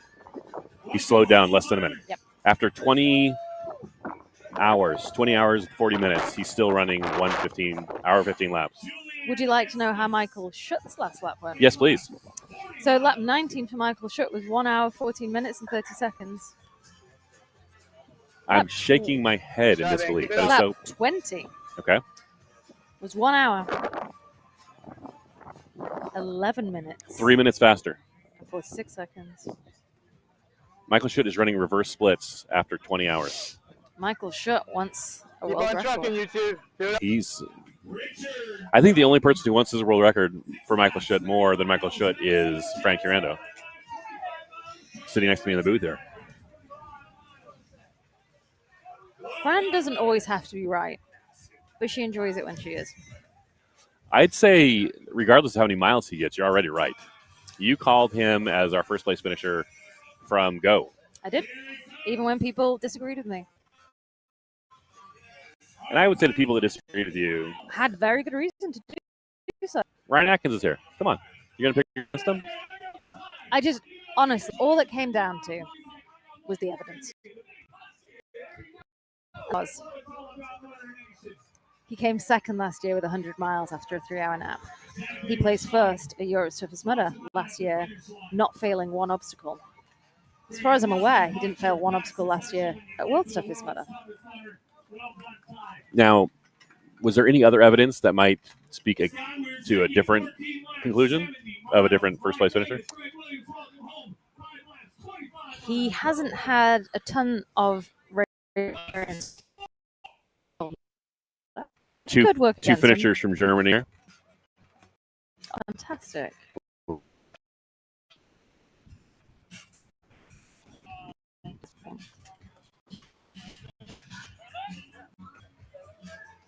So yeah, so I used that evidence.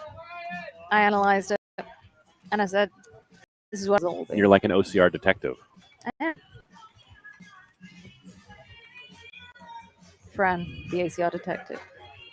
I wish I would have asked you about second, third. We should have just filled out the top 5 before the race started. I said that would have saved us. Honestly, it would have saved us a lot of time. I said the we top could have gone 3. home. I said the top 3 was going to be Atkins, Fiore, and Schutt. And you're 66% correct. Yes. Looking like. Fiore says he has 2 more laps in him.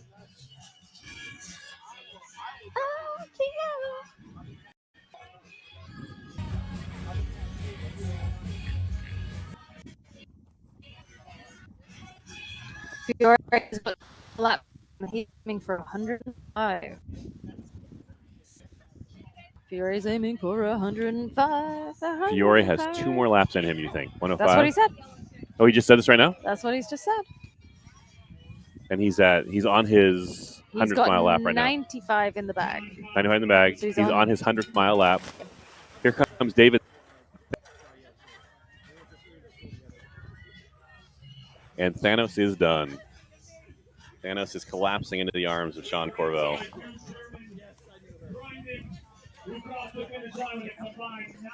Here's Tyler Veerman. Tyler Veerman, first place team right now, and they have a 10 to 15 mile lead on second place. They're looking good for his first World Toughest Motor Championship with Mark Gadet in the team category. Yeah. So I just saw David Thanos. David Thanos. He was the first guy to recognize me on course from World Toughest podcast. That is lovely. He patted me on the back, say, "Hey man, love the show." And I didn't know who he was at the time, and he just ran past. He just kept going. He didn't stop. It wasn't a big deal. And I mentioned it on the show next week, and he messaged me. He's like, "Yeah, that's me, man."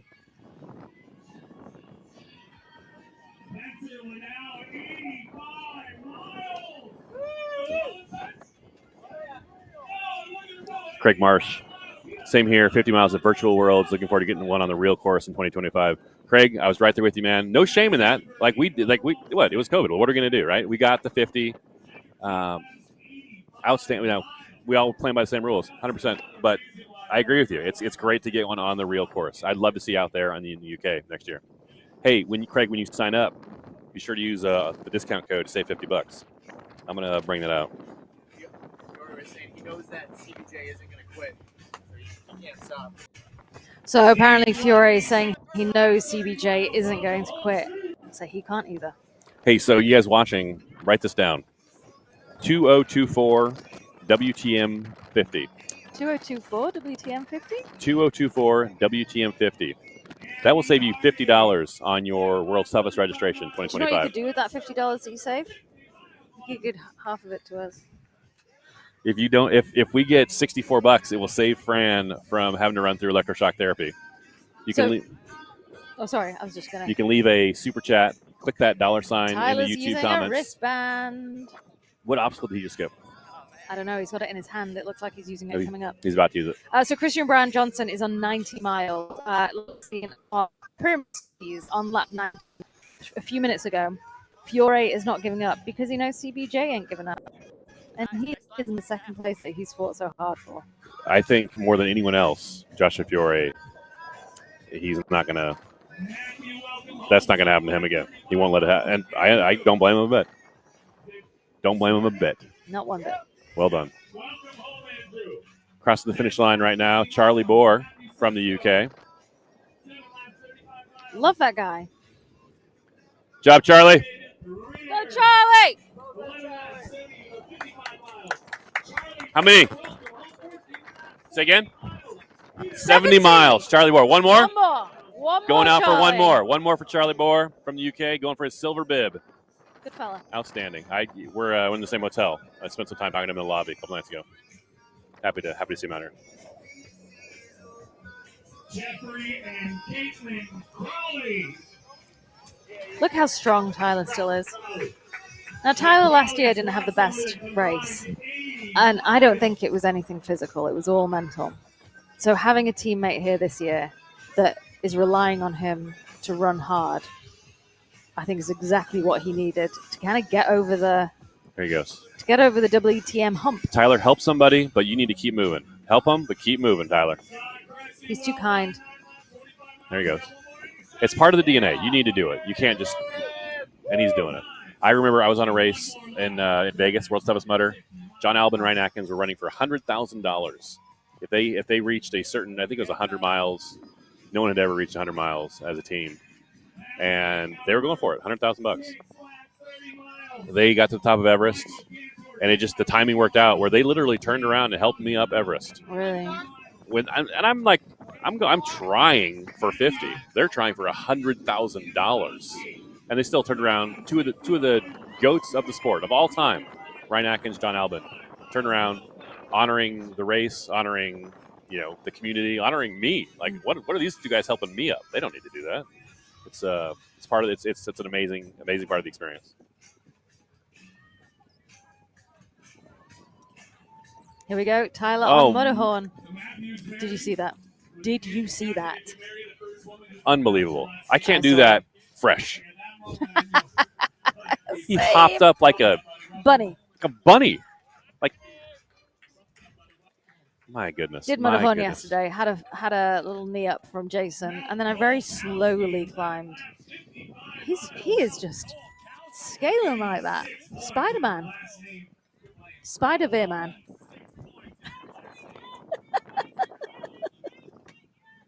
Come on, indulge me in my idiocy. Spider-Veer-Man. Dun-dun-dun, dun-dun-dun. Does whatever a Veerman does. Runs 100 miles, wins with the a race. team. Tyler Veerman. About to get a YouTube strike. Copyright. Tyler Veerman. Well done, 9075.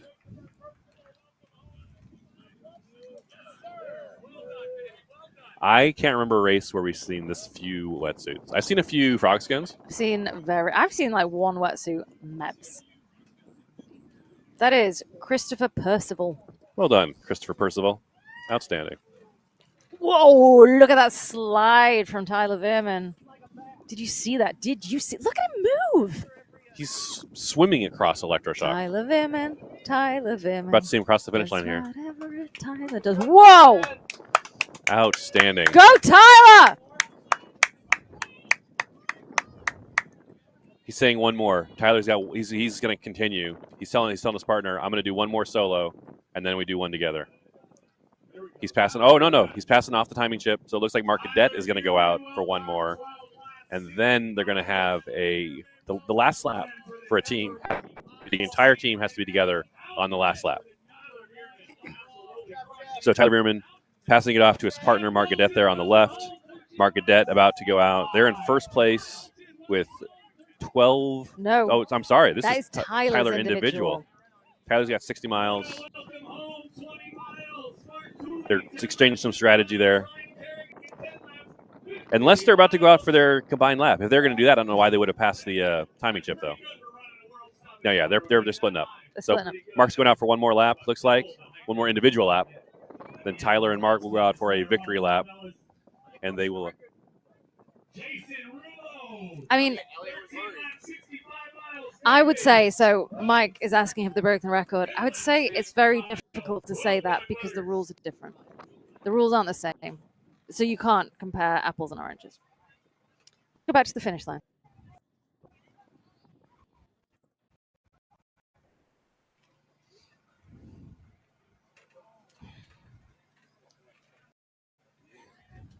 Welcome home, fellas.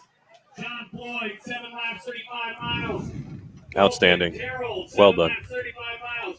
Jack, 7 laps, 35 miles. You see a runner on the right there giving his daughter a hug across the fence. We've had this guy come up a few times because his number is 1039. Right. Michael Schutt is 1029. Ah. So Brock Holtzclaw has been on screen a few times. Sure. And it's nice now to see him finishing. In the top 10. Job, Brock. Jessica's age group, well done. Scotty McDonald, 11 laps, 65 miles.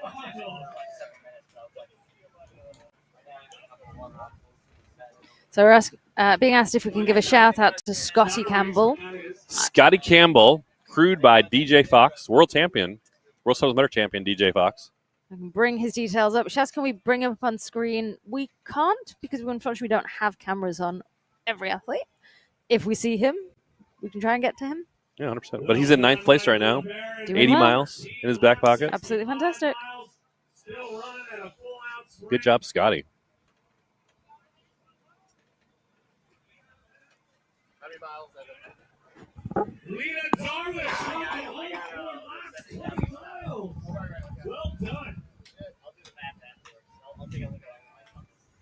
This is another just great phase of the race. Athletes are finishing. Some are done. Some are still going. But the end is in sight for everyone. The end is in sight. Whether you have, here comes Deanna Brass across the finish line. Everyone has the end in sight. Apparently not. No, you can stay back. That's just a little bit of alcohol. 55 miles for Elizabeth. Well done. Crushing it. Go, Deanna. There we go. Shell, $10. You're a legend. Thank you, Shell. Shell is doing her part to send me across electroshock therapy. Question here. What are athletes with metal in their bodies doing rather than electroshock? I've recently had an IRL fitted by my heart. I'm wondering about WTM next year. Great question. So let me tell you about this specifically, and then like overall what the principle is. So this year, World electroshock therapy is an obstacle on the course.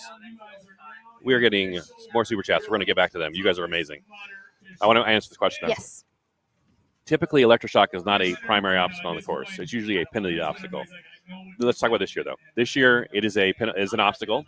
It's the last obstacle on the course before the finish line. If you do not want to do electroshock or you cannot do electroshock, there is a penalty option. 30 burpees. Yes. It's called the Joe DeSena. That's the penalty name. Now, there are multiple athletes we've seen, and Evan Paris actually talked us through how to do it at electroshock therapy. You can get through electroshock therapy this year without getting shocked. Can I ask a question? Please do. If you can't do an obstacle because of something physical, does that not put you in the adaptive athlete category? Well, if you can't do an obstacle because you're too weak? No, I mean something that can't be changed. Like for a pacemaker, for Yes. example. That's a good question, and I do not know how that would.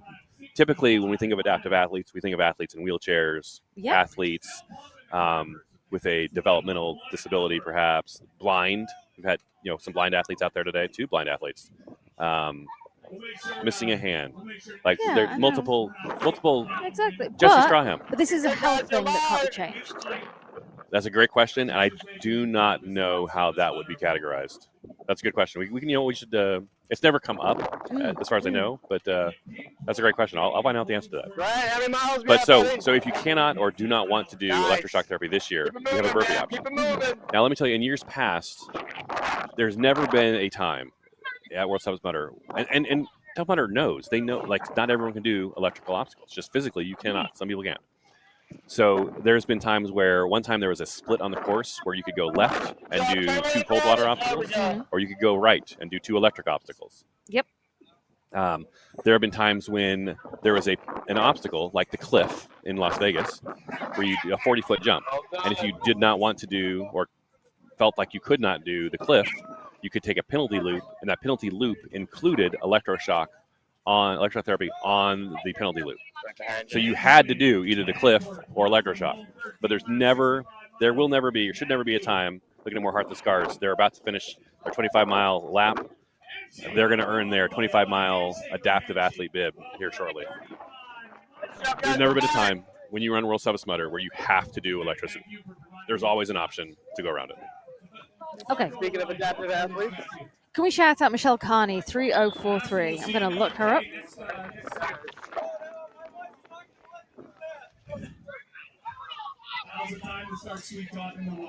She's here for her first World's Toughest Mudder. Just got the 5-year clear from cancer and waiting at Mudderhorn to be crowned by Dave Didier. Plus, the money was for Will. Thank you, Charlie. You're a legend. We're just looking her up now.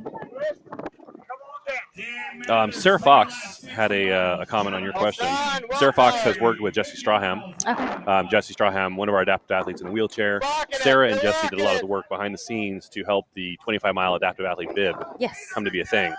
Sarah says to be considered adaptive, the athlete has to apply and submit themselves. So there is an application process. So if you were an athlete, and I don't know the exact process, like we were talking about specifically a pacemaker or something like that. Yeah. Maybe a non-visible, adaptation. Not all disabilities are visible. That's true. So that's like specific. If we're talking specifically like a pacemaker, No. that'd be probably a question for Team HQ. But Sarah has a lot more insight. Did the race start at 1 p.m.? Well, actually, the race started at. Race starts at midnight. Yeah. But technically, yes, the clock 1 p.m. on Saturday. So the 24 hours to be GP racing is Mark Batras. Mark, we've been talking. We have been talking about We've been you. talking about you and your 115 miles from 2021 all night long. We're looking at a potential somebody trying to take on your record. How do you feel about that, Mark? Mark, how would you feel if Michael Chute were to match your 115? Possible, not a given yet, but possible. It's out there. Sarah Tucker was at Mudderhorn 3 minutes ago, so she should be coming through the finish line any moment now. And we're also watching More Heart Than Scars, looking to finish their 25-mile loop. And we're seeing guys, man, beaten up. Sean Corvell said something, my very first World Stubbs Mutter, and I heard him say it this morning as well. You don't finish at the finish line. You finish out there, and you make it to the finish line. And that's what these athletes are doing. Look at these smiles.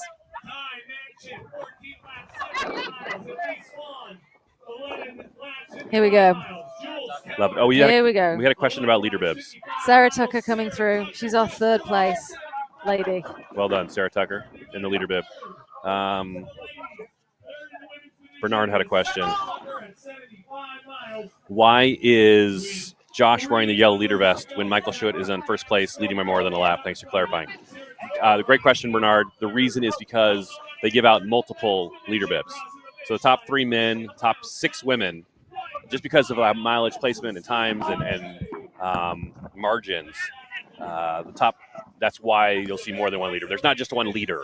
There is one leader, one absolutely, but there are multiple leader bibs out there. They're actually doing 3 deep for the men and 6 deep for the women. Welcome to Evan Preparis back to the booth. It is hot out there. I am worried about these athletes because I went out. Christian for a Brown lap. Johnson just finished, by the way. His lap 19. Christian Brown Johnson, 95 miles in the bag. Christian, his best finish in the past, mileage-wise, has been 100. He's and at 100 he also twice. cut 4 minutes off his lap from before. You know what? I think he's going What do you think about Christian? chasing down. You think Christian Brown has a shot at second place? I don't think I'm not saying I need to look at it, but I feel like he might be trying to chase him down.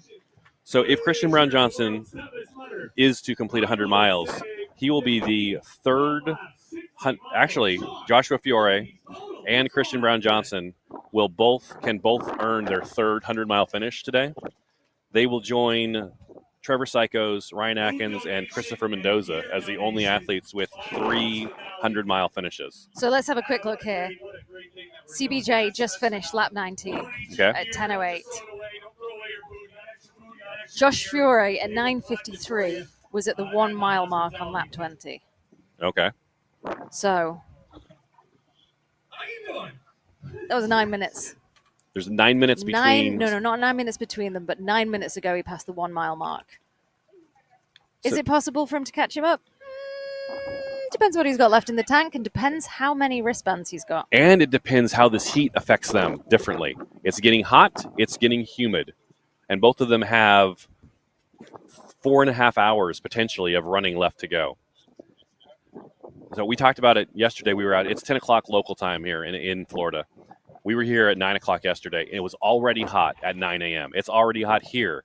It's hot and it's humid. I said I wasn't going to be doing this. What am I doing? What am I doing? You said you were not going to be sketching out scenarios on your notepad. You have the same notepad you brought every year here. It's. This is where we were last year. I'm looking at notes from Chris It's going to look Rogloski exactly the same. and Mark Gaudette and How's it going, buddy? Joseph Rucco from last year. You said you weren't going to do it. we've been looking at it, and the top 3 men and top 3 women, they've kind of established themselves, and they've essentially been the same position almost the whole race, which is very unusual. There's usually jockeying up and down. People go out too hard and they have to slow down. That hasn't really happened this year, where it's all, especially like on both sides. And the teams. They've been here before. The men, the women, and the teams, I feel like have really over the last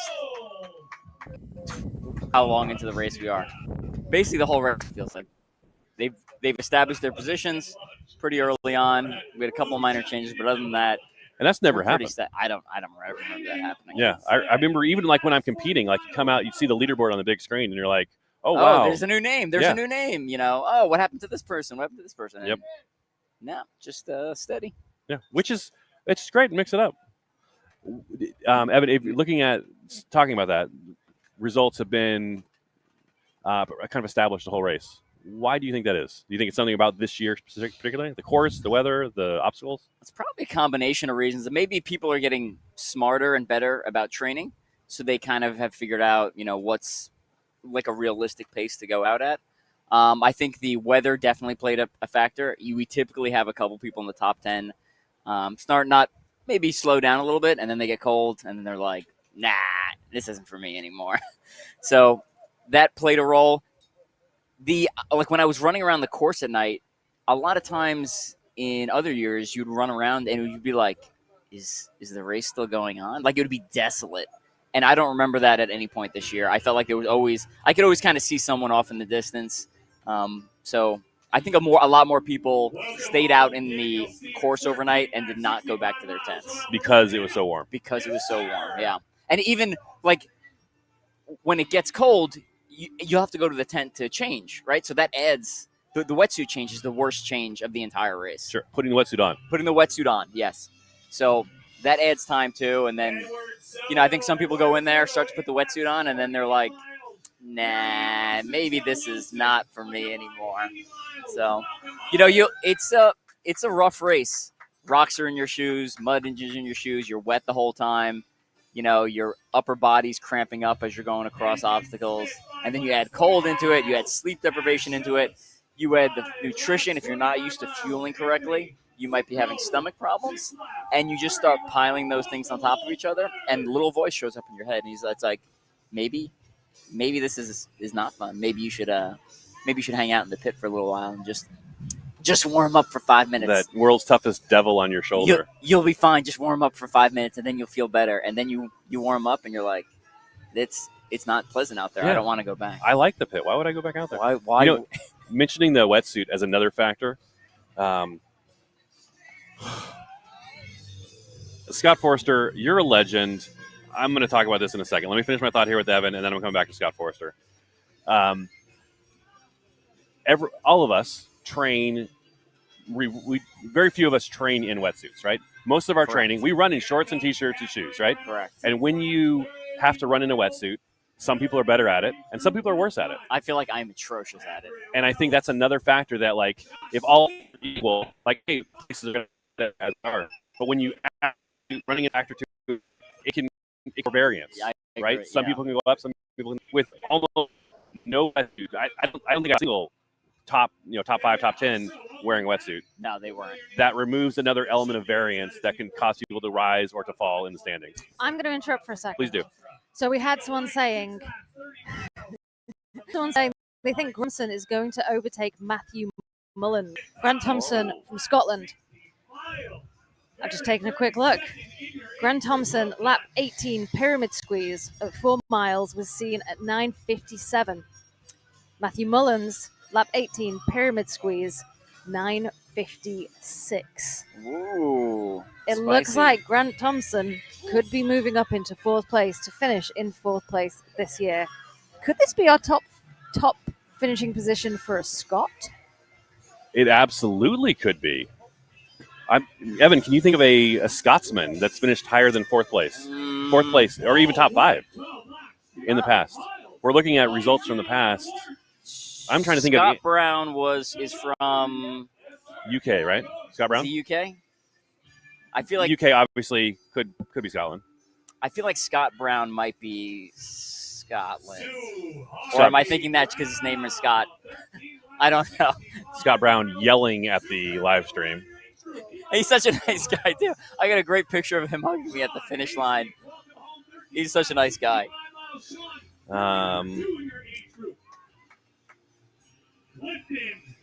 No, we're looking at past results. No one is jumping out at me as a Scotsman. I'm gonna look up Scott Brown real quick. Okay, we need to get caught up on super chats.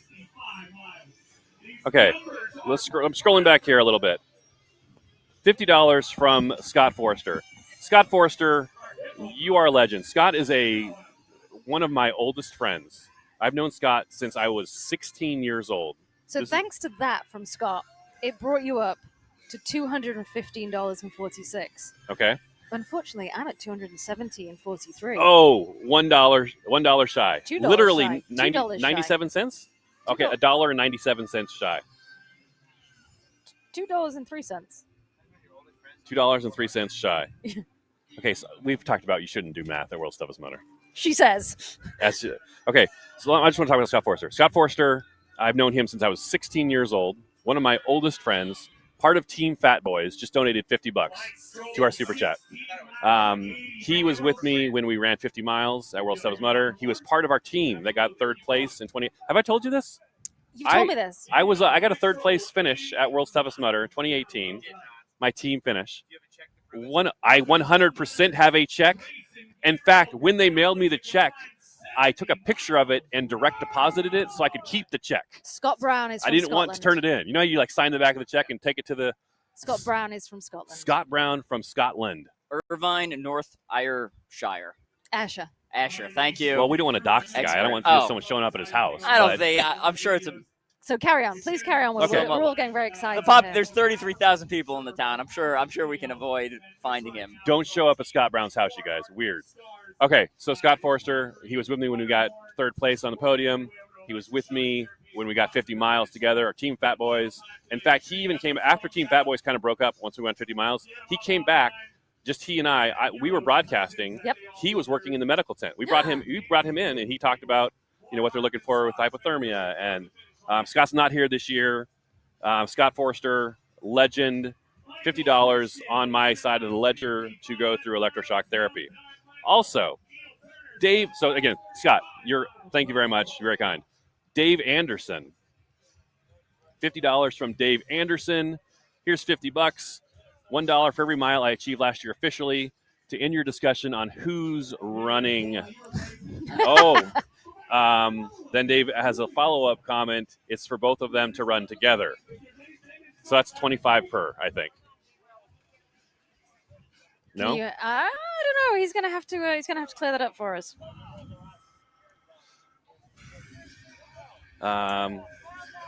Okay.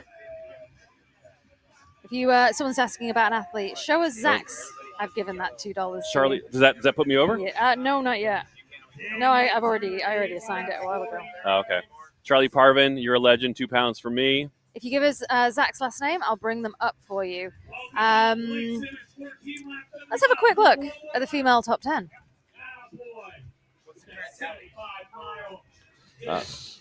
Megan Beck. So Nikki Karamba. That's a new one. The OCR trainer. Yeah. Megan Beck jumping into the top 10. Let's start. You know what? We're going to start at the bottom. Megan Beck in 10th place, 65 miles. Melissa Linden staying in the top 10. She's gone between 8th and 9th. It seems like a lot. Melissa Linden, 65 miles. She's still out there on the course. I saw her. She's got miles left in her legs. She's after 75 miles. Marissa Theophanides has dropped. She's in 8th place now. Wow. 70. She was at 4th for a while, right? Yeah. Nicole Kosha, 70 miles. Mindy Archer is rising, 70 miles. Jillian Heller with 70 in 5th place. Hallie Millett, I feel like she's rising as well. 4th place, 70 miles. Yeah, she went up. Sarah Tucker with 75. Jenny Stipp with 80, and Nikki Karamba with 80 in 1st place. More heart than scars crossing the finish line. There'll be a chant. More heart than scars. Listen.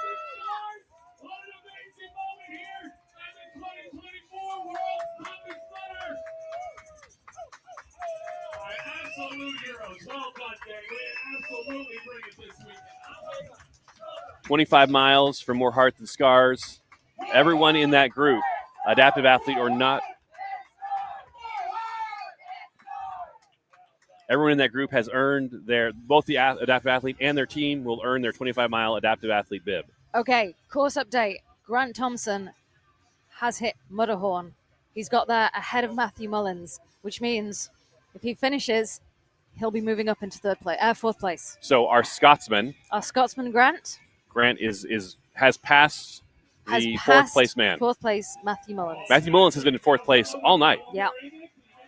This is where it gets exciting. So Matthew Mullins and Grant Thompson are battling for fourth place right now. For fourth place. With just a few, we're at 10:15 local time. The 24 hours is up at 1 p.m. local time. And I'm keeping an eye on CBJ and Josh Fury as well. As far as fighting for second and third place. I'm not sure if CBJ could do it, but I think he's going to. They're blocking 100 miles, looks like. Let's go back to the women quickly. Grant Thompson from the line now. Grant Thompson, go for it! Grant Thompson in fourth place. Matthew Mullins. We know Matthew Mullins has a lot of fans, a lot of people watching right now. Grant Thompson out in fourth place with 94 more lap. I would assume so. So, feedback. Jenny is moving faster than Nikki with pit times. Let's have a quick look at that. Miranda Huber. Jenny is. Miranda Huber, Miranda Huber. One of our commentators on other races. Miranda, where are you at? You should be out here. She should be.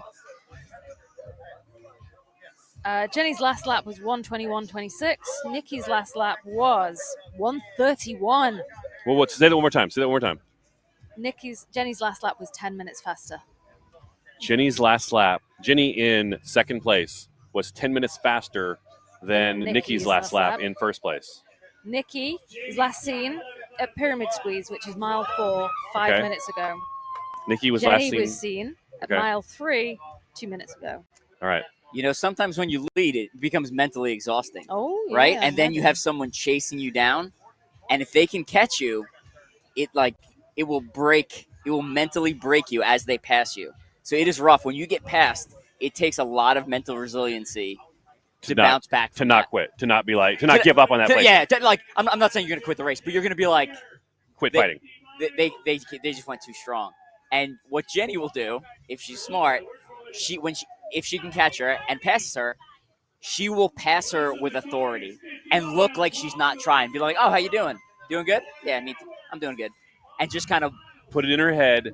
I can do this all day. Yeah, you just plant that little seed in their head, and it mentally breaks you. It's part of the strategy of endurance racing. So, World Toughest Mudder is absolutely about teamwork and camaraderie, but it is also a race. With prize money. With prize money. Yeah. People are trying to win. Some of these people, this is their job. When you are racing, Evan, you got tons of podiums in your OCR career. Would you rather be in first, or would you rather be in second, chasing down first place? I like to be in second. I like to chase them. Sure. Because you can do that to them? And then hunt them. And then when you pass them, it's like you've absorbed their soul. I love it. It's like I feel like Dementor of OCR. Shang Tsung from Mortal Kombat, like absorbing their soul and gaining their power, and then you just turn on the jets. David Goggins talks about that, collecting souls. Yeah, it's good. I mean, it's good. Very, if whatever mentally you can kind of conjure to help you power through it, whatever that may be, use it to your advantage. So we're going to be keeping our eye on Jenny Stipp. We might have a race for first place here on the women's side. We might do. And Josh Fury and CBJ. Grant Thompson is overtaken. He's not going to be able to overtake CBJ. There's a whole. Grant Thompson, fourth place man, will not be able to overtake third place man. Lap. Matthew Mullins, fifth place man. Can he? Is there still a battle for fourth place? Yeah, Matthew and he's Grant. Currently at Mudderhorn. We'll be seeing him come through pretty soon. I feel like Matthew Mullins' pit will let him know what's going on. Yeah. I think fourth and fifth place for the man, I think, is still to be decided. Don't forget, like, this could be where bands come into play. We don't know. We have no way of knowing who has how many bands left. It's very possible This could be, they've been stockpiling bands. You could have a sprint lap. The band, when we talk about bands, we're talking is every lap you finish after lap 5, mile 25. Every lap you get a wristband. Our band is good to pass one obstacle. You can use them as you go. So if you're finishing your 100th mile, you might have 15 obstacle bypass bands. Now we've seen Michael Schutt using them. We've seen different athletes using them on different obstacles. But these obstacle wristband bands, they 100% play last year, and they determined who the third place winner was. Absolutely. It was, I mean, we've spoken about it a few times and we won't stop. This is going to make Fiore so determined not to lose that second spot. Joshua Fiore, who's currently in second place right now and in a strong position, was in third place last year. Going into everyone knew it was the last lap. There was no more time. Joshua Fiore, third place going into the last lap. He was passed on that last lap by the fourth place man, Joseph Rucco. He didn't realize he was passed because Joseph Rucco did it with an obstacle bypass band while Fiore was on an obstacle. He came fourth by 6 seconds. Joshua Fiore thought he was in third place, crossed the finish line. We saw the joy on his face turn to ash when he saw Joseph Rucco had already finished before him. One of the most heartbreaking things we've ever seen at World's Toughest Mudder. Yep. And Joshua Fiore, I promise you, has not forgotten that feeling. We do not want that today. Joshua Fiore currently in second place. He is full aware of what can happen with wristbands. Okay. Also, my friend Philip just sent me a text message. Actually, he sent me a text message yesterday, but I haven't been checking my phone because I've been running around the course. He's just saying great footage of the World's Toughest Mudder to everyone from the OCR report team. And Matt Mullins, retired Navy, which we've talked about, started his own personal training business for OCR. He and his wife have 3 amazing kids. So. Matthew Mullins, 85 miles, outside chance at a height, 90, maybe 95. CBJ is 24 minutes behind Josh Fiore. Christian Brown Johnson in third place, 24 minutes behind second place Joshua Fiore. 24 minutes is not nothing. That's 2 miles, 3 miles, 2.5 miles. And at this late in the race, people will look fine, go into the last lap, and almost like you're so close to the end. Some people's body is like it starts easing up, and they slow down. And if they walk, all you have to do is walk a good chunk of that last lap. And if the other guy's jogging, he'll catch you. Matthew Mullins has finished lap 18, so he'll 90 be going miles into the pit now. He's got we'll time. See what's going to happen. Matthew Mullins. So Matthew Mullins is fighting for 2 things here right now. He's fighting for 4th place. Yep. He's also fighting for 100 miles and an orange jacket. It's 10:20 right now. He has until 2:30. Matthew Mullins has a good. I mean, you could almost walk in 2 more laps from now, right? I think Matthew Mullins is going to get 100 miles. I think whether it's Matthew Mullins or Grant, I think the top 5 are all going to have 100 miles.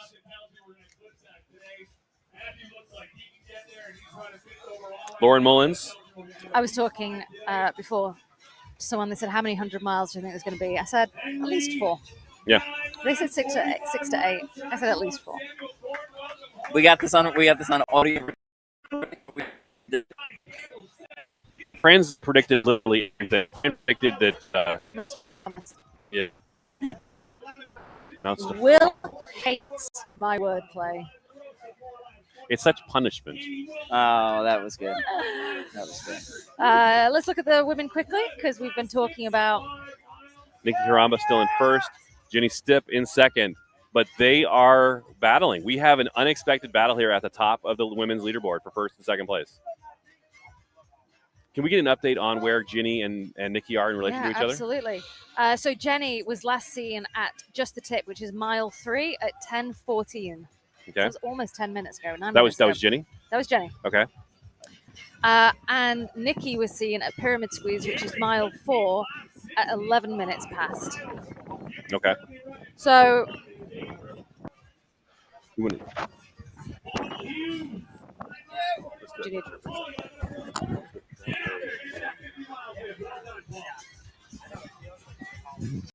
So what do we think as far as margin between them right now? Approximately, what if we're guessing? Do you know what? We'll find out.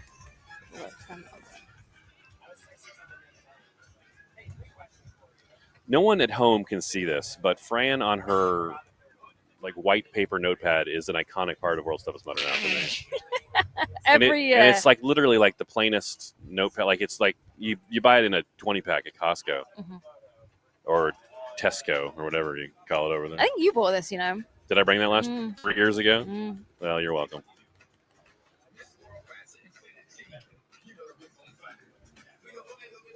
Well, it's definitely not from Tesco then. Representing the Iowa Hot Guys. Oh, here we go. Is this Nikki or That is. I should change your outfit. It's getting hard to see. Nikki, first place woman, approaching Block Nest Monster. So Nikki's approaching Block Nest right now, like literally jumping into it. Really? All right. So she's got that yellow leader bib on. The top 6 women all have yellow leader bibs. Oh, and look at that. Did you see she hung? She was hanging. There's a couple techniques. One is you literally just basically do a pull-up over the muscle up over the bar. She's saving her energy. Maybe she's tired. I'm not sure she's tired. But she's hanging on and letting them push her, letting the community do the work for her. When there's no shame in that game. No. And she's flopping over. Good job. Well done. Got through it. That shows you how much energy level you have, though. As you fatigue, it shows. It shows. You know, like if you have the strength to pull yourself over, people tend to do it. They don't tend to. She was doing it. Yes. Second lap, third lap, she was doing it differently. Right. Yeah. But you got to get through. Whatever it takes. Get through. And she's still in first. She took a couple steps, caught her breath, and she's still running. She is. So it's 10:30 local time. She's been running for 18 hours. No, longer than that. 21 hours. Yeah, over 21 hours. I go for like a 1 hour run, and I'm fatigued. If you're watching this at home, you're like, I can't do World's Toughest Mudder. I can't run for 21 hours. Very few people are running for 21 hours. Look at the rest of this course. Most people are walking at this point. That's how the race is. Most ultra running there's a lot of walking. Ultra walking, that's right. And if they're being honest, they'll tell you, but most people aren't going to tell you because it's not as cool. I did my 100-mile run. You ran 100 miles? That is the most accurate thing I've heard, yes. Going through electroshock therapy here. You'll see the athletes say the wind is blowing left to right as you approach electroshock. So everyone's staying on the left side because no one wants to get shocked. And here comes Nikki. This is the last obstacle before she crosses the finish line. We're going to see her on the big screen here in a second. Oh, someone's tent just blew away on the finish line feed there. You saw it flip over. Got a little bit of a breeze going. Giving us a better shot of electroshock, though. Nikki Karamba, first place woman. South Africa's finest at World's Toughest Mudder. We have never had a South African winner, man or woman, at World's Toughest Mudder. We got some athletes from Scotland and Wales getting ready to come across the finish line. I'm really looking forward. So over at the OC Report Instagram page, we'll have results probably tomorrow, maybe Monday. I'm sorry, tomorrow is Monday or Tuesday, with top finishers from the race, and they'll have their flags, like what country they're from, and it's going to be a smorgasbord of countries this year. I'm really looking forward. There'll be a lot of U.S. and Canada, I'm sure, but a lot of South Africa, New Zealand, Scotland. I'm blanking on a couple countries, I'm sure. Things that we haven't considered is when you shift this many time zones to do a 24-hour race, it can be very hard on you, right? Because your body's already got the circadian rhythm. It already knows when it wants to go to sleep, and you're screwing with it again by doing a 24-hour race. So it can make you drone really bad on the course. I've been very impressed with all the athletes coming in from the Eastern Hemisphere because it looks like they're not phased by the time. So when we do World's Toughest Mudder next year, in the UK, you might even see some better performances because they don't have to deal with such a dramatic time zone shift. I want to come back to what you just said. We just had a question in the comments. Why did Nikki skip Mutterhorn? I didn't see it as it happened, but I would imagine she used the wristband. Mutterhorn is a very popular obstacle for elites to skip based on the time. It's one of the most time-consuming obstacles to complete, and it's not just about hardest or most difficult for the elites. It's about which one takes the most time, and so Mutterhorn is one that you'll see being skipped a lot. I just want to say, Nikki Crumber came in and went out in no time at all. She had a pit of 1 minute 54. She barely stopped. She picked up a cup of water and carried on. That's a incredibly fast pit. When I pit, when you run World's Toughest Mudder, it's a good idea to get a watch that can last for at least 24 hours because it's really fun to go back and look at your laps because you're like, oh, I did 10 laps almost exactly the same. Like, oh, here's that one time I did that penalty. Here's when I went to the bathroom in the pit area. And you can also see exactly how long your pit times take. And you can also see this in the results looking back. But you will think, okay, hey, that was, my pits were so fast the first five laps. But you come into the pit area, you've got to leave the chute, you got to find your tent, you got to grab your food. Oh, I'm going to do a quick bathroom stop. Go back, throw your trash away, get back on the course, and you're like, that was a pretty fast pit stop. It was 15 or 20 minutes, and you're like in your head, I was so fast. And 15, 20 minutes, that's 2 miles, a mile and a half, 2 miles. Yeah. So, yeah, for her to get a 2-minute pit stop, very fast, outstanding. Especially this late in the race, because as we've talked about before, the pit stop runs from the time you cross the finish to the time you cross the start. So there is a long stretch here of you running. So it takes probably about a minute and a half for most people, or maybe even more. But some people it takes 2 minutes to make it to the far side of the from the finish to the start line. So that really shows she essentially didn't stop. Was that a good call? Good call for time for now. The question is, if she did not get the proper fueling or the proper nutrition, liquid, whatever it may be, it might cost her. As you go out on the course, it gets hot. There's not a lot of shade on this course. The temperature keeps going up. So it's, you got to stay on top of your nutrition. Having a bad nutrition moment could really alter the results dramatically. Okay, Matt Sisko, Will, don't lie. No one pees in the pit or during a pit stop. Matt, I don't know what you mean. Like, where else would you use the bathroom at World's Toughest Mudder if you're not peeing in a porta potty? Certainly not in your wetsuit. So here's the rule of thumb I heard about peeing in your wetsuit. There's 2 types of people at World's Toughest Mudder. There's people that pee in their wetsuit, and there's people that lie about it. That's accurate. Do you know what? And I promise you, I'm going to get in the comment. I'm going to hear immediately in the comments, I never peed in my wetsuit. Yeah, you're in the second group. Shall I tell you why I wouldn't be able to pee in my wetsuit? Tell me. Because I physically wouldn't be able to do it. You can figure it out. No. I mean, I swim in the sea a lot. I've tried. Like, I have to focus really hard. Peeing in the sea is different because there's back pressure, right? So you have to force it through the water. It's a lot harder to pee in the ocean. Thanks for tuning in. On Matthew Mullins. He's in 5th place now. Grant Thompson overtook in 4th. Thanks for I am tuning in. Going very quiet, getting obsessed with Josh Fiore, CBJ, Nikki Caramba, and Jenny Stipp.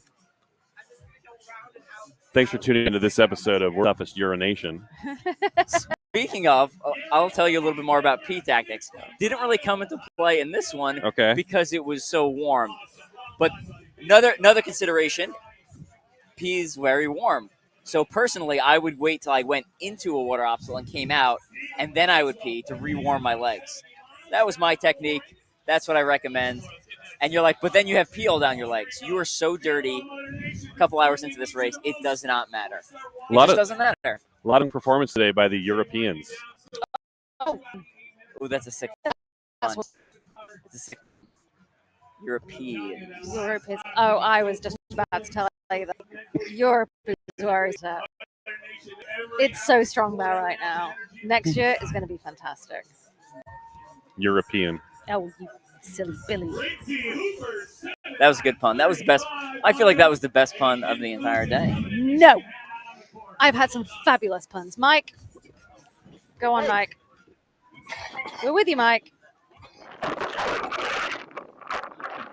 Mike, we're with you. Thank you. All right. I believe he is showing us. Michael, how you feeling?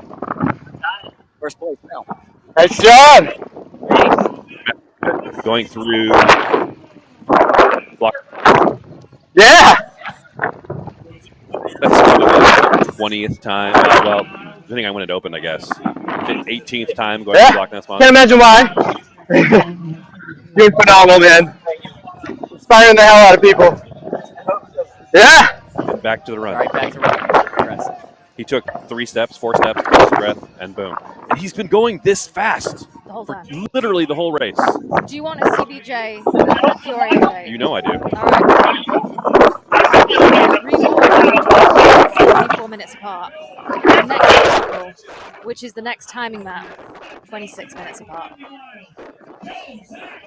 So CBJ's gate, he's opened the gap. CBJ, the gap is bigger. Wider. Yeah. Wider. Yeah. So CBJ's. I am also moving slightly tired and not great at maths. But that's what we're looking at. All right. We'll see Manning should. Okay, so he was using his optical bypass band on Electroshock earlier. We've seen him do it twice. Now he is following the group through the left side. And this is what I was talking about earlier when I was talking about the electroshock therapy. You can see the wind blowing. Yeah. And it creates that clear path on You the could left almost side. walk through the. You I mean, could. except it's blowing back a little bit, but yeah, if I had to run through electroshock therapy, I'd stay on the left side. Yeah, but we did agree whoever runs through it will do it properly. Do it for real. I think standing and going. I think as long as you're standing, I think that's legit. Yeah. That'd be my opinion. Okay, so I'm not the one who has to run through electroshock. Do you want to know the difference between Jenny and Nikki? Yes. Of course we do. It's 23 minutes. 23 minutes between first and second place right now on the women's side. 23 minutes. That's at their paces. Let's say that's what, a mile and a half. There goes Shut. Michael Schutt just came through the finish line. Toughest Batman coming across the finish line. There you can see him giving a thumbs up. Known for wearing a Batman mask the entire 12 or 24-hour event.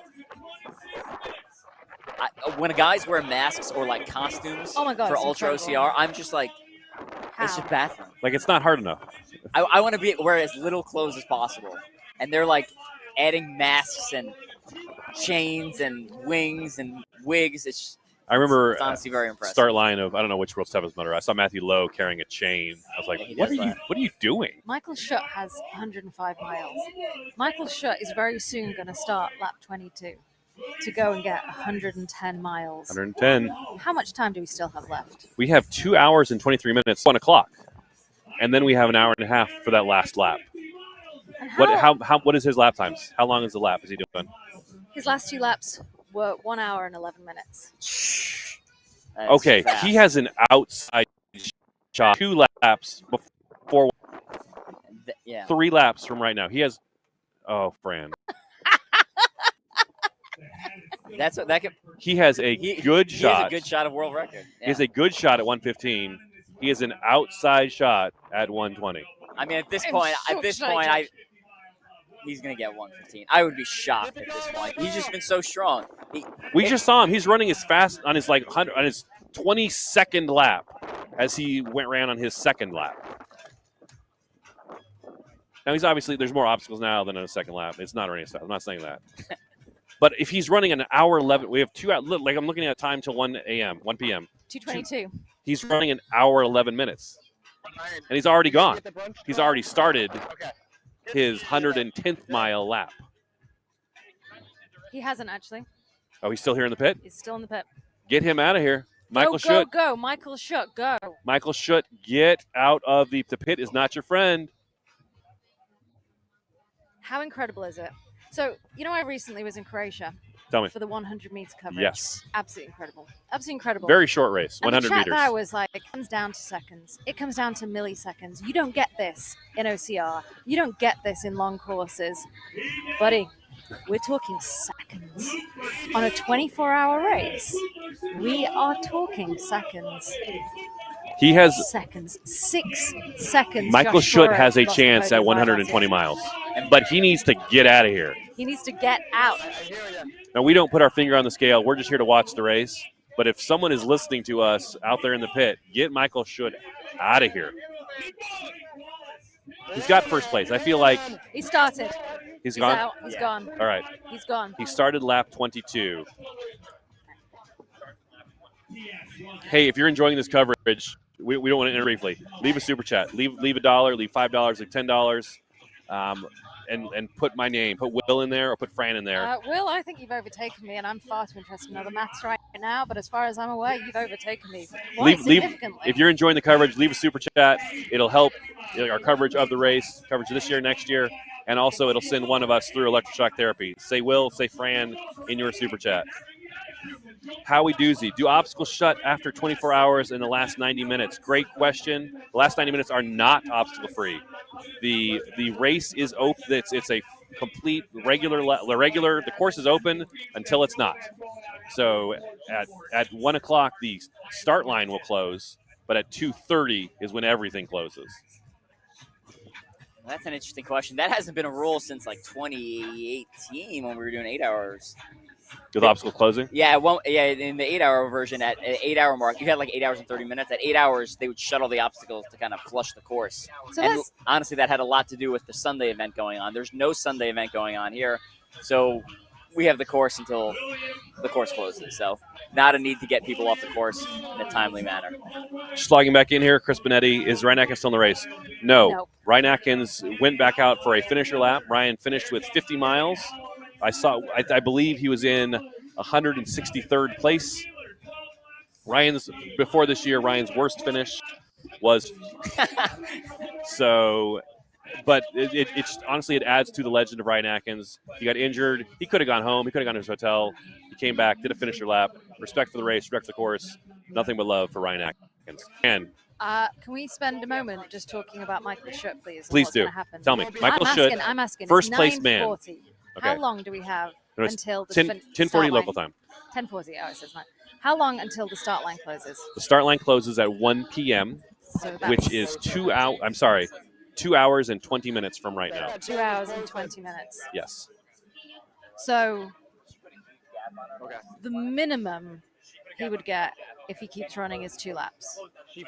If he keeps running, yes, he could get it. Yeah. The minimum. I would say the minimum. And how many laps has he completed right now? How many miles has he completed right now? How many miles has he completed right now? He's got 105 in the bag. So the minimum is 115. But if he really puts on the gas, he could get time. So we're going to be watching him if he gets him back in time for one more and to see if I've saved some bypass bands to see if he can get back to start one final lap just before 1 p.m. And if he does, that final he's lap, going to be the world record holder. the 120-mile holder. And you thought I was crazy. I didn't think you were thought I was crazy. crazy. I would You never. thought I was crazy. Never call a woman crazy. I wouldn't do that. If he can finish 2 laps, so what we were saying, another way to say what you just said. Yeah. He has 2 hours and 18 minutes to finish 2 laps. I'm sorry, to start a 3rd lap from now. Because the finish line will close in 2 hours and 17 minutes. I'm sorry, the start line will close in 2 hours and 17 minutes. So he has to do 1 lap. He has to do another lap and get out before 1 p.m. Before It could 2 be hours 12, and 17 minutes from right now. 59, and 57 seconds. Yes. But the good news is he has an hour and a half to do that last lap, so he can actually slow substantially. He can take stuff Yeah, out so- with him on the And, hit. and he's not competing with anybody on that last lap. Right. He can go hard for the next 2 laps, make it Knowing- across that start line, and then be like, now I can do some walk and kind of take it a little bit Chris's easy. final lap, when she got the world, she was walking, eating pizza. His crew can get him anything he wants ready, and he can take it with him. They've got a new rule now that pit crew can give. I'm sorry. The rule of pit crew can take clothing while on the course. They can't give you anything, but they can only give you things when you're between the finish and the start line. So as long as they get him some food in his hand before he crosses that start line. Take it. Yeah. So they could give him a piece of pizza. 100%. And then there's no trash to worry about. Yeah. Speaking of pit crews, we have Trevor Psychos coming across, whose pit crew is an ironing board. How worried are you about Trevor Psychos? Let me tell you how worried I am about Trevor Psychos. I'm listening. Looking good in those green, silky, shorty shorts. That's how worried. That's how worried. Not at all. Trevor Psychos. If you're wondering why Trevor Psychos has a white bib, it's because they ran out of bibs for him. They ran out of elite bibs for him, so they're like, here's a team white bib. Trevor Psychos just finished his 80th mile. I don't want to miss this point. Trevor Psychos just finished his 1,000th career World's Toughest Mudder mile. Is that the most miles anyone's ever done? By far. Are we seeing 2 world records here today? We just saw one. Just seen one. We may see a second with our first place male finisher. The record for an individual World's Toughest Mudder is 115 miles. The record for a career in World's Toughest Mudder, Trevor Psychos, 1,000 miles. The first man, woman, or child to run 1,000 miles. That world's definitely killing the child category. I shouldn't say that. Beating. No, that's not better. That's not better. Dominating. Also not.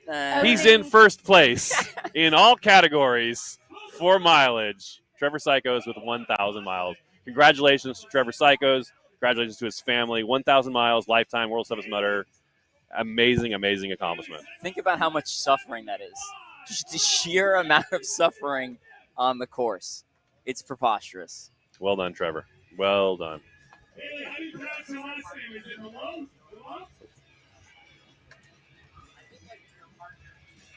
The other world record we're watching for is an individual performance. We had Mark jumping in the comments there earlier. 115 miles in one World's Toughest Mudder. We have Michael Schutt is on pace to match that. I'd say it. I don't want to say easily, but without anything crazy having to happen, his pace is he'll be able to get 115 miles. What about team world records? Do we know the team world record? So I know Christian Brown Johnson's team has it. I just need to look it up. The thing is, what I'm going to say about the team world record is it's not really comparable. Oh, because they changed the rules. They changed the rules. Well, either way, new rule set, new world record. Different world record. Those guys are crushing it. We'll get back to the team coverage in a second there, but Tyler Bierman and Mark Batres putting down the miles. Tyler Bierman and Mark Cadet. Excuse me, Mark Cadet putting down the miles. Mark Batres at home this year. Mark Batres, the 115 mile. I keep saying Mark Batres' name for the 115 he did in 2021. Michael Schutt's gunning for today. Now, Fran, you talked to them. You said they are aware of the record, and he is aware of the record, and he wants it. Schutt, yeah, I spoke to his pit crew. Very cool and casual. And I said 115. He said, yeah, easy. I said 120? Yeah, probably. Love it. Love it. Love it. Love it. We've also talked about the countries. Michael Schutt from Denmark, our first Danish winner. So we're looking like we've got roughly the same time difference between Fiore and CBJ, Karumba and Stipp. And it's around like 25, 26 minutes. Okay. And that, but I'm not going to be keeping such a close eye on it as I have been doing. Sure. Because I'm not sure what's going to happen now. Right. So what are your thoughts on first and second place women? Do you think there's a chance for a change in position, or are they where they are? I think it depends on if any bands come into play. Okay. So you're saying it could happen? It could happen, but it would depend on bands. We've not seen anything from Jenny Stipp since 10:34 at Pyramid Squeeze. We've not seen her on Mudderhorn. And Nikki Karumba is 1 mile in. 6 minutes ago, she was 1 mile in. On to her next lap. So I think it could happen. It's not mega likely. Okay.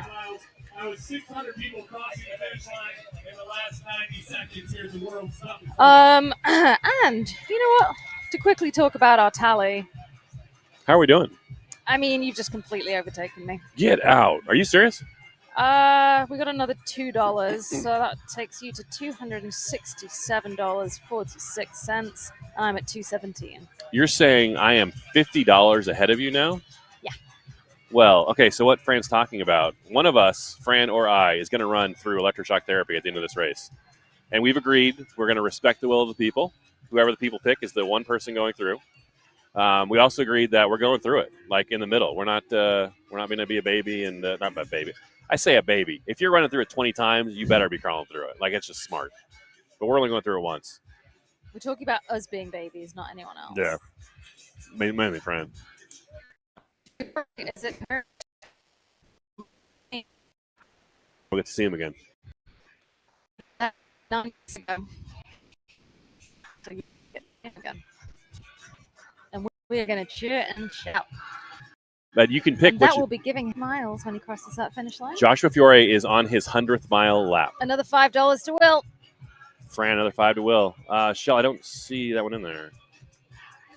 Oh, there it is. Chris Bennett. Chris Benetti. Thank you, Shell, for the heads up there. I'm getting so overexcited. Chris Benetti, you are a legend. And you can also, she says, TYL, thank you. You can also contribute. Just click that $sign in the YouTube comment box. Leave $1, leave $2, leave $5. We've had $50 from several people. From Scott Forrester, from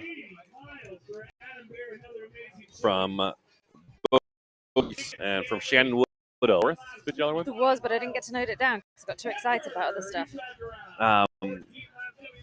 Love to find that other $50 one and give them there. Man, we have so many comments. Hey guys, who was the other $50 donation? You guys remember? I'm going back through the comments here. I'm looking. Dave Anderson. Dave Anderson, you're a legend. Shannon Woodall, Bogey Fitness, Scott Forrester, and Dave Anderson have all given $50. bucks. No one's given $51 if you want to be number one. And you know what, Shell, you've given a lot over the night. I wonder if you're up to 50. Bierman is doing one more lap solo before they go out for the last lap. 2 more laps for them. Mike Stefano, one of our on-course reporters, the host of Obstacle Running Adventures. 2 more from now? Oh, wow. They're doing one more solo lap. Tyler Bierman's doing one more solo lap. And then the last lap of any team race, the whole team has to go on course. Correct. So the Mountain Men are at 115 miles right now. Their plan is to get to 125 total. Which, side note, I did look it up. That is, I know the rules changed. The record is 125. So they'll match it. They'll tie it. And again, we're kind of apples to oranges. It is, yeah, but still, 125 is 125. So, and that'll be 125 will absolutely be enough to win this race against Ultra Cave. So prior to these guys signing up, me and Carlo had a very silly idea. You probably didn't hear it. I did not. So we were chatting on... Because of the new rules. Because of the new rules. We were chatting on Fran and Carlo get OCR adjacent. And we said, what if we had a team? Me, Carlo, Jack, and Chris Rogoski. And we all run the first and last lap together. And you just send her? And we just send her. And then when we win, she gets the majority of the money. So she'd get more than a first place. And we just get to have a podium. That's pretty good. That's a pretty good plan. Honestly, if Tyler wasn't here, potentially could have done it. You might have could. Actually, potentially could have done it. Except for you guys slowing her down on the first and last lap. First and last lap, we'd be eating up that time. Anyway, these Chris are would be the like, actual... come on, you guys. But that would also be a 50 co-ed I mean, team you could easily be in the top 5. Oh, 100%. with a 50-50 co-ed team. Did I ever tell you about the time I got a podium? World Toughest Mudder? You absolutely did. Oh, okay. Well, let me know if you want to hear that story again. Thank you. Okay, so if you want to leave a super chat to send Fran, that's her, or Will, that's me, through electroshock therapy, click that $sign in the YouTube chat box. $2. We 4 people give $50. Shannon Woodall, Bogey, Scott Forrester, and David Anderson. You guys are amazing. And Chris Benatti just gave us 5 a second ago. Cindy, I see the comment. I don't see the super chat come through yet. I don't know either. Oh wait, maybe it was earlier, and she's just designating that it's for me. Got Joe King coming across the line, and is that Wild Thing, known for his barefoot running? So you can see the guy second from the end there. Runs barefoot at World's Toughest Mudder. Here comes Joshua Fiore. Get ready, friend. And there goes Josh, cruising through. Go, Josh! Look, there's a big smile coming out of him. There we go. He knows the end is in sight. He knows he's That is Josh Fury with 100 miles in the bag now. he knows he's downhill. But I promise you, he has no intention of losing his placement. It's happened to him before. He will not let it happen again. CBJ was last seen 4 minutes ago at mile 3. CBJ, say that one more time. CBJ, 4 minutes ago, mile 3. So he's say a mile and a half behind Josh Fury. They're on the same level, or he's about to finish his 100th mile as well. So CBJ, Christian John, that's not insurmountable. It's not insurmountable. That's not insurmountable at all. It's not insurmountable. If Fury has a bad pit, or if he He's not needs a gonna have a bathroom bad stop, or I mean that's a mile and a half. Yeah, if I was Fury, I'd keep running. Jenny Stipp has finished lap 17. She just passed us. I just saw her wearing her leader bib, Jenny, in second place, woman. Yep. Nikki Cromba is out on lap 18. And remember, she took a very, very quick stop. Mike, we're with you. Caitlin, thanks for that heads up there. 99.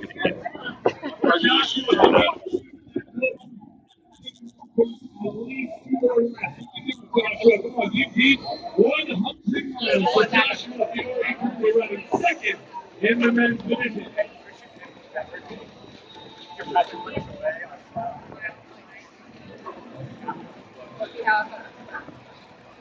Plan to do an Couple of other amazing finishes here. Balloon to Little, 10 laps, 50 miles. Fury, we're on. Josh Fury's got a really good pick with him this year. And you can see Mark Cadet there in the background. Tyler Grumman's first. So you got your second place man right here. You got a first place team on the other side of the wall there next to Joshua Fury's pit. I just want to remind you Please do. that Nikki Cromba took 1 minute 54. Ridiculously fast pit. But Jenny's last pit was 153, and her pit before that was 154. Second faster. Sub 2 minute pits. If you can pull off sub 2 minute pits, you're doing well. But Nikki's last lap was 6 minutes. Jenny's last lap was 6 minutes slower than Nikki's last lap. Jenny's last lap, Jenny's in second place, was 6 minutes slower than Nikki's lap. Yeah. Nikki in first. So Nikki's gained 6 minutes on Jenny in the last. Okay, so Nikki's defending her lead. Okay. Schutt, seen at mile 1 6 minutes ago. Michael Schutt, third place man, seen at the mile 1 marker 6 minutes ago, so he's probably about halfway to mile 2 right now. Yeah, I see. Again, stuff can still happen. We've still got 2 hours until 1 o'clock. As far as placement goes, it looks like 1, 2, and 3, men and women are locked in. You're the man, bud. Follow! Look at that drone shot. One of the biggest additions to our coverage this year. Jenny's coming too. Part of our team with the drone Oh, I coverage. missed it? Just loving it. Both teams are trying very hard here. Caitlin Ritter, great question. Is Trevor still on pace to hit his 1,000 mile at a W team event? Caitlin, he has done it. He finished his 80th mile, say 10, 15 minutes ago. And Trevor Psycho's 1,000 lifetime miles at World's Toughest Mudder events. And that is by far, like, second place is so far, I don't even know who second place would be. It'd probably be Atkins with his 6. He's won it 6 times. So my data might be a little old. I can't remember the last time I updated this was, but I'm Matthew Hansen was in second with 665. Okay. And Evan Preparis was in third with 570. Evan Preparis, 570. Is that accurate? Is that current? Your miles? Oh no! Actually, Ryan Atkins just overtook me. If he got 50 today, he has 585. Okay. So you're top 5. That's not bad. And Chris 490 is what I'm tracking. Chris Mendoza and Ryan Atkins both have 300-mile finishes under their belt. You know who also might be near you on that list? Christian Brown Johnson will have his 300th mile. Christian Brown Johnson's got to be closing. And Joshua. Oh no! Wait, here we go. Oh, here we go. I found an updated list. Of okay, here 1 sec. Trevor doesn't have 1,000. He has 1,000. 1,020. Whoa! He only needed 60. We all told him that. He's like, no, I need 80. He has 1,020. Got an update from Mike Stefano. Trevor only needed 60 to get his 1,000, so he was done with that like 4 hours ago. Nikki Karumba 3 minutes ago, seen at the 2 mile mark. All right, I found my updated World Toughest Mudder lifetime miles. Trevor Sykos will be 1,000 plus. John Fagan. No. He's one of the guys who's been there since the very first World's Toughest, I believe. Sure. 855. Me, 740. Jim Goundry, 730. Joe Perry, 670. Matthew Hansen, 665. Jason Rulo, 615. Chris Mendoza, 580. And actually, I'm sorry, there'll be Ryan Atkins, 585. And Jason Rulo will change as well because he's out on course right now. Maybe CBJ and Fiore as well. And then I gotta double check CBJ. That's cool. Maybe we can let's work up a post together with that. That'll be cool to figure that out next week. We're looking at the last obstacle on the course, electroshock therapy. And I know John Fagan's here. I'm not sure about Jim Goundry. And Joe Perry's here. So this is pre this year. Pre this year. Sure. Right. Love it. Love stats like that. All right, we are coming up. We are 20 seconds shy of 2 hours left in the 24-hour race. We're 22 hours into the race. Well done. Love it. I love a fast. That feels like a slow pit we're doing. You're not wrong. The women are doing it. So for regular folks, if you're thinking of running World's Toughest Mudder and you're like, what is one tip I could get to get more miles? The number one tip to get more miles, there's obvious stuff, train and a lot. But like if you're looking for something that's not obvious, you need this pit possible. The pit is not your friend. The pit is your enemy. Just crossing the finish line.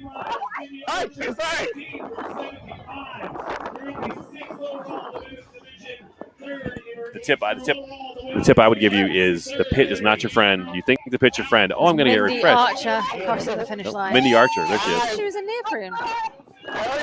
You know what? She might be. So I've seen a few frog skins. It's kind of like a neoprene. It's a little bit of fuzzy. It's a little kind of like a light. I'm going to use the term fleece, but that doesn't. No, it's just fuzz. Yeah, it's just fuzz. Yeah, on the inside. But you know what's good about those? Yeah, there is warmth, absolutely, but it's also wear and tear on your body. Going through a kiss of mud, going over the walls. It's just a little bit of protection. You're still going to get bumps, but you're not going to get scratched as much. Yeah. And that stuff adds up over 24 hours. It adds up. Your knees will be swollen, they'll be scratched, and it becomes tender to the touch. So even something simple, like we've watched them go through that crybaby obstacle with the tear gas and the smoke there. Yeah. Even something simple like getting down on all fours becomes a chore. Crawling on your knees, yeah. It becomes a chore. And you're like, oh, I got to do this again. That becomes an unpleasant obstacle. In addition to, basically everything becomes an unpleasant obstacle after 20 hours. Let me tell you one of my, Evan, and tell me if I'm wrong. Tell me if you agree or disagree. One of my favorite parts of World's Toughest Mudder is when you know you're on your last lap. And every single time you hit, I'm talking about, Carla just walked in. I'm talking about one of my favorite things of World's Toughest Mudder, when you're on your last lap, and every single obstacle you do on that last lap, you say to yourself, I'll never have to do that again. Never again. I'm done with that obstacle forever. Agreed. Fran has her hand up. I see that hand. I raise my hand with you. You want some CBJ Fiore news? You know I do. Okay. So we've seen them at 3 checkpoints. Okay. First one, there was a 24-minute lead from Fiore. The second one. This is now Josh Fiore in second, CBJ in third. 24-minute span lead, okay? Second one, 26-minute lead. Joshua Fiore adding distance. Third one, 28-minute lead. Joshua Fiore is increasing his lead. Joshua Fiore in second place, increasing his lead over CBJ in third place. Joshua Fiore has no intention of losing his podium position this year. Carlo Piscatello. We have 4.5 hours to go. Right. I just talked to Michael Schutz's teammate to pit crew. He's running a lap right now with a few bands. He ran his last lap at 1:11. Yep. He's trying to duplicate that. Yep. And then he has so many bands. The lap after that will basically be a sprint lap. 120. Has time. He's going to go. That's what we said. That's what we said. Carlo Piscatello coming just back from the pit area. Michael Schutt, first place man. They are 100% aware of the mileage situation. They know how close he is to putting himself in position to run 120 miles. Let me tell you what Carlo Piscatello just told me. They know, we've been talking about it, his 1 hour, 11-minute lap. They know that in the pit. They're watching it as well. he is going to run. The plan is for him to run that again, his 100-mile lap, pace 111 style race. The lap right before the start line closes will essentially be a sprint lap. He's burning it down, burning up, because he doesn't need those on the once 1 o'clock hits. If he's back on the course, he doesn't need the obstacle bypass bands. He's got an hour and a half. So his 115-mile lap is essentially going to be a sprint lap to get back here to start his 120-mile lap before 1 p.m. Can I just 120 miles is legitimately a possibility this year. And if he did that, there's already one other record that he's going to break today, and that's winning the sprint lap and being the first place male. And winning the race. So he could be getting 2. Fran Curando has been predicting this literally for 22 plus hours.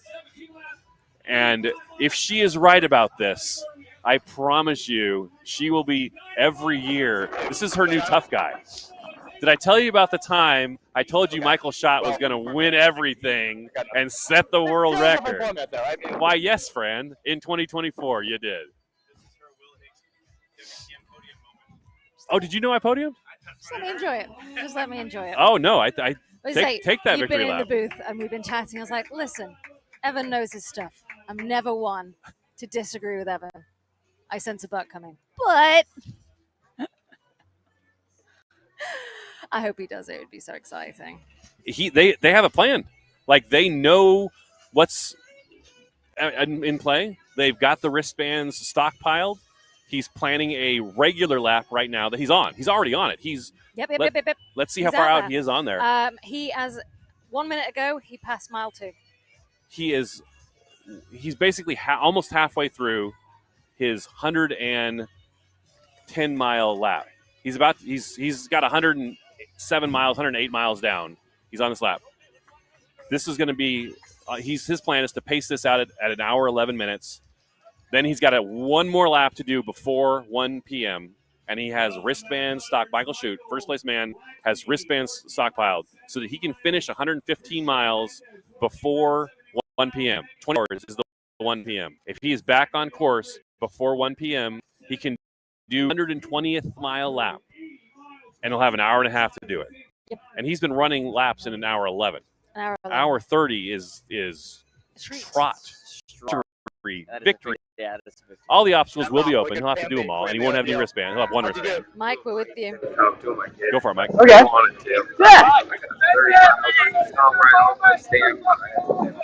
Yeah. So I'm proud of myself still. Yeah. I'm at 70 barefoot mutters now. Right? Back out again? Hell yeah, Megan. Oh, man. Good. See the bunch? Yeah. Awesome. See you, bud. Let's check in with the top 10 of the men and women as well. I was just talking to Maggie there. There are other people here, obviously. It's not just all about Schott. Nikki Karama in first, Jenny Stipp in second, Sarah Tucker in third, Hallie Milat in fourth, and Jillian Heller in fifth. Nikki, we've been talking about Michael Schott's chance. Keep it going. Nice job. I don't think Nikki's done, but she has a shot at 95. Jenny Stipp as well. 90. So top mileage all time for women. Chris Rogowski with 100, and then multiple women at 90 miles. We have 5 90-mile performances. Ray Coble, Chris Rogowski, Katie Knight, Hallie Stockhart, and Amelia Boone have all run 90 miles.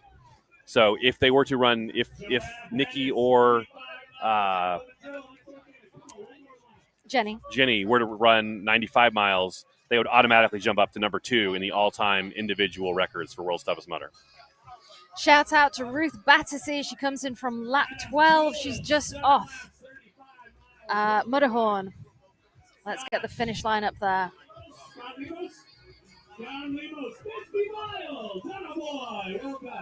Super Chat, $4.99 from Corvey Chapman. Paul Seeley, 3:07.8, first WTM. Points to Fran. Meow. Is that meow one of your podcast jokes? It's not, actually. You guys all your inside jokes. I feel like I don't. You could be part of the inside jokes if listen to it. Fran is the co-host of Fran and Carlo Get OCR Adjacent. Did you have Carlo in here overnight? Yeah. So you might have heard Carlo overnight. They with their shenanigans. There was some shenanigans. There was some delirious shenanigans going on in the middle of the night.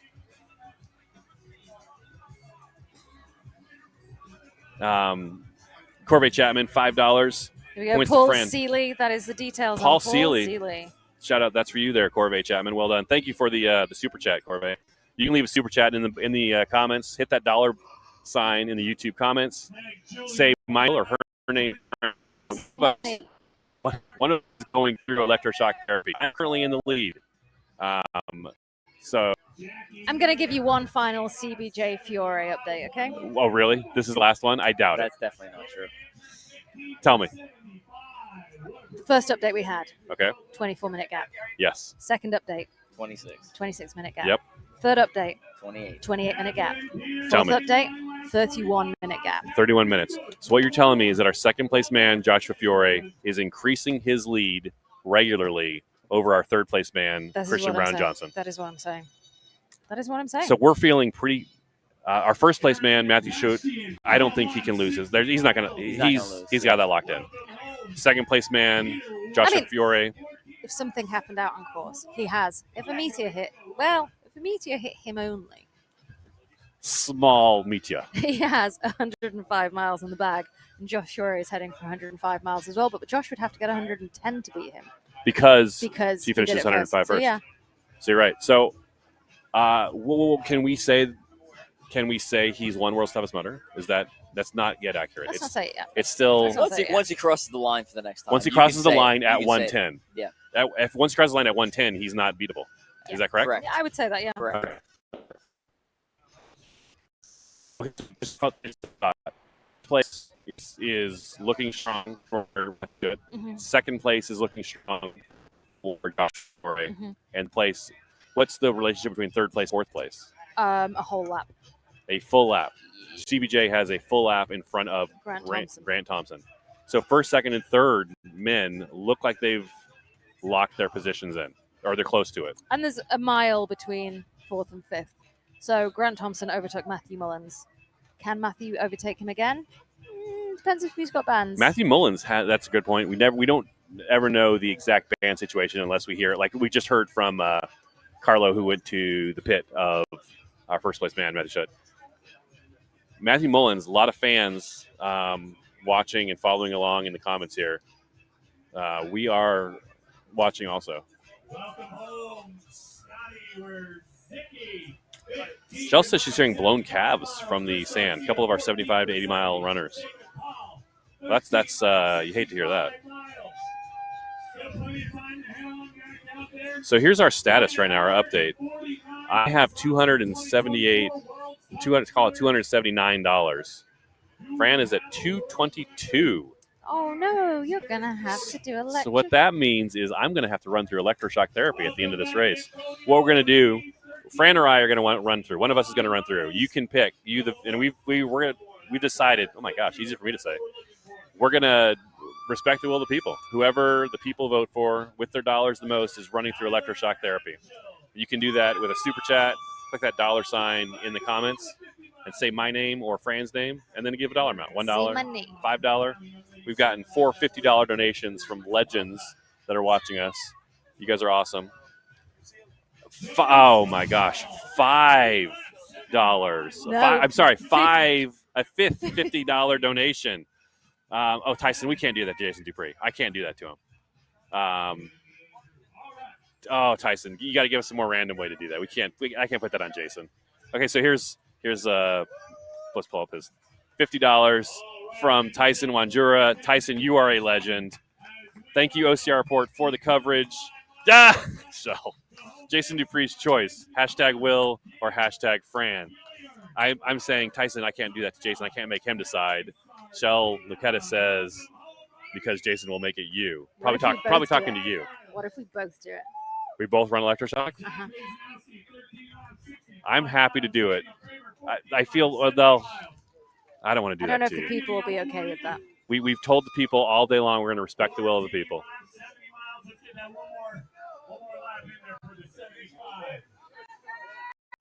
Awesome.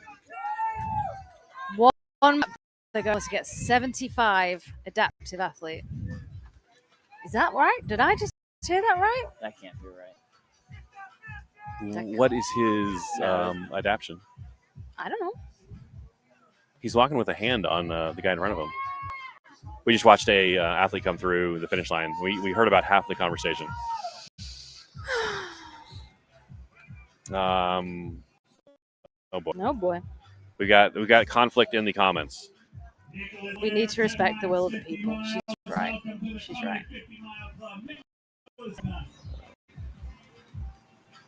Shannon Woodall gave $50. So not to I kind of respect her will as well. She voted for $50. Let's focus on the race. Let's do it. I'm too excited about the race. We'll talk about this. Let me just real quick. So when the race ends, we're focused on the race here on the live stream. We're going to run through electroshock therapy on Instagram. So go to the OCR report on Instagram at the OCR report. That's where the run through will happen. Not on YouTube. On No Swimming Under Electroshock, I vote. Jay Jacobo, you need to vote with your dollars, buddy. But no, we've agreed. You're right. You're not wrong. We've agreed. We're gonna go through it. We're gonna go through it like adults, like we haven't gone to have to go through it 20 times. Most recent adaptive athlete that passed is blind, based on earlier coverage. Hagel 33. Okay, yeah, we had him on earlier. You're right. 100% right. He was blind. Can I just say, even if I got that $50, you would still be in the still lead, ahead. so. My goodness. So can we write down that other $50 donor? That was amazing. From Tyson Wanjura. We've had 5 people give us $50 as super chats. Incredibly generous. Every dollar goes back into coverage of the sport. We appreciate it so much, guys. All right, what's going on? So we talked about the men, our top 3 men. Oh, let's check on here, actually. 2, 3, 3, 4. Jen Madura. We're going to check on Jen for you, Carrie, 2, Hori. 3, 3, 3. We talked about the men a lot. The top 3 men we feel are pretty well locked in. There could be a battle for 4th and 5th between Grant Thompson and Matthew Hullins. Jennifer Madura, 55 miles. That's a good day of work. That's a very good day of work. So our top 3 men, we're feeling pretty confident. If everything continues as it is, locked in their podium positions. Our main excitement with the men is if Michael Schutt can pull off 120 miles and set the world record. Yeah. Michelle's sharing the link for the results leaderboard. It's also in our Instagram page at the OCR report in our link tree. The top Not link seeing there. Michael Schutt since mile 2. Is he slowing down? Nah, this takes a bit of a time between these two. Here's the women's top 10. So Nikki Karamba and Jenny Stipp, first place, second place. Let me say something. You tell me if I'm right or wrong. It feels like Nikki Karamba has first locked up and Jenny has second locked up. Well, just looking at the numbers, I don't think Sarah Tucker is going to overtake Jenny or Nikki. So I feel like First and second a lot. First and second in terms of their in some event. order. My gut feeling is they're not going to swap places, Okay. but I could be wrong. And then third place, Sarah Tucker. Fourth place, Hallie Millot. We got a super chat. Another Sarah Curl Up Cat. I feel like you did one already. That you're amazing. $2 from Curl Up Cat. Can we check in on Maxine, number 2229? Absolutely, we can. You are a legend. Should I put that $2 toward me or toward Fran? What was your hashtag again? Fran time? Fran Club. Fran Club. It's too much to keep track of. All right, Maxine Johnson, 9 miles, 45 mile. 9 laps, 45 miles, and she has time to get 50. I'm not sure if she's in the pit or if she's out, but Maxine is in a great position to finish with her brown bib. Curled Up Cat. It's outstanding. Is Maxine your friend, your mom, your daughter, spouse?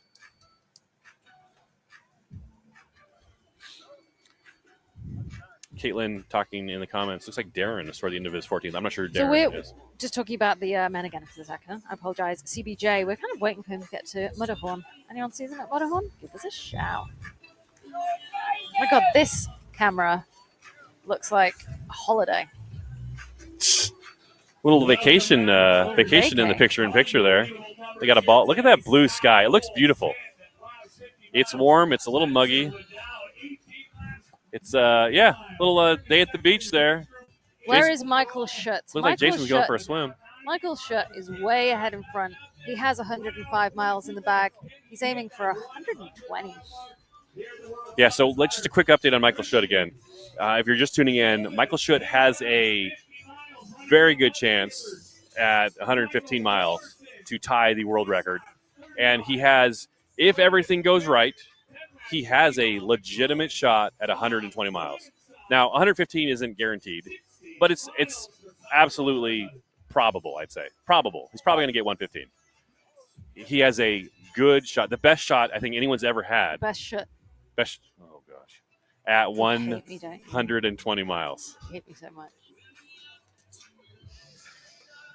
For that to happen, for Michael Schutt to get 120 miles, he needs to finish this lap at about a 111 pace, and then we've got word from his pit. Carlo Piscatello, one of our rabbits, went to his pit. They know the score as far as time, as far as mileage. Jason is shouting. Hi, Jason. Hi, Jason. Stu Harvey. Got Nikki here. Got Nikki here in the water. Oh, and Nikki, our first Nikki and Sue coming through. Well swung with Sue Harvey Brown, legend of the WTM community.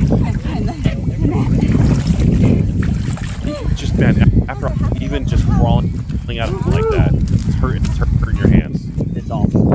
Everything hurts in store. So where on the course? Where is Michael Schutt on the course? Great question. Last time we saw him, we have timing mats out every mile. Mile 3. Woo! 15 seconds ago. Okay, so yeah. Just past the 3 mile mark. So he's got 2 miles to get back here to start. And then so it's great. So he's got 2 miles. And he's got a 1:39 to do 7 miles. Joshua Fiore, 10 minutes ago, was at mile 1.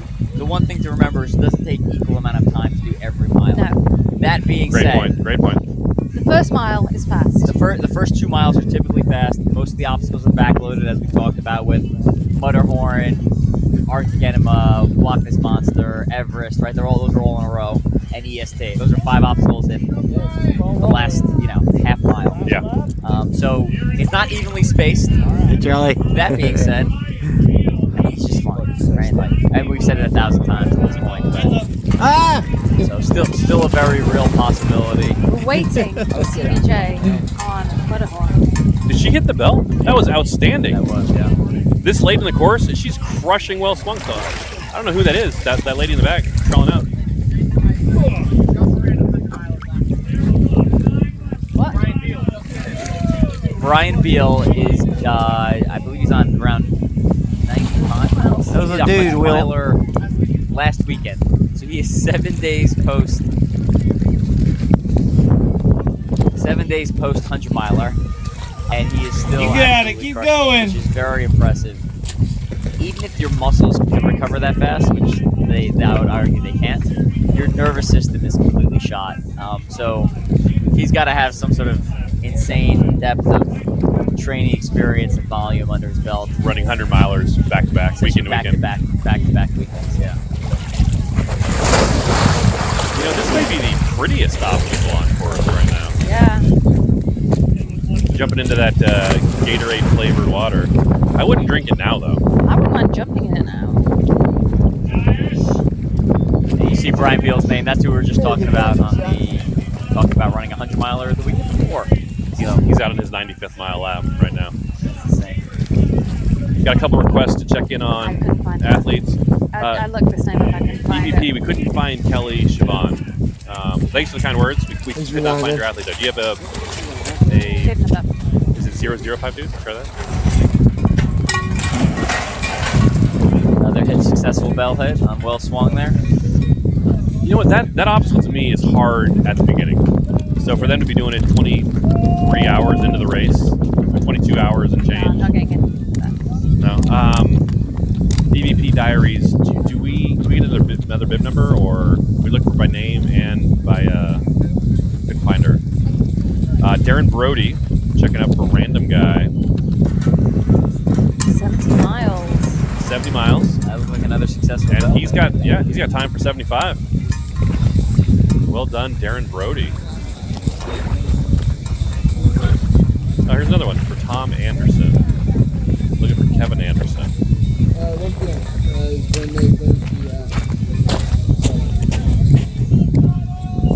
Not that I think the mountain men are in danger, but the one thing to be aware of. Tell me. Hypothetically, they go out for their final lap. Someone gets hurt. Someone completely blows up. If they don't make it back in time, they are completely stricken from the records. They lose all their miles. What? If you don't finish your lap together as a team at the end, you do not keep your placement. Qualify as a team. That's correct. You have to finish the last lap as a team. The last lap, first lap and last lap has to be Benatti completed as a team. Is asking, do you have to go through the water even if you're doing the penalty? So yes, on that obstacle, absolutely a proper try, and they said this in the briefing, includes getting full submersion. You must attempt every obstacle. Now, what an attempt looks like for each obstacle can vary. They said specifically on Everest, you can go up and touch it, and then go do the penalty. And the one thing to take note of is sometimes it looks like someone's just walking around the obstacle, but what they're doing is handing a wristband in. Yep. So it's like, oh, that person didn't get in the water. They're just walking past it. So I'm not sure what specific video we were talking about, but there's been more than once where people have been like, hey, you got to get in the water. And the person's like, oh, wristband. Yeah. Like, oh, okay. So. But in this weather, I think the athletes are going to want to get in the water anyway to try to cool themselves off. Go, Nikki Aru. Aru. Show them that South African spirit. Nikki, our first place woman right now, is from South Africa. She is on pace to be our first ever South African World's Toughest Mudder. Hey, if you want to give a super chat, kind of in honor of your athlete, maybe $1 per mile or however you want to do it, you can hit that plus button. We would, if you've enjoyed the coverage, if we have brought value to your weekend, we would love it if you hit that $sign in the YouTube comments. You can leave $1, $5, $1 per mile for your athlete. And you can say Will or Fran in that comment. I'm Will, she's Fran, and one of us is going to run through electroshock therapy, whoever has the most dollars.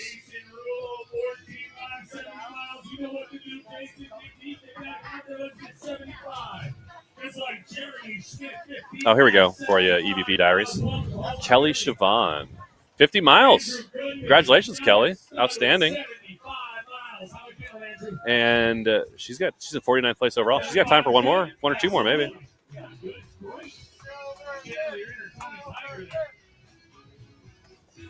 How are you holding up here, Fran, after 24 hours? I feel like you're fading a bit. I'm fading. You know when you get that really hungry that you feel sick? Yeah. I just got that. Well. I've requested a cup of tea. Okay. Here comes Christian Brown Johnson. Here we go. This is what we were waiting for. CBJ. Let's go, CBJ! Christian Brown Johnson, third place man. He's run 100 miles twice before. If you run 100 miles at World's Toughest Mudder, you think, oh, that's good for the podium. No, he's run 100 miles twice, both times, 5th place.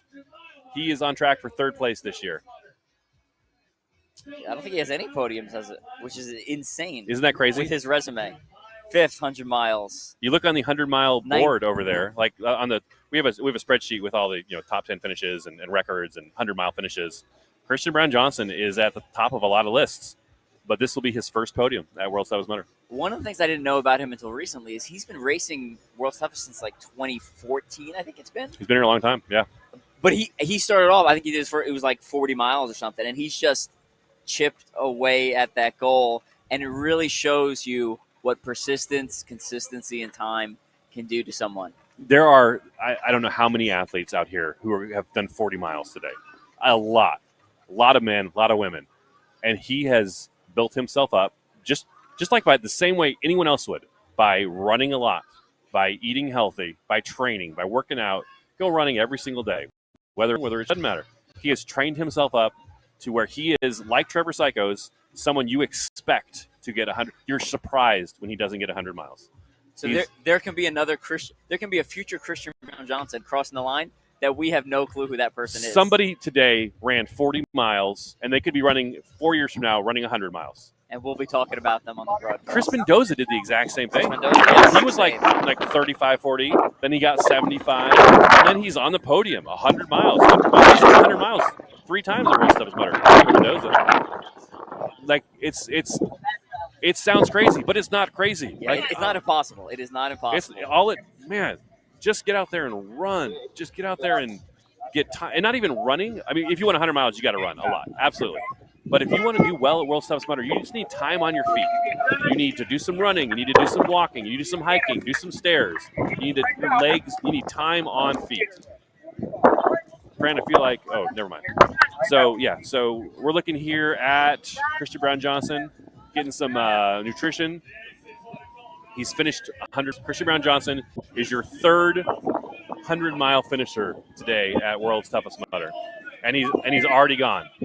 That was a fast pit stop. When we get back with Fran, we'll check on how long that pit stop was. Christian Brown Johnson with another fast pit stop for the men.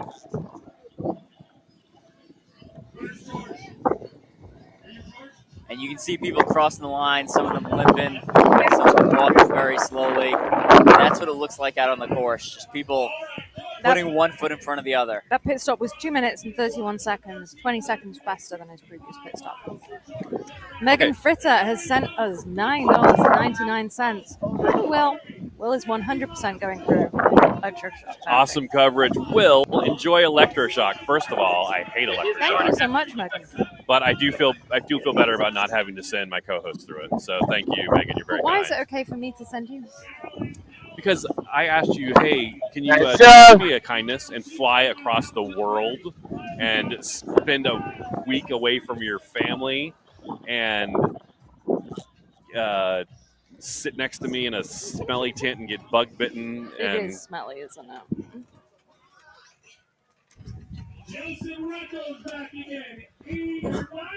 Joseph Rucco coming across the finish line here in a second. 90 miles. He crossed about 30 seconds ago. He's up ahead of us already. Oh, okay. There he goes. Down the chute. Joseph Rucco, last year's third place finisher. We are getting some big mileage. It's a lot of miles. That wetsuit, I'm telling you, that wetsuit makes a huge difference. Not having wetsuit. I don't think I've seen any wetsuit. I've seen a few frog skins. There was a couple wetsuits on the course. I've seen less. Not at the elite level, obviously. Sure. There were a couple of wetsuits on the course. If you're walking, if you're not running, if you're walking, you have a lot less leeway body temperature. Like you're going to get colder than a runner. And these guys that are running, like very few people are running all night long. If you're going to be even on a night, I can see that. If you're able to walk, run, then you could probably get away with it. I agree. No wetsuit. Yeah. Now, if you're watching this and you're like, oh, hey, I'm going to go to the UK next year. Guess I don't need a wetsuit. You better bring a wetsuit. It's in June. I'm not going to need to bring a wetsuit. Please bring a wetsuit. So I've done 16 toughest mudders, mix of 8 hours and 12 hours. I have never put on a wetsuit at any 8 or 12 hour toughest. I have put on a neoprene top once, and the only time I did it was in the UK in 2018, and I think it was May, right? So it basically rained the entire event.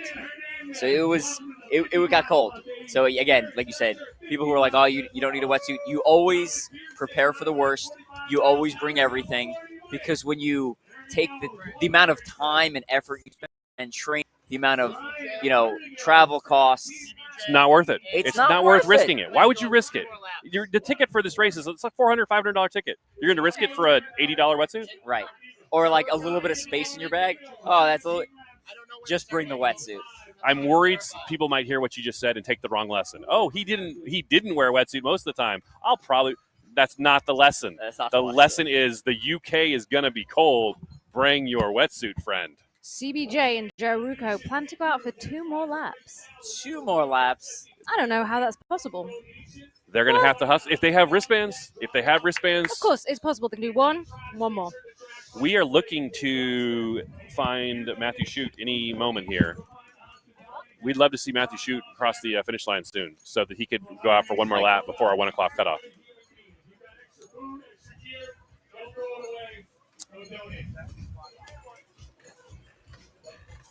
Oh, Tom Anderson, wait, did you say if we donate the most, it has to go through electroshock therapy? No, absolutely not. No. We would never do that. These guys have gone through electroshock therapy 15 times already. I wouldn't. No, and Shell actually answered. No, in honor of your athlete. So if your athlete did 50 miles or 35 miles, you can donate $1 per mile in honor of your athlete. And right now it looks like me running through electric shock at the end of this race. Charles Halpert has a comment for you, Evan. Did I hear you? One second, Ryan. Don't listen to Evan. Is that Evan? He runs the whole time. Us need the wetsuit. Did I hear you talking about racing in the UK? Yes. You're correct. We're on the same page, Charles. I'm saying I always run the whole time for 8 hours and 12 hours, which is why I don't need a wetsuit. But the only time I put on neoprene was in the UK. That's how cold. And I put on a frog skin top because I was cold. It got cold over that 8, and that was only an 8-hour one. That wasn't even a 12-hour one. That was before we switched to absolutely bringing it. Absolutely. So Evan and I have been talking about. It's going to be colder. Very few people wore wetsuits this year at World's Toughest Mudder. I appreciate that, Charles. And so next year at World's Toughest Mudder in England, we hope we don't want people to take away from this like, oh, I probably won't need a wetsuit for World's Toughest Mudder. That is not the lesson. UK is Beaver Castle. I would bet Florida. you $1.25. I would bet you a trip through EST that Beaver Castle will be colder than. You want to make that bet? I'm not going to make that bet. Let's make a bet. I'll bet you UK is colder. All right, so you take the bet? You accept the bet?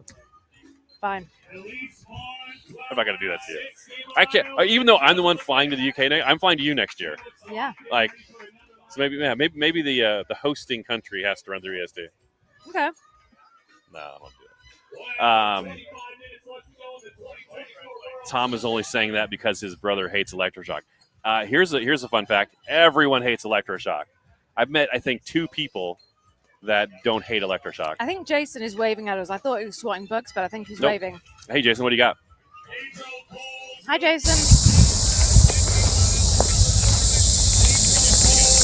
Michael Schutt just passed Pyramid Squeeze. He is right up there. He passed me just a bit earlier, and he is still looking strong. Michael Schutt is still looking strong. Michael Schutt was last seen at mile 4. And Jason just saw him pointing at him up ahead there. That was 1 minute ago. Still looking strong. So we're looking for Michael Schutt about a mile from the finish line. He is going to Glenn Atmos. I'll come back to you 100%. If Michael finishes his next lap, if Michael Schutt finishes this lap and his next lap before 1 p.m. local time, it's 11:36 right now.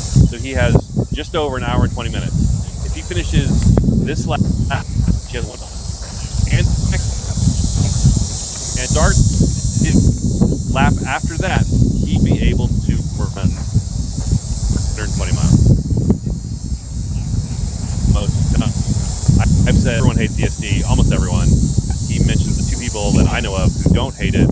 Yes, Kevin Chow and Matthew Lowe. I've seen them. They do this iron cross thing. They hold their arms out as they walk through, and they literally rotate around. And that's the spinning iron cross. That's the next level. So the regular iron cross, you just hold both arms out and walk straight. Once they figured out that was too easy, they started spinning. Make sure you hit more wires as you went through. I've seen Matthew Lowe. I don't know if it was his birthday or why he was carrying a piece of cake. He ate a piece of cake as he walked through. I think I've seen him chug a beer in the middle of it. It's just ridiculous. It's the worst, absolutely. Allison, you know what? 100% I can. You shout out Kenny Holloway. Kent Holloway, congratulations. Shout out to you on your last lap. Let's check on Kenny. How's he doing?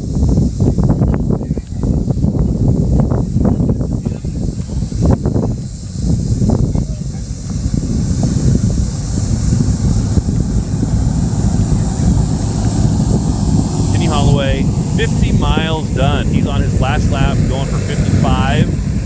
Congratulations to Kenny Holloway. Shout out to Allison Andrzejczyk, keeping an eye on you from home. Well done, Kenny. Good job.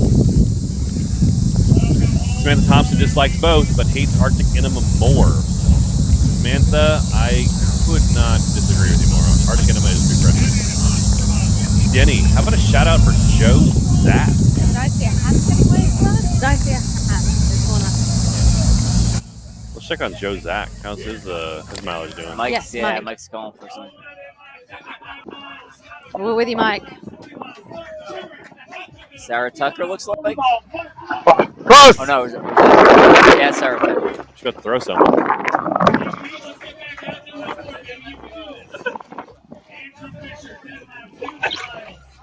Good job, man.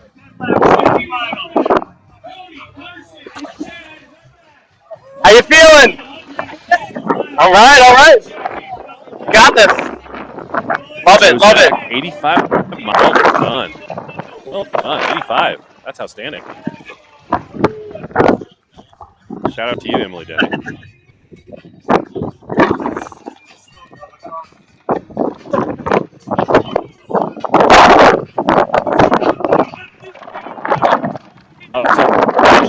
Mile, bravo, Eric and Haybo. Congratulations. We also shout out Gary Andrews and Jackie Naylor. Jackie's first WTM. Gary Andrews, there you are. 75 miles. Well done. Jackie's first WTM, and she's on her 15th lap. 75 miles. Outstanding. Gary Andrews and Jackie Naylor. Well done. Congratulations. This is not Gary Andrews, obviously, on screen.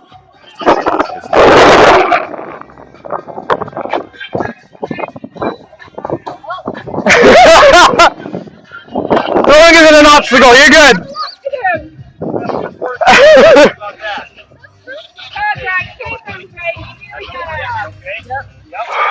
Still out there boosting. Those guys, we've said this earlier, you see at Mutterhorn, they paid the same price everyone else paid for their ticket. They are donating their time, they're donating their money for the ticket, they're donating their flesh, their shoulders, knees, and their thighs. Job, man.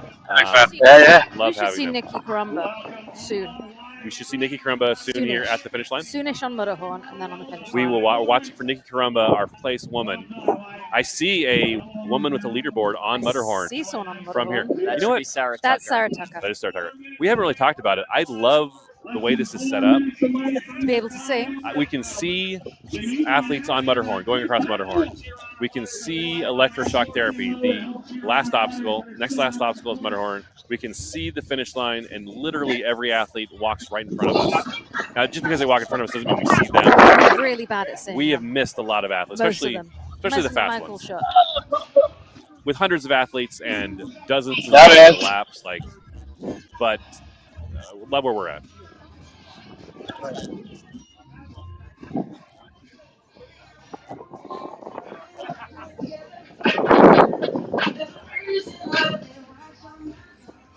Where's her shoes? Who's shoeless? I don't think she's shoeless. Well, we do have one athlete who runs without shoes, and this is his third year in a row. Nice job, man. Blows my mind. I don't. He finished already. Wild Thing. Yeah. Wild Thing finished. Side note: Wild Thing's PR is 50 miles shoeless. The brown bib. Shoeless. Mental. Isn't that crazy? Yeah. My top goal was to job. with shoes. I would never even. I don't know if I could do one lap. You've been on this. Yeah. I can't even do it with shoes. Sarah Tucker choosing the crawl method, staying on that left side with the wind blowing, pushing all the electrical wires. And you know what? I don't know if I've seen anyone Keep moving. crawl through it. That women's leader behind you. I've seen. There's been a couple. Oh, you know who didn't crawl through it? Jenny Stipp. Nice work. Good job, man. She ran straight through it. Just bowled right through. I guess she really wanted to catch first. Good for her. You know, so I don't know if she did every lap, but I saw absolutely on one lap. If you're going There- through, oh, there he there is. he is. There's our men's leader. Shoot. You know what? I would say he's moving slower. Sarah Sarah Tucker going through the field. And she's not slowing down either. Third place lady. Sarah Tucker on the podium as it stands right now. Go back to Michael Chute in Shawshanks. So when this obstacle started, that water was blue. Now it's brown. I wouldn't drink it now. So he's going to be cutting it. He's not going to have the same pace as last time, but He's not going to have the hour 11. he's not going to have the hour 11. But he's going to have. He has wristbands. We're tracking. We believe. You can see him there. He's got at least 2. It's got to be more than 2. I see. They said 2 he on his wrist, and then some on his other wrist as We'll well. get one this lap. So that could minimum of 4 he's got. They said he had a bunch of them. A 4 is a lot. But we saw him using it on electroshock therapy, so we know. Just he keep running, keep running, keep running. Don't chat to people. Don't chat. No talking. We got a schedule here. Chop chop. We know he doesn't have like 20. You know, we've watched him use them. Yeah. So. And you'd be able to see the stack on his arm. So just to recap, Michael Schutz's plan is to finish this lap where he just passed Shawshank, so he's what, like a mile from the finish line, give or take. Finish this lap. No, he's less than a mile because 10 minutes ago he was at mile 4. Oh, he's close. Who's He is close? close. He's close to Mutterhorn. But again, obstacle. Yeah. The distance is not much. The obstacle's at time. Mutterhorn's like a 2-minute obstacle. Just Mutterhorn. I really wish he'd be skipping Mutterhorn instead of Electroshock.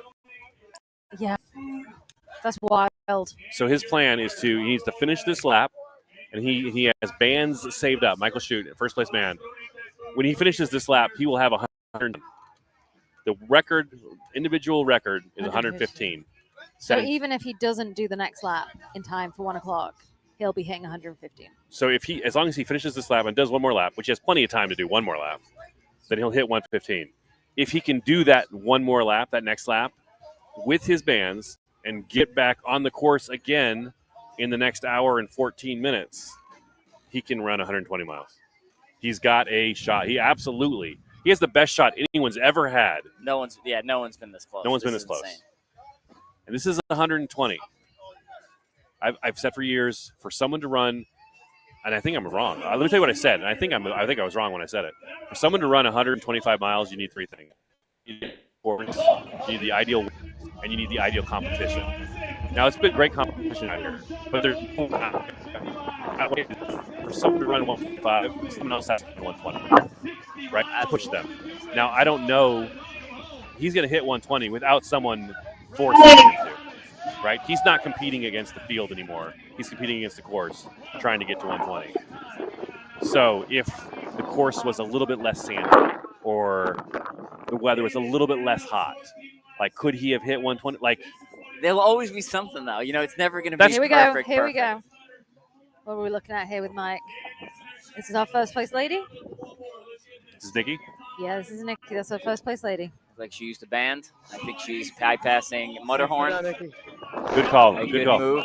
Good move. That'll save 2 minutes right off the bat. Because what we're looking at here is probably Nikki. We're probably looking at the women's last lap. Do you think they'll do another lap? What mile is this for Nikki from? She's on mile 85. She has 85 in the back. She's finishing 85 right now. This will give her 90. I would love for her to do one more. I'd love for her to do 95, 90, because the women's She's got record time is to do one more. women's record is 100 miles set by Chris Kowalski. But no one has 95. She Second, could be the first woman. There are 5 women tied at 90 miles. She could be the first woman to get 95. Yes, she'd be all alone in second place, unless Only woman. unless Nikki also gets 95. All alone in second place. But she'd still be the first woman to get 95. Oh, 100%. How many records are we breaking today? It's weather and terrain. It's a flat course. There is sand, and the weather not as big a factor as I feared. I thought the warmth would be more of a factor. So here she comes, coming across the finish line with electroshock therapy. Let's ask her. Grabbing some fuel. You can see her getting ready for a quick pit stop. One more. She's focused. Does she look done to you guys? I don't think she looks done. She's getting a bypass band. She got a wristband. She's Too going out. early. It's too early to be done. She's going out for one more. She's going to hit 95 miles. 2 hours and 40 minutes until the race closes. She can't stop because That won't stop. if she stopped, Jenny would overtake her. This She is what has- happened last year. Do you she remember has- Chris got to finish and said, "Do I have to do another lap?" Yeah, And she just needed to know that actually no, she couldn't be overtaken.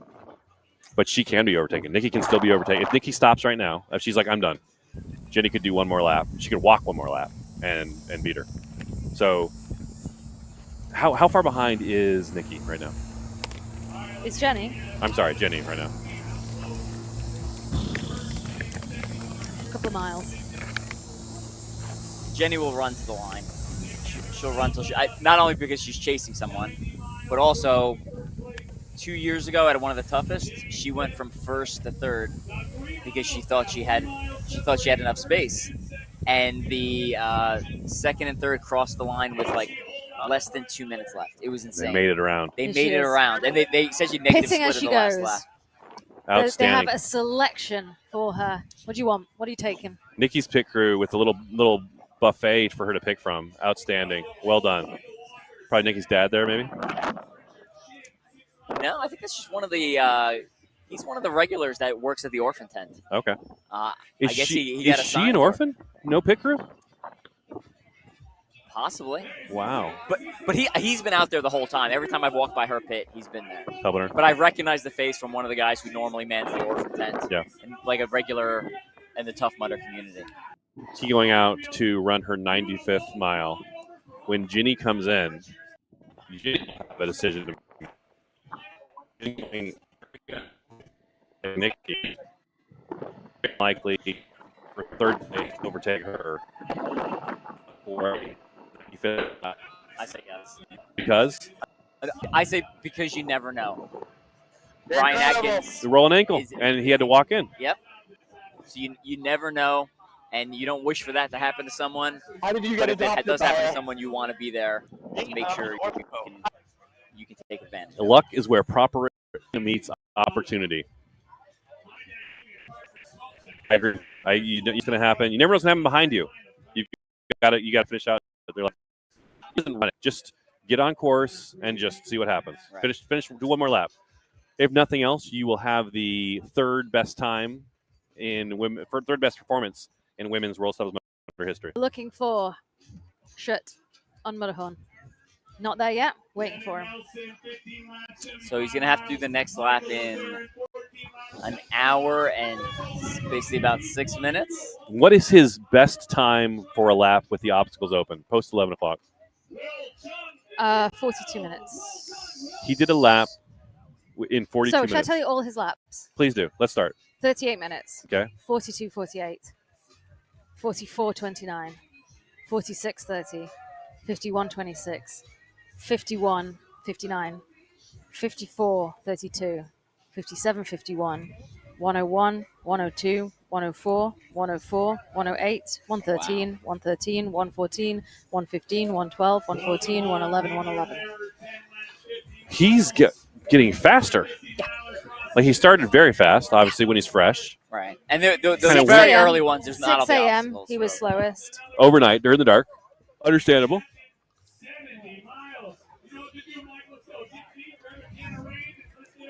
All right, Fran, you've been saying all day long he's going to run 120.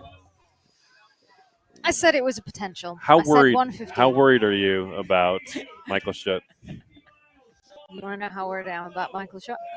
How worried are you? That is how worried I am about Michael Schutt.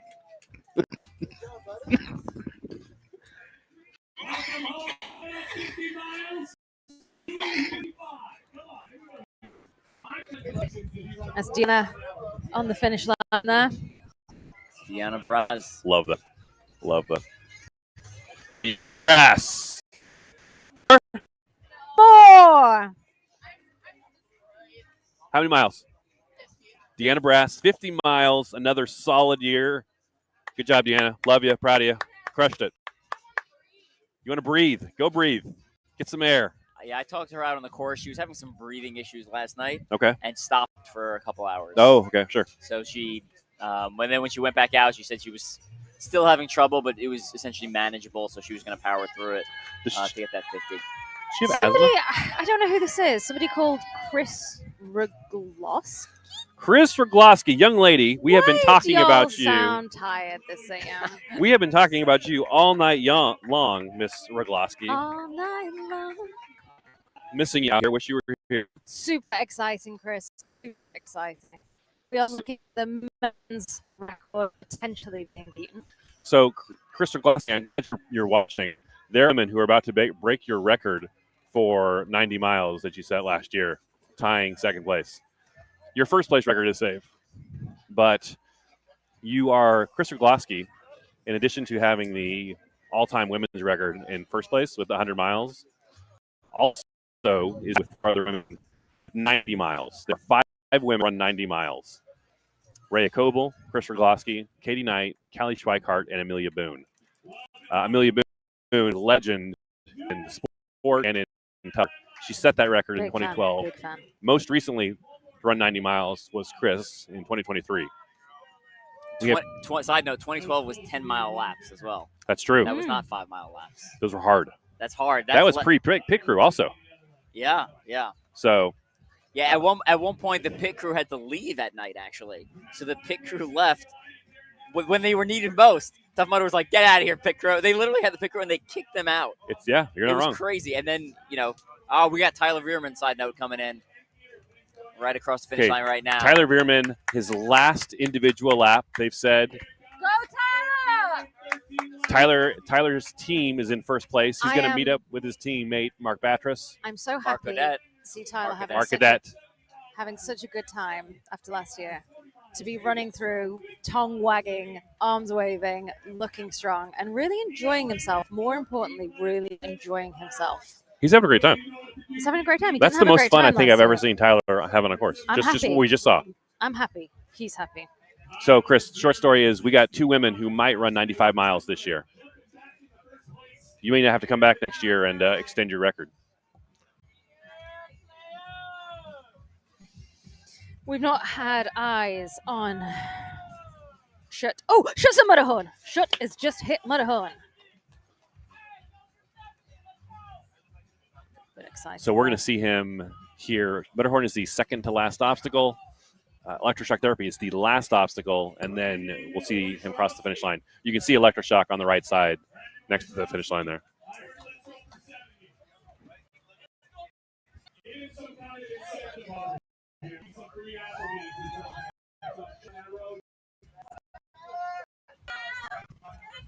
Still trying to tell him about Rachel Watt 5 at Pasture Pit for Sarah. Yeah, no. Rachel's stud. Actually, I just saw, I was looking at results, all-time results from World Steps Mudder. Rachel Waters, 8th place in 2018. That was your year. 5th place in 2019. Yeah, Rachel Waters, World Stud as well. And that pain pasture she was talking about, Rachel did essentially an endurance charity event where she essentially multi-lapped a course by herself. Here he comes. Here he comes. Painful. Here Michael Schutt across the finish line. Go on, Michael. Let's go, Michael. Pull it for you. One more. Keep moving. 2 more. 2 more. 2 more. One fast one. Shaking his head to us. My heart. He's shaking his head no when we yelled 2 more, holding up 2 fingers. He looked at us and shook his head no. Now, let's see. If he gets out there. 100 miles plus in 24 hours at WTM hits different than anywhere else. Chris Rogloski, so you're saying it's 5 next year. That's 100%, young lady. UK.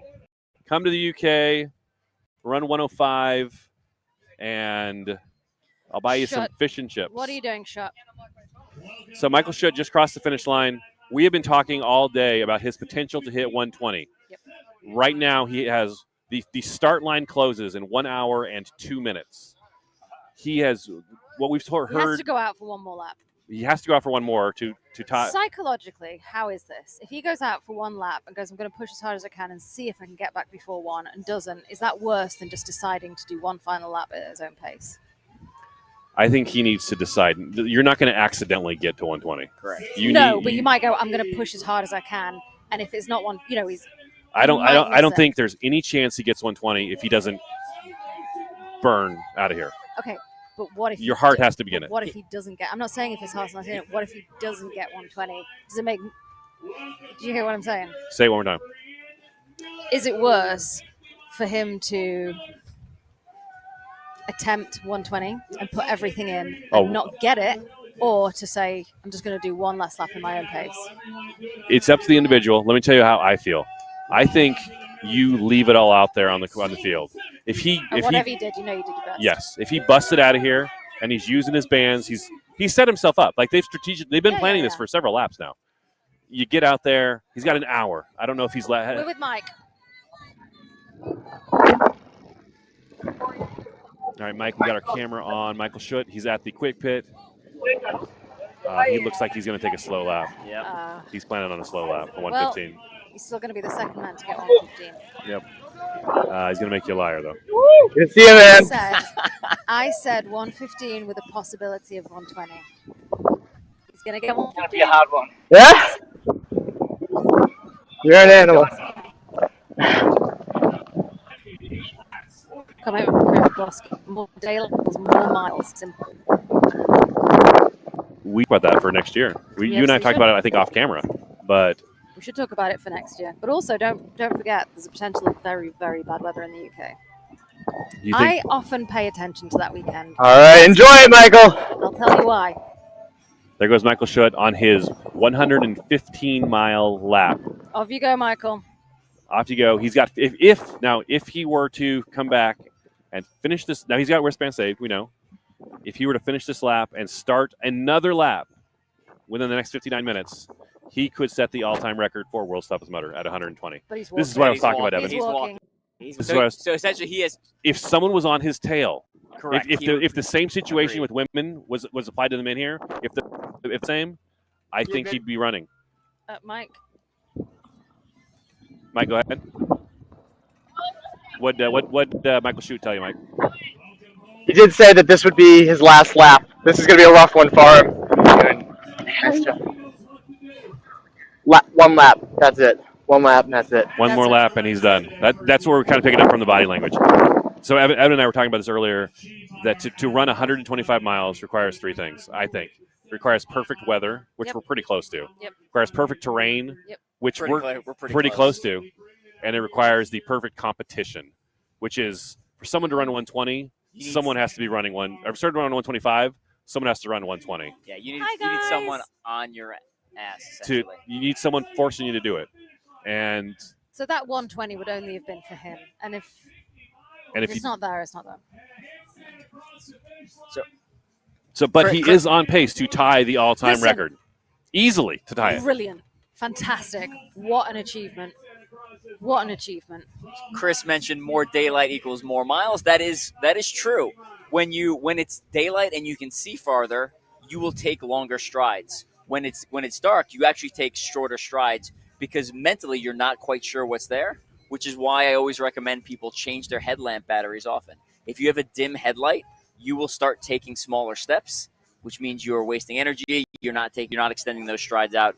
You're not gaining good ground. I just want to quickly go back to Michael Schutt, and then we can leave it. Please do. Go ahead.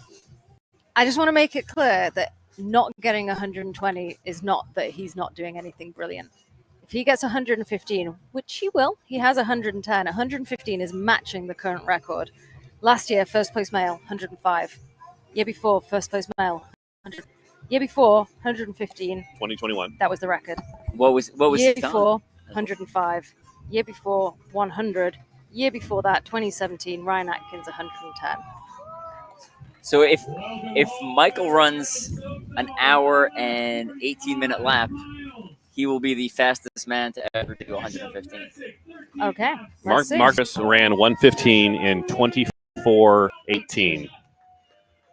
And he has a shot at that, 100%. Yes. So, I don't know if his pit crew knows the time. I don't know if that matters to them. Right. I think it's just probably good. The way he looked, I'm going to say it's getting the miles. Yeah. So I'm going to counteract what you said because we do have more daylight hours. There's going to be very, very few hours of darkness. However, that weekend is often terrible weather. It's often chucking it down. And the UK wet, and you haven't seen mud until you've seen UK OCR mud. That's a great point as far as running. You have more I'm daylight just hours. I'm isolating the light as a single the light data point. will be amazing But yes, when you look in at all terms of it, of morale, etc. But there's a very good chance the weather could be horrific. Austin. Evan, do you remember running in Atlanta sometimes, maybe for Toughest Mudder, when you would get out of like Loch Ness Monster and it's this sloppy, like it sticks to your shoes. Your shoes have like literally 1.5 inches, 2 inches of mud that it takes miles to like. That slows you down. It weighs you down, slows you down. There hasn't been a lot of mud. Like there's mud on the muddy obstacles, but the course is mud free. There's very little mud. Do you remember yesterday morning as we left the house and we were comparing shoes and you were saying, I wouldn't wear these because they're too heavy and every little thing I have to pick up. And I was like, I wouldn't wear these for racing in the UK because they're too, not because I can't pick them up, but unless you're wearing shoes made of pure mesh in the UK and the thinnest sole possible, you are going to suffer with absolute clods of mud all over your feet. We can see some drone footage. Drone footage now covering. This is kind of like the final stretch that leads back into the finish line. There's Everest. You can see the backside of it. Got another. Okay, sorry. Sorry. Got another report from Carlo Piscatello on Michael Chute. He used a lot of his bands that he had been stockpiling. He used them on that most recent lap of his. So Carlo confirming he's not going to go for 120. This is his last lap, going for 115 miles. He will tie the all-time record, but he's not going for 120. Incredible. Men of Mudderhorn still up there. Looks like pulling people over. Oof. You can see that giant red rose there. That is Francis Lackner's rose in honor of his mother, who passed away from cancer. Charlie Parvin saying Salomon Speedcross or similar needed for the UK. I entirely disagree with Charlie. Salomon Speedcross are far too heavy. You need Innovates or VJ shoes. The new Innovates, I can't remember what they are, but I've got them. And they are literally mesh and they have incredible grip. But you need nothing that's going to hold any mud. I do like me a pair of VJs. I think they're very good shoes. These are nowhere near good enough. Salomon's for me. So every shoe company essentially has a foot mold that they build their shoes off of. Whatever foot mold Salomon uses for me personally, the arch is too high. It just doesn't fit my foot well. So, if you're trying a shoe and it's giving you blisters, you might want to try a different brand. I love VJ. I've always been able to wear them out of the box. But I do like the idea of arch support because they have very high arches. Maybe I used to like the fit lock's not quite as tight as it used to be for me because I also have a wide foot. You know what's interesting is when people first start running OCR, they go to, hey, let's get together with our friends. Let's go to a Tough Mudder. Let's go to a Rugged Maniac. They wear their dirtiest, oldest shoes. They're nasty. They duct tape the ankles. It's the worst. And then when you get into it, and you're like, hey, I want to do this. I want to take this seriously. I want to compete maybe. I want to do an age group wave or an elite wave, a competitive wave. One of the first investments you need to make is a good pair of shoes. And I remember the first pair of shoes, OCR shoes I bought, were Salomon Speedcross 3. One of the best pair of shoes I ever bought. But I wore them out, and I wore them through. So I got the Speedcross 4s. Did not work for me. And I just haven't been able to find a Speedcross that works for me since. I was at a school pickup the other week, and a mum came up to me and said, have you ever done one of those mud runs? I said, yeah, that's kind of what I do. It's kind of my thing. And she's like, right, do Ask Tough Mudder. ask me about Tough Guy. Ask me about Tough Guy. And I was like, okay, what do you need to know? And she's like, what socks do I wear? She ended up buying new shoes. Well, yeah, you need both. She wasn't gonna. She was gonna wear old shoes. Old shoes and... We all start somewhere. I get it. But no, shoes but are... I love it. It took a few minutes conversation. She's like, okay, I'm going to buy some Innovates. You got her. There you go.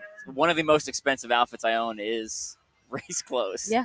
It's like I have a pair of like $120 shorts, sure, $40 socks, and $160 shoes, and I'm running through mud, like scraping my body through barbed wire, and it's completely ridiculous. Because you've got to be as comfortable as possible when you're going through that. I agree. Charlie Parvin with me on the Speedcross 3. Yeah, in the 3s and the 4s. I hate it when they change something and it goes something from perfect changed and to they this just doesn't work. I was I loved those three so much, and I was so excited about the new ones, and just didn't hit the same. So 8 minutes ago, Josh Fiore was at Pyramid Squeeze, which is mile 4. So at some point, he will be getting to Mudderhorn. Will he be taking on another lap? Very possibly. Joshua Fiore will have time to start another lap if he wants. So recap everybody on time. Local time here, 12:08 p.m. Should we have a look at the top 10s as well? The start line closes at 1 p.m. 1 p.m. is the 24-hour mark. 52 minutes. 52 minutes, just under 50 start line will close. As start a lap, as long as you are on the course for 1 p.m., you have an hour and a half to finish up to 2:30 p.m. local time to finish that lap. Anyone who's on the course now, if they want to get one more, they can finish the lap they're on. They've got 51 minutes to start just about 51 minutes to start a new lap. Their final lap. Yeah. So if you're looking at results online, basically the most anyone can get from now is what they have plus 2. And that's if all conditions are ideal, that's possible. Charlie Bohr coming across the line. Charlie Bohr, UK's finest. I think he won. That looked like Holy Grail. That looked like a I'm done ago. pose as he crossed the finish line. Big hug with Carlo Piscatello. Also, Scotty Campbell through a couple minutes ago. He gave a signal he's doing one more lap, so he's about headed back out. I believe he's just at a top 10 last time I checked.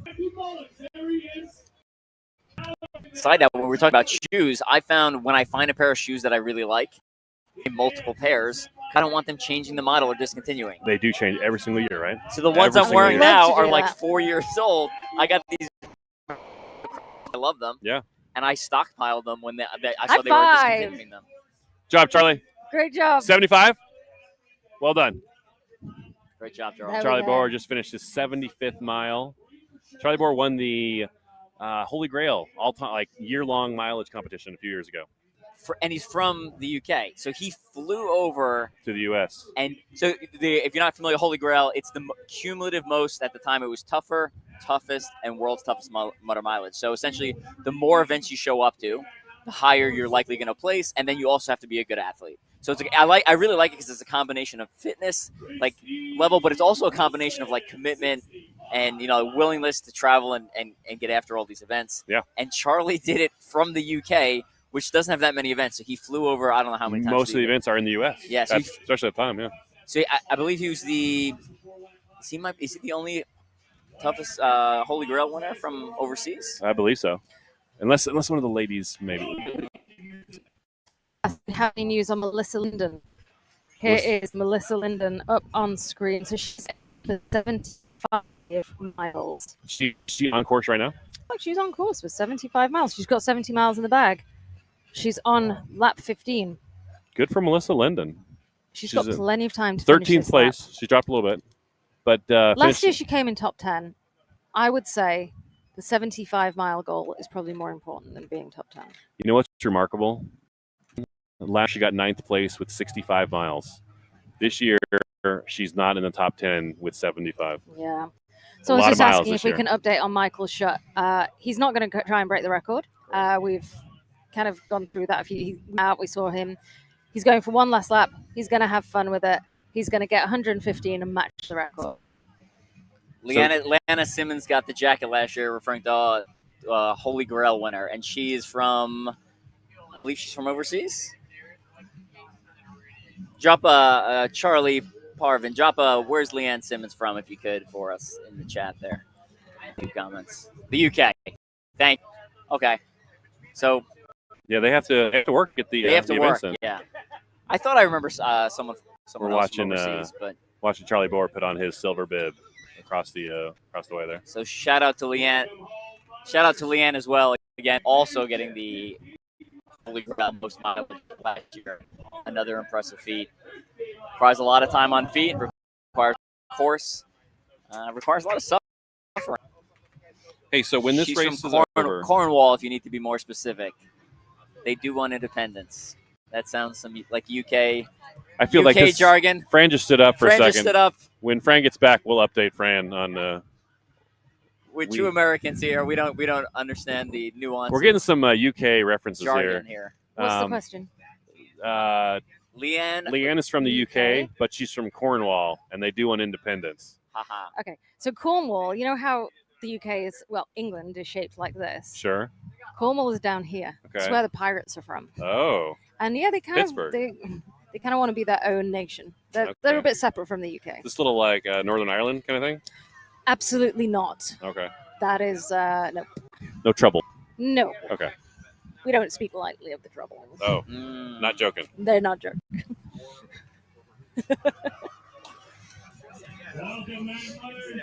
What else? What else? What are the occupations of the top performers? That's a great that's question. Something Carlo might know. So I can let's see. From talking to people on course, Michael is, I think he's a personal trainer. My understanding is, or at least he has a side business as a personal trainer where he has like a OCR facility on his property. Sure. So he's a apparently everyone in Denmark knows who he is. Okay. He's like a very renowned coach. Christian Brown Johnson, I believe, is a realtor, and as well he has like a couple of side jobs, but one of them is realtor. Because I always see him posting pictures of himself online, like Right. buy this house. Yep. Like I ran 100 miles, you should buy this house. It's like that's a pretty good reason for me. No, that makes sense. Also, Christian Brown Johnson sells ice baths. Does he? He sells ice baths. I mentioned he has a couple of jobs. I can't remember what the I've other seen those ones on were. Facebook. I have not. I'm a big fan of the cold plunge. So if you need one, hit up CBJ. I think Josh is he maybe in the military reserves? Might be in the Army Reserves. Look at these mileages. 90 miles, and you're just making the top 10. I'm not tracking Grant Thompson or Andrew Robinson's job. Matthew Mullins recently retired Navy military. And I'm not tracking any of the other jobs for the men. For the ladies, the only job I think I know is Jenny Stipp. She is the manager / personal trainer at ROKC Olathe. It is a rock climbing gym in Kansas City. It's one of the best rock climbing gyms I've ever seen. It is enormous. The only other one I'm tracking, Megan Beck. Her Instagram is OCR trainer. I'm not sure if that's her 100% full-time job or just Sure. something she does on the side. But that's what I'm tracking for her. So earlier in the race, I mentioned that Sarah Tucker was a Sarah Trucker. I don't think that was correct, though. I know Tyler Veerman does deliveries. Tyler Veerman delivers wins. He does deliver wins. Oh, Grant Thompson is a painter and a decorator, according to the chat. Thank you, Bridget Let's Rebecca look at his Hendry. mileage on the teams for a second, shall Look we? at that. Tyler Veerman and Mark Gadet, Team Mountain Men, with 120 miles. Are they still out on the course? I believe they're still out on the course. They're doing their last lap together, so they'll finish with 120 miles. Mark Odette is active duty. Is a UBS. Ultra Cave. I don't know any of the Canadian jobs on Ultra Cave. Anyone Sebastian Dion's job or any? I don't know. All these guys. And then Iowa Hot Guys. They're professional dancers. I don't know. No, they're not. Just tracking Tyler Cutler Veerman as an individual if they're running together. Cutler Hollins on Iowa Hot Guys, also military. He is a engineer, a sapper. Oh. I believe he's National Guard, actually. He recently competed in Best Sapper competition. So it's like a military competition where you do land navigation and you practice blowing things up and stuff like that. Best Ranger competition, Okay. which is like a famous event. Most of the people in the obstacle course racing know of it because Killian, I think multi-time Spartan world champion and 100-mile finisher for, I think, two-time 100-mile finisher, Robert Killian. He's a Special Forces National Guard guy. He won Best Ranger competition, which takes place in Fort Benning, now called Fort Moore, Georgia. That is essentially a multi-day event. I believe it starts Friday afternoon, evening. They do a physical fitness test, and then they do land navigation. They do shooting. They do grenade throwing. They do parachuting. They do like tomahawk throwing. It's a pretty big deal. Yeah. And the Did guys you say tomahawk throwing? Yeah, sometimes they do. For some reason, there's like this obsession with tomahawks. Oh, you know what it is? Oh, It's because the guy who supposedly started the Rangers, Robert Rogers, I don't know, tomahawks like his thing. or it was his thing. We can go deep down this realm of military history. I'm not going to bore the audience. Sure. But we'll. So where are we waiting on athlete wise with the? Are we tracking the men or the women right there? Fiore has just hit Matterhorn. Fiore right now. Fiore has just hit the finish line. He's still moving. That's not a stopping pace. He's got more juice in there. That's at least one more lap. He's one of the top 6 females as well. That is one more lap. Heller, maybe.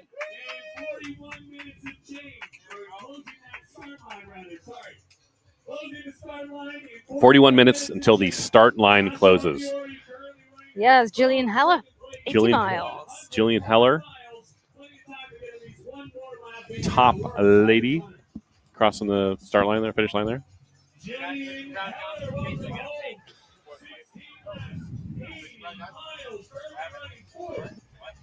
Josh Fiore, 105 miles in the bag. 105. Josh Fiore going for 110. Who's waving at me, Mike? Sorry, babe, got you. Joshua Fiore with his pit crew.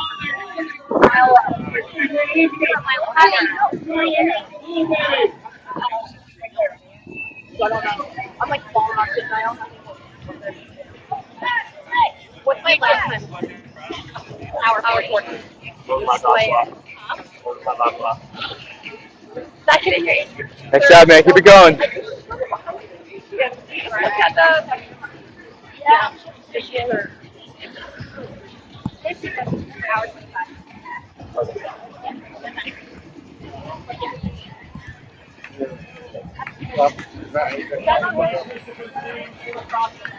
Welcome back, Christopher King, 14 minutes, 70 miles.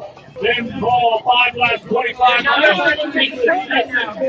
20 miles. Andre Stevenson, 6 laps, 30 miles. The world just exploded right there.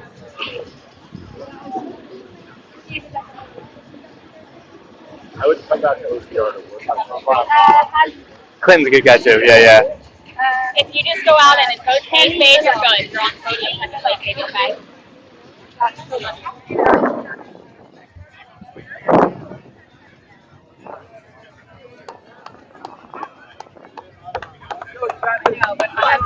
So guys. Go Josh Fiore. Joshua Fiore out for another lap, his final lap. Yeah, you are, baby. Rise 100 for Joshua Fiore.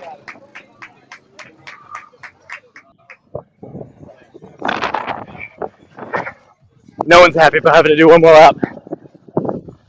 I know. Should run out a bit. Hey, you got free bands?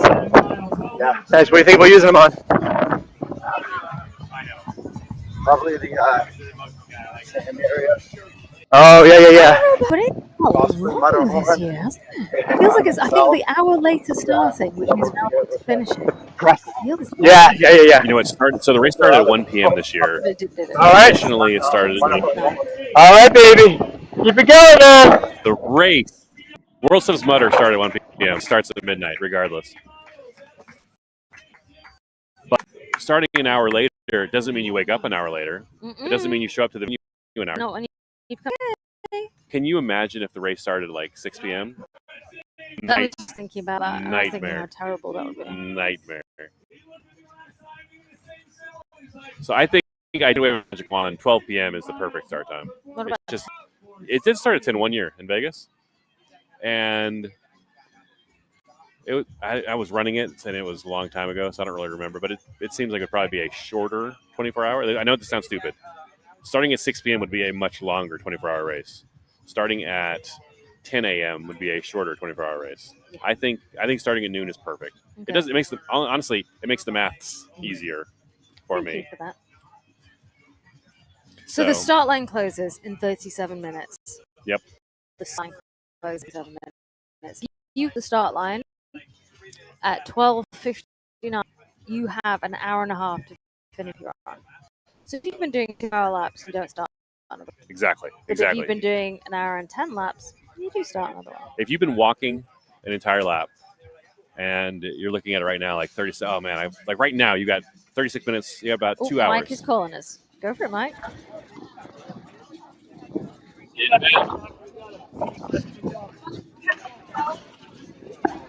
Nice job.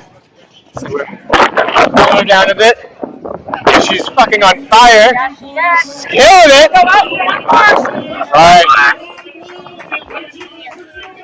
Who are we looking at there? It's like someone overheating. Was that Heller?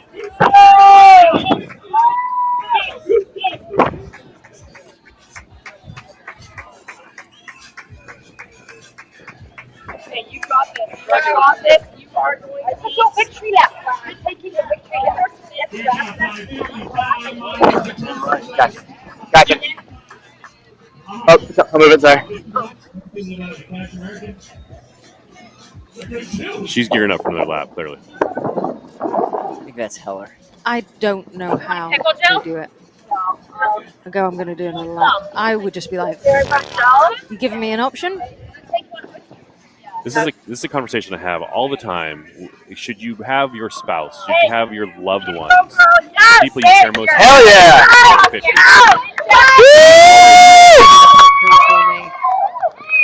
I wouldn't be allowed to. I always recommend. I would just look at you I'd be like, that just means you get one more cheer. I know people have done it successfully, and it's not 100%. My rule here, I don't think you should have the person you love most in the front pit. My daughter. Because they will see you at your absolute worst. And you might say something in anger that you don't mean, but you're tired. You're going to be tired. You're going to be hungry. You're going to be sore. You're going to be cranky. Like, you're literally going to be at your worst. That's not it. And we love people. We love our loved ones. But I don't want to put my spouse through that. I don't want to put my kids through that.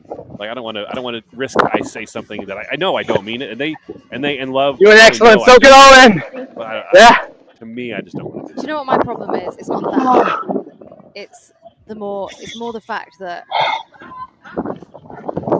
they don't have enough sway over me to force me to do what they need to force me to do.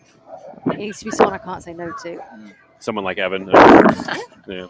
I worked pit crew one time. I think you have to not know them terribly well, because if you can know them, there's a familiarity. There's a relationship. Yeah. There's a relationship that you could damage, and if it's someone you don't know that well. Whereas if you did it, you just get. What's wrong with you? Yeah. That's your task. That's it. The relationship is the pit crewing. I worked pit crew one time for my team, Fat Boys, because I hurt my leg right before the race, and I'm just writing Fat Boys in a row. There were multiple times I was like, "All right, guys, time to get out," and you kind of like try and encourage them positively, like, "All right, guys, let's go, chop, chop, chop." But at a point, they're like, "I'm just not. I don't know." And I'm like, I could probably force them to go out for one more lap. I could force them. I could make them get out there.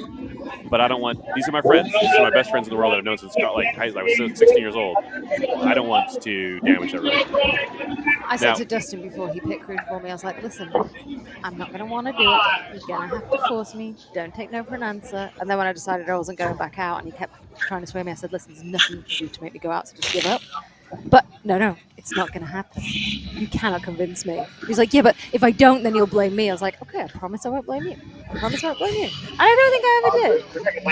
So another time, I was running with my team Fat Boys, and some of their wives were our pit crew. My wife wasn't there, but they had some of their wives there. And we was 2018 team, and it's freezing cold in Atlanta. And we're sitting in these chairs, and we kind of have we're getting different things to warm us up, like hot chocolate or cup of noodles, something like that. I got an electric blanket on me. I'm sitting in a chair. And sitting in a chair sitting in a chair is, you should never sit down in the pit if you can help it. And I start, those metal space blankets. It's starting to get warm. And I'm like, oh man, I am finally warm. And I start to like doze off. And then one of the guys' wives, she just basically starts ripping blankets off of us, taking food away. That's what you need. Get out. You've got to be Not able my to wife, get one of their wives.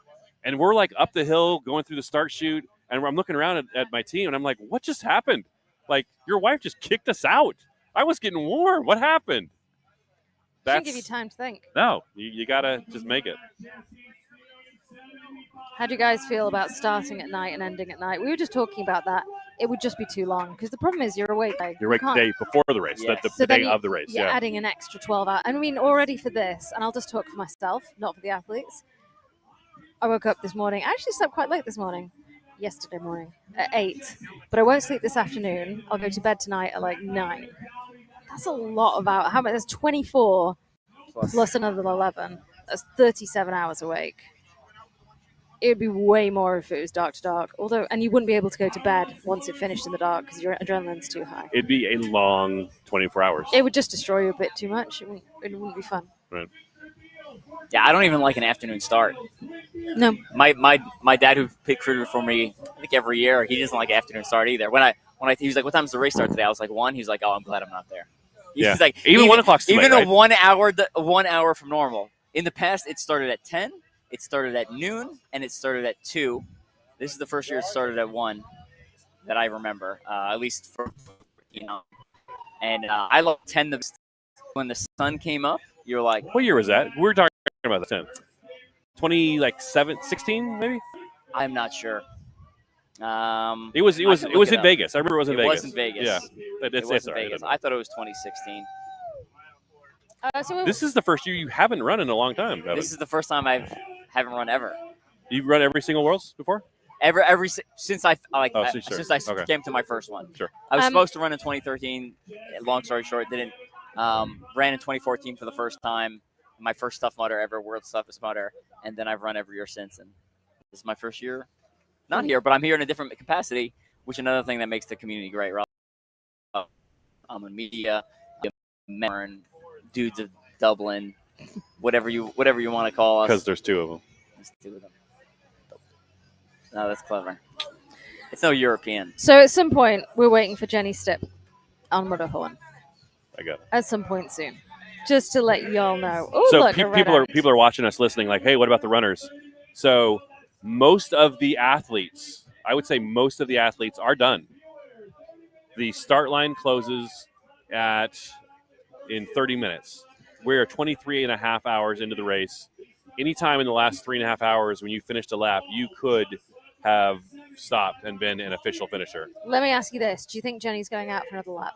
Jenny is currently in second place. Yes. I would say, I don't know if she is or not. I think she should. She would get 95 miles. We're keeping our eyes open for Jenny. Oh my god. I just need to stand up for a second. Oh, look at this runner coming through. He's so strong and powerful. I thought he could hear me. He can't hear me. Top 3 men are still in their positions, and they're all still out on the course.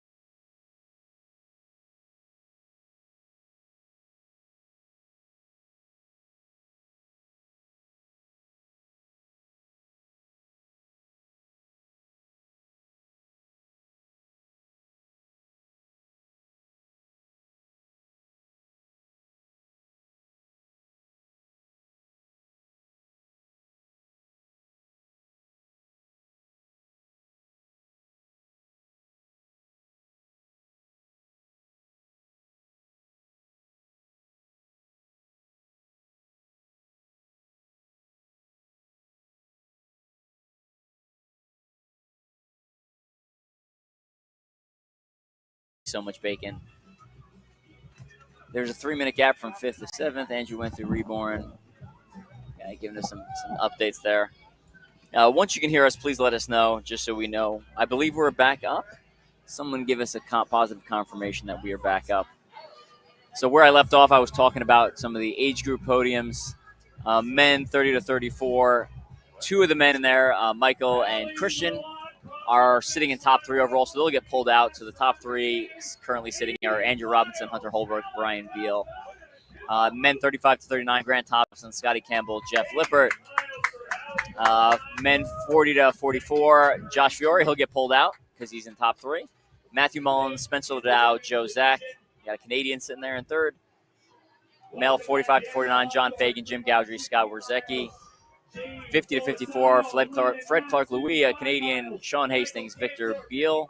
55 to 59, John Castle, Matthew Bridgeford, Joe Perry, legend in Tough Mudder. He's the one with the painted face, Canadian as well.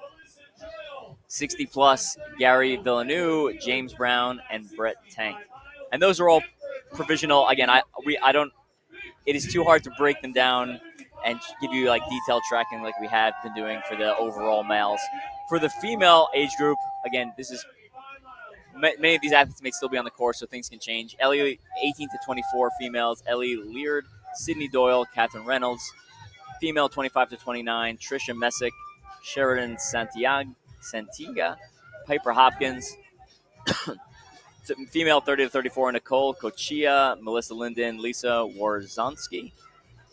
Female, 35 to 39, Sarah Tucker, who I believe is still sitting in 3rd, so she'll get pulled out. It'll be Jillian Heller, Hallie Milo, and Mindy Archer. Female, 40 to 44, Jenny's in that category. Jenny Stipp, she'll get pulled out because she's top 3. Looking at Jackie Naylor, who I believe had a couple of shout-outs in the chat there. Jackie Naylor from the UK. Meredith Todd in 2nd, and then Ruth Battersea in 3rd. Another UK, so UK taking 2 of the spots in the female to 44 age group. Female 45 to 49, Nikki Carumba will get pulled out. We'll roll down to Sherilyn Delves. She's the one who's always in that blue and white wig we've seen. She's a Canadian. Christine Wilson. Elise Vaughn. Female 50-54, Sue Harvey Brown. We've mentioned her before. Elizabeth Lukenchik. I know her. Can't pronounce her last name very well. Kristen Meckelberg. Female 55 to 59, Renee Thomas Jacobs, Laura Dierberger, and Maxine Johnson, who's UK. And then female 60 plus, only one competitor, Deborah Arson. I know you're thinking like, oh, only one competitor. All you have to do is show up. Deborah, who's 60 plus, ran 50 miles. So like, I'm just impressed by that. But if you are 60 plus female and you want a world's toughest podium, show up to UK next year. There you go. Because the competition will not be deep. Although I would hate to go against Deborah Arson if I was a 60 plus female. Deborah Arson beat a lot of the young men out there. We should find her. She sounds like she can throw down. We'll see her tomorrow, brunch. Yeah, we will see her tomorrow, brunch. And again, tomorrow, brunch, we're going to be doing another live stream at Check brunch. YouTube.com/the OCR Report. Love to have you there. And hit subscribe while you're over there. Lots of great content. When you come to World's Toughest Mudder, if you can, I know it's a trip. I know it's hotel rooms and everything. Plan everything. If you can, plan to be here for all the events. There's the night before, there's a community dinner. The day after, there's a brunch, a celebration of the community, the race, and the winners. You're going to be here anyway, so let's do it all. You know, I did 2014, 15, 16 without going to the brunch. Sure. I went to the brunch for the first time in 2017. I've been back every year since. It's amazing. It's just an amazing experience. And I know people got to work. I know it doesn't work for everybody. There's no judgment. But if you can make it happen, it's great. It makes it so much better because you come out here, you suffer all night, and at the end of the race, a lot of times you're just like, I just need to get back to my hotel room and shower. I just need to get cleaned up, get some like actual food in me. You don't want to visit with people after the race, the day of the race. But then Monday, you come out and it's like everyone in the room has experienced what you've experienced. You get to share in each other's joy. You get to complain about the nuance. When you go back into work on Tuesday and you're like, man, Mudderhorn was, the Devil's Beard was really tough. People are going to be like, what? What are you talking about? But No one else understands. They don't understand. But when you come here, people understand Yep. because they went through the same Yep. suffering. They won't. When you're like, oh, I had to put on a wetsuit so I didn't die of hypothermia. They're like, you did what? You go This makes home. no sense. You go home and you're like, yeah, I ran 55 miles. They're like, I don't even like to drive that far. That's what I get all the time. But yeah, the brunch is a celebration, and literally crew or staff or runners, volunteer, like everyone was there. It's an amazing, amazing experience. Highly recommend. Highly recommend. Normally at brunch, they announce 25's location because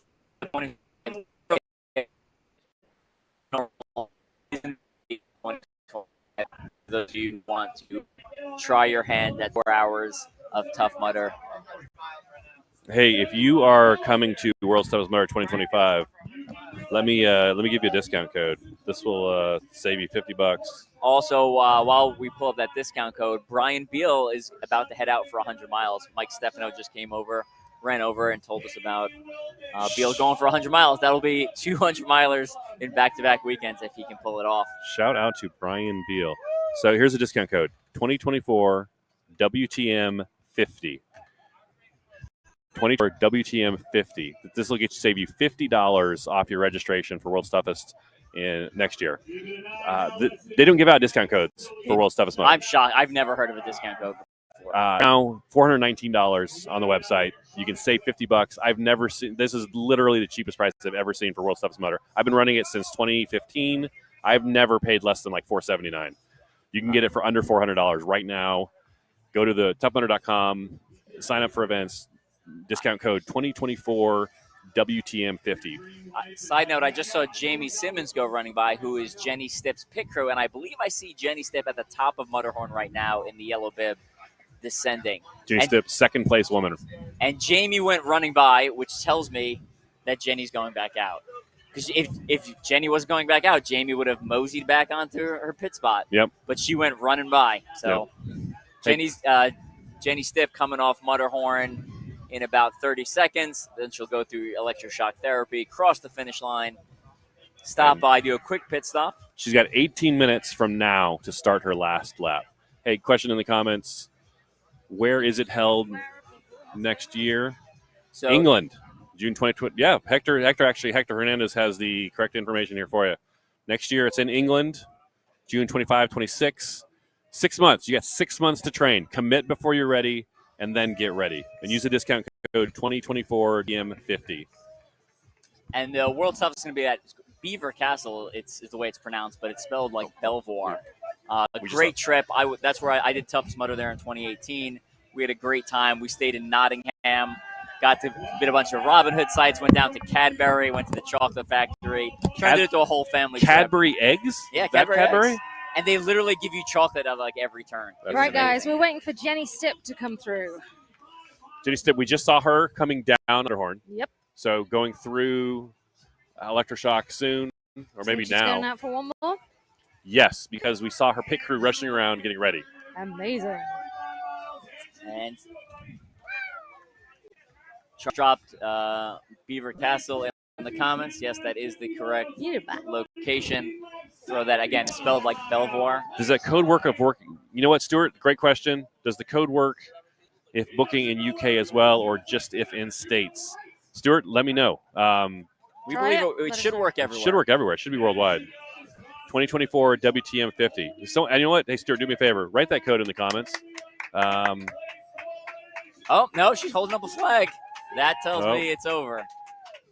You don't carry the flag across unless you're done. There's her pit crew, Jamie Simmons, hugging her. Very impressive. There's her husband, Corey. They're slightly off camera. 90 miles. 90 miles. 90 miles. That's perfect, Charlie Parvin. Thank you. 2024 WTM 50. Discount code, World's Toughest 2025. My prediction was Jenny was in this year. Slightly off. I all predicted winning or coming in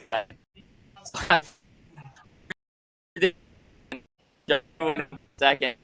Mr. Cave winning second. I think I had pretty good eyes on Nikki Caramba. Did you? Yeah.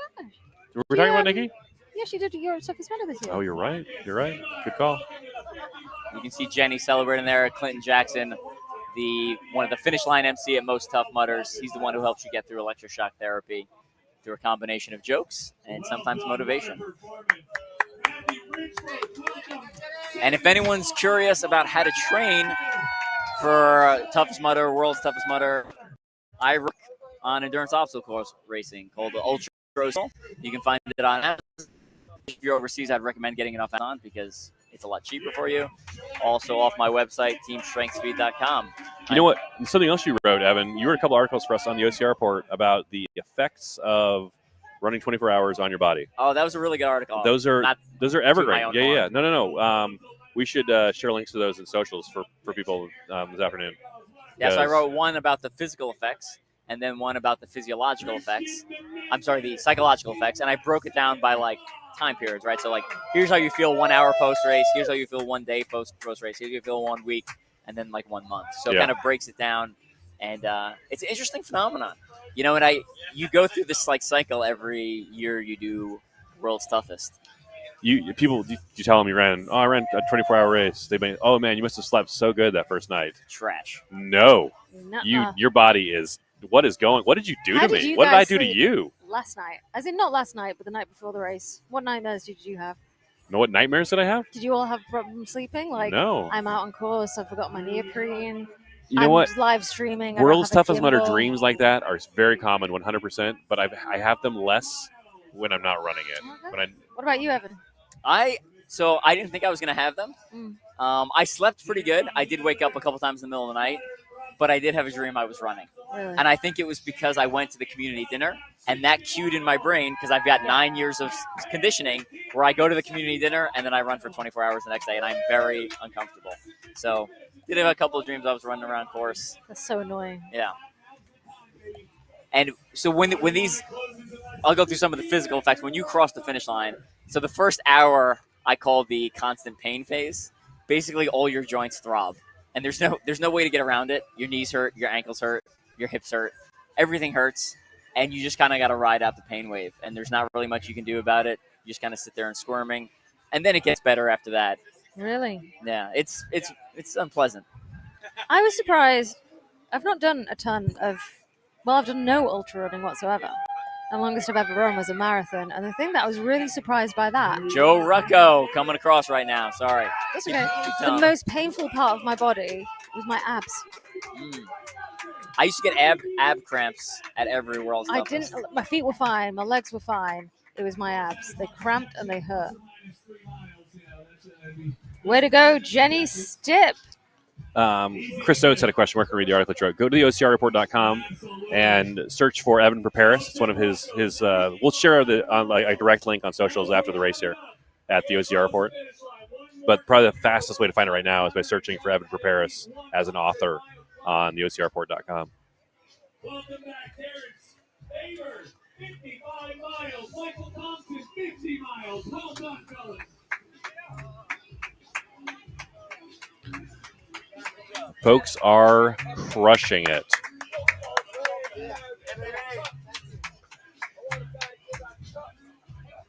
I have never been more exhausted in my life than after I ran 50 miles at World's Toughest Mudder in 2021. Do you think that's the most exhausting thing you've ever done?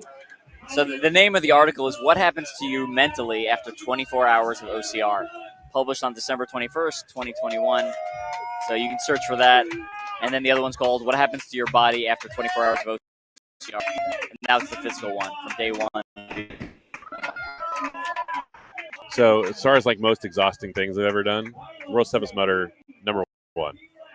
Also on the list, when my daughter was born, my 11-year-old daughter, it's a very childbirth, a lot of hard work, right? And afterwards, my wife is lying in bed. She's got the baby on her chest. There's a couch in the room. I'm lying there. I'm laying down, and the nurse comes in to check on stuff.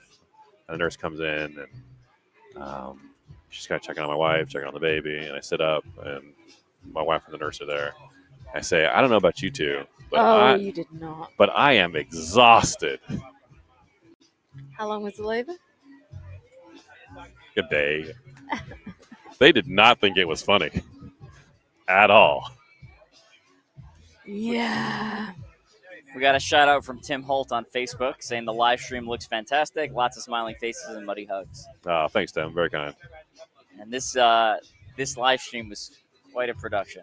Static cameras, runners, the whole crew's here. It was pretty fantastic, if we do say so ourselves, I think. You know what? This is our third year hosting the live stream with Tough Mudder, and I feel like we get better every year. And we're still finding things we can improve on. I really enjoyed Evan at the table this year with like when a new obstacle would open up, we'd have you out there. Hey, here's Funky Monkey. Here's how you should try Funky Monkey. And like literally 5 minutes before the would open, you'd walk through tech, and people can scroll back and look through it, and then you'd like say here, and I'll show you, and you demonstrate the obstacle. And you did this multiple times, and I think next year maybe we do that like at every obstacle. Like we did it on a handful, maybe half dozen, 4 or 5. But that's something that I think has some extra value we can bring to the viewers and to people who are thinking about doing it next year. I agree. I think that's a great idea. I have spent an abnormal amount of time analyzing by obstacle the best technique. Sure. Again, because I wrote CR Bible specifically for figuring out how to get across this the most efficiently and the best way. Just take a quick time out here. We are not less than 10 minutes away from the start line closing at World's Toughest Mudder. Oh my God. That start line closing is the 24-hour mark. The race started 23 hours and 15 minutes ago. I'm sorry, 50 minutes ago. We've got athletes close to the finish line. We're sending Mike Stefano out to the finish line.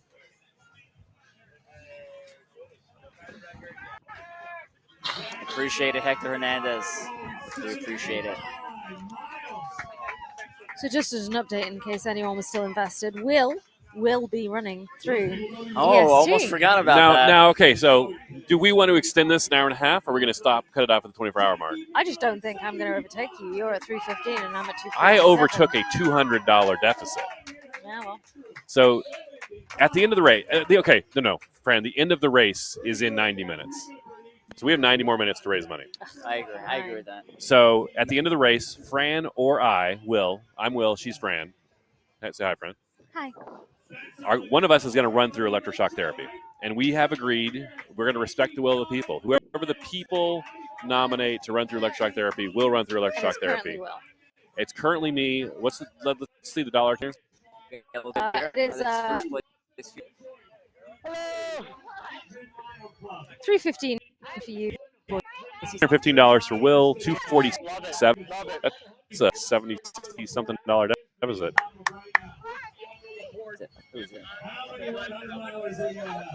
So if you want to donate to support our live stream coverage, if you've enjoyed it, if we've brought you value, then we would love it. Sarah Fox says, I get the same 90-minute extension.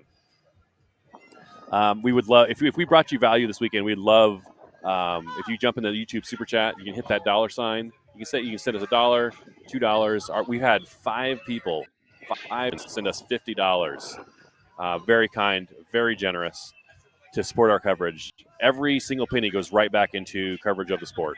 This is Mindy Archer that we've got here. Mindy Archer going through electroshock therapy. Mindy Archer currently in 6th place with 75 miles. This is her finishing off 80. Finishing off 80. Now, if she wants to do 85, she can. She's got a shot, 100%. Like, don't slow down now, Mindy. Come on. I think most people are done at this point. Yep. That looks like a done. That's a done finish. That's a done finish. You don't hold hands across the finish line if you're going for one more. 7 minutes until the start line closes. No one needs to run one more lap to win a podium spot or to advance in podium placing. Of the 3 years we've done this live stream, placement's been fairly static, fairly consistent the entire. This has never happened as far as I can remember that at this level. Okay. So if you want to send Fran or I through electroshock therapy, one of us is going.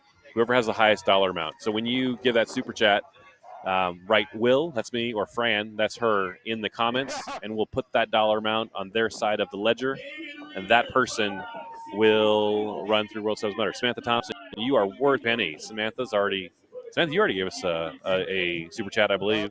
Very kind.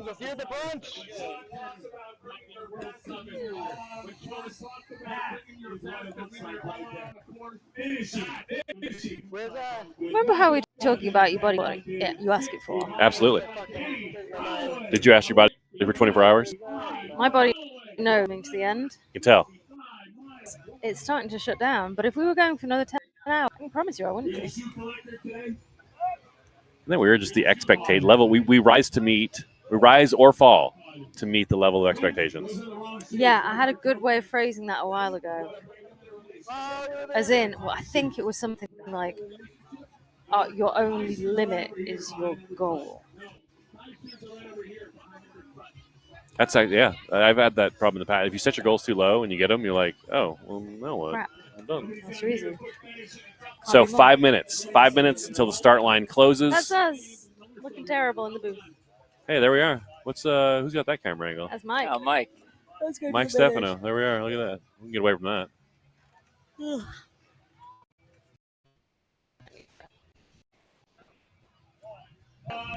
Back to the finish line.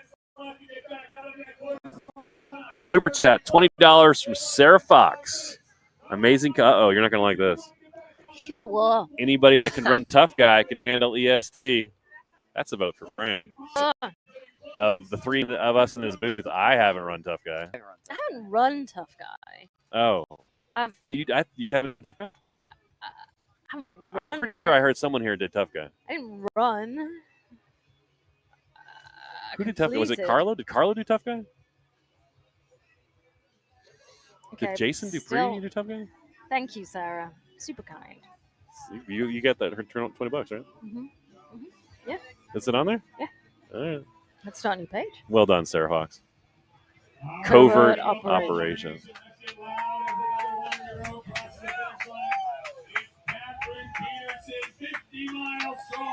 I hope I brought shorts. You what? I hope I brought running shorts. Enjoy slacks. I've got like dress shorts on. Kind of. You're being smart. We can see some of the pits starting to clear out now that people have their bibs, they got their medals, they got their headbands. They're going home, getting ready for brunch, which is home. going to be amazing. You got to get to that late afternoon church. And what I would argue is the hardest obstacle, the walk back to the car. You know the most dangerous obstacle The drive is home. the drive home. Yeah, it is true. That's I had to drive home. Europe's Toughest Mudder. It was only an hour and a half, but holy moly, it was hard work. I would highly recommend you have pit crew just for the drive home. So neither of my pit crew couldn't drive because they couldn't drive in the UK. Oh. And Jason, who also can't drive in the UK. He doesn't know his daughter's here. It's baby. Oh. So we got a surprise at the finish line. Me and Will are total suckers for babies. So as you know, sometimes it gets emotional getting across the finish after you put your body through so much. And something like this, when you see your child who you did not know was here, could be a great moment. Isaac LaChance, longtime member of the World's Toughest community. Yeah, there's some faces I feel like they've just been here forever. Yeah. Like I'm having trouble remembering times without Nikki Perry, who just walked by, Isaac LaChance. Job, Isaac. Tracy over there. Job, fellas.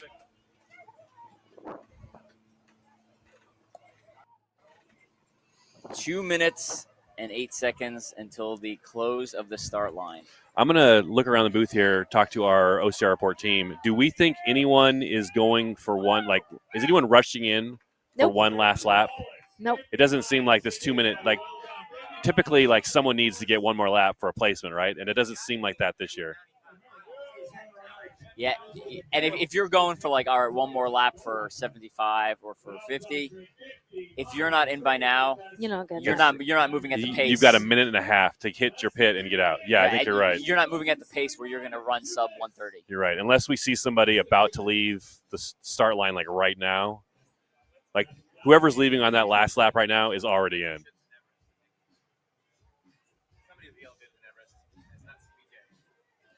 So we are 1 minute from the 24-hour mark. And athletes will have an hour and a half post that 1 minute, post the 24-hour mark to finish their last lap. So if you're on course already, you got an hour to finish. If you have not gone on course yet, you will not be allowed on course, even if you spend an hour and a half lap. Yep. No one cares. Literally less than a minute now. We're going to have an air horn from Tough Mudder for the official time. Grant Polson wearing a yellow bib. Grant Polson, longtime member of the World's Toughest Mudder community, with one hand, leader bib for the adaptive athletes. Grant Polson. Gotcha. Grant, how many miles? Grant, 50? 50 miles, Grant Polson. Outstanding. Very impressive. Good job, Grant. Grant's a great athlete. He's gotten top 3 in just regular category at a Tough Mudder Infinity before. Grant has one hand, and he gets across Funky Monkey better than I do. And I'm not like joking or making that up. No, like it's very impressive. He's legitimately impressive.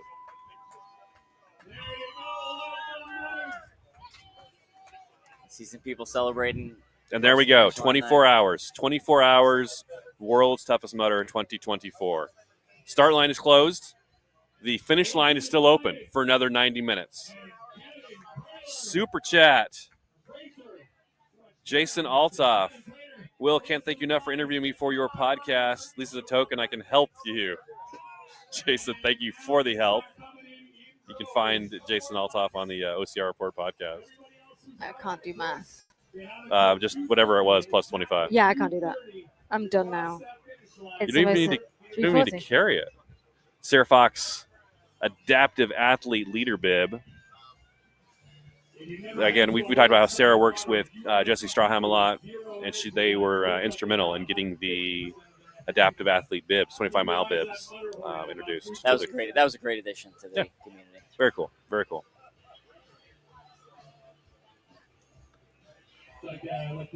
Matakashi, Spencer Ladlow can make 100 miles if he leaves now. Can we see if Spencer Ladlow made it back on the course for his 100th mile lap? Give me a bib number or Matakashi. Spencer Ladlow. Oh, there he is, 10th place. We could have. Let's see if he's got a. And that's impressive. To get in the top 10, you need 95. That alone is impressive. Now, the most 100-milers we've ever had was in 2021 in Laughlin. Here you go. We had 6 that year. Does not look like he started. Oh, shoot. Hang on. Last seen. Lap 19 finish. Yeah, so Spencer Ladlow finished with 95 miles. He did not go back out. Charlie Parvin, the adaptive athlete bib is the only reason I'm entering next year. That's awesome, Charlie. Congratulations, and hey, good luck. I hope you get that 25 miles. Matakashi did not. Last update was a 23:51. Did not start lap 20. Okay, so we know where the top 10 is. We know where the line is for the top 10. 95 miles. That's insane. That's an insane. I ran. I'm not saying I didn't do it, but someone's going to say I ran 95 miles and I got 10th place.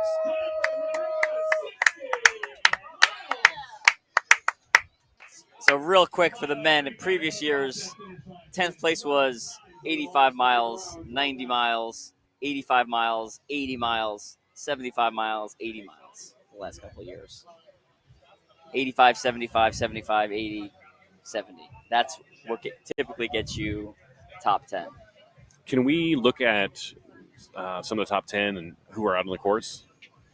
Do we have a way to sort? I'm looking at our data to see if there's a way to sort by who's on the course. I don't know if we can do that. Let's have I a think look. we might Who's have gonna just go to? name by name, I think. Yeah, I'm going to have to. Nikki Karamba, still out on course. Okay. Pyramid Squeeze, 4 mile. Jenny Stipp, I believe, is She's done. finished. She's finished. Yeah. Sarah Tucker was also last seen at Pyramid Squeeze 10 minutes ago. So Sarah Tucker's going for 85. Nikki's going for 95. So we're going to have 95, 90, 85. Jillian Heller? Jillian Heller, she's at mile 1. Oh, so she's going to have to hustle. She's got a long way to go. But she'll get 85. Haley Milot, she finished lap 16, got 80 miles. Okay. Mindy Archer finished lap 16, 80 miles. Okay. Nicole Kocher, she's still out Okay. on lap 16. Nice. 80. Felicia Lopez, finish. Megan Done. Beck, finish. Jackie Naylor, finish. Nice. Marisa Theophanides, finish. Marissa Theophanides fell out of the top 10.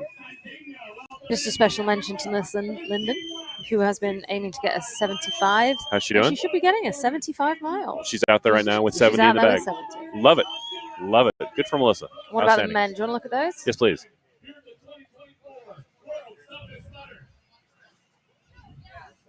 Michael Schott, 110 in the bag, on course right now, going for 115. He will tie the record set by Mark Batres. Michael Schutt on course. Now, Josh Fiore. Before we if Michael Schutt finishes in the next 13 minutes, he will have the fastest 115 miles. Is he at like mile 4 right now? No. No? Okay. Well, that'll be tough. He was at mile 3 12 minutes ago. Okay. But you got a chance? Could be. Doable. So Mark Batres ran 115 in 24:18. 24 hours, 18 minutes. We are right now, our clock is at 24 hours and 5 minutes. So 13 minutes. No.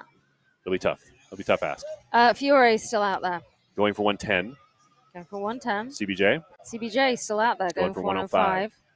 That will be CBJ's, Christian Brown Johnson's highest mileage ever. He's gotten 100 twice.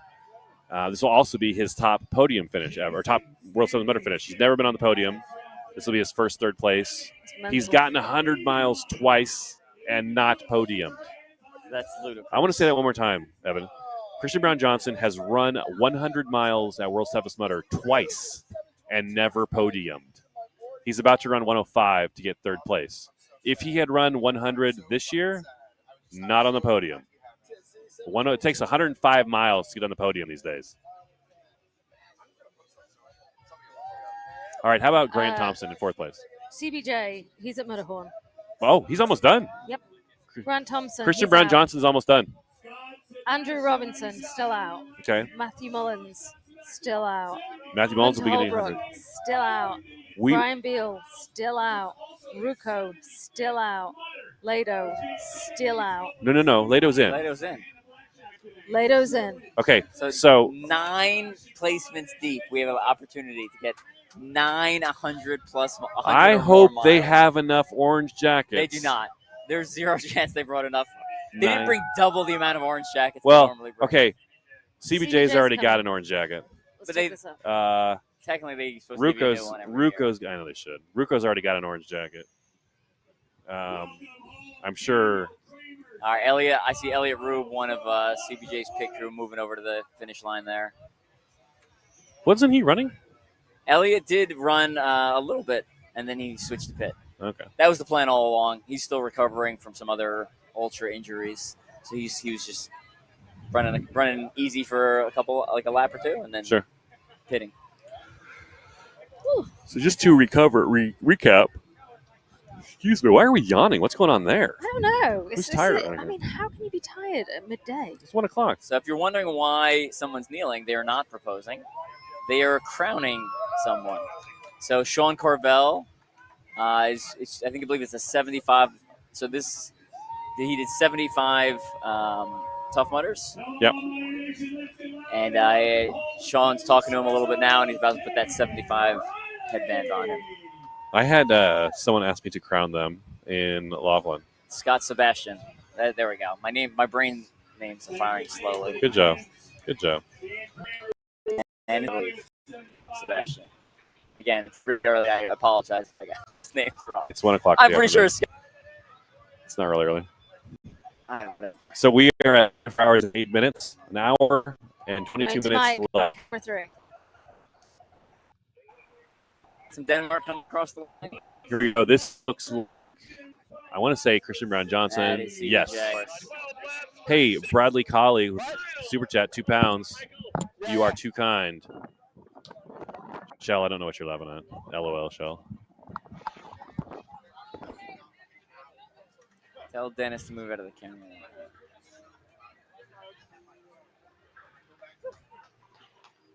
CBJ is going to be coming across right now. He's got an American flag waiting for him. Christian And Brown he will cross Johnson. the finish line on the podium finally. Well deserved. 105 miles. He's more than doubled his first appearance at Tough Mudder at World's Toughest. That's ludicrous. Christian Brown Johnson, 105 miles, third place at World's Toughest Mudder. Congratulations to Christian Brown Johnson. This is Christian's third 100-plus mile finish at World's Toughest Mudder. This is his first podium. 105 miles for Christian Brown Johnson. And I feel like we say this about everybody, but he's such a nice guy. Quality. I really feel like all the people that do well are really nice people. Christian Brown Johnson finished in 5th last year with 100 miles. Finished in 7th with 95 miles in 2022. And finished in 5th with 100 in 2021. Christian Brown Johnson, your third place man. Congratulations, Christian Brown Johnson. One last time. Across the finish line also at 75 miles. Who do we got coming up? Sarah Tucker, maybe?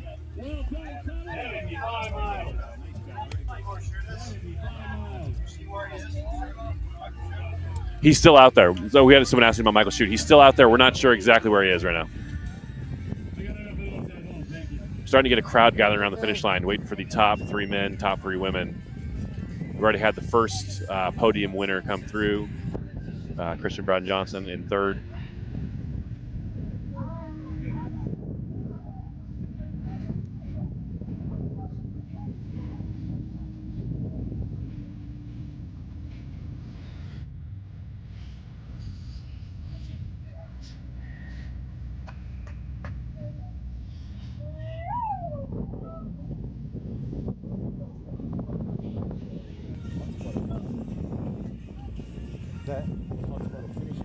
Yeah.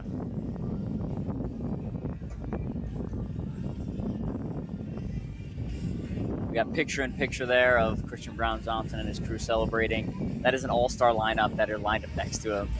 It's Javier Escobar, 100-mile finisher. Christian Brown Johnson, 3-time 100-mile finisher now. Elliot Rube, World Toughest Mudder team champion. DJ Fox, individual champion, 100-mile finisher. It's like the all-star team there. DJ Fox, he got 105 the year he won. And Christian Brown Johnson just matched that with his 3rd place finish, 105 miles. 3rd place finish. DJ Fox is, you know, when I ran 105, you know what place I got?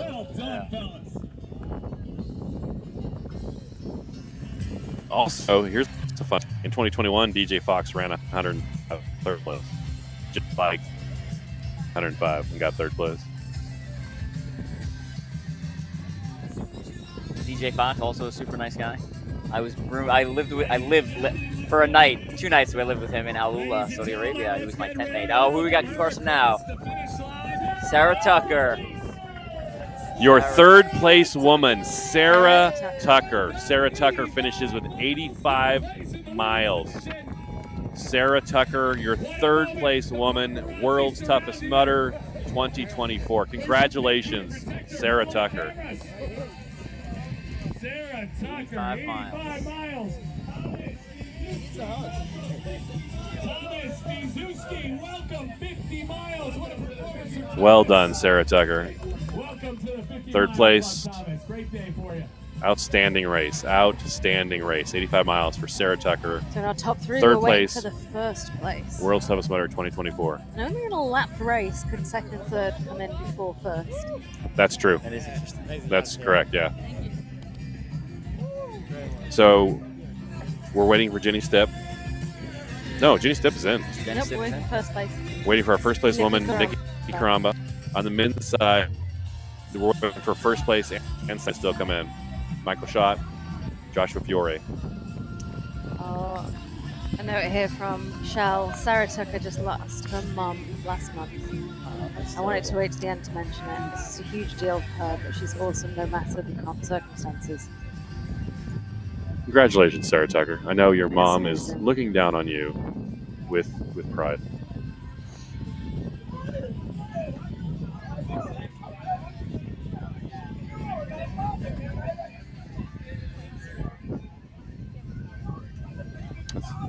Good for Sarah. Good for Sarah. Well done.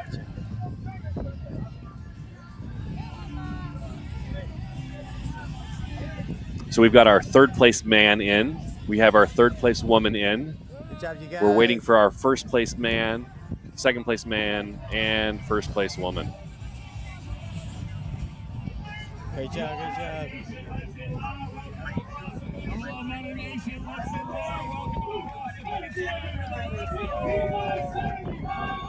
I just had John Castle's wife stop by. He is on 50 plus. He's supposed to be 55. He's on track to win age group for the third year in a row in the 50 plus category, which no one has done. We're tracking.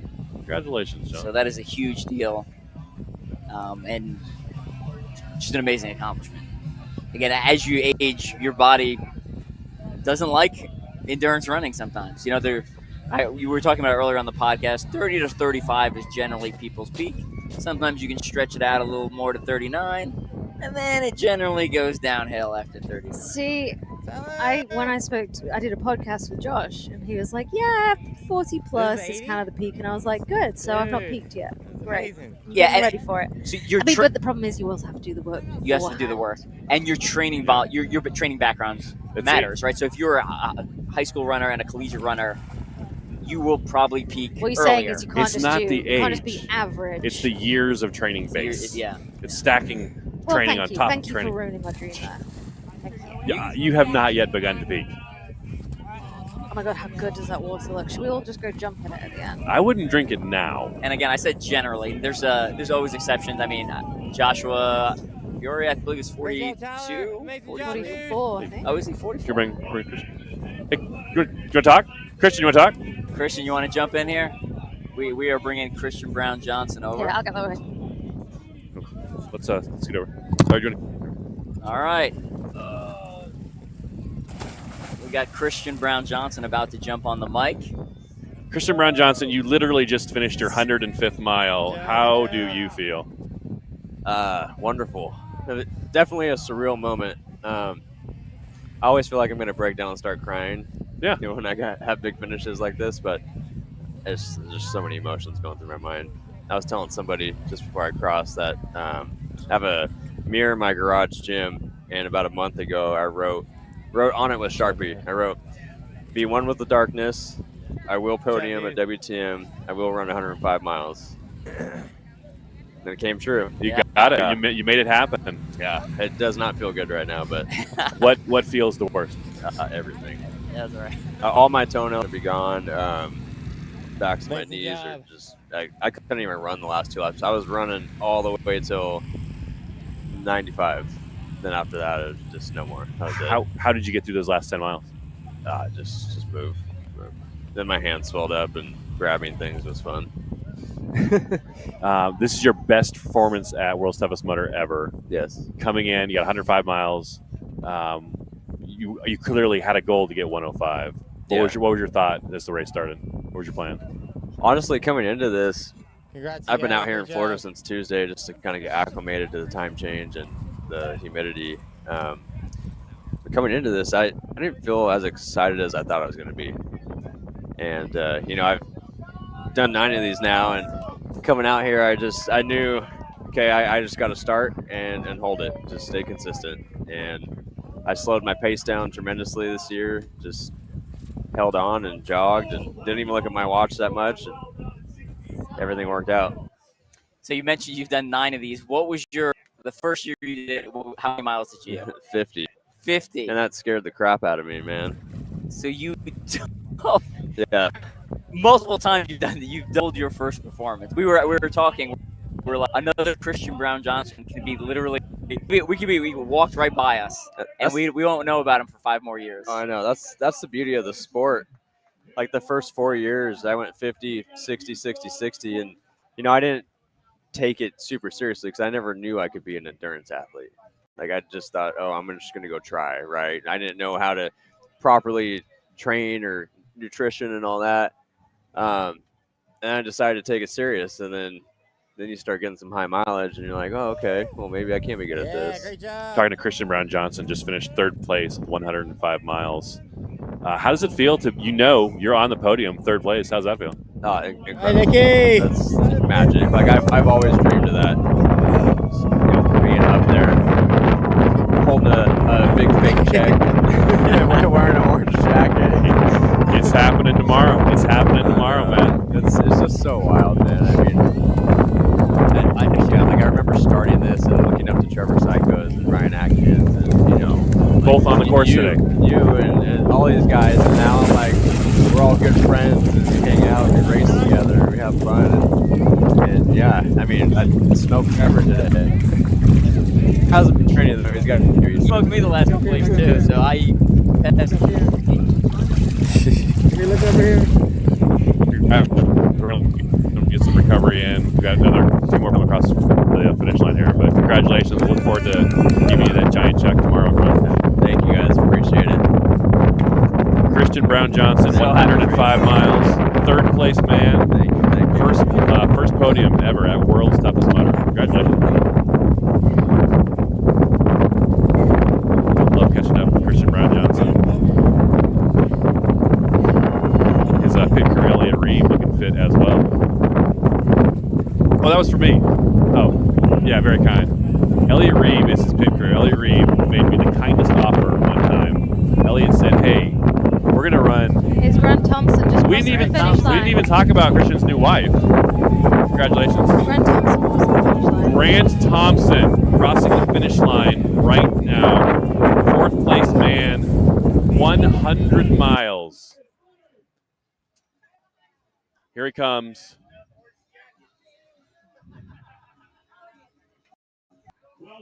Fourth place, 100 miles. Thompson from Scotland. Congratulations to Grant Thompson with 100 miles. Outstanding performance.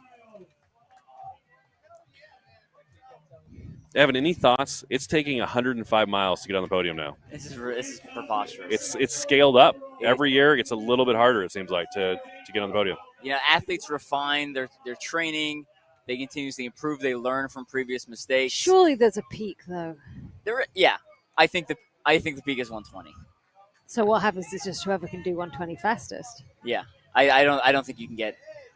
We saw 120 was in reach. It was a reach at the end, but I don't think you can do 125, or at least like I've never seen the person do 125. And you're like, well, but there's other ultra runners. There's other marathon runners who are very fast. Isn't this the beauty of OCR though? Because if this was just a certain distance event, people just train and getting faster at that event. But if they want to change it, they just change the obstacles up. They change something. They just make it harder because it's not the same course every year. That's right. And we've had amazing ultra runners come out here before. Nick De La Rosa finished the world famous Barclays Marathon twice. In the world, finished 6th with 95 miles in board time. I say it was 2016. That's 2015. I'm sorry. 85 miles. Nick De La Rosa. So Nicodemus Holland. He changed his name when he got married. Nicodemus Holland. That's why I'm. Anyway, the point is I think you can make an argument that he's the best ultra runner that has ever shown up. Nicodemus Holland. Or Nicodemus De La Rosa. Yeah. I think you could argue that he's the best ultra runner that's ever showed up, and he, did very well, top 10, right? But didn't, the obstacles really make a difference because you need upper body strength. Yeah. And a pure runner, when shows up with no upper body strength, if he does the obstacles, his heart rate will spike. Yeah. And then he'll have a little bit of trouble bringing it down. And if you keep doing that to someone, that spike in heart rate, it will affect their ability to run. And then you add in mud in your shoes, the cold for most years, you add in just the general miserableness of it. A lot of those guys will not do other obstacle course races before they cross over. So they're like, oh, I can do, it's not serious. I can just wing it. And they show up and it's like, I'm a good runner. What do I need to do? Yeah, and they're like, this is a different sport. Yeah. And sometimes the ultra runners that cross over, they're like, oh, what did you get in 24 hours? 100 miles. Pfft, too easy. I'm gonna get 100 miles in the first 18 hours. Yeah. And you're like, God bless you. Let's see it. So, if any of ultra runners want to come in and they're hearing these numbers, or you have friends that are ultra runners and they're like, no, we'd love to have them. We'd on love to down. have them. 100%. This community is welcoming to everyone. Super welcoming. 100%. Even guys who are like, yeah, like, doesn't matter. We'd love to have you. 100%. I'm not joking, not sarcastic. 100%. Agreed. Love to have you here. We've had guys make bold predictions, come in, get humbled, and they're part of the community. We're like, oh, hey, what'd you learn? They're like, yeah, it was hard. I would change some things for next year and work on some different solutions. 100%. Love adding new members to the community. And ultra running is, if you had to pick one group, like that's probably like a great start. Yes. Like a great base for a race like this, because you're going, like, people will help you over the obstacles, but you have to move your body 50 miles or 75. No one's going to carry you 75 miles. They'll help you over the wall. They'll give you a boost. As James Del Verde finishing. James Del Verde, congratulations. Melissa Linden's husband. Mr. Melissa Linden. I'm sorry, Mr. Who? Melissa's husband. Melissa's husband. Oh, okay. Married at Boston Tough Mudder. Yeah. There he is in the red shorts looking jacked. Oh, Mr. Linden. Mr. Linden. Oh, outstanding. Yeah. Hugging Clinton Jackson there. Do you remember last year Melissa carried him across the finish line? I do remember that. That's funny. That's really funny.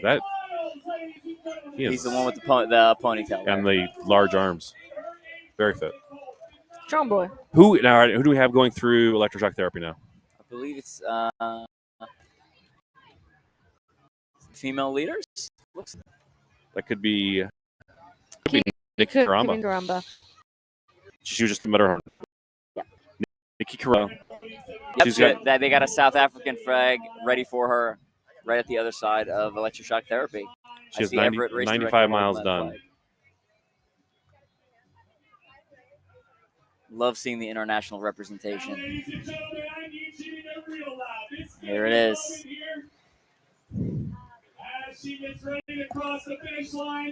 South African flag flying high.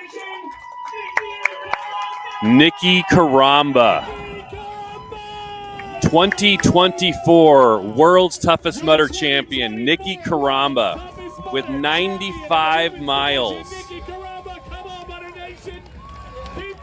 Nikki Karamba, your very first South African champion, World's Toughest Mudder. 95 miles, the second most miles by a woman at World's Toughest Mudder. The first woman to get 95 miles as its own distance. Second only to Chris Pulaski's 100 miles a few years ago. Nikki Karamba, first place, World's Toughest Mudder 2024. Your ladies champion from South Africa, Nikki Karamba. Congratulations, Nikki. 2024 World's Toughest Mudder, Nikki Karamba. Well done. Good for her. Look at that. 95 miles. So I believe we have the entire female podiums in. Nikki Karamba in first. And we only Jenny have Stipp in second. Sarah Tucker in third. And we only have one of the male top three, Christian Brown Johnson, in third. That's right. We're still waiting for Michael Schott in first place and Joshua Fiore in second. 80 miles.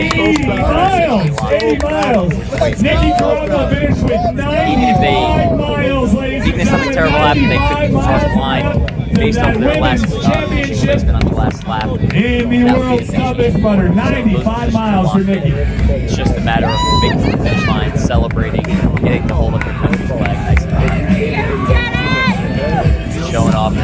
victory. Michael Schott, when he finishes, will have 115 miles. Joshua Shore with 110. Good job, Nicky. Amazing. Absolutely. This is what it's Let's all go, about. keep it going. Crossing the finish Good line. job, yeah. 75 miles. Sean Hastings, he did it. Sean Hastings, 75 miles. Here comes Matthew Dowell, 60 miles for Matthew. Well You know, done, as Matty. miserable as the last 60 24 hours are, These totals are off the charts today. last 24 seconds are amazing. And what's funny is people will be living around Crunch tomorrow, and they'll be like, coming back next year, they're like, There are people signing up tonight. Signing up tonight. They should use the discount code. It's tough to get a discount code for World Mother Summer. Nation, They do here not we give go. them out. Still smiling, still running The the code clock. is 2024 Let's make some noise WTM 50. for You're going to run World Summer Summer next year. Sign up today. It's only $4.99. 75 miles for Renee today. What a performance. That is number one in her age Are group. they going to come together? 75 miles. Oh, love it. First place team. Tyler Bierman. That electricity Mark does. She Cadet, couldn't even stop running. Team Mountain Man. They have been in the lead almost the entire day, I want to say. from start to finish. They Yeah, were, they've been in the lead. from start to finish. Growing that gap lap by lap. It's very impressive with a two-man team. Put them on the main screen. Other teams had longer rest breaks, and the two of them have just been And there we have powering through it. Michael Ship. At Everest.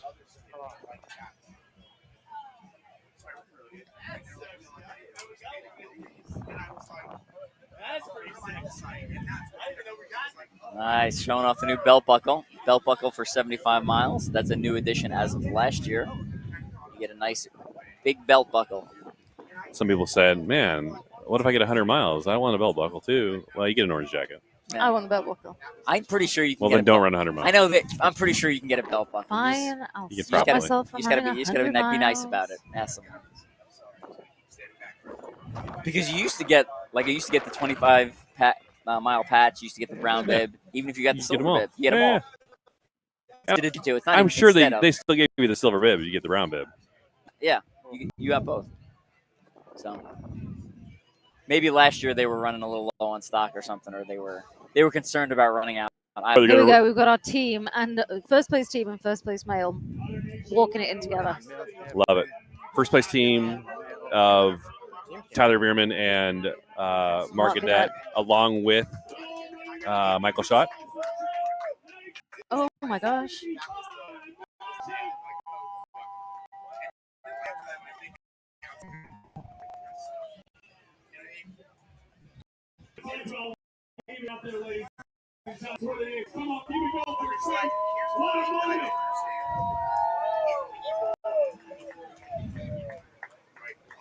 Another reason you're going to want to come to brunch tomorrow, or if you're coming to World Service Mother next year that you want to go to brunch, is because they do a highlight video. Yeah, don't have that. I'm pretty sure you may be the first man to ever do that, the sprint lap and win overall. Okay. Yeah, a woman has done it once before, but never a man, so that's very impressive. I feel like Yeah. listening to our broadcast. And I believe you tie the record for the most male mileage too, I think, which is very good, Don't very doubt good. yourself, man. You're right in both counts. Yeah.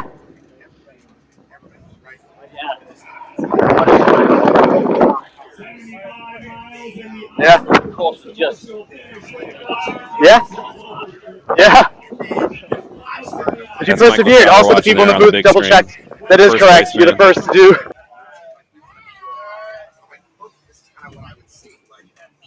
For most male mileage and the first male to ever get sprint lap and overall win. Yeah? Yeah? It's got words on it. I think so too.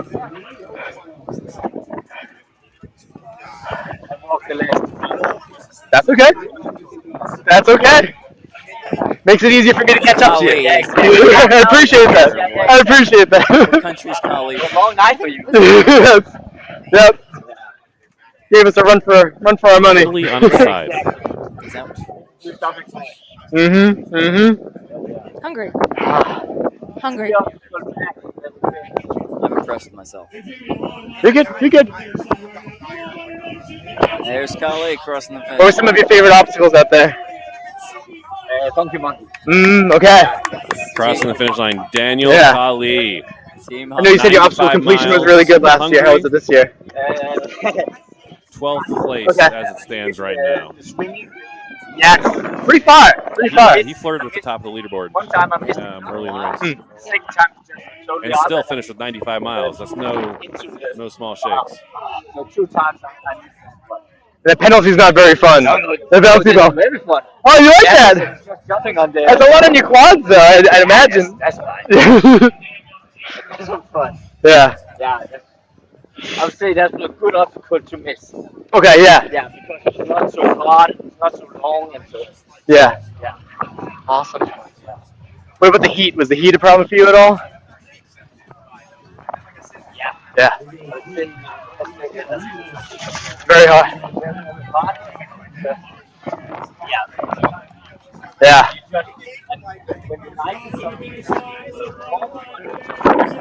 Yeah.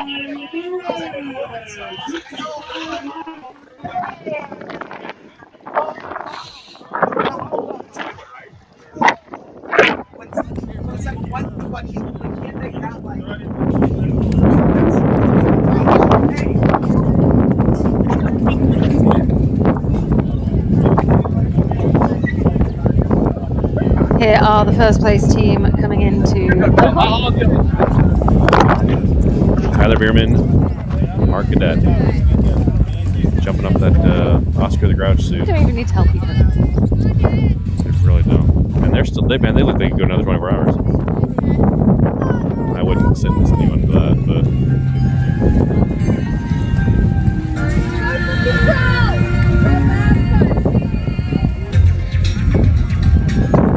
So we got our first place team going over Mutterhorn, our first place individual man in the picture-in-picture. 50 miles from today, We have just under an hour left for all finishers to come in. The finish line will close in less than an hour, just under an hour. I think we've seen have we second and third finished? No. As in not finished before and not gone out. Yeah. Yeah. They finished already? Ultra Cave, lap 21, finish at 12:37. Iowa Hat guys finished. Taco is still out and Ludskip is still out. Snuck in right past. And there are so many people. Crack off.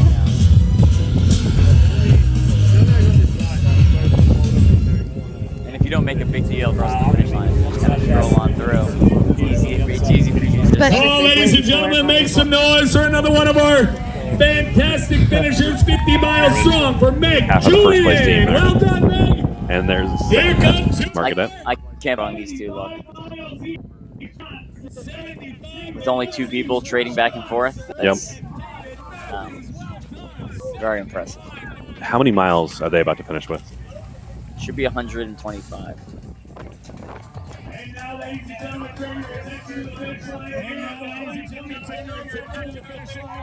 It'll be 125. Again, different rule set, but ties the record for teams. They're getting their flag ready for the finish line. Both United States of Americans. Your first place team, Team Mountain Men. Mark Gadet and Tyler Veerman with 125 team miles. Team Mountain Men, Mark Gadet, Tyler Veerman, first place, World's Toughest Mudder 2024. Congratulations, Tyler and Mark. Both adding another world championship win to their resumes there. Both previous 100-mile runners in the individual category. This is their first win at World's Toughest Mudder. This is Shuck coming down Mudderhorn.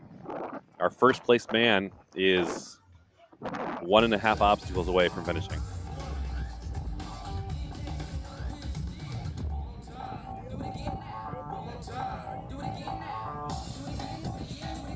So that wraps up the teams. All top three teams are in. Mm-hmm. All top 2 teams still out, but the top 3 are in. Tyler Veerman is having so much fun. I love seeing this. I like Tyler Veerman as a human, and I'm so glad to see him happy. especially because we saw him Very not happy last year. very not happy last year. He spent like an hour with us in the booth. Yeah.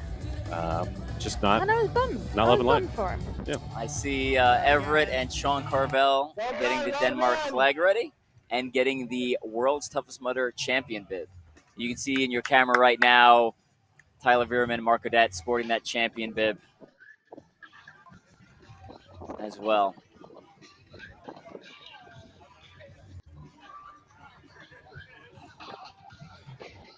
Far away is our second place man, Joshua Fiore, from the finish line. He was last seen 2 minutes ago at mile 4. So he's a mile away. Plenty of time for him.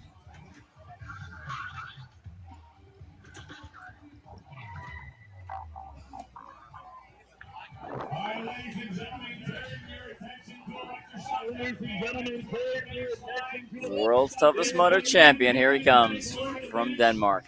What a run this guy has had. He has put us through the ringer, hasn't he? How exciting. Michael Schutt from Denmark, your 2024 World's Toughest Mudder champion with 115 miles. Michael Schutt tying the all-time record for most miles at a World's Toughest Mudder with 115. From Denmark, your 2024 World's Toughest Mudder champion is Michael Schutt. Congratulations, Michael. Outstanding. You say he put us through the ringer, friend. You were not wrong. He absolutely did. He's had a 2-year run at World's Toughest Mudder, unlike anyone else. Hey, listen. The race is still going on among other people. Let me just update you on something. Tell me. Andrew Robinson has overtaken Matthew Mullins and is in 5th place. Get out. Good for him. Good for them. I'm not getting that. We got a race. We got a race. He put us through the ringer, didn't he? We made some bold predictions about this man. Are we talking about Andrew Robinson or are we talking about Michael Schutt? We're talking about Michael Schutt. Michael Schutt, you said he is going to get 115 miles and he might get 120. I did. And you were right on both counts. I was. You can take your nap now. And you know what? I bet you will let me forget about it immediately. I don't think you're going to bring it up every other time There's a we good broadcast. chance I will forget about this by next year. Because I don't remember what kind of wild predictions we made last year, do I? We made them. Glenn, you are a legend. $20 from Glenn. Thanks again for the five-star coverage. Love seeing so many people I love sharing an epic event. Glenn, we're not going to ask which one to put it under. I'm just going to run through electroshock. We've decided. Yep, he's way ahead. I'm not way ahead. I'm like $20 ahead, probably. $30. No, nearly 100. Yeah. Oh. You're now actually 100. Wow. All right, I'm way ahead. Glenn, thank you so much for the super chat support. Hey, if you guys have enjoyed the coverage, we'd love a super chat.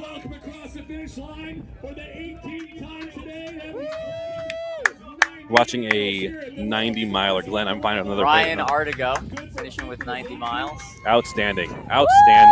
Typically a top 10 guy or just outside of top 10, I believe. It basically takes 100 miles to guarantee a top 10 position now, and 105 to get on the podium. Next year they'll make it really hard, and we'll be seeing 60 miles. 60 miles would be. You know what, Josh Fiore. So here's who's in so far for people watching at home. Our top 3 women are all in. Our first place man is in. Our third place man is in. Joshua Fiore, our second place man, is within the last mile. We're not sure exactly which obstacle he's at. He has not made it to Mudderhorn yet. But Joshua Fiore is who we're really watching for right now. Joshua Fiore. Whatever you can get of him, you will be happy. Big fans of Joshua Fiore around here. Hashtag Fiore fans. Didn't work. No, it doesn't roll off the tongue. Oh my god, I am so bitten from all the bugs. You know what? I was wearing sweatpants all night, and I feel I was wearing leggings all night. not that bad. I hate these shorts, but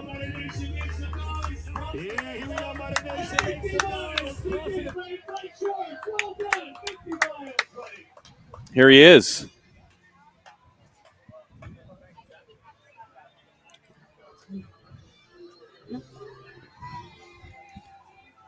Andrew Robinson is on Mudderhorn, so he'll be coming in soon.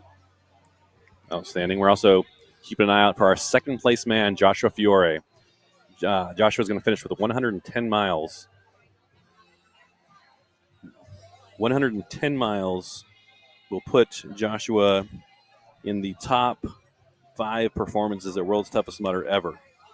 Top 2 performances are Mark Batres with 115. Top and 5 performances at World's Toughest Mudder ever.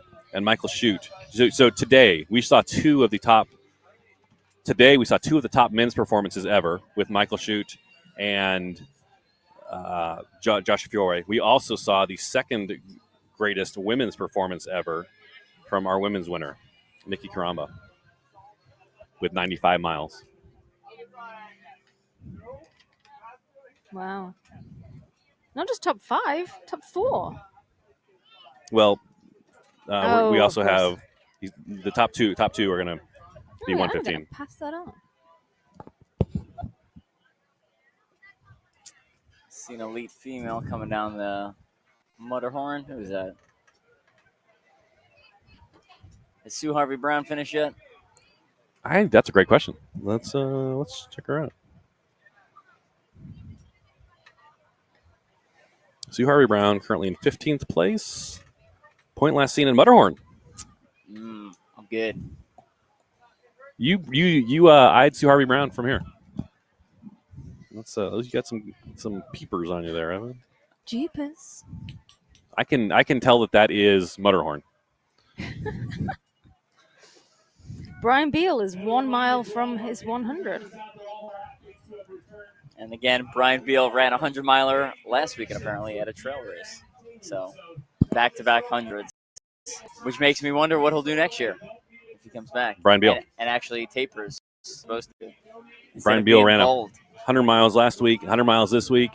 He'll probably run 100 miles next week. So we're waiting for Andrew Robinson to come in. Remember, we are taking both Here we go. and food donations at the hospital. Andrew going through electroshock therapy.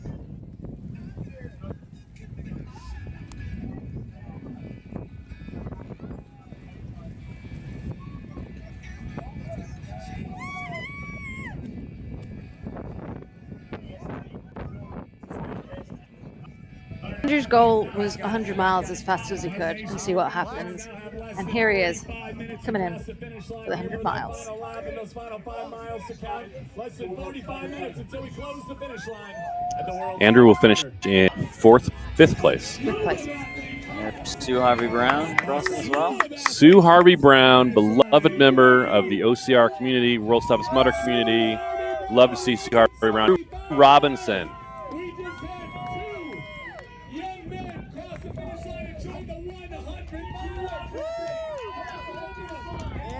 Andrew Robinson was passed with 2 seconds left by Hunter Holbrook.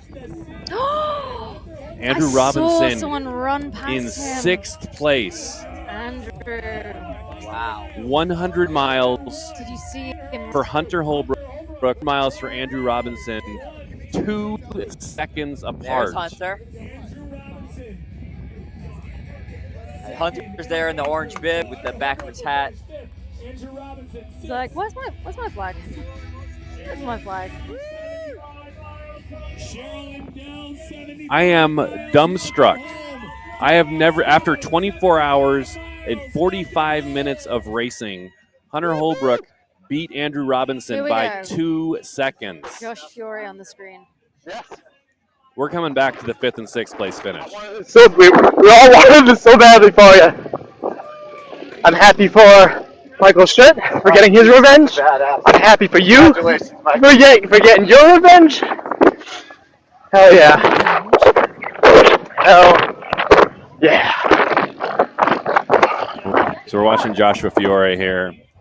He's approaching Mudderhorn, it looks like. Joshua Fiore in 2nd place. I feel like this has been one of the most confusing finishes we've ever had. There's a lot of athletes. And There's so many everywhere. people In the past, we've kind of known. in the top of like 100 plus miles. We've never, okay, so this year we're going to have 900 milers. We've never had, the most we've ever had is 6, and that was a lot. Here he goes. Going through Arctic Enema. He has, if you're concerned about his time, he's fine. He has 42 minutes to finish this lap. He'll do it much faster. No one's going to overtake him this time. No one's going to overtake him. Barring, someone's he's checking on, someone having a rough day. He is adorable. Is that Matt Mullins? Is He's Matt helping finished him already? Well, I don't know. He looked like That he was looks throwing like up there. Like Matt Mullins. Yeah. See you in a bit, my friend. Matt Mullins. Matt Mullins, 7th place. Also a 100-miler when he finishes this lap. Has Brian Beal? Brian Beal's not come in yet. Mm-mm.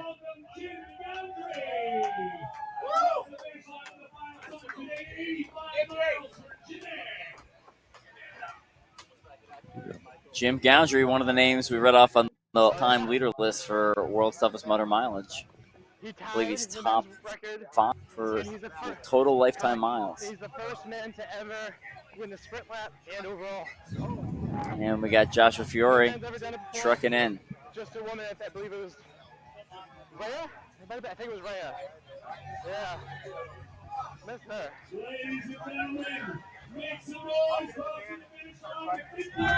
Loch Ness. Loch Ness Monster. Every single obstacle Josh Fiore comes to is, Josh is like, just let me go, guys. Come on, I need to finish this. I'm done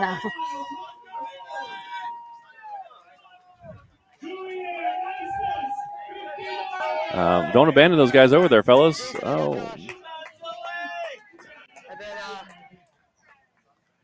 Look at that water. I wouldn't drink it now. How many times? Got a very redneck voice, Brian Beal. Got like long hair. No, he's never. I don't think so. So. Front Rocky, but it's not the Flat Rocky one. The tattoos. Yeah. Woo! This is a song I played to myself when I finished my first marathon. No.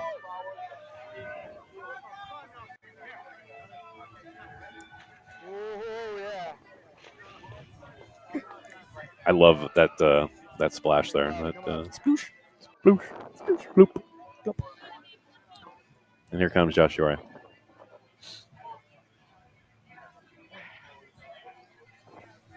Josh Fiore on the way to his 110-mile finish.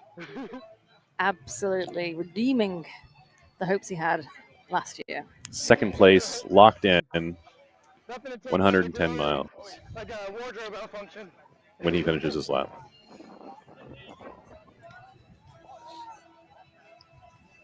Yeah. 2 more laps than he did last year.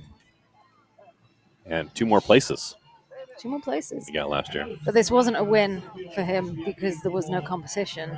He performed better.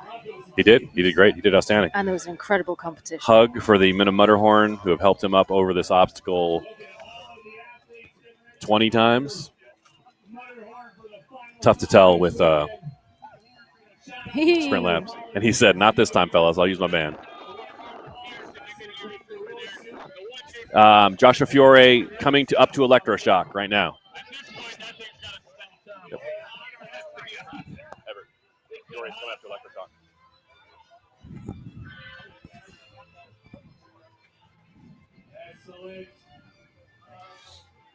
See the race director Everett there moving toward Josh Fiore to give him his American flag as he has across the finish line in 2nd.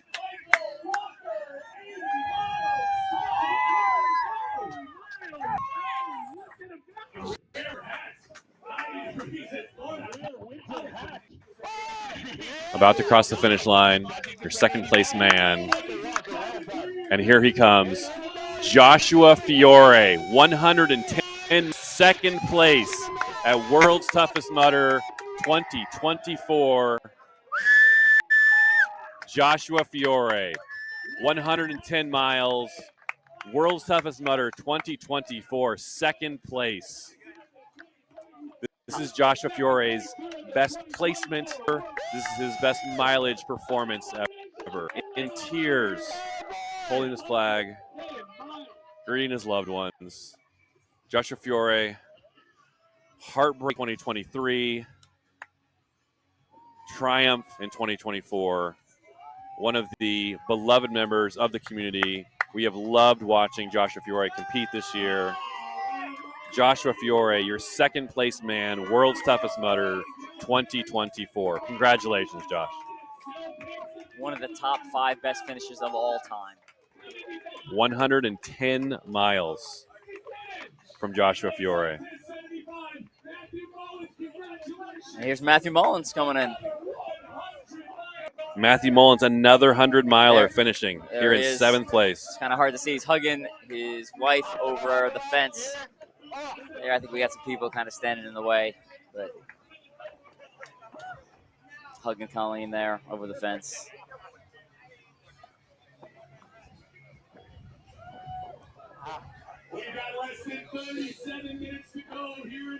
37 more minutes before the finish line closes. And if you're out on the course and you don't make it back before that 37-minute mark, your last lap is your final lap. You get credit for 0 miles or 5 miles. Yep. So if no you're partial. If you're at 4.9 miles when the course closes, it counts as you running 0 miles for that lap. And everyone knows this, and so they will. And people are out on course right now, and they're like, "I got 35 minutes to finish this lap. I got to get in. or else this whole lap doesn't count." And every year there are people who put in the work, but they don't get credit for that last 5 miles. You got to get back before the clock goes off. And those Joshua Fiore, 5 congratulations, miles, my man. Dude, well done. So proud of you. So proud of you, man. Hey, do you want to talk? You want to sit down for a sec?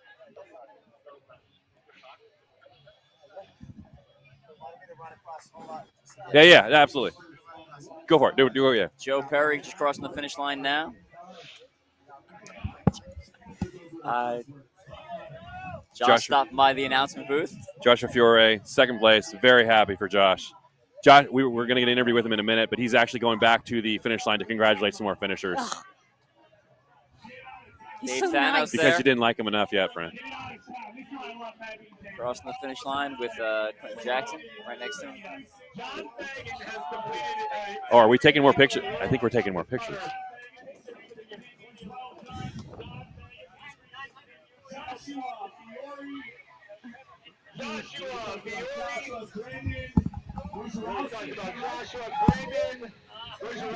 There we go, getting that perfect picture moment. That may be the first time I've seen that. Hey, you got to savor it, man. You got to savor it. Joshua Fiore, 110 miles, the world's toughest mudder, one of the top 5 performances. One of the top 5 performances in World Toughest Mudder history. What's that?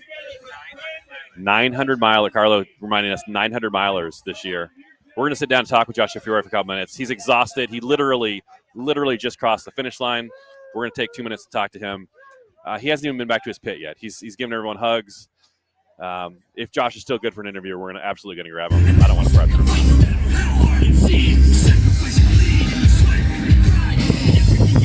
Carlo, do you want to bring Josh over?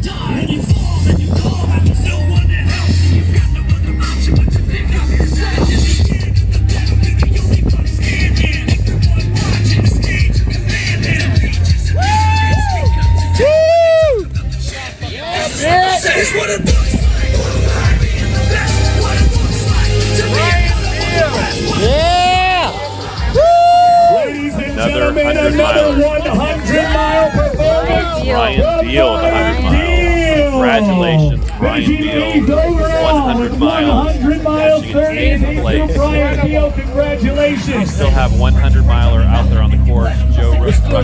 Congratulations. Looking to see him the last of the top 10 coming in. Bring us from Ladlow with 95. Top 8 finishers are in. We've already we absolutely have.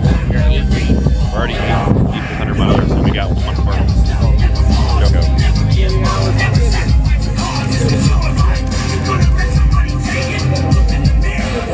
Ryan Beal 2 weeks ago ran a 100-mile race, and now he's got another one under his belt. Sit down, Josh. Joshua Fiore. I haven't driven my car 100 miles in the last 2 weeks. That has to 110 miles. Dan Mathers across the finish line, 70 miles. Well done, Dan Mathers. What a performance. Woo! Josh, we have been watching you run by. We've talked about what happened in 2023 several times. Eduardo Soto! 50 miles strong for Eduardo. Well done. I actually had to take off about 3 months because of my rib injury, so I wasn't running or anything this strength. Less than 32 minutes to go here at the world's toughest mudder. Athletes on the course, you have less than 32 minutes to cross the finish line for that final lap. And the final 5 miles to count. That did. Second place on the podium, your first podium finish, world's toughest mudder. How do you feel? So amazing. It's a lot of emotion. We were literally grabbing you 10 feet from the finish. What was your plan going into this race? Just to kind of sit back in the beginning, kind of chill, not run too fast. I think I went hot last year. Just basically kind of chill out in the beginning and then kind of like rev up as the race went on. Put a lot of like night miles and then just like have enough in the tank just in case something happened. I mean, I know Christian was coming up on me, so I definitely had. The other thing too is saving my bands. I think I had like 9 bands at one point. What was your band strategy? I have a strategy. There was definitely over time. There were definitely some obstacles that I just did not want to do after a while because they were just so awful. I think I had 1 penalty the entire time. The strength training definitely paid off. So we saw you come through almost every time you ran. Yep. We saw you ran past. Most of the time, it seemed like you had a smile on your face. There was one tough lap. There was one lap we noticed that. Only one where you didn't do this. Oh no, I do remember that. Yeah, that was What happened then? I just had no energy. I'm not even sure what happened. It was just like the whole and that flap. 100 miles. You have one of the top 5 performances in World's Toughest Mudder history ever. Another one was first place today here with Michael Shute.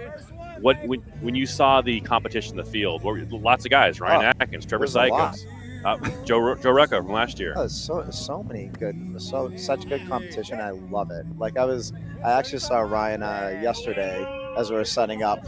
He was like, "Hey, do you know where my?" I'm like, "What are you doing here?" But honestly, I initially I was like, "Oh, great, Ryan's here." But at the same time, I was like, "I love competition. Like that, you don't get to the highest level without going up against the best." And you had a great performance against some of the best in the sport. And that just makes it that much sweeter. What's your plan for like this next stage of training, next 6 months, next year? I'm not really sure yet, honestly. I'm 43 years old. I actually was considering retiring. Of course, like I've gone back and forth with that, but I still love to compete, and I still do well. So I'm not really sure what's next, but it'll be something big though. Josh, you won the 24-hour Spartan race years ago in Iceland. Remember that very first one? How does this compare to that race? Well, I mean, first of all, that was a lot. The heat was brutal. I would rather. I mean, that race, it was rain, sleet, 50-mile-per-hour winds. I would rather have that than the heat that we dealt with all day yesterday. It was hot. Even this morning, it started getting hot in my last couple laps. It was pretty brutal in the beginning. Josh, you have any last thoughts before we let you go? We wanted to get you out of here. Just my biggest thing is like never give up. That's my biggest thing. Like I've been through so many downs in my life. This meant a lot to me. This meant a lot to me. This podium. Brandon, did you have something to ask Josh? I have no questions to ask you, but I just want to say a huge congratulations. Last year was really heartbreaking, that finish. And you handled it so beautifully, and you came back and you just put all your effort into coming to this race, and you worked so hard, and you ran every lap with a smile. And even if you hadn't achieved your goal, you loved every second of it, and it was beautiful to see. So thank you for being who you are in the sport. Seeing you guys' faces every lap is also that was a pick me up too. So thank you guys for being here. Josh Fiore, second place, World's Toughest Mudder 2024, 110 miles. Congratulations. Thank you. Congratulations, Josh. Thanks, guys. Good job, John. Sorry. Number 1 again here at the world's toughest mudder. It's all good. It's all good. Well done, man. Well done. Get some rest. You grab some food if you want, or you got whatever you want in your. But you can grab any food if you want. Anything here, but.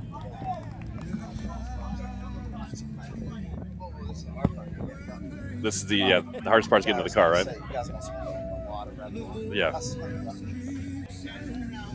Good. I think that was. I think he brought it with him. It's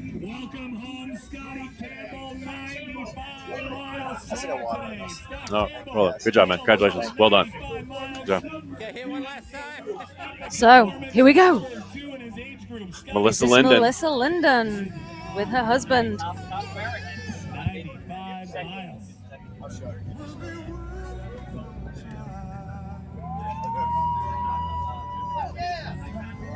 Here she goes, pick him up.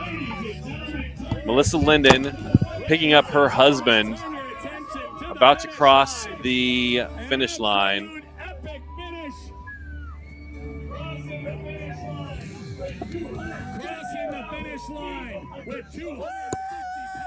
Melissa Linden. Melissa Linden is a strong woman. Carrying her husband across the finish. Who actually had already finished, but it makes for a nice photo op.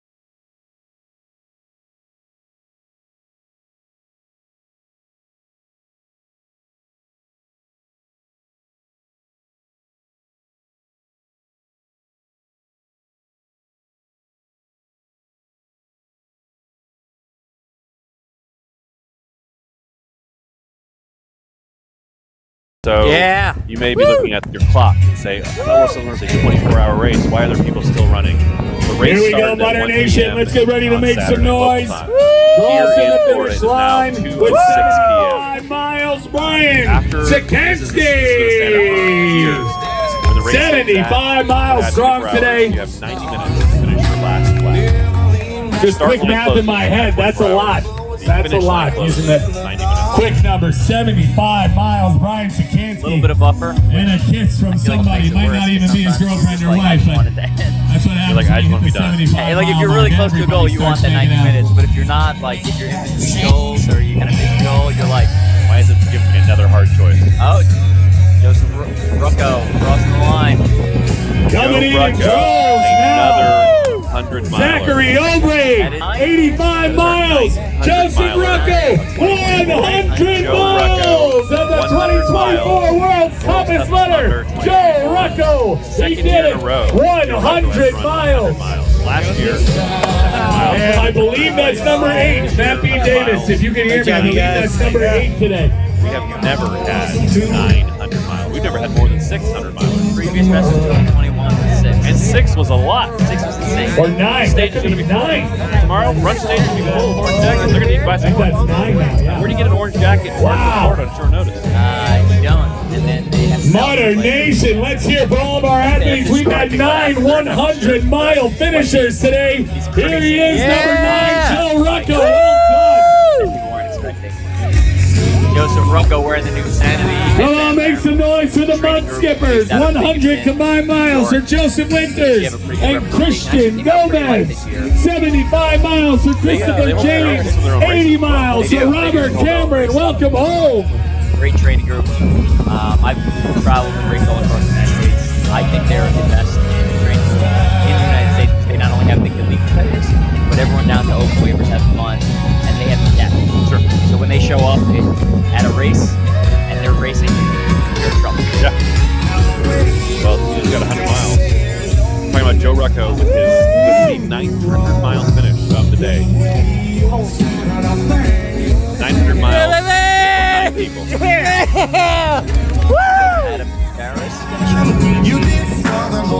Here we go, Eric Williams, welcome back, 50 miles. Greg Williams, 30 miles. Corey Edwards, 70 miles. Welcome home, athletes. Gotta rub down. Now they gotta go down their tents. Looking like a drive to their Airbnb. And the walk back to the cars is short. Yes, that's true. You know, there's been some years where the walk back to the car was like a mile. And you're exhausted and you're literally dragging all this crap along. And you're like, I didn't even use half this stuff. Why did I bring it? Because it's better to be safe than sorry. That's why you run. Every single year I ran, I brought extra socks and shoes. I've literally never changed my socks at World Cup. I think I've done it at both I've done it maybe twice in the race, and only because I was messing around with my wetsuit. I already had my shoes off, so I was like, well, never like stop to change. Sally Brooks, so much stuff, Joseph Van Tassel, and you almost never Jolie Rodriguez, Mike Chapman, welcome home. Board in his pocket. Sally, Joseph, and Jolie, all 50 milers today. Mike Chapman, 75 miles today. Well done, Mother Nation.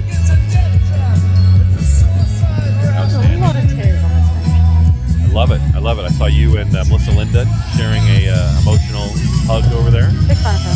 You're guys friends. You interviewed her for your podcast. I did. I feel like you might do that again. Yeah, dude. Oh, no. She had a good year. She's had a big year. Yeah. We got Right at the coming end. over here. Oh, sure. Let's talk to her. Yeah.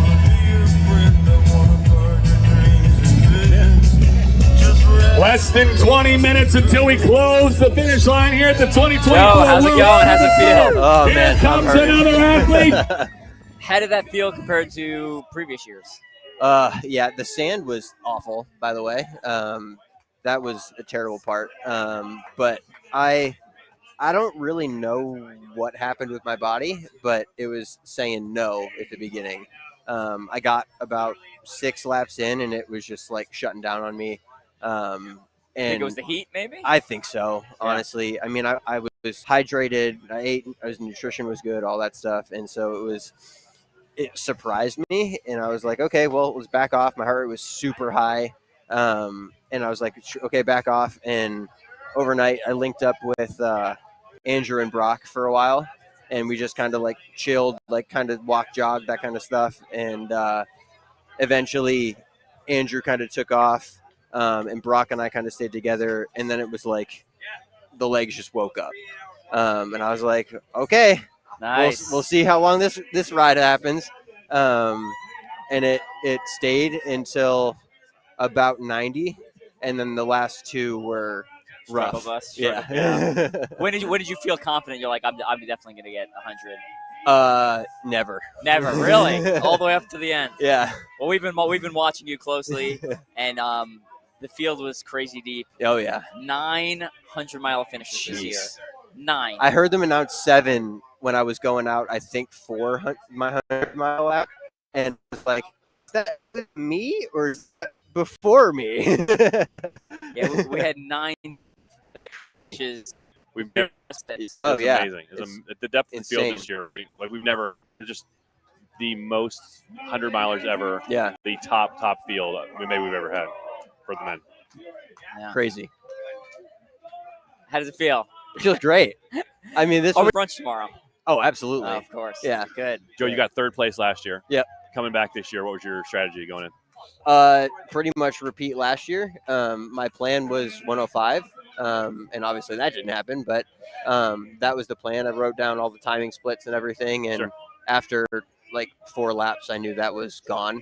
But kept plugging along, and it worked out for 100. But the plan was 105 the whole time, and it just it worked out that 100 was for today.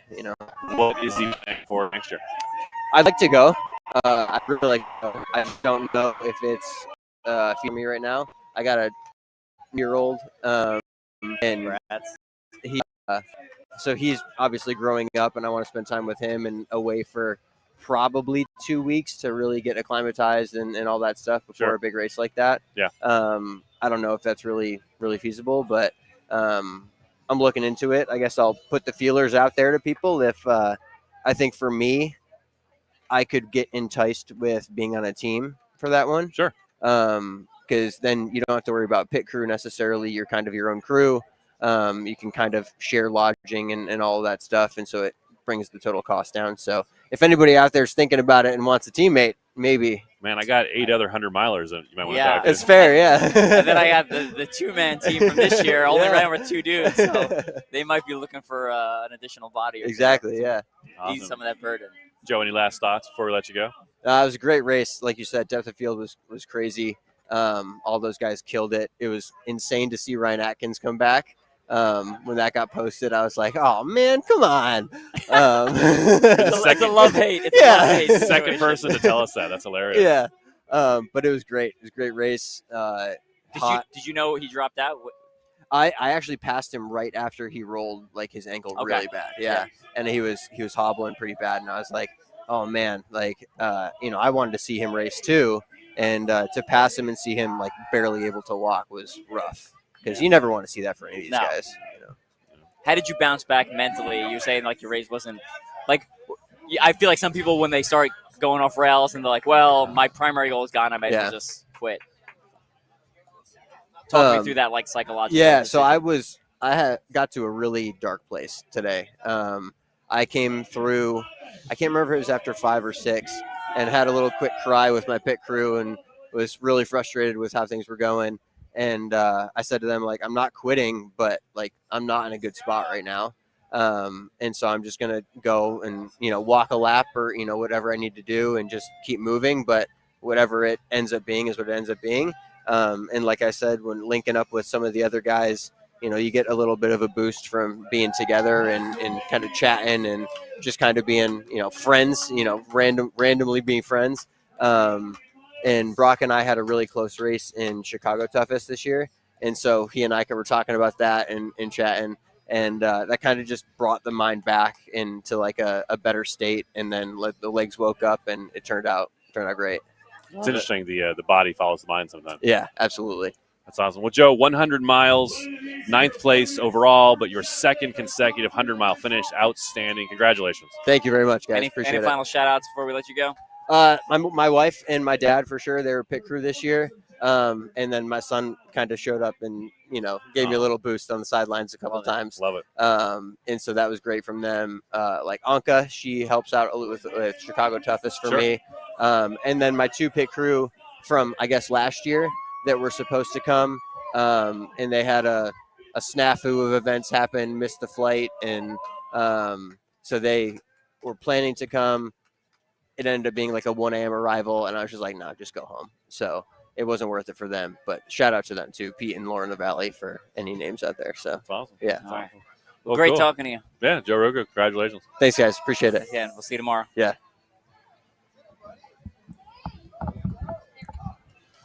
Joe Rucco, 100 miles, second year in a row. Outstanding race. Outstanding race for Joe Rucco there. We are 12 and a half minutes from the end of the race, the official end of the race. And is there anybody trying to finish in that time? We don't know. Let's look. I see one guy coming over Mutterhorn right now. A couple crossing the finish line. The last 12 minutes. Let me tell you, it is stressful when you are on the course and you have a watch, you know what time it is.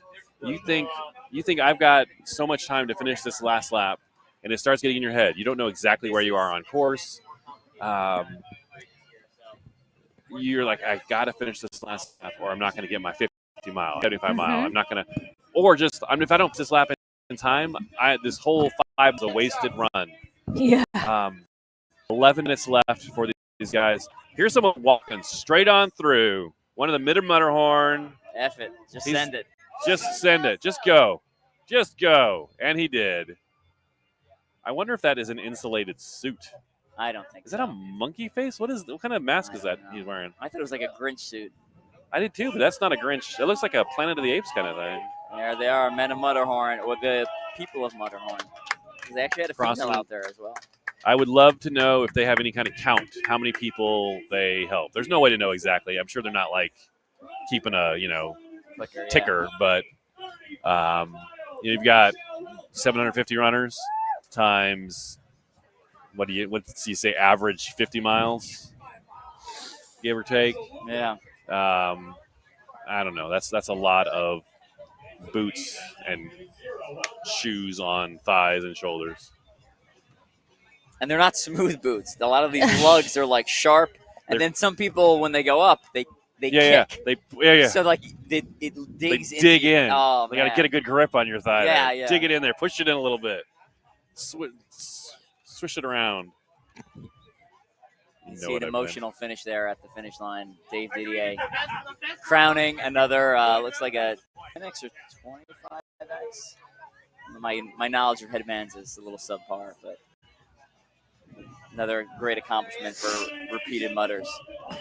And if you're wondering if the Tough Mudder event headbands, 24 hours of Tough Mudder counts as one. It counts as one. One event. Not because it's event headbands. Doesn't matter how many miles you do. You get the same count by doing World Series Mutter or a 5K. Or 5K. That's right. But when you do World Series Mutter, you do get the last headbands, which again you cannot buy. You have to earn. You earn it with a year's worth of training, and you earn it with a day's worth of suffering. We've still got athletes coming over Matterhorn. We got Jeff Lippert in the pink socks right by the finish line with his baby and wife, holding his baby. 75 plus miles. I'm not sure, quite sure what he finished I would not trust myself to hold my baby over my head. That is a bold move. After I don't know if I trust him to hold him on my hip.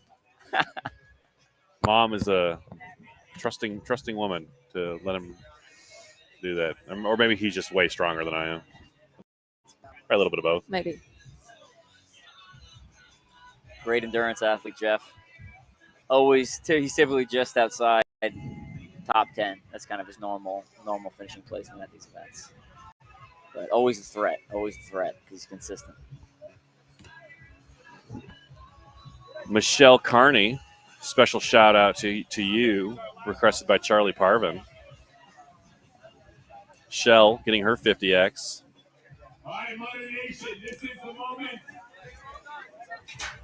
The last 9 minutes of the race.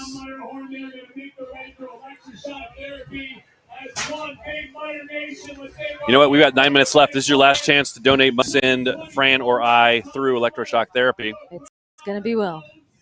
My question is, are we going to see a giant donation right at the end to upset the balance? Oh, man. What is the difference? What does someone have to donate? Oh, man.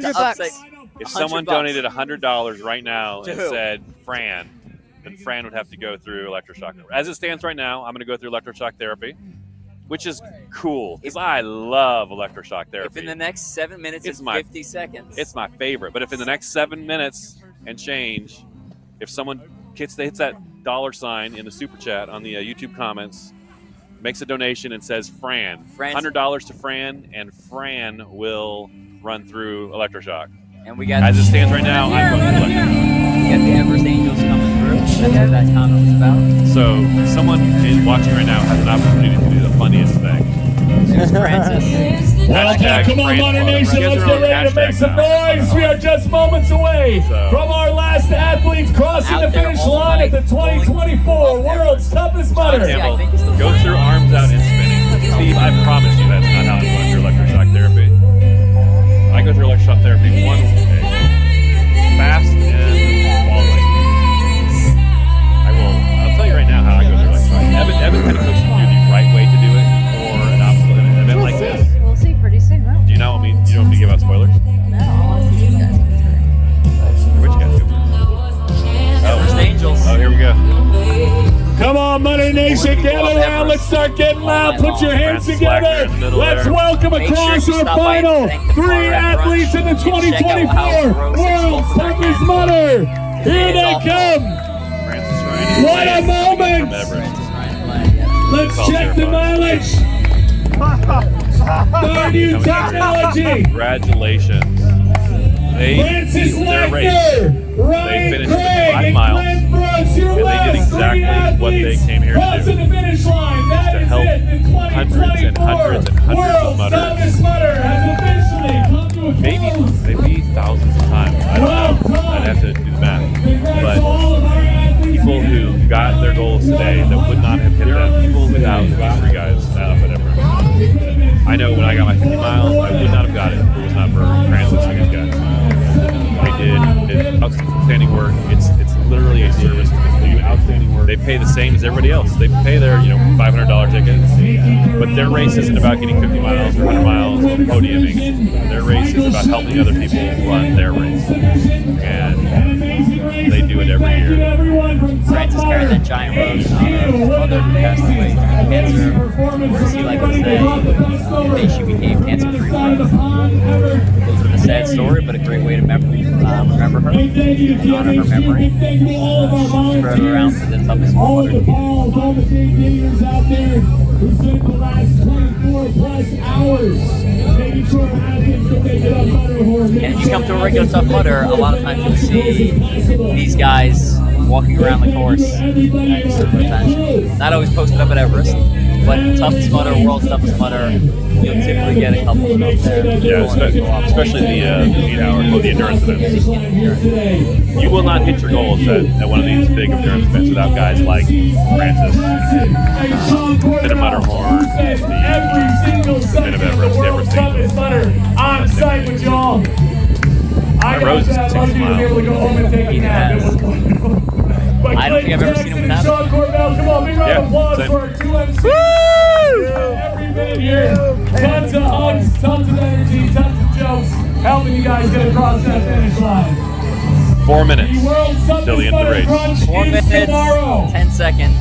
Check the website. $800 Check with somebody who knows what will they're talking about upset as far as location. who goes through electroshock therapy. That is all, ladies and gentlemen. Last chance Congratulations to all. What a moment Kim it DeVos. has been. The Great job, everyone. Damn good to hear from you. World's Toughest Mudder If anyone wants to donate to our coverage of World's Toughest Mudder, support the OCR report, here's your last, you can do it at any time. But the stream is ending in 4 minutes, 5 minutes. We'd love to hit that $sign in the comments box. Should we recap? Well, we were picture in picture. I didn't even realize we're on screen. Yeah, let's talk about our winners. We've got our top 10 men, top 10 women are all in. Fran, tell me about the men's top 10. Let's do this. Men's top 10. Surprise to everyone. 10 men, top 10 women are all in. You called it. Fran, tell me about the men's top 10. Go. Men's top 10. In first place. With 115 miles, matching the current record, which is held by Mark Batchers. Second place, Joshua Fiore, who came back after a heartbreaking loss of third place last year, where he lost out by 6 seconds. And he came back with 110 miles, 10 miles more, 2 laps more than he did last year to take second place. Christian Brown Johnson in third place with 105 miles. Grant Thompson from Scotland, who overtook and overtook and overtook and took fifth place.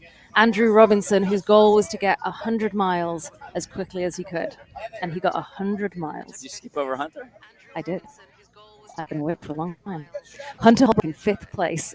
And let's take a second. Look at the who overtook. Look closely at that finish line. He overtook just as they were coming out of electrotherapy and ran past Andrew Robinson to take fifth place. We thought Andrew Robinson had it. Hunter took it. 2 seconds. 24 hours and 45 minutes of racing. And it came down to 2 seconds. Came down to who ran out of electroshock therapy faster. They could have saved a lot of time and energy and just made that the race. Who can get from electroshock to the finish line faster? Andrew Robinson, the 6th place, who came from New Zealand. He wanted to get 100 miles as fast as he could, and he got 100 miles. He got it.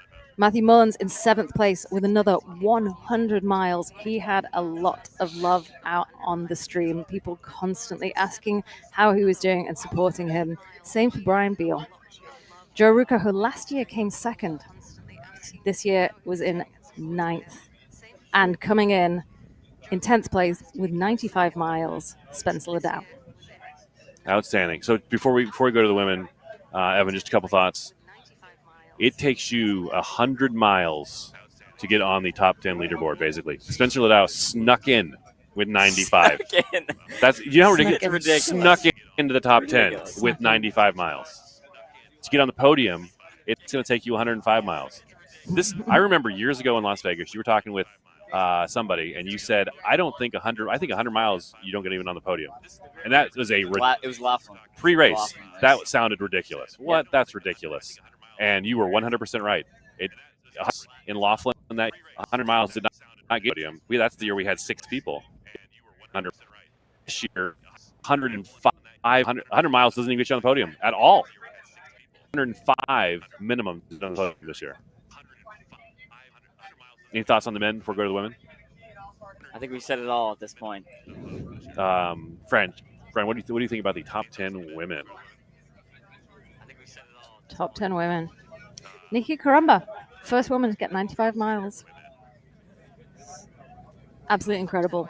From South Africa, our first South African on the top of the podium. Ever, men or women? Ever. Men or women. Jenny, her and Nikki were battling, and Jenny really worked hard. Jenny's had a couple of years. Side note, and the finish line is officially closed. Incredible. 130. We're going to pause the results. 130. World's Toughest Mudder 2024 is now over. We're going to, as we finish talking about the women's results, Jason's going to get our team together. We're going to say goodbye here in a couple of minutes. Let's finish talking about the women here. All right. Sarah Tucker was in 3rd place with 85 miles, and Jillian Heller also got 85 miles. Hallie Malott with 80, Mindy Archer with 80, and Nicola Kocher. Nicola was our sprint lap winner. She came in 7th place with 80 miles. Felicia Lopez in 8th with 75. Megan Beck in 9th with 75. And Jackie Naylor in 10th with 75. Look at those numbers. Remarkable. Outstanding. Great job, women. Great job, top 10 ladies. Let's look at the teams. Top 10 teams. Mountain men, 125 miles, matching, as Evan told us, the current team record. Ultra Cave. We all thought they were going to give mountain men a little bit of a challenge. And at times it was close. At times it was close. But they ran away with it.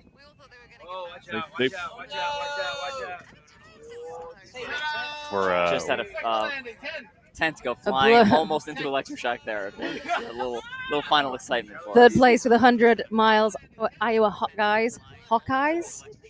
4th place, Taco Flavored Kisses with 100 miles. The Mud Skippers in 5th with 90 miles. Hardest of Raytown Fire in 6th place with 80 miles. Tracksuit Titans of Teff got 75 miles in 7th place. Epic Gooners in 8th with 65. 9th was Soul Hit with 60. And in 10th place was Gist with 55 miles. 24 hours of reading those names, and I just realized that Iowa Hot Guys was a joke.